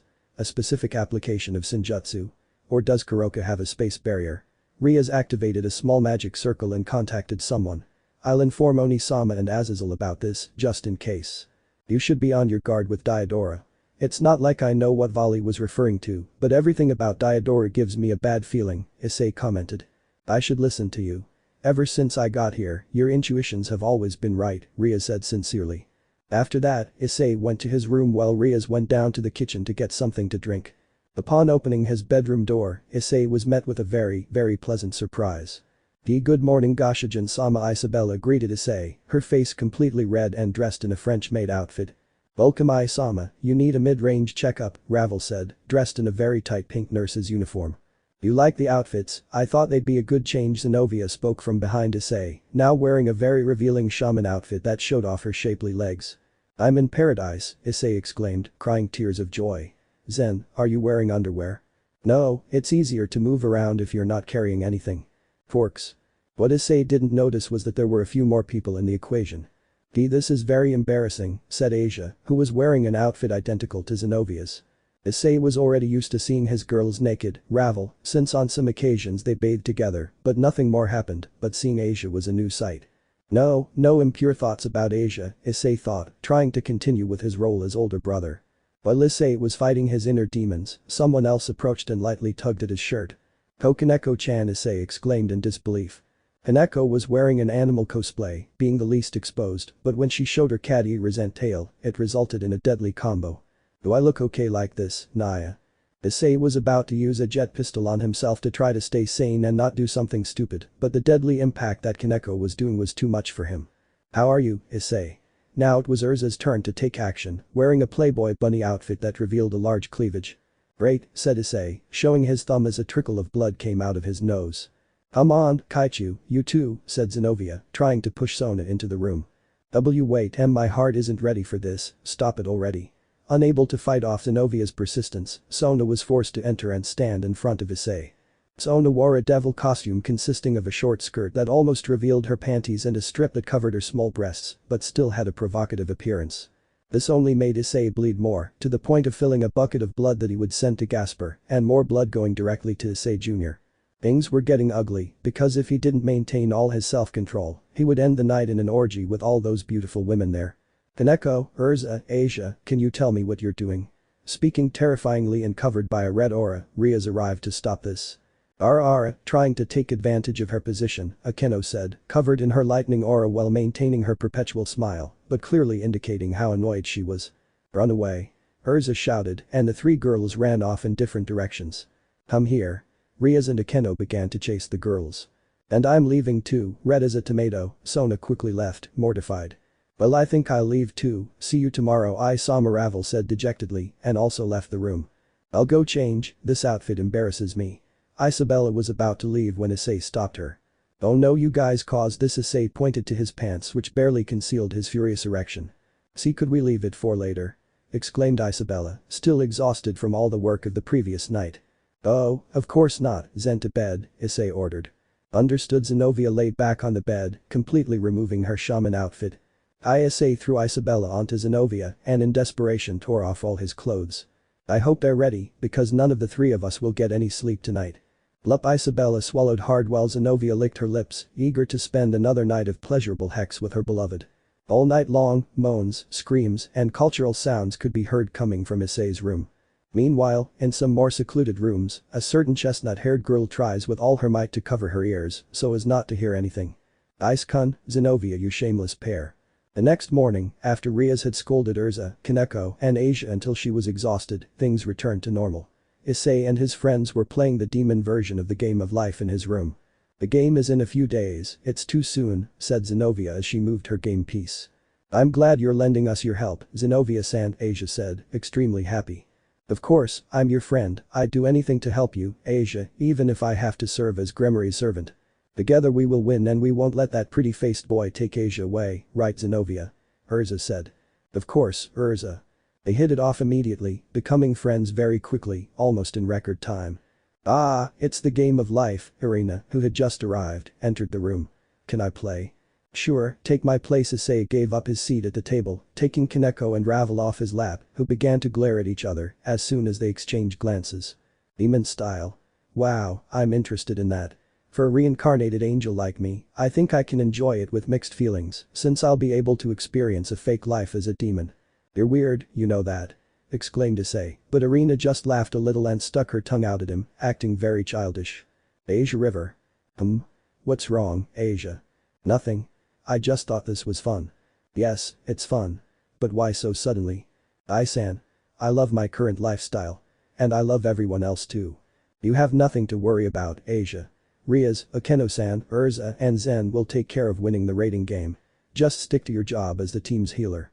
Issei patted the blonde's head. Hi, I-san. That's right, Asia. Urza and I will be your swords and we will attack anyone who wants to hurt you, right? Zenobia said, looking at the scarlet-haired woman. Of course, Urza replied, puffing out her chest. Isama, there are some important documents on your desk, Ravel warned. I'll go read them, I won't be long. Issei left his room and headed to his office, where, as Ravel said, there were some letters and documents that he had to review. Among the letters was one from his parents who were enjoying their vacation on the cruise and were hoping with all their might that upon their return they would already have a grandchild. "Are you idiots or what?"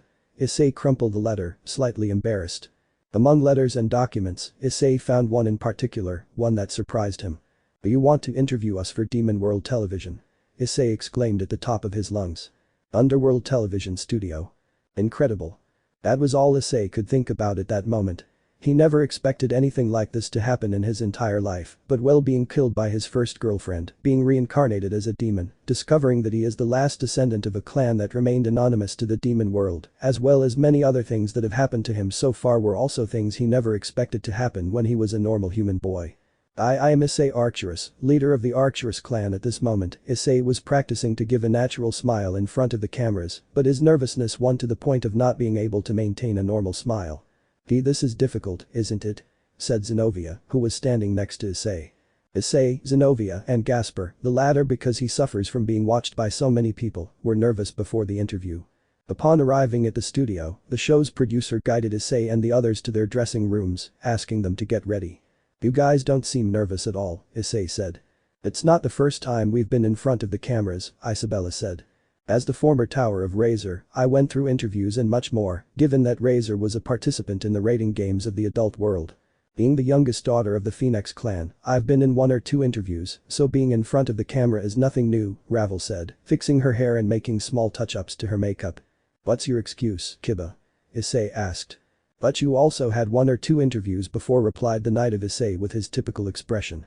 Issei and the others were called to the studio where they would be interviewed. On his way to the studio, Issei still felt very nervous. "Great, how on earth do I get rid of this damn nervousness?" "Just act natural," a voice advised, as Issei turned to see who it was. Sekiryuutei. Issei quickly recognized Moreno. Alongside him were about 10 other people, his servants. Next to Sekiryuutei was a blonde woman with a ponytail, the queen of Sekiryuutei. "I suppose they will be interviewed as well," Sekiryuutei said. "Yes, as you can see, this is the first time I've gone through something like this. Would you also be interviewed?" "Yes, I ran into Rias a few moments ago. It seems we'll all be interviewed in different sets. I saw your match." Issei raised his eyebrow, slightly intrigued. "No matter how much power you have, you'll lose if you get trapped.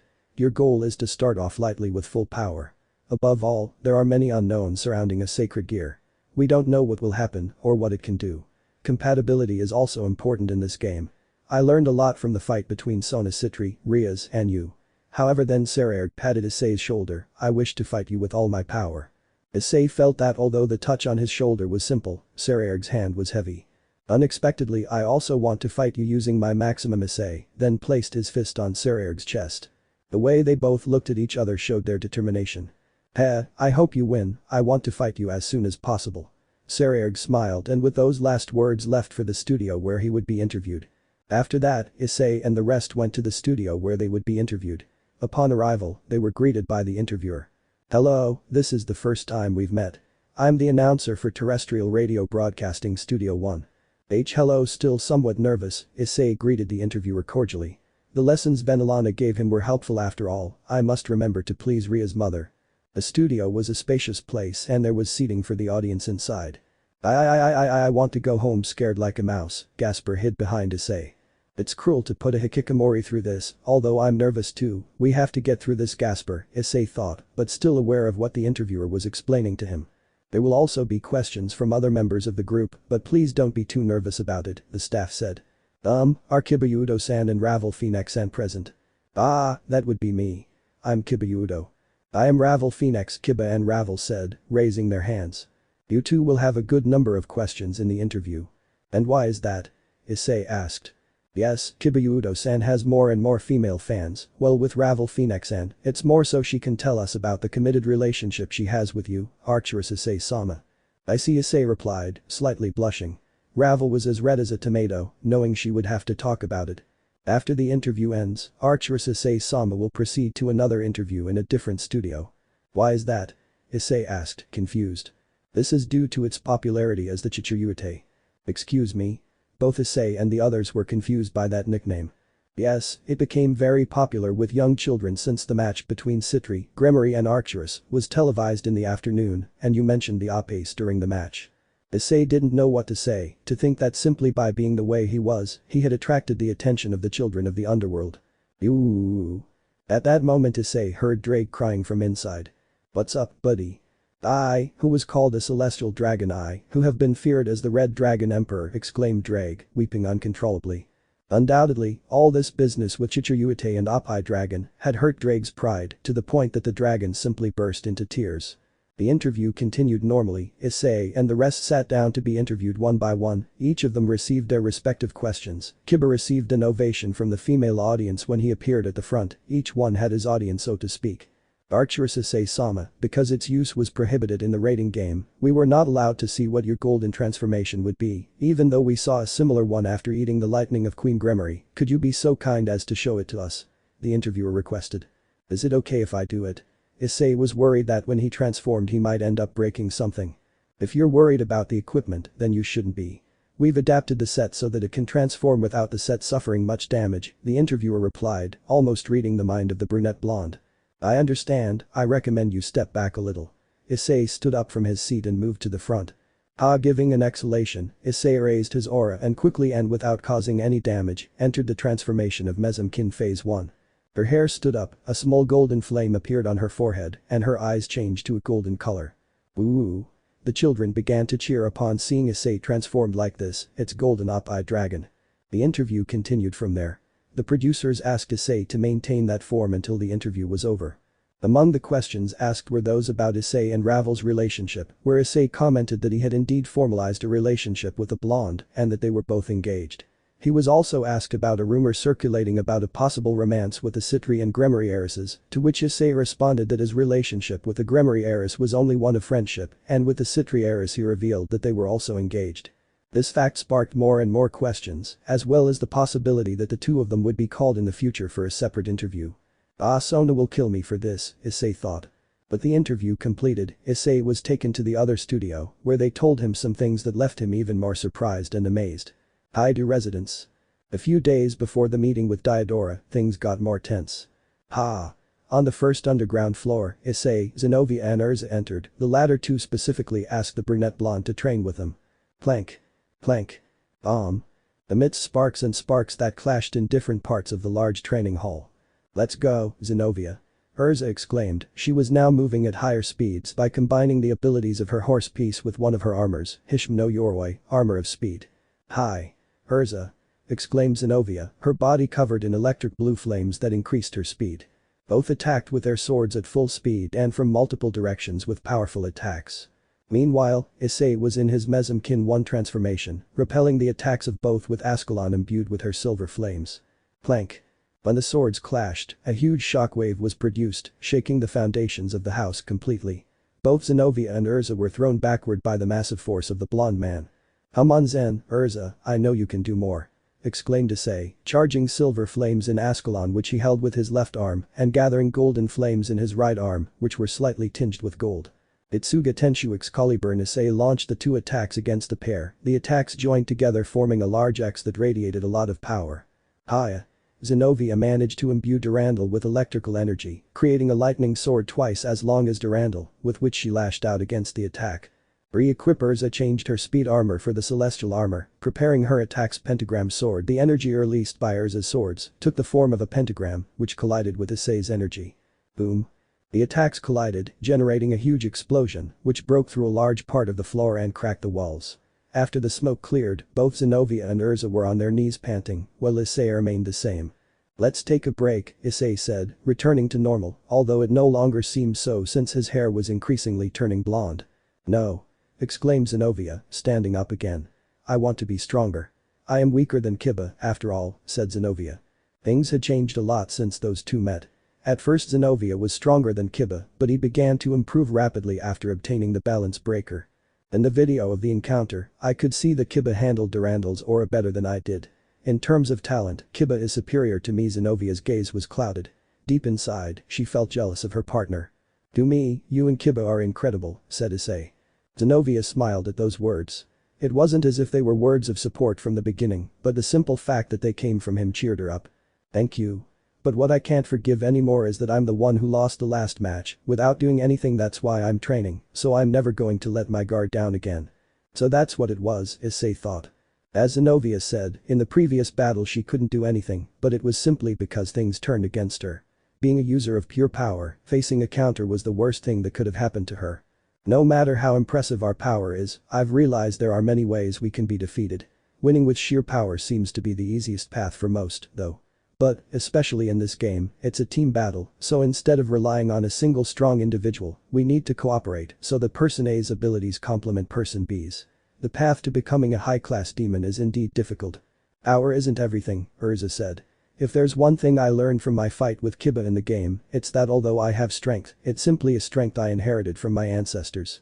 In a way, I'm like ice, but I don't want to stay like this. I want to be stronger, I want to surpass my great-grandmother, I want to be as great as, or even greater than, the first Urza Scarlet. But I still have a long way to go. I'm still very weak and I lack a lot of technique. For her part, Urza also thought that she needed to improve more. By the way, Ice, you said your future goal is to become a Mau, right? Urza asked. Yes, just like you, I would like to become stronger than my ancestor, I want to reach the same position he held, I want to be the 5th Mau. We all have our own ideals, right?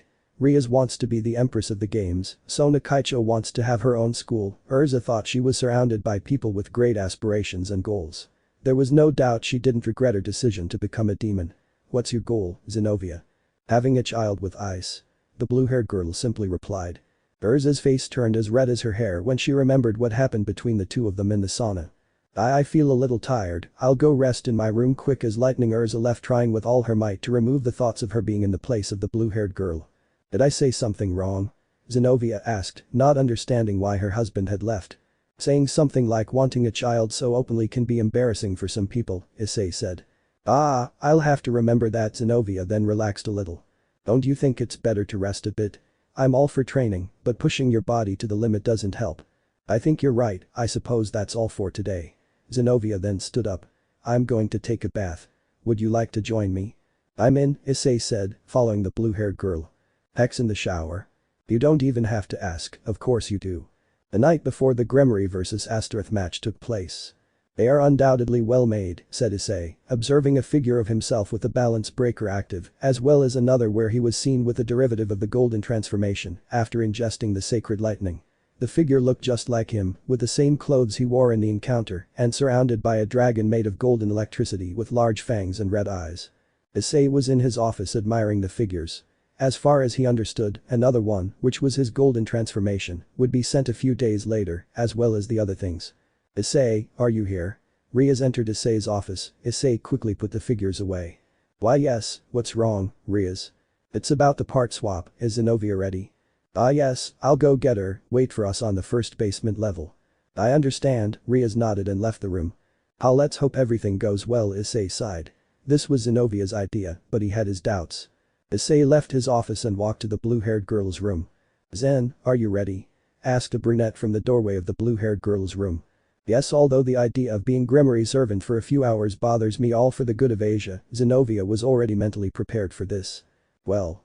Issei and Zenobia went down to the first underground floor, where all the Gremory servants were waiting for them. Zenobia-san. Don't worry, Asia. We may only be teammates for a short time, but I promise to give 150% to protect you. I'm counting on you, partner, Urza said, raising her fist. Me too. Zenobia bumped fists with Urza. I'm glad we can be on a team together again, Zenobia-senpai. I don't really know what to say. Then Zenobia went to see Rias and Akeno.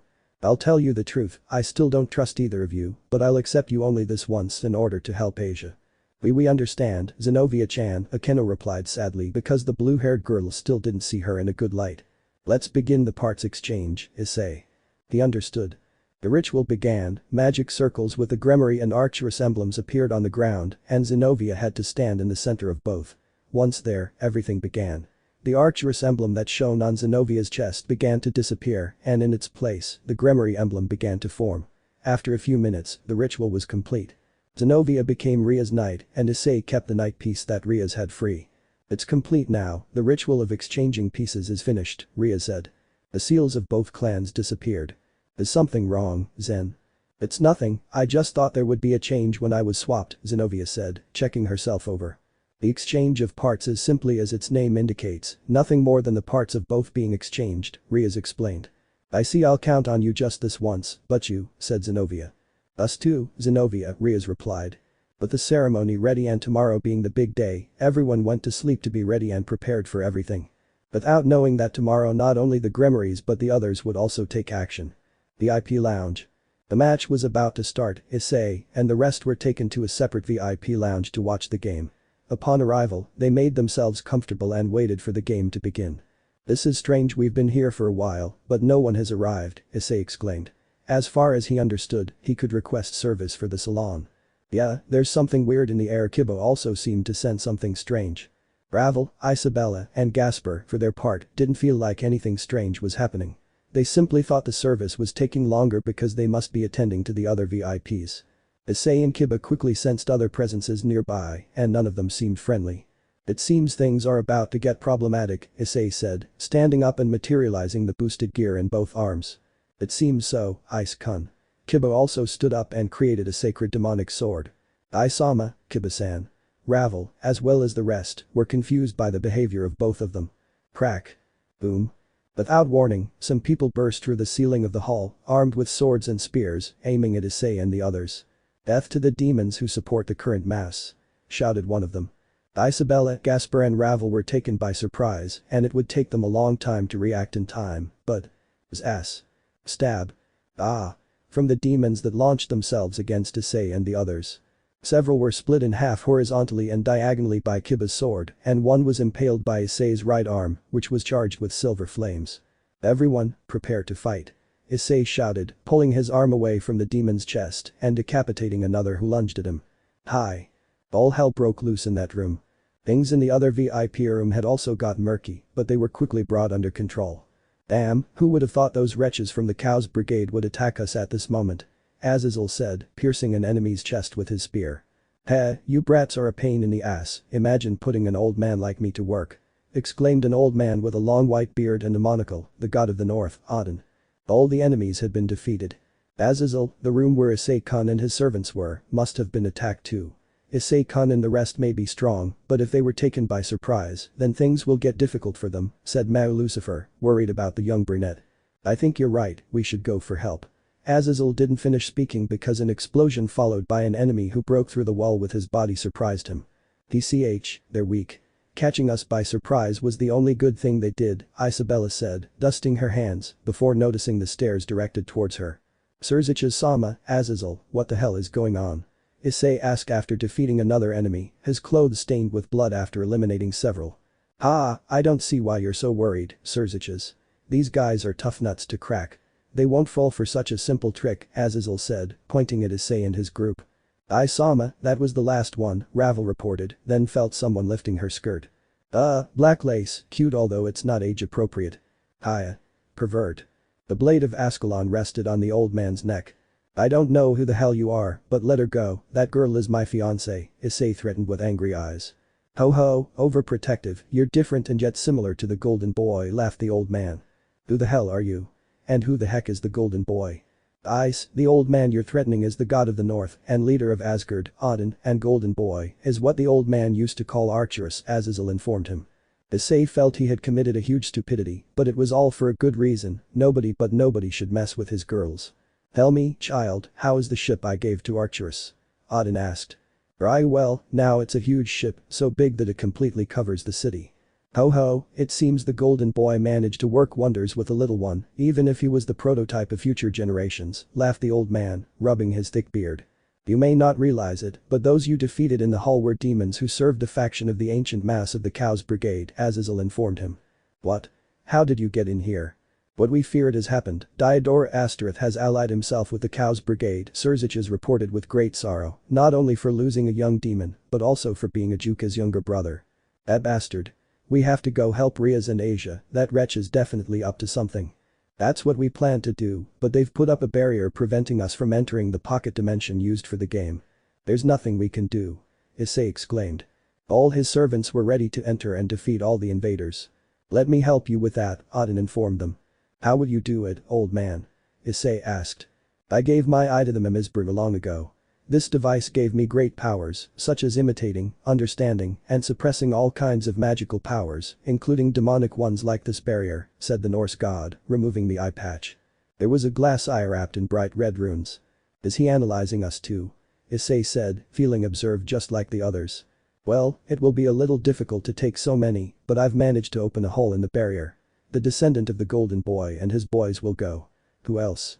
The god asked. Me too, they are my students after all, said Azazel. Well, hold on tight because the trip might be a bit bumpy, the god announced one last time. Wait for me, Asia, I'm on my way. The battle was about to break out and a hell as well as a great evil would soon be unleashed. Toriko ending for love chase.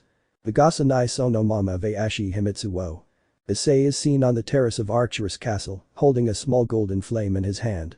Anasa nai shiroku hozoi kaiken na koi. Rias is seen in Gremory Castle, with her mother, father, Surziches, Gryphia and Milikas. Aojiroku doko made mo nagai. Broji wo hashiri nukeru.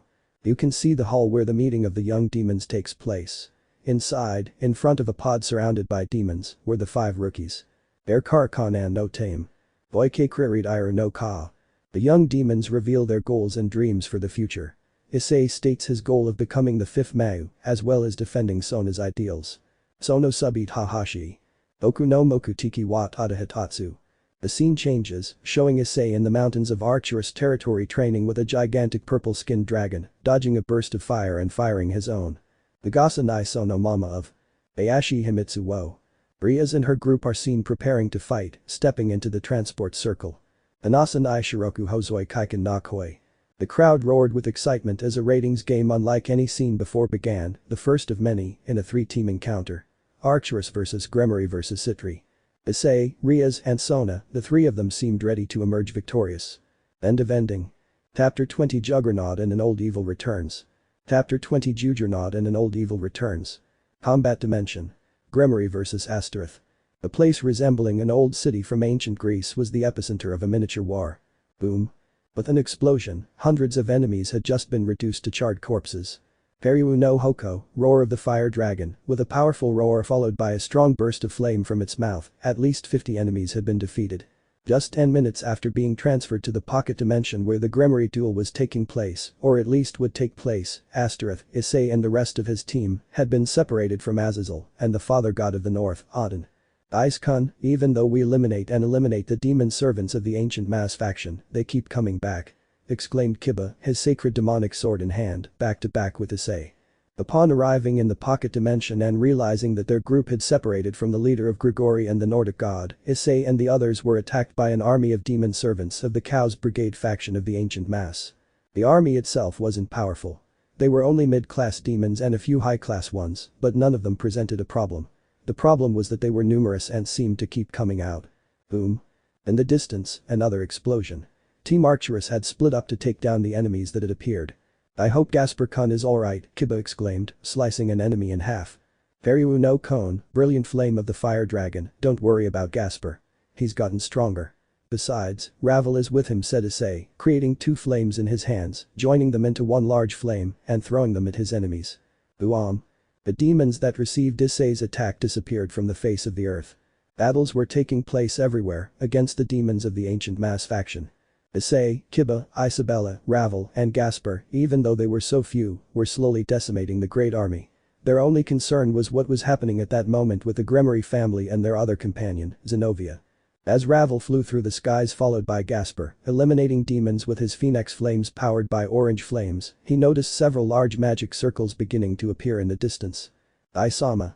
Ravel exclaimed from the air. One would think that at that distance and with so much noise from explosions all around, something like a scream wouldn't be easily heard, but one shouldn't underestimate the developed senses of a dragon slayer. "What's wrong, Ravel?" Issei exclaimed, managing to hear the blonde perfectly despite all the chaos. "Several large magic circles have suddenly appeared. It's likely that a group of wizards are preparing something," exclaimed the phoenix. "What? What are you?" "Lamb." The answer came quickly. What the demons of the old faction had done was use summoning circles to bring support forces for the advanced team, and what they brought was. "Oh my god!" exclaimed Issei, lifting his head to see one of the new enemies. The 50-foot-tall enemy, a giant clad in full black knight armor, equipped with an equally large battle axe. The sudden appearance of this being generated surprise in everyone in different ways for each person. "Hiya. That thing is huge," Gasper exclaimed in terror. "How are we going to fight that and the demons of the ancient mass faction at the same time?" Ravel exclaimed, equally intimidated by the giant's presence. "Eyes, can you hear me?" They suddenly received a communication through the devices Azazel gave them before entering. "Azazel-sensei?" Issei said, confused, putting his fingers to his ear. "I'm glad to hear you're alright. It seems we were separated after entering the barrier created by the Longinus Lost Dimension. Even the old man from the north, who specializes in techniques, couldn't destroy it. Where are you? I am now far from your current position, so I advise you to keep your distance. Several demons from the ancient mass faction have appeared in. Too late, we're already fighting them. Right now I'm seeing a big son of a bitch who's going to make it difficult for us," exclaimed Issei, unfurling his 6 demon wings, dodging a blow from the giant's axe that devastated everything in its path. "I can hear it, damn it, and we wanted to keep the youth out of this war. The leaders of the other factions have given us their support to wipe out the Cows Brigade. Will the other factions help?" Issei exclaimed in surprise. Yes, a tense silence was heard through the communication line. "Azazel-sensei? I regret to inform you that Asia was kidnapped by Ghidorah." Everyone was surprised by what Azazel said. "What happened?" Issei demanded, containing all his anger. "It seems that Rias and the others were ambushed by demons from the ancient mass faction, and at that moment Ghidorah took advantage of the panic to take Asia away." "What happened to Rias and the others?" "They're fine, old Aten appeared and has taken care of the demons that appeared. Rias and her boys have entered the sanctuary where the battle would take place in search of Asia." "I see, we'll head there quickly," Issei exclaimed, starting the countdown to enter the balance breaker. "Be careful, the safety systems that transferred the wounded have been deactivated." "That doesn't matter, I'll risk my life to rescue Asia," Issei exclaimed resolutely. All of his boys nodded, thinking the same thing. You guys are a bunch of rebels." Ria said the same thing when I told her," Azazel said, letting out a sigh on the other end of the communication line. "I already told Rias, but I'll tell you now. Defeat Ghidorah, rescue Asia, and then hide under the sanctuary. Inside, you can transport yourselves out of the game dimension." "Understood, I'll beat Ghidorah up," exclaimed Issei, his eyes glowing gold. "Do it, guys, try not to die, Ice. That. Show them the power of the leader of Clan 73, who is also the Red Celestial Dragon Emperor." "You don't even have to mention it," Issei exclaimed, bumping his fists together as the countdown ended. Bosted Gear Balance Breaker Welsh Dragon Scale Male. Surrounded by a red aura, Issei's body was covered by the characteristic armor of the Bosted Gear, just as red dragon wings emerged from his back. "Guys, let's finish them all off and head to save Asia." Issei roared loudly, his voice vibrating throughout the place. "Understood." They all exclaimed, activating their abilities. Oz. Creating swords that emerged from the ground, Kiba eliminated a large number of enemies by impaling them. "Attack from a distance. He's just a low-class demon affiliated with that pathetic new clan demon," exclaimed a demon. Several of them began to gather demonic energy, targeting Kiba. Kiba, for his part, was unfazed by that and prepared his own attack. "This is the power I gained after becoming Ice-Kun servant." Kiba created another demonic sacred sword, holding both in his hands and crossing them in a cross, which were covered with silver-colored energy. "Take this. Cross Yotsuga Tenshu." The energy in the shape of a cross passed at great speed, cutting and severing all the demons who were unlucky enough to be in its path. "Don't underestimate the demons," Archerus Kiba said, waving his sword. While Isabella was busy facing a mob of demons, all dressed in sturdy armor and armed with clubs, axes, and swords. Crack. With a powerful kick to the chest, Isabella pierced the armor as if it were butter. "Damn it!" exclaimed one of the demons, the larger one attacking Isabella with its mass. The downward blow was aimed at hitting Isabella's head. Bomb. But to the demon's surprise, Isabella simply stopped the blow of the dough with a finger of her left hand. The dough broke into pieces. Impossible, this mass is a sacred gear of great power that I personally received from Shalba-sama," exclaimed the demon in shock, staring at the broken handle of the mass and backing away in fear. "You are a bunch of pathetic demons, you betrayed your masters just for power, people like you disgust me," Isabella exclaimed, approaching the demon step by step. Her body began to dissipate a white vapor as her pale skin turned red hot. The demons lost the courage they had just moments before and began to retreat in fear. The leader of the mass was petrified by fear. Isabella had stood in front of him. Because of his size, she was smaller in comparison, but that was not an impediment for her. "Go and ask your old teachers for forgiveness in the afterlife," Isabella exclaimed, extending her arms behind her back and charging her attack jet bazooka. Bomb. The powerful blow pierced and broke the enemy's armor with ease, also breaking his ribsage and propelling his body many meters backward. The demons stared with pure terror reflected in their eyes, as this woman had just eliminated their general with a single blow. "So, who's next?" Isabella said, cracking her knuckles. Meanwhile, Gasper had drunk from a vial containing Issei's blood, giving him the power to better control his sacred gear and stop the enemy's mobility, allowing him to finish them off with powered-up magic combos. And Ravel had taken advantage of the openings Gasper had created to destroy the transport circles, preventing more giants from being summoned, but even so, the one that had already arrived was causing a lot of problems. The land that at first resembled an ancient Greek city was now nothing more than a devastated wasteland covered in flames.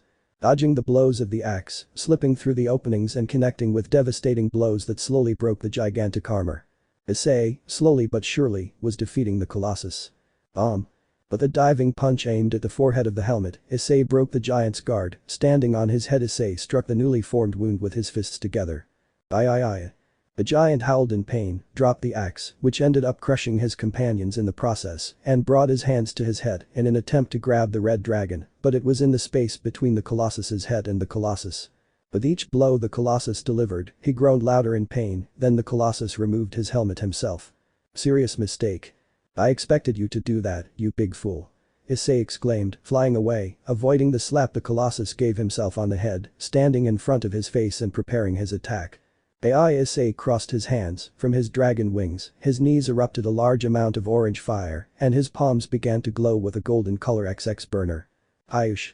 The dragon-shaped energy torrent hit the giant squarely in the face, producing a huge explosion. Then the giant's body began to fall backward with a large cloud of smoke above his head, if there was any left of it. I saw Ravel arrived flying alongside the chestnut-haired man. "We finished them all off, the giant was the last one, and we also managed to discover the direction of the sanctuary that Azazel-sensei mentioned." "Well done Ravel, but how did you discover the location?" Issei asked, removing the balance breaker helmet. "With the help of Gasper-kun's bats." "I see, then let's go."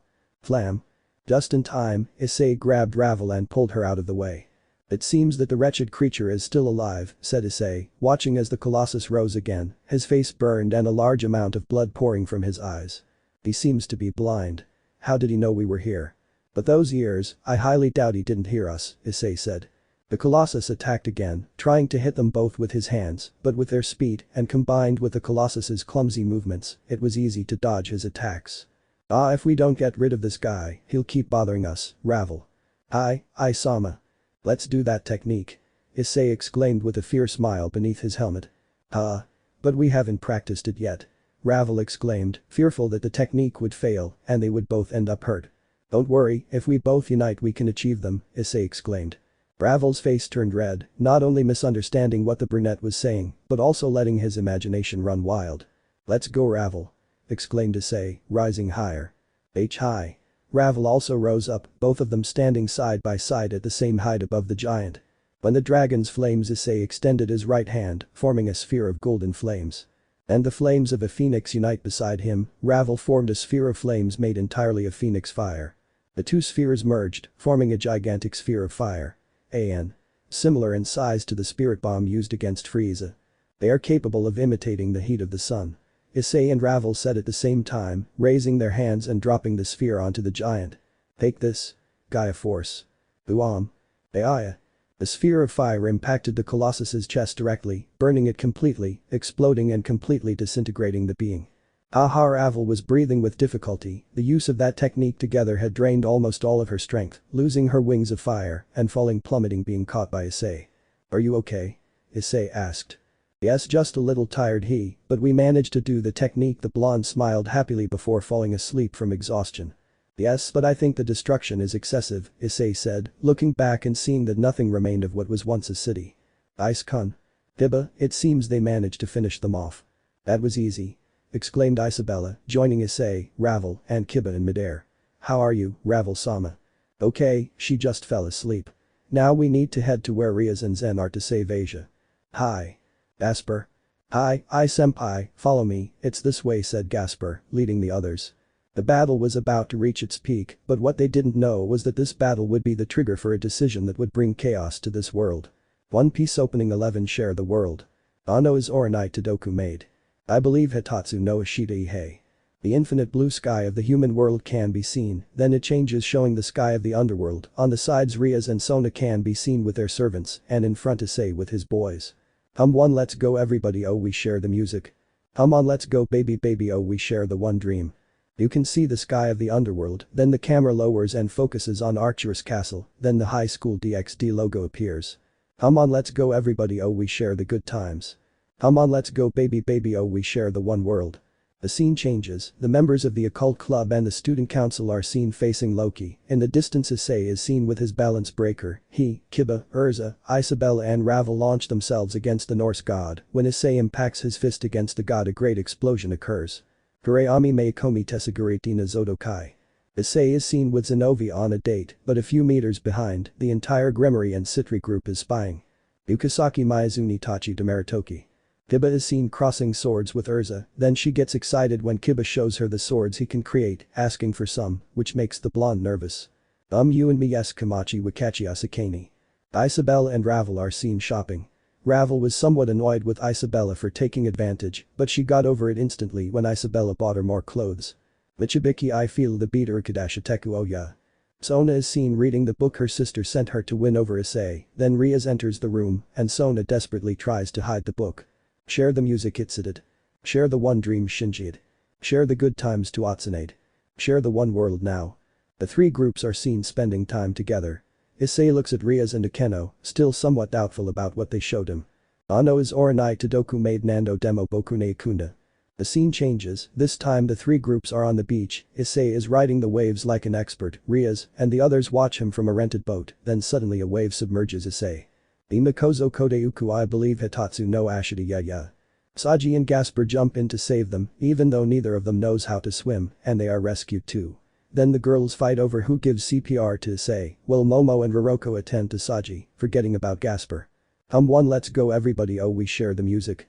Hum on let's go baby baby oh we share the one world. In the middle of the sea, forces from the ancient mass faction of the Chaos Brigade attack, everyone repels the enemies, finally Issei fires his X-burner at maximum power. Oikakao rit mi biusu no wanao. Kikazuki Mimyuki ni share Shiteo style. Ajumeru Hirigeru Sazauju Kono flavor. Veridaju I feel so god jain in Oya. The images of the young demons begin to appear, starting with Sekiryuutei, followed by Issei, Rias, Sona, and ending with Ghidorah, who displays an evil smile. Share the music Tukudid. The four masks are seen together. Share the one dream Tsudiad. Michael is seen, and Arena is standing next to him. Share the good times Howard. Azazel is seen, behind him is another cadre level fallen angel, Barakiel. Share the one world now. Finally, Aten is seen, behind him is Asgard and on his sides a group of Valkyries. Ano is Oranai Todoku made Nando demo Bokune Ikunda. Imakozo Kodeuku. The scene changes, now Issei is seen in his balance breaker without his helmet, staring intently at a silver-haired Valkyrie, who is also staring intently at Issei. I believe Hitatsu no Ashita ya. The scene changes, now 5 figures appear in darkness, one lights up showing Urza, the others remain in darkness. Mayanai Kabe no Mukakawani Materu Kimi Georgia Atanda. Mausaguni Tadakukara. Issei is seen fighting against a large number of demons, using his fists, kicks, and other means to make his way to rescue Asia, who was connected to a strange machine. I believe Hitatsu no Sekai ya. The huge red dragon is seen screaming at the sky. Hum one let's go everybody oh we share the music. Hum on let's go baby baby oh we share the one world. Now everyone is seen gathered in the occult club's hall with smiles on their faces. End of opening. Sanctuary. Even before the game started, Rias Gremory had a bad feeling. Perhaps it was due to the words Issei mentioned after his encounter with the Hikuryuku. It could also be that even though he informed his Oni-sama, he did not get a clear answer from him at all during the time before the match. But their bad feeling came true when, once they arrived at the pocket dimension where the game would take place, they were attacked by demons from the ancient mass faction. The worst part of all was that because of her naivety, Asia was kidnapped by Ghidorah Astaroth, who revealed that she had joined the Chaos Brigade. His knights Urza and Zenobia were the first to attack the demon to rescue the nun, but Ghidorah played the terrain well, preventing them from attacking at the moment and left. Surrounded by a large number of demons from the ancient demon faction, and with the tension that Asia was in danger, Rias Gremory could not quickly think of a solution. Although it wasn't necessary at the time, with the appearance of the North god Aten, who groped her and her queen's butts, who took charge of the demons and informed them that Issei and Azazel were also inside to help. I ended up giving the team a boost.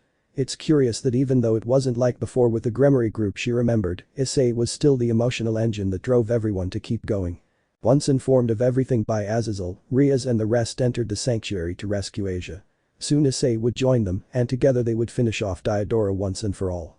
The interior of the sanctuary was very spacious. Upon arriving at one of the chapels, they encountered a group of 10 people waiting for them. "Hello, Rias Gremory and her servants." Ghidorah's voice echoed throughout the sanctuary. "Ghidorah, where are you?" Rias exclaimed, trying to locate Ghidorah with her eyes. "Damn it, free Asia." Asia shouted angrily. "Ahaha, it seems those people with the red dragon are a bunch of mentally challenged individuals. It's useless for them to look for me. I'm waiting for them at the end of the sanctuary. Let's play. This is a replacement for the raiding game, which has been cancelled. Damn it. Stop your stupid games and take us back to Asia." Urza shouted, gripping the hilt of her sword with all her might. "Here, things will go as I say. In this game, we'll use our pieces. The rule is that we can't use the same piece more than once until they reach me. Other than that, everything else is allowed. For the first encounter, I'll send my 8 pawns and 2 rooks. By the way, all my pawns have been promoted to queen. Hahaha, that's 8 queens from the start. But that won't be a problem for you, will it, Rias Gremory?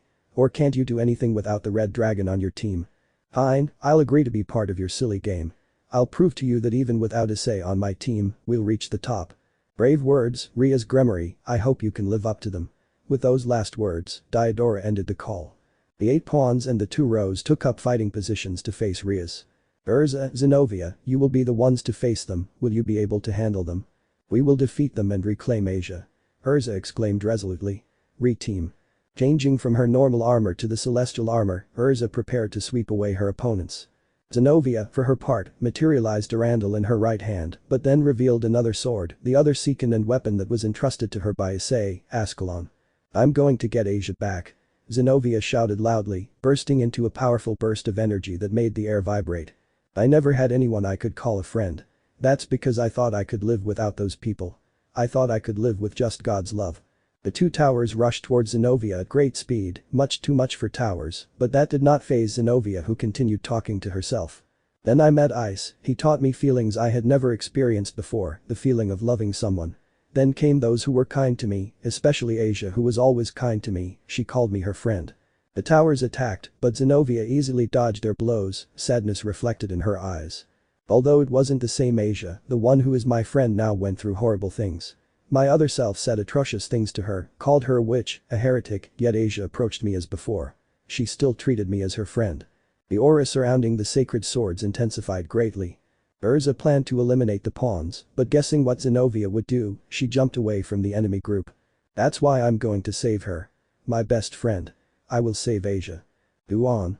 The massive destructive wave of holy power was released from Durandal and Ascalon simultaneously. Releasing tears, Zenobia screamed. "That's why.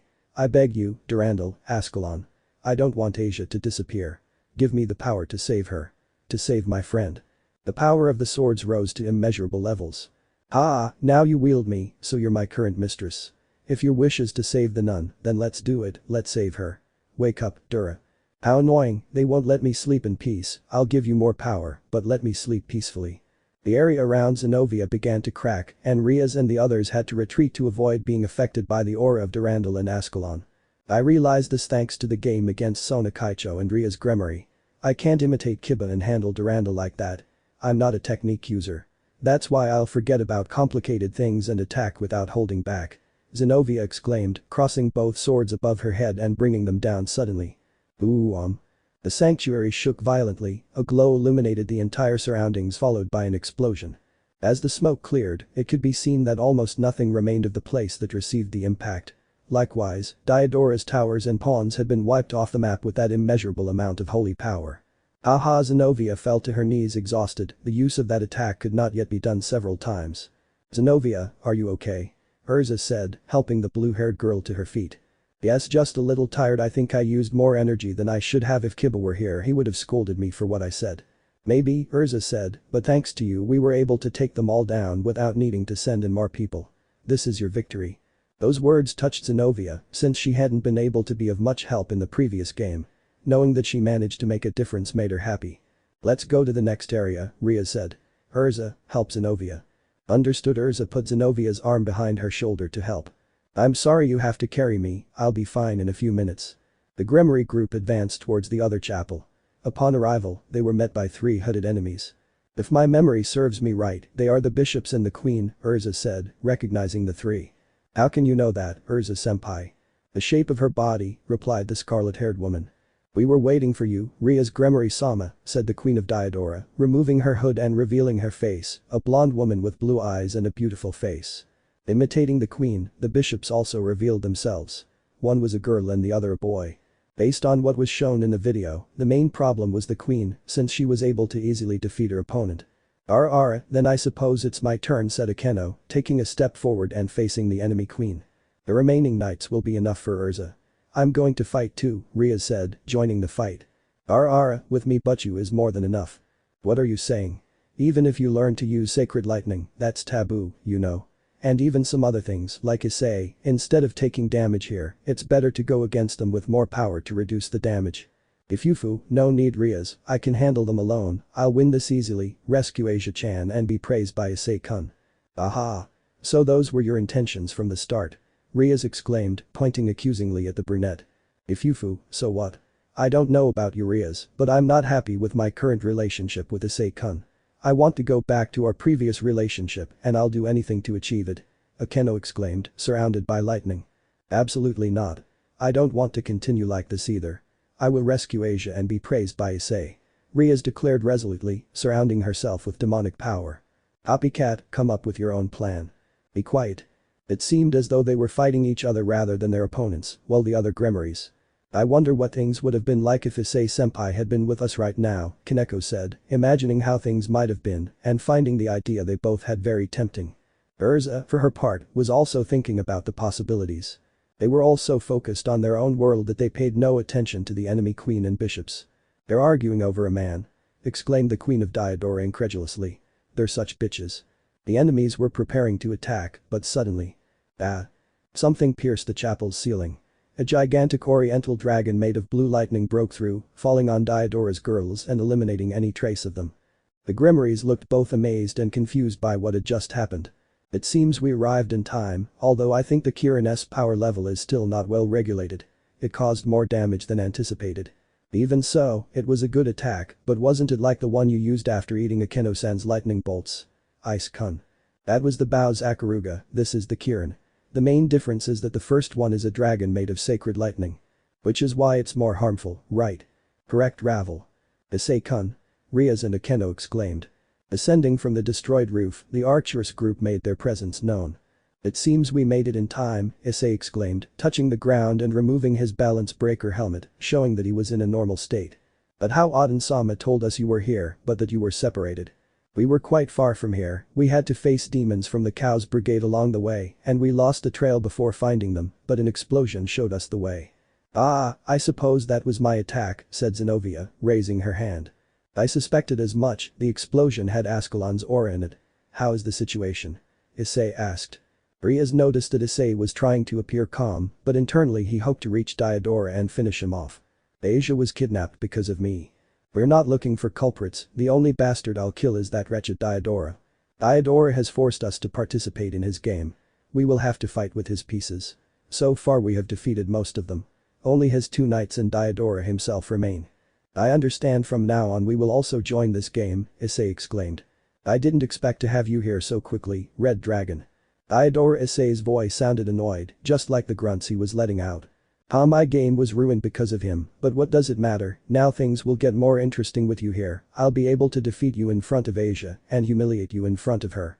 Keep dreaming, once I find you I'll turn you into mush, Issei exclaimed, clenching his right fist.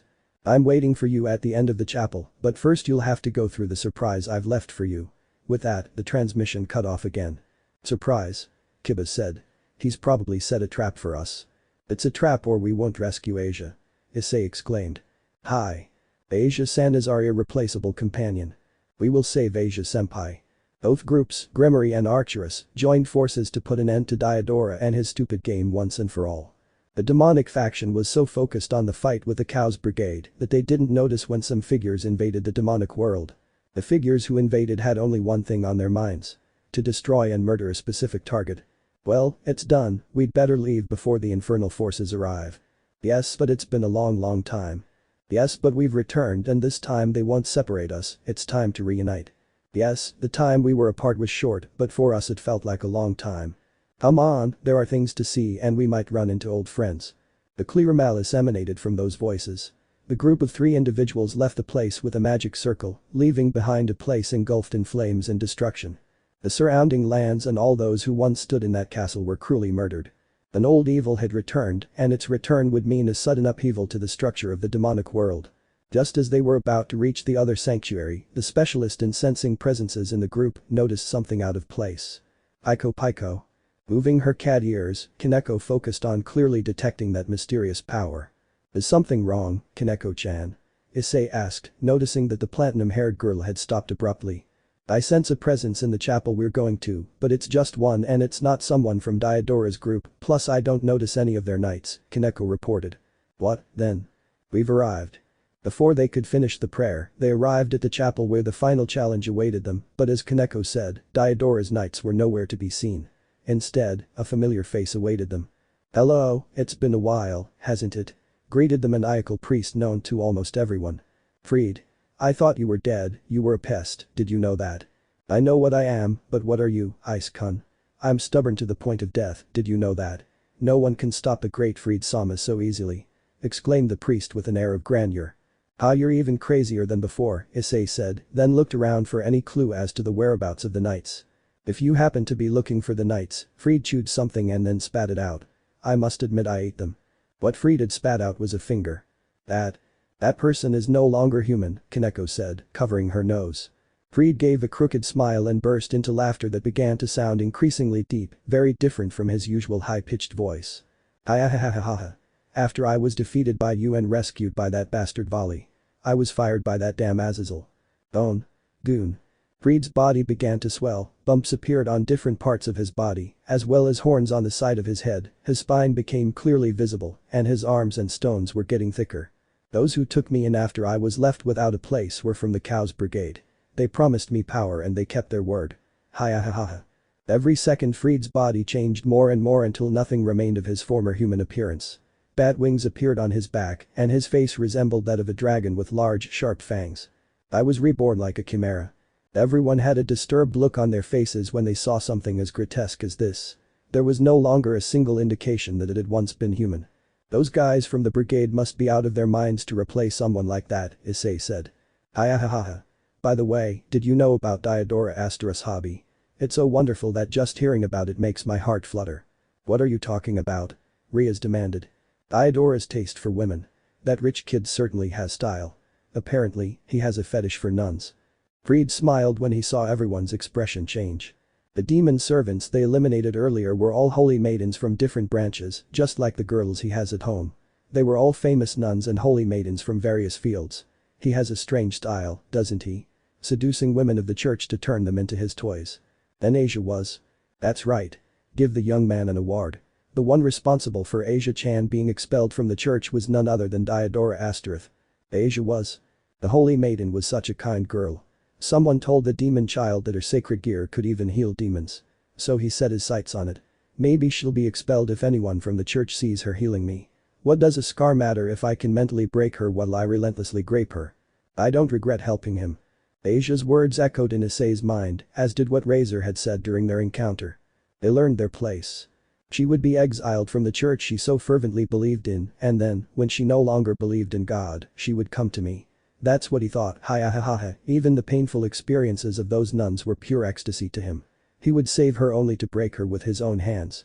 His greatest delight is watching the pure maiden slowly fall before him. Blum. A strong golden aura surrounded Issei and a silver one surrounded Kiba, both with eyes full of hatred and anger. Confusion could be seen on everyone's face. They expected Issei to lose control, but they didn't expect Kiba to do the same. Ice-kun, leave it to me, save your hatred for Diodora, I'll take care of shutting his filthy mouth. I'll leave it to you, Kiba. Issei was extremely angry, he was definitely close to exploding, but as Kiba told him, he would save all that anger for Diodora. Kiba, for his part, stepped forward, facing Freed, looking at the disgusting being with a hostile gaze, creating a sacred demonic sword in his right hand. Hey. It's that Knight-san who attacked me back then. Thanks to him, I went through this remodeling. You know I got stronger, right? I easily devoured those 2 knights. I even gained their traits. Now I'm invincible. I can easily screw you over, Casanova. It would be better if you no longer existed, Kiba said sharply, with absolute disgust in his voice. Don't get cocky. Several sharp blades began to emerge from Freed's body. Swift. In a fraction of a second Kiba had disappeared and reappeared behind Freed. The body of the freed monster was nothing but severed pieces. The battle was decided long before it even began. Freed's eyes were wide open in disbelief that it had all ended in nothing. Haha, well, they won't be able to stop Diodora's plan or defeat the boys behind him, more than that they don't know about the true terror of the wielder of the long Inus ha ha ha ha. Stab. Kiba stabbed Freed in the head, silencing him once and for all, wiping away the blood with a backhand stroke of his sword. You can keep howling at the Grim Reaper in hell. The difference in power was overwhelming. Kiba was not even close to being the strongest member of the group, but slowly but surely he would reach the point of being someone of world renown. Let's go, it's time to finish off that bastard Diodora, Issei said, his right fist clenched tightly, so tightly that it bled.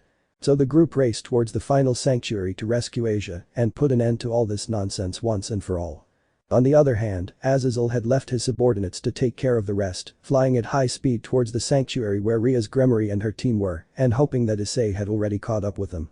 Upon passing a certain point, the jewel of the artificial sacred gear began to shine brightly. As Azazel wondered why, he saw a person not far away. Ascending, standing before her a girl with long, loose black hair reaching her hips, dressed in a one-piece black dress revealing her thin legs, her face expressionless. Azazel sharpened his gaze and said, I didn't expect to see her here in person. The girl looked at the fallen man and laughed slightly. Azazel, it's been a while. You look like you've changed. Weren't you an old man before? You look good now, you have my respect. What are you doing here, office? The girl Azazel was talking to was none other than the leader of the Cows Brigade and one of the 2 dragon gods, the infinite dragon office Ouroboros. The presence she emanated was intimidating even to someone like Azazel. I'm just observing, the girl replied. Observing from a good place, however, if the boss appears in person, will the world be more peaceful if I defeat you? Azazel exclaimed with a bitter smile as he pointed his light spear at the dragon. The girl didn't seem scared at all, and with good reason. You won't be able to defeat me, Azazel, the girl shook her head. Azazel himself knew it, even being so strong, even being someone who faced God, facing office was something out of his league. So, how about 2 of us? A deep voice was heard in the skies, followed by the sound of flapping wings. Tannen. The one who had just arrived was the former Dragon King, but even he looked at the girl with frightened eyes. The young demons are gambling with their future, and they're standing on this battlefield. I don't like the fact that you've come to interfere. For you, who takes no interest in the world, you became the leader of the terrorists. What made you this way? You're not going to give some lame excuse like I'm just killing time, are you? Because of your actions, there are victims in every area. It was undoubtedly something they wanted to know. Why would the god feared by the biblical God do something like that? Why would someone who was always detached from what happened in this world form a terrorist organization? Many questions and few answers. The girl's answer was, I want a world of silence. The girl went to see them both. I want to return to the dimensional rift and reach the silence there. Perhaps I can find peace and observe if the destiny he told me about will come to pass, the girl said, looking at the sky. What? Their reason is to return to the dimensional rift. What's this about destiny? Something you probably don't know yet. The Great Red One is in the rift. The Great Red One, the other dimensional dragon god who rules and lives in the dimensional rift. Formis la Brigada para eliminar al Gran Rojo. It's in some other things, the girl said. What thing? Before she could even answer the question, a magic circle appeared next to her, from which emerged a person dressed as a nobleman, bowing to the fallen man and giving him a smile. This is the first time we've met.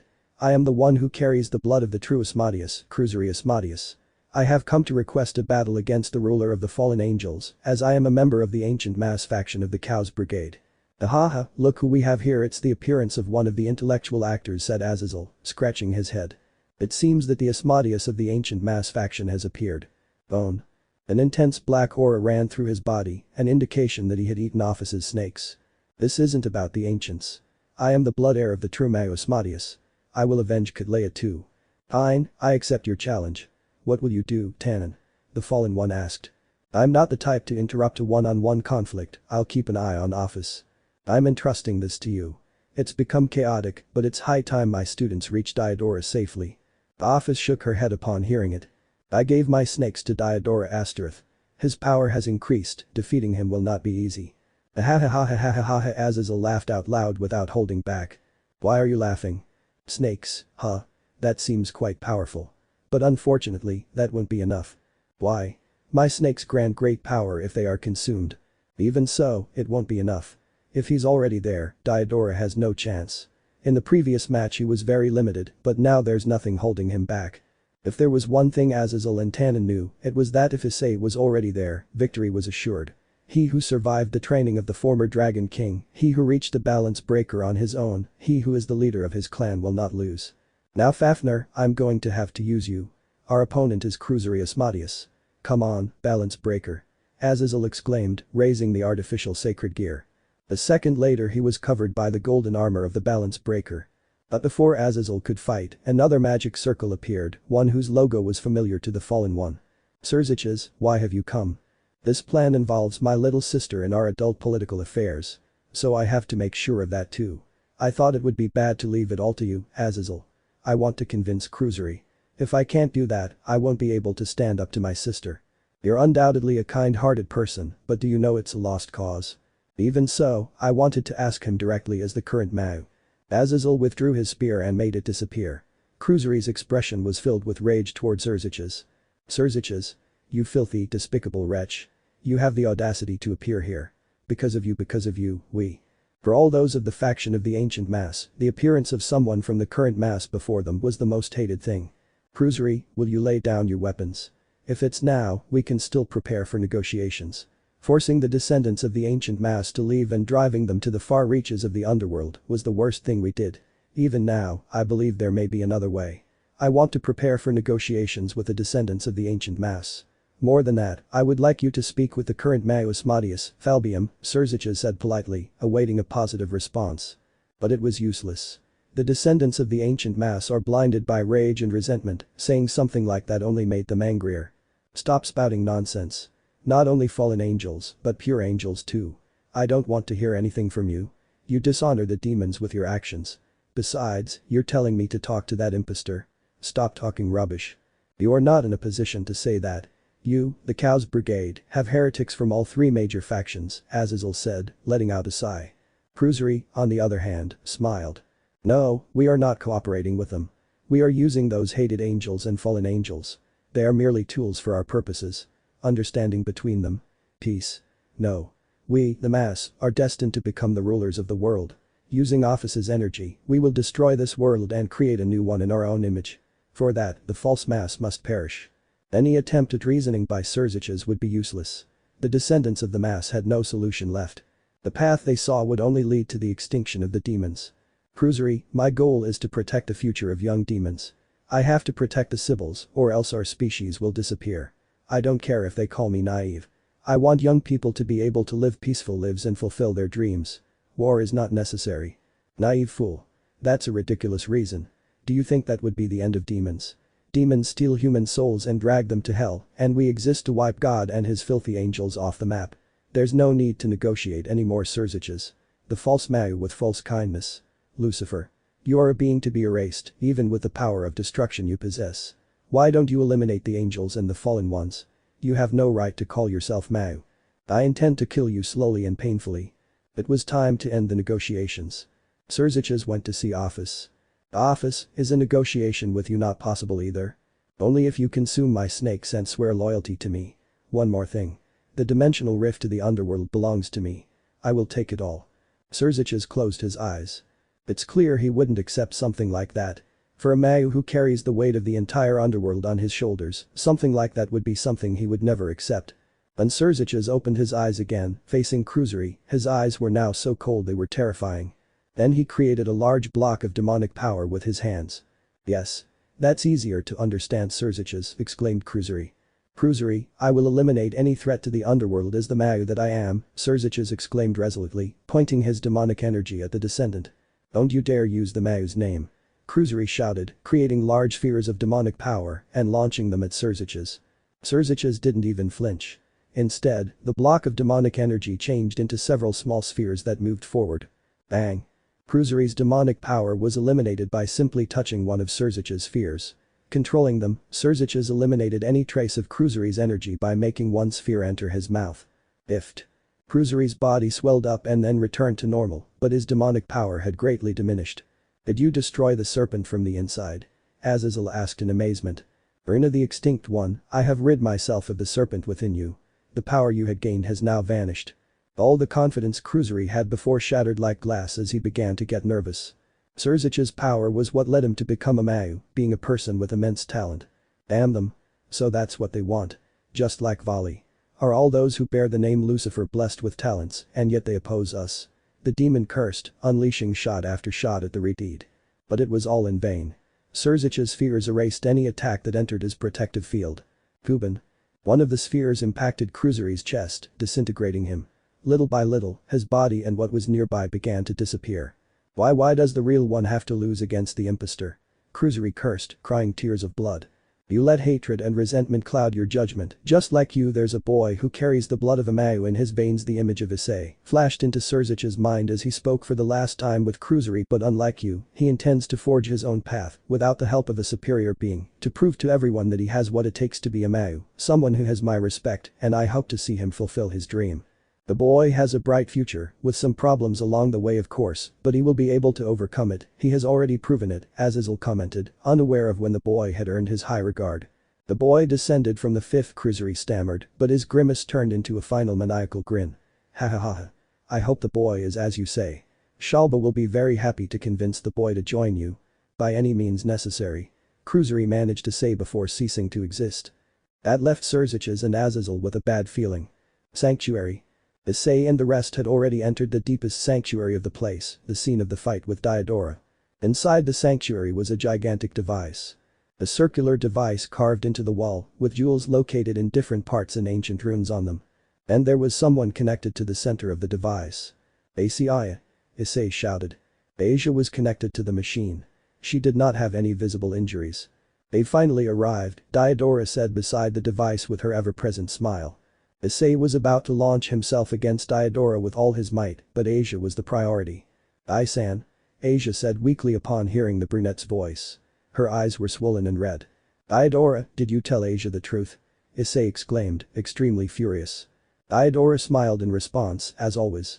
Yes, I told Asia everything. Fufufu, I wanted to tell her too. At that moment she showed me the most sublime expression, the face she made when she found out everything that was happening to her, just like my plan, was simply the best. I even recorded it on video. The expression of the women affiliated with the church when they fall, no matter how many times I see it, I never get tired of it. Asia began to sob. But it hasn't broken yet, all thanks to you, Red Dragon. Your interference was a real nuisance.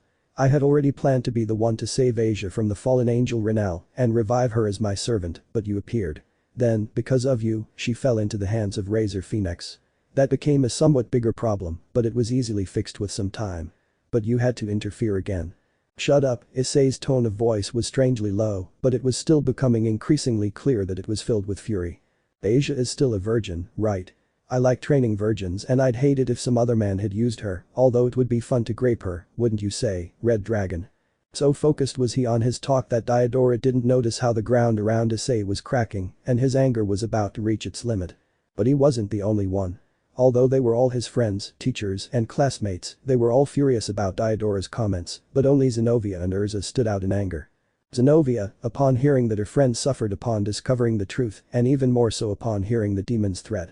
And Urza, because even with the short time she managed to relate to the blonde very well, reaching the point of seeing her as a little sister whom she had to protect even at the cost of her own life.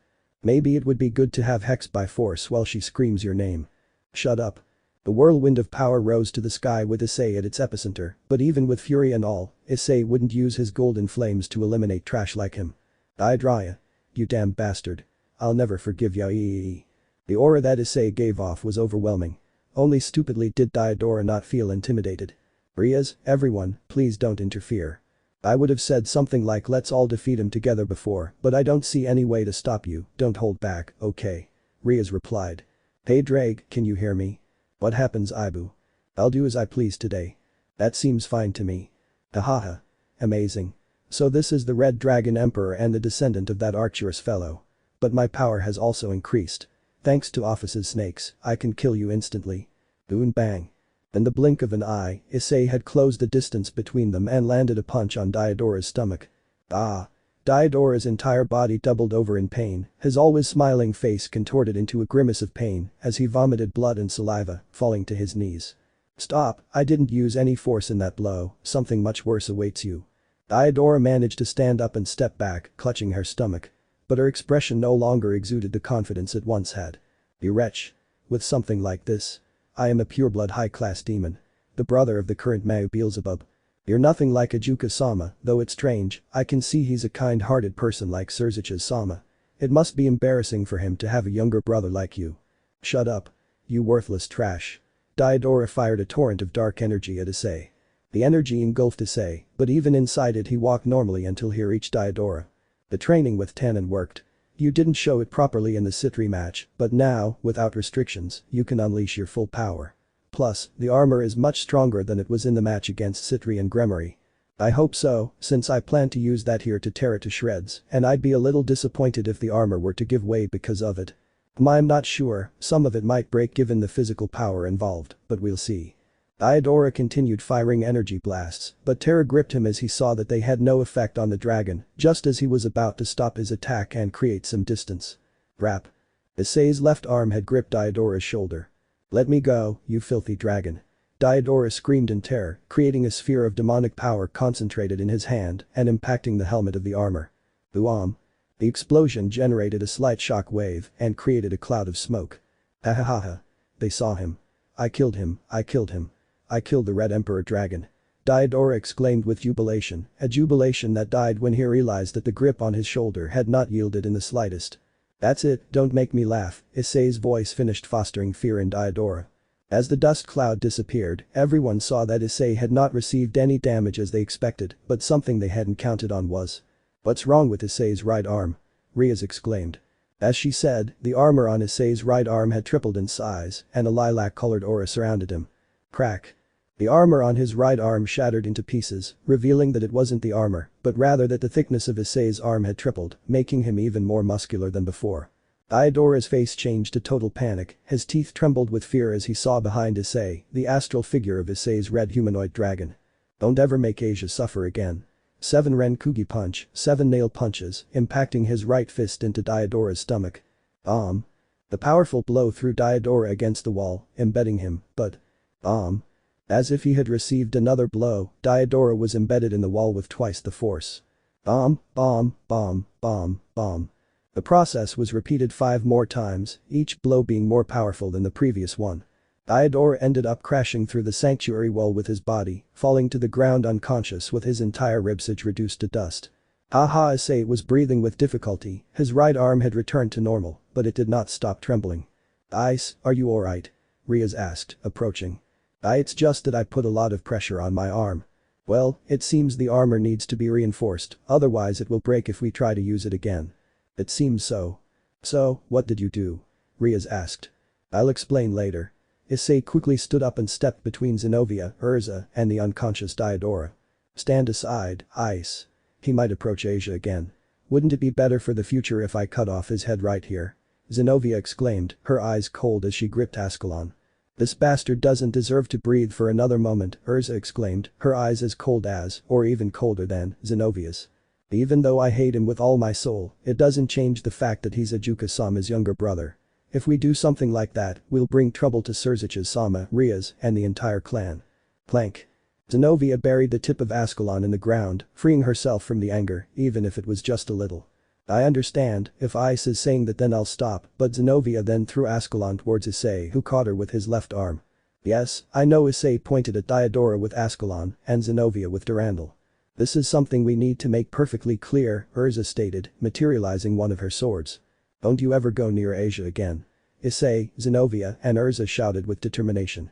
Although it was in vain, since with all the damage Diodora could barely understand them. Then they went towards where Asia was. "Asia." Everyone had gathered around the device. "Isan." Asia received a few pats on the head from Issei, which comforted her. "I told you, Asia, you're very important to me, I'll always be there to protect you." Asia started crying with joy. All that was left was to free her and go to the basement to wait for it all to be over. "I cannot remove the restraints on his limbs." "What?" Issei grabbed one of the connections and tried to sever it with his Excalibur in flames, but they didn't even flinch.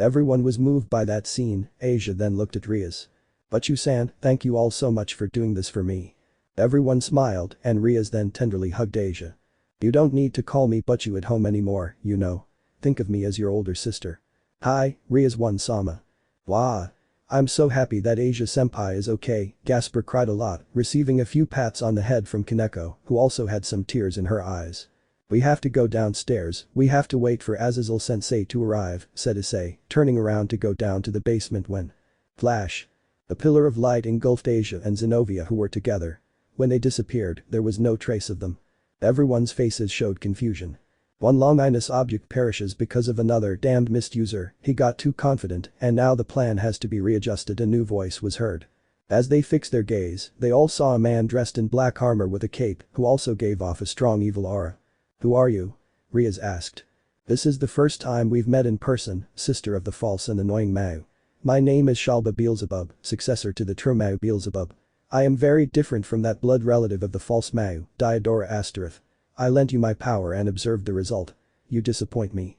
You used the snakes in the last match, and that's why the enemy predicted our plan," Shalba remarked with disgust in his voice. "Then I concentrated my power, and light energy shot out of my hand, piercing Diodorah's chest." "You're a hopeless loser," Shalba mocked, admiring how Diodorah's body turned to dust. Everyone couldn't believe what they had just seen. Shalba had used a light attack. The brigade had developed a device capable of making a demon have light-type attacks without receiving damage. Then they all realized to their dismay what had just happened a little while ago when Asia and Zenobia were swallowed by that light. Urza's body began to tremble with rage at losing her two friends. "Now, Surzich's sister, this may sound sudden, but I intend to kill you here. The reason is because you share the blood of that false Mao," Shalba said, her voice filled with hatred which was reflected in her eyes. "So your intention is to kill the glacial Ebolas, the Astareth, the Citri, and us, the Gremorys?" Rias replied. "Yes, it's unpleasant to be called ancient by you, the families of the current mass, and that's something I can't stand. You're a damned coward, attacking the mass families. I couldn't care less what you say, they're just means to an end. Besides, there's something even more interesting here with us." "What are you talking about?" Rias asked. "That here, among us, there is someone like me, someone who carries in his veins the blood of an ancient Mao, even if it is stained with filthy human blood, he can still be useful to us," Shalba exclaimed, looking at Issei, who was still staring at where Asia and Zenobia had once been, walking erratically. "Damn it. You think Issei will help them after what they've done? They killed Asia and Zenobia, and that's something we'll never forgive them for." Rias shouted, enveloping herself in a powerful demonic aura. The others were the same, releasing their energies charged with hatred and resentment. "It doesn't matter if he wants to or not, we have methods to force him to cooperate," Shalba said maliciously. "Asia, Zen, come on, stop playing around and come out," Issei exclaimed weakly, looking around, tears streaming from the balance breaker helmet. Kaneko, Ravel and Gasper started to cry, Akeno and Isabella had to look away as they shed tears. Because I can't find Asia and Zen, it was all supposed to be over, we could go back and be happy, we were supposed to participate in the three-legged race." Rias hugged the brunette from behind. The pain they both experienced was immense. Rias could only do that, there was no way she could do anything else. Issei had lost someone who was like a sister to her and the girl he loved the most. Something inside him had broken. "I won't forgive you. I'll kill you, you damned bastard," Urza exclaimed, changing her armor. She was now dressed in a hakama with bandages around her chest and her hair tied in a ponytail. In her hand, she held a Japanese sword. "I don't care if I die, give me the power to kill this bastard. Binizakura." Urza launched herself with everything she had against Shalba. Useless. Ift. The sword did not pierce Shalba's magic barrier, then the point-blank shot to Urza's stomach. Ah! Urza took the full force of the shot, burning her stomach and wounding her, throwing her to the ground hard. Crash. Urza was embedded in the ground, her armor and sword disappeared, leaving her in her Kuo Academy uniform. "Give me back Asia and Zenobia, they were my friends, they were my precious friends." Why Urza tried to stand and use her magic, but the damage wouldn't let her. Shalba turned his gaze to Issei. "We will force you to join us, Sekiryuutei. It's pointless for you to try and find those two. They both disappeared beyond the dimension, both are dead." Issei looked at Shalba with an emotionless gaze. No one except Shalba noticed how Issei's golden eyes turned dark and black. "Rias, Gremory and everyone else, get out of here quickly if you don't want to die." They all heard perfectly what the sealed dragon said, and confusion reigned among them all. "The demon over there, your name is Shalba, right?" Issei freed himself from Ria's embrace and walked slowly towards Shalba with an expression devoid of any emotion. "You." Being beneath it, Issei's body was completely engulfed in golden flames, but the flames lost their brightness and golden radiance, turning black like hell itself. Sending a chill through everyone so intense that it froze their blood. "You made the worst decision of your life." Drake's voice came directly from Issei's mouth. The entire sanctuary shook violently, the boosted gear began to emit its red aura, completely staining the sanctuary. Haha, it seems it's already begun, but this is only the first step. Let's see which path you'll choose from now on. Haidu Issei. Fear. Confusion. Those were the feelings that those present harbored in their hearts upon seeing the display of dark energy emitted by the chestnut tree. I, the one who awoke. Issei's voice mingled with countless different voices, children, old people, men, women, all blended together and came out of the chestnut blonde boy's mouth as he recited the chant. It started, it seems it's about to begin. I, the celestial dragon who stole the principles of God's dominion. It was always like this, no matter what, it's not right, it was like this every time. I laugh at infinity and pity sleep. One who protects the world, one who rejects the world. I will become the red dragon, the king of domination and destruction. It was always about power, it was always about love. You always chose destruction, no matter what. The armor began to caviar, becoming more bestial. Dragon wings grew, horns sprouted from the sides of the helmet, hands and feet sharpened their claws, the helmet broke revealing eyes as black as hell itself, and large sharp fangs. The dragon, all that was once human, had taken the form of a miniature dragon. Finally, all the jewels lit up and shouted with different voices. I will lead them to the depths of crimson purgatory. Juggernaut Drive. Underworld, Arcturus territory. Beelzebub was doing his job of investigating the entire territory in search of something that would tell him what had attacked them. On his journey he had obtained information and met people who lived in the territory. Flying through the skies of the underworld, a sudden pain struck Beelzebub's heart, causing him to crash to the ground. Beelzebub spat out a little purple blood as he writhed in pain. What the hell is this? It hurts, but why? Beelzebub didn't understand the reason for the sudden pain, but then he realized something. This energy that harms me comes from my family ties with Isama. Beelzebub couldn't take it anymore and fainted from the pain. Issei roared, his entire body covered in a blood-red aura and surrounded by flames as black as hell. The loud roar sent everyone flying. He lost control, huh? You're very different from Vali. Shalba pointed the device on his arm at Issei, forming a sphere of light. A small black sphere formed between Issei's horns. Boom. The energy of both collided, generating an explosion of colossal proportions. The others could only take refuge behind barriers, a dome of Kiba's sacred demonic swords as a means of protection. Shalba had flown away to avoid being harmed by the explosion, but as expected, he could not avoid receiving at least some damage. Damn it, what is that level of power?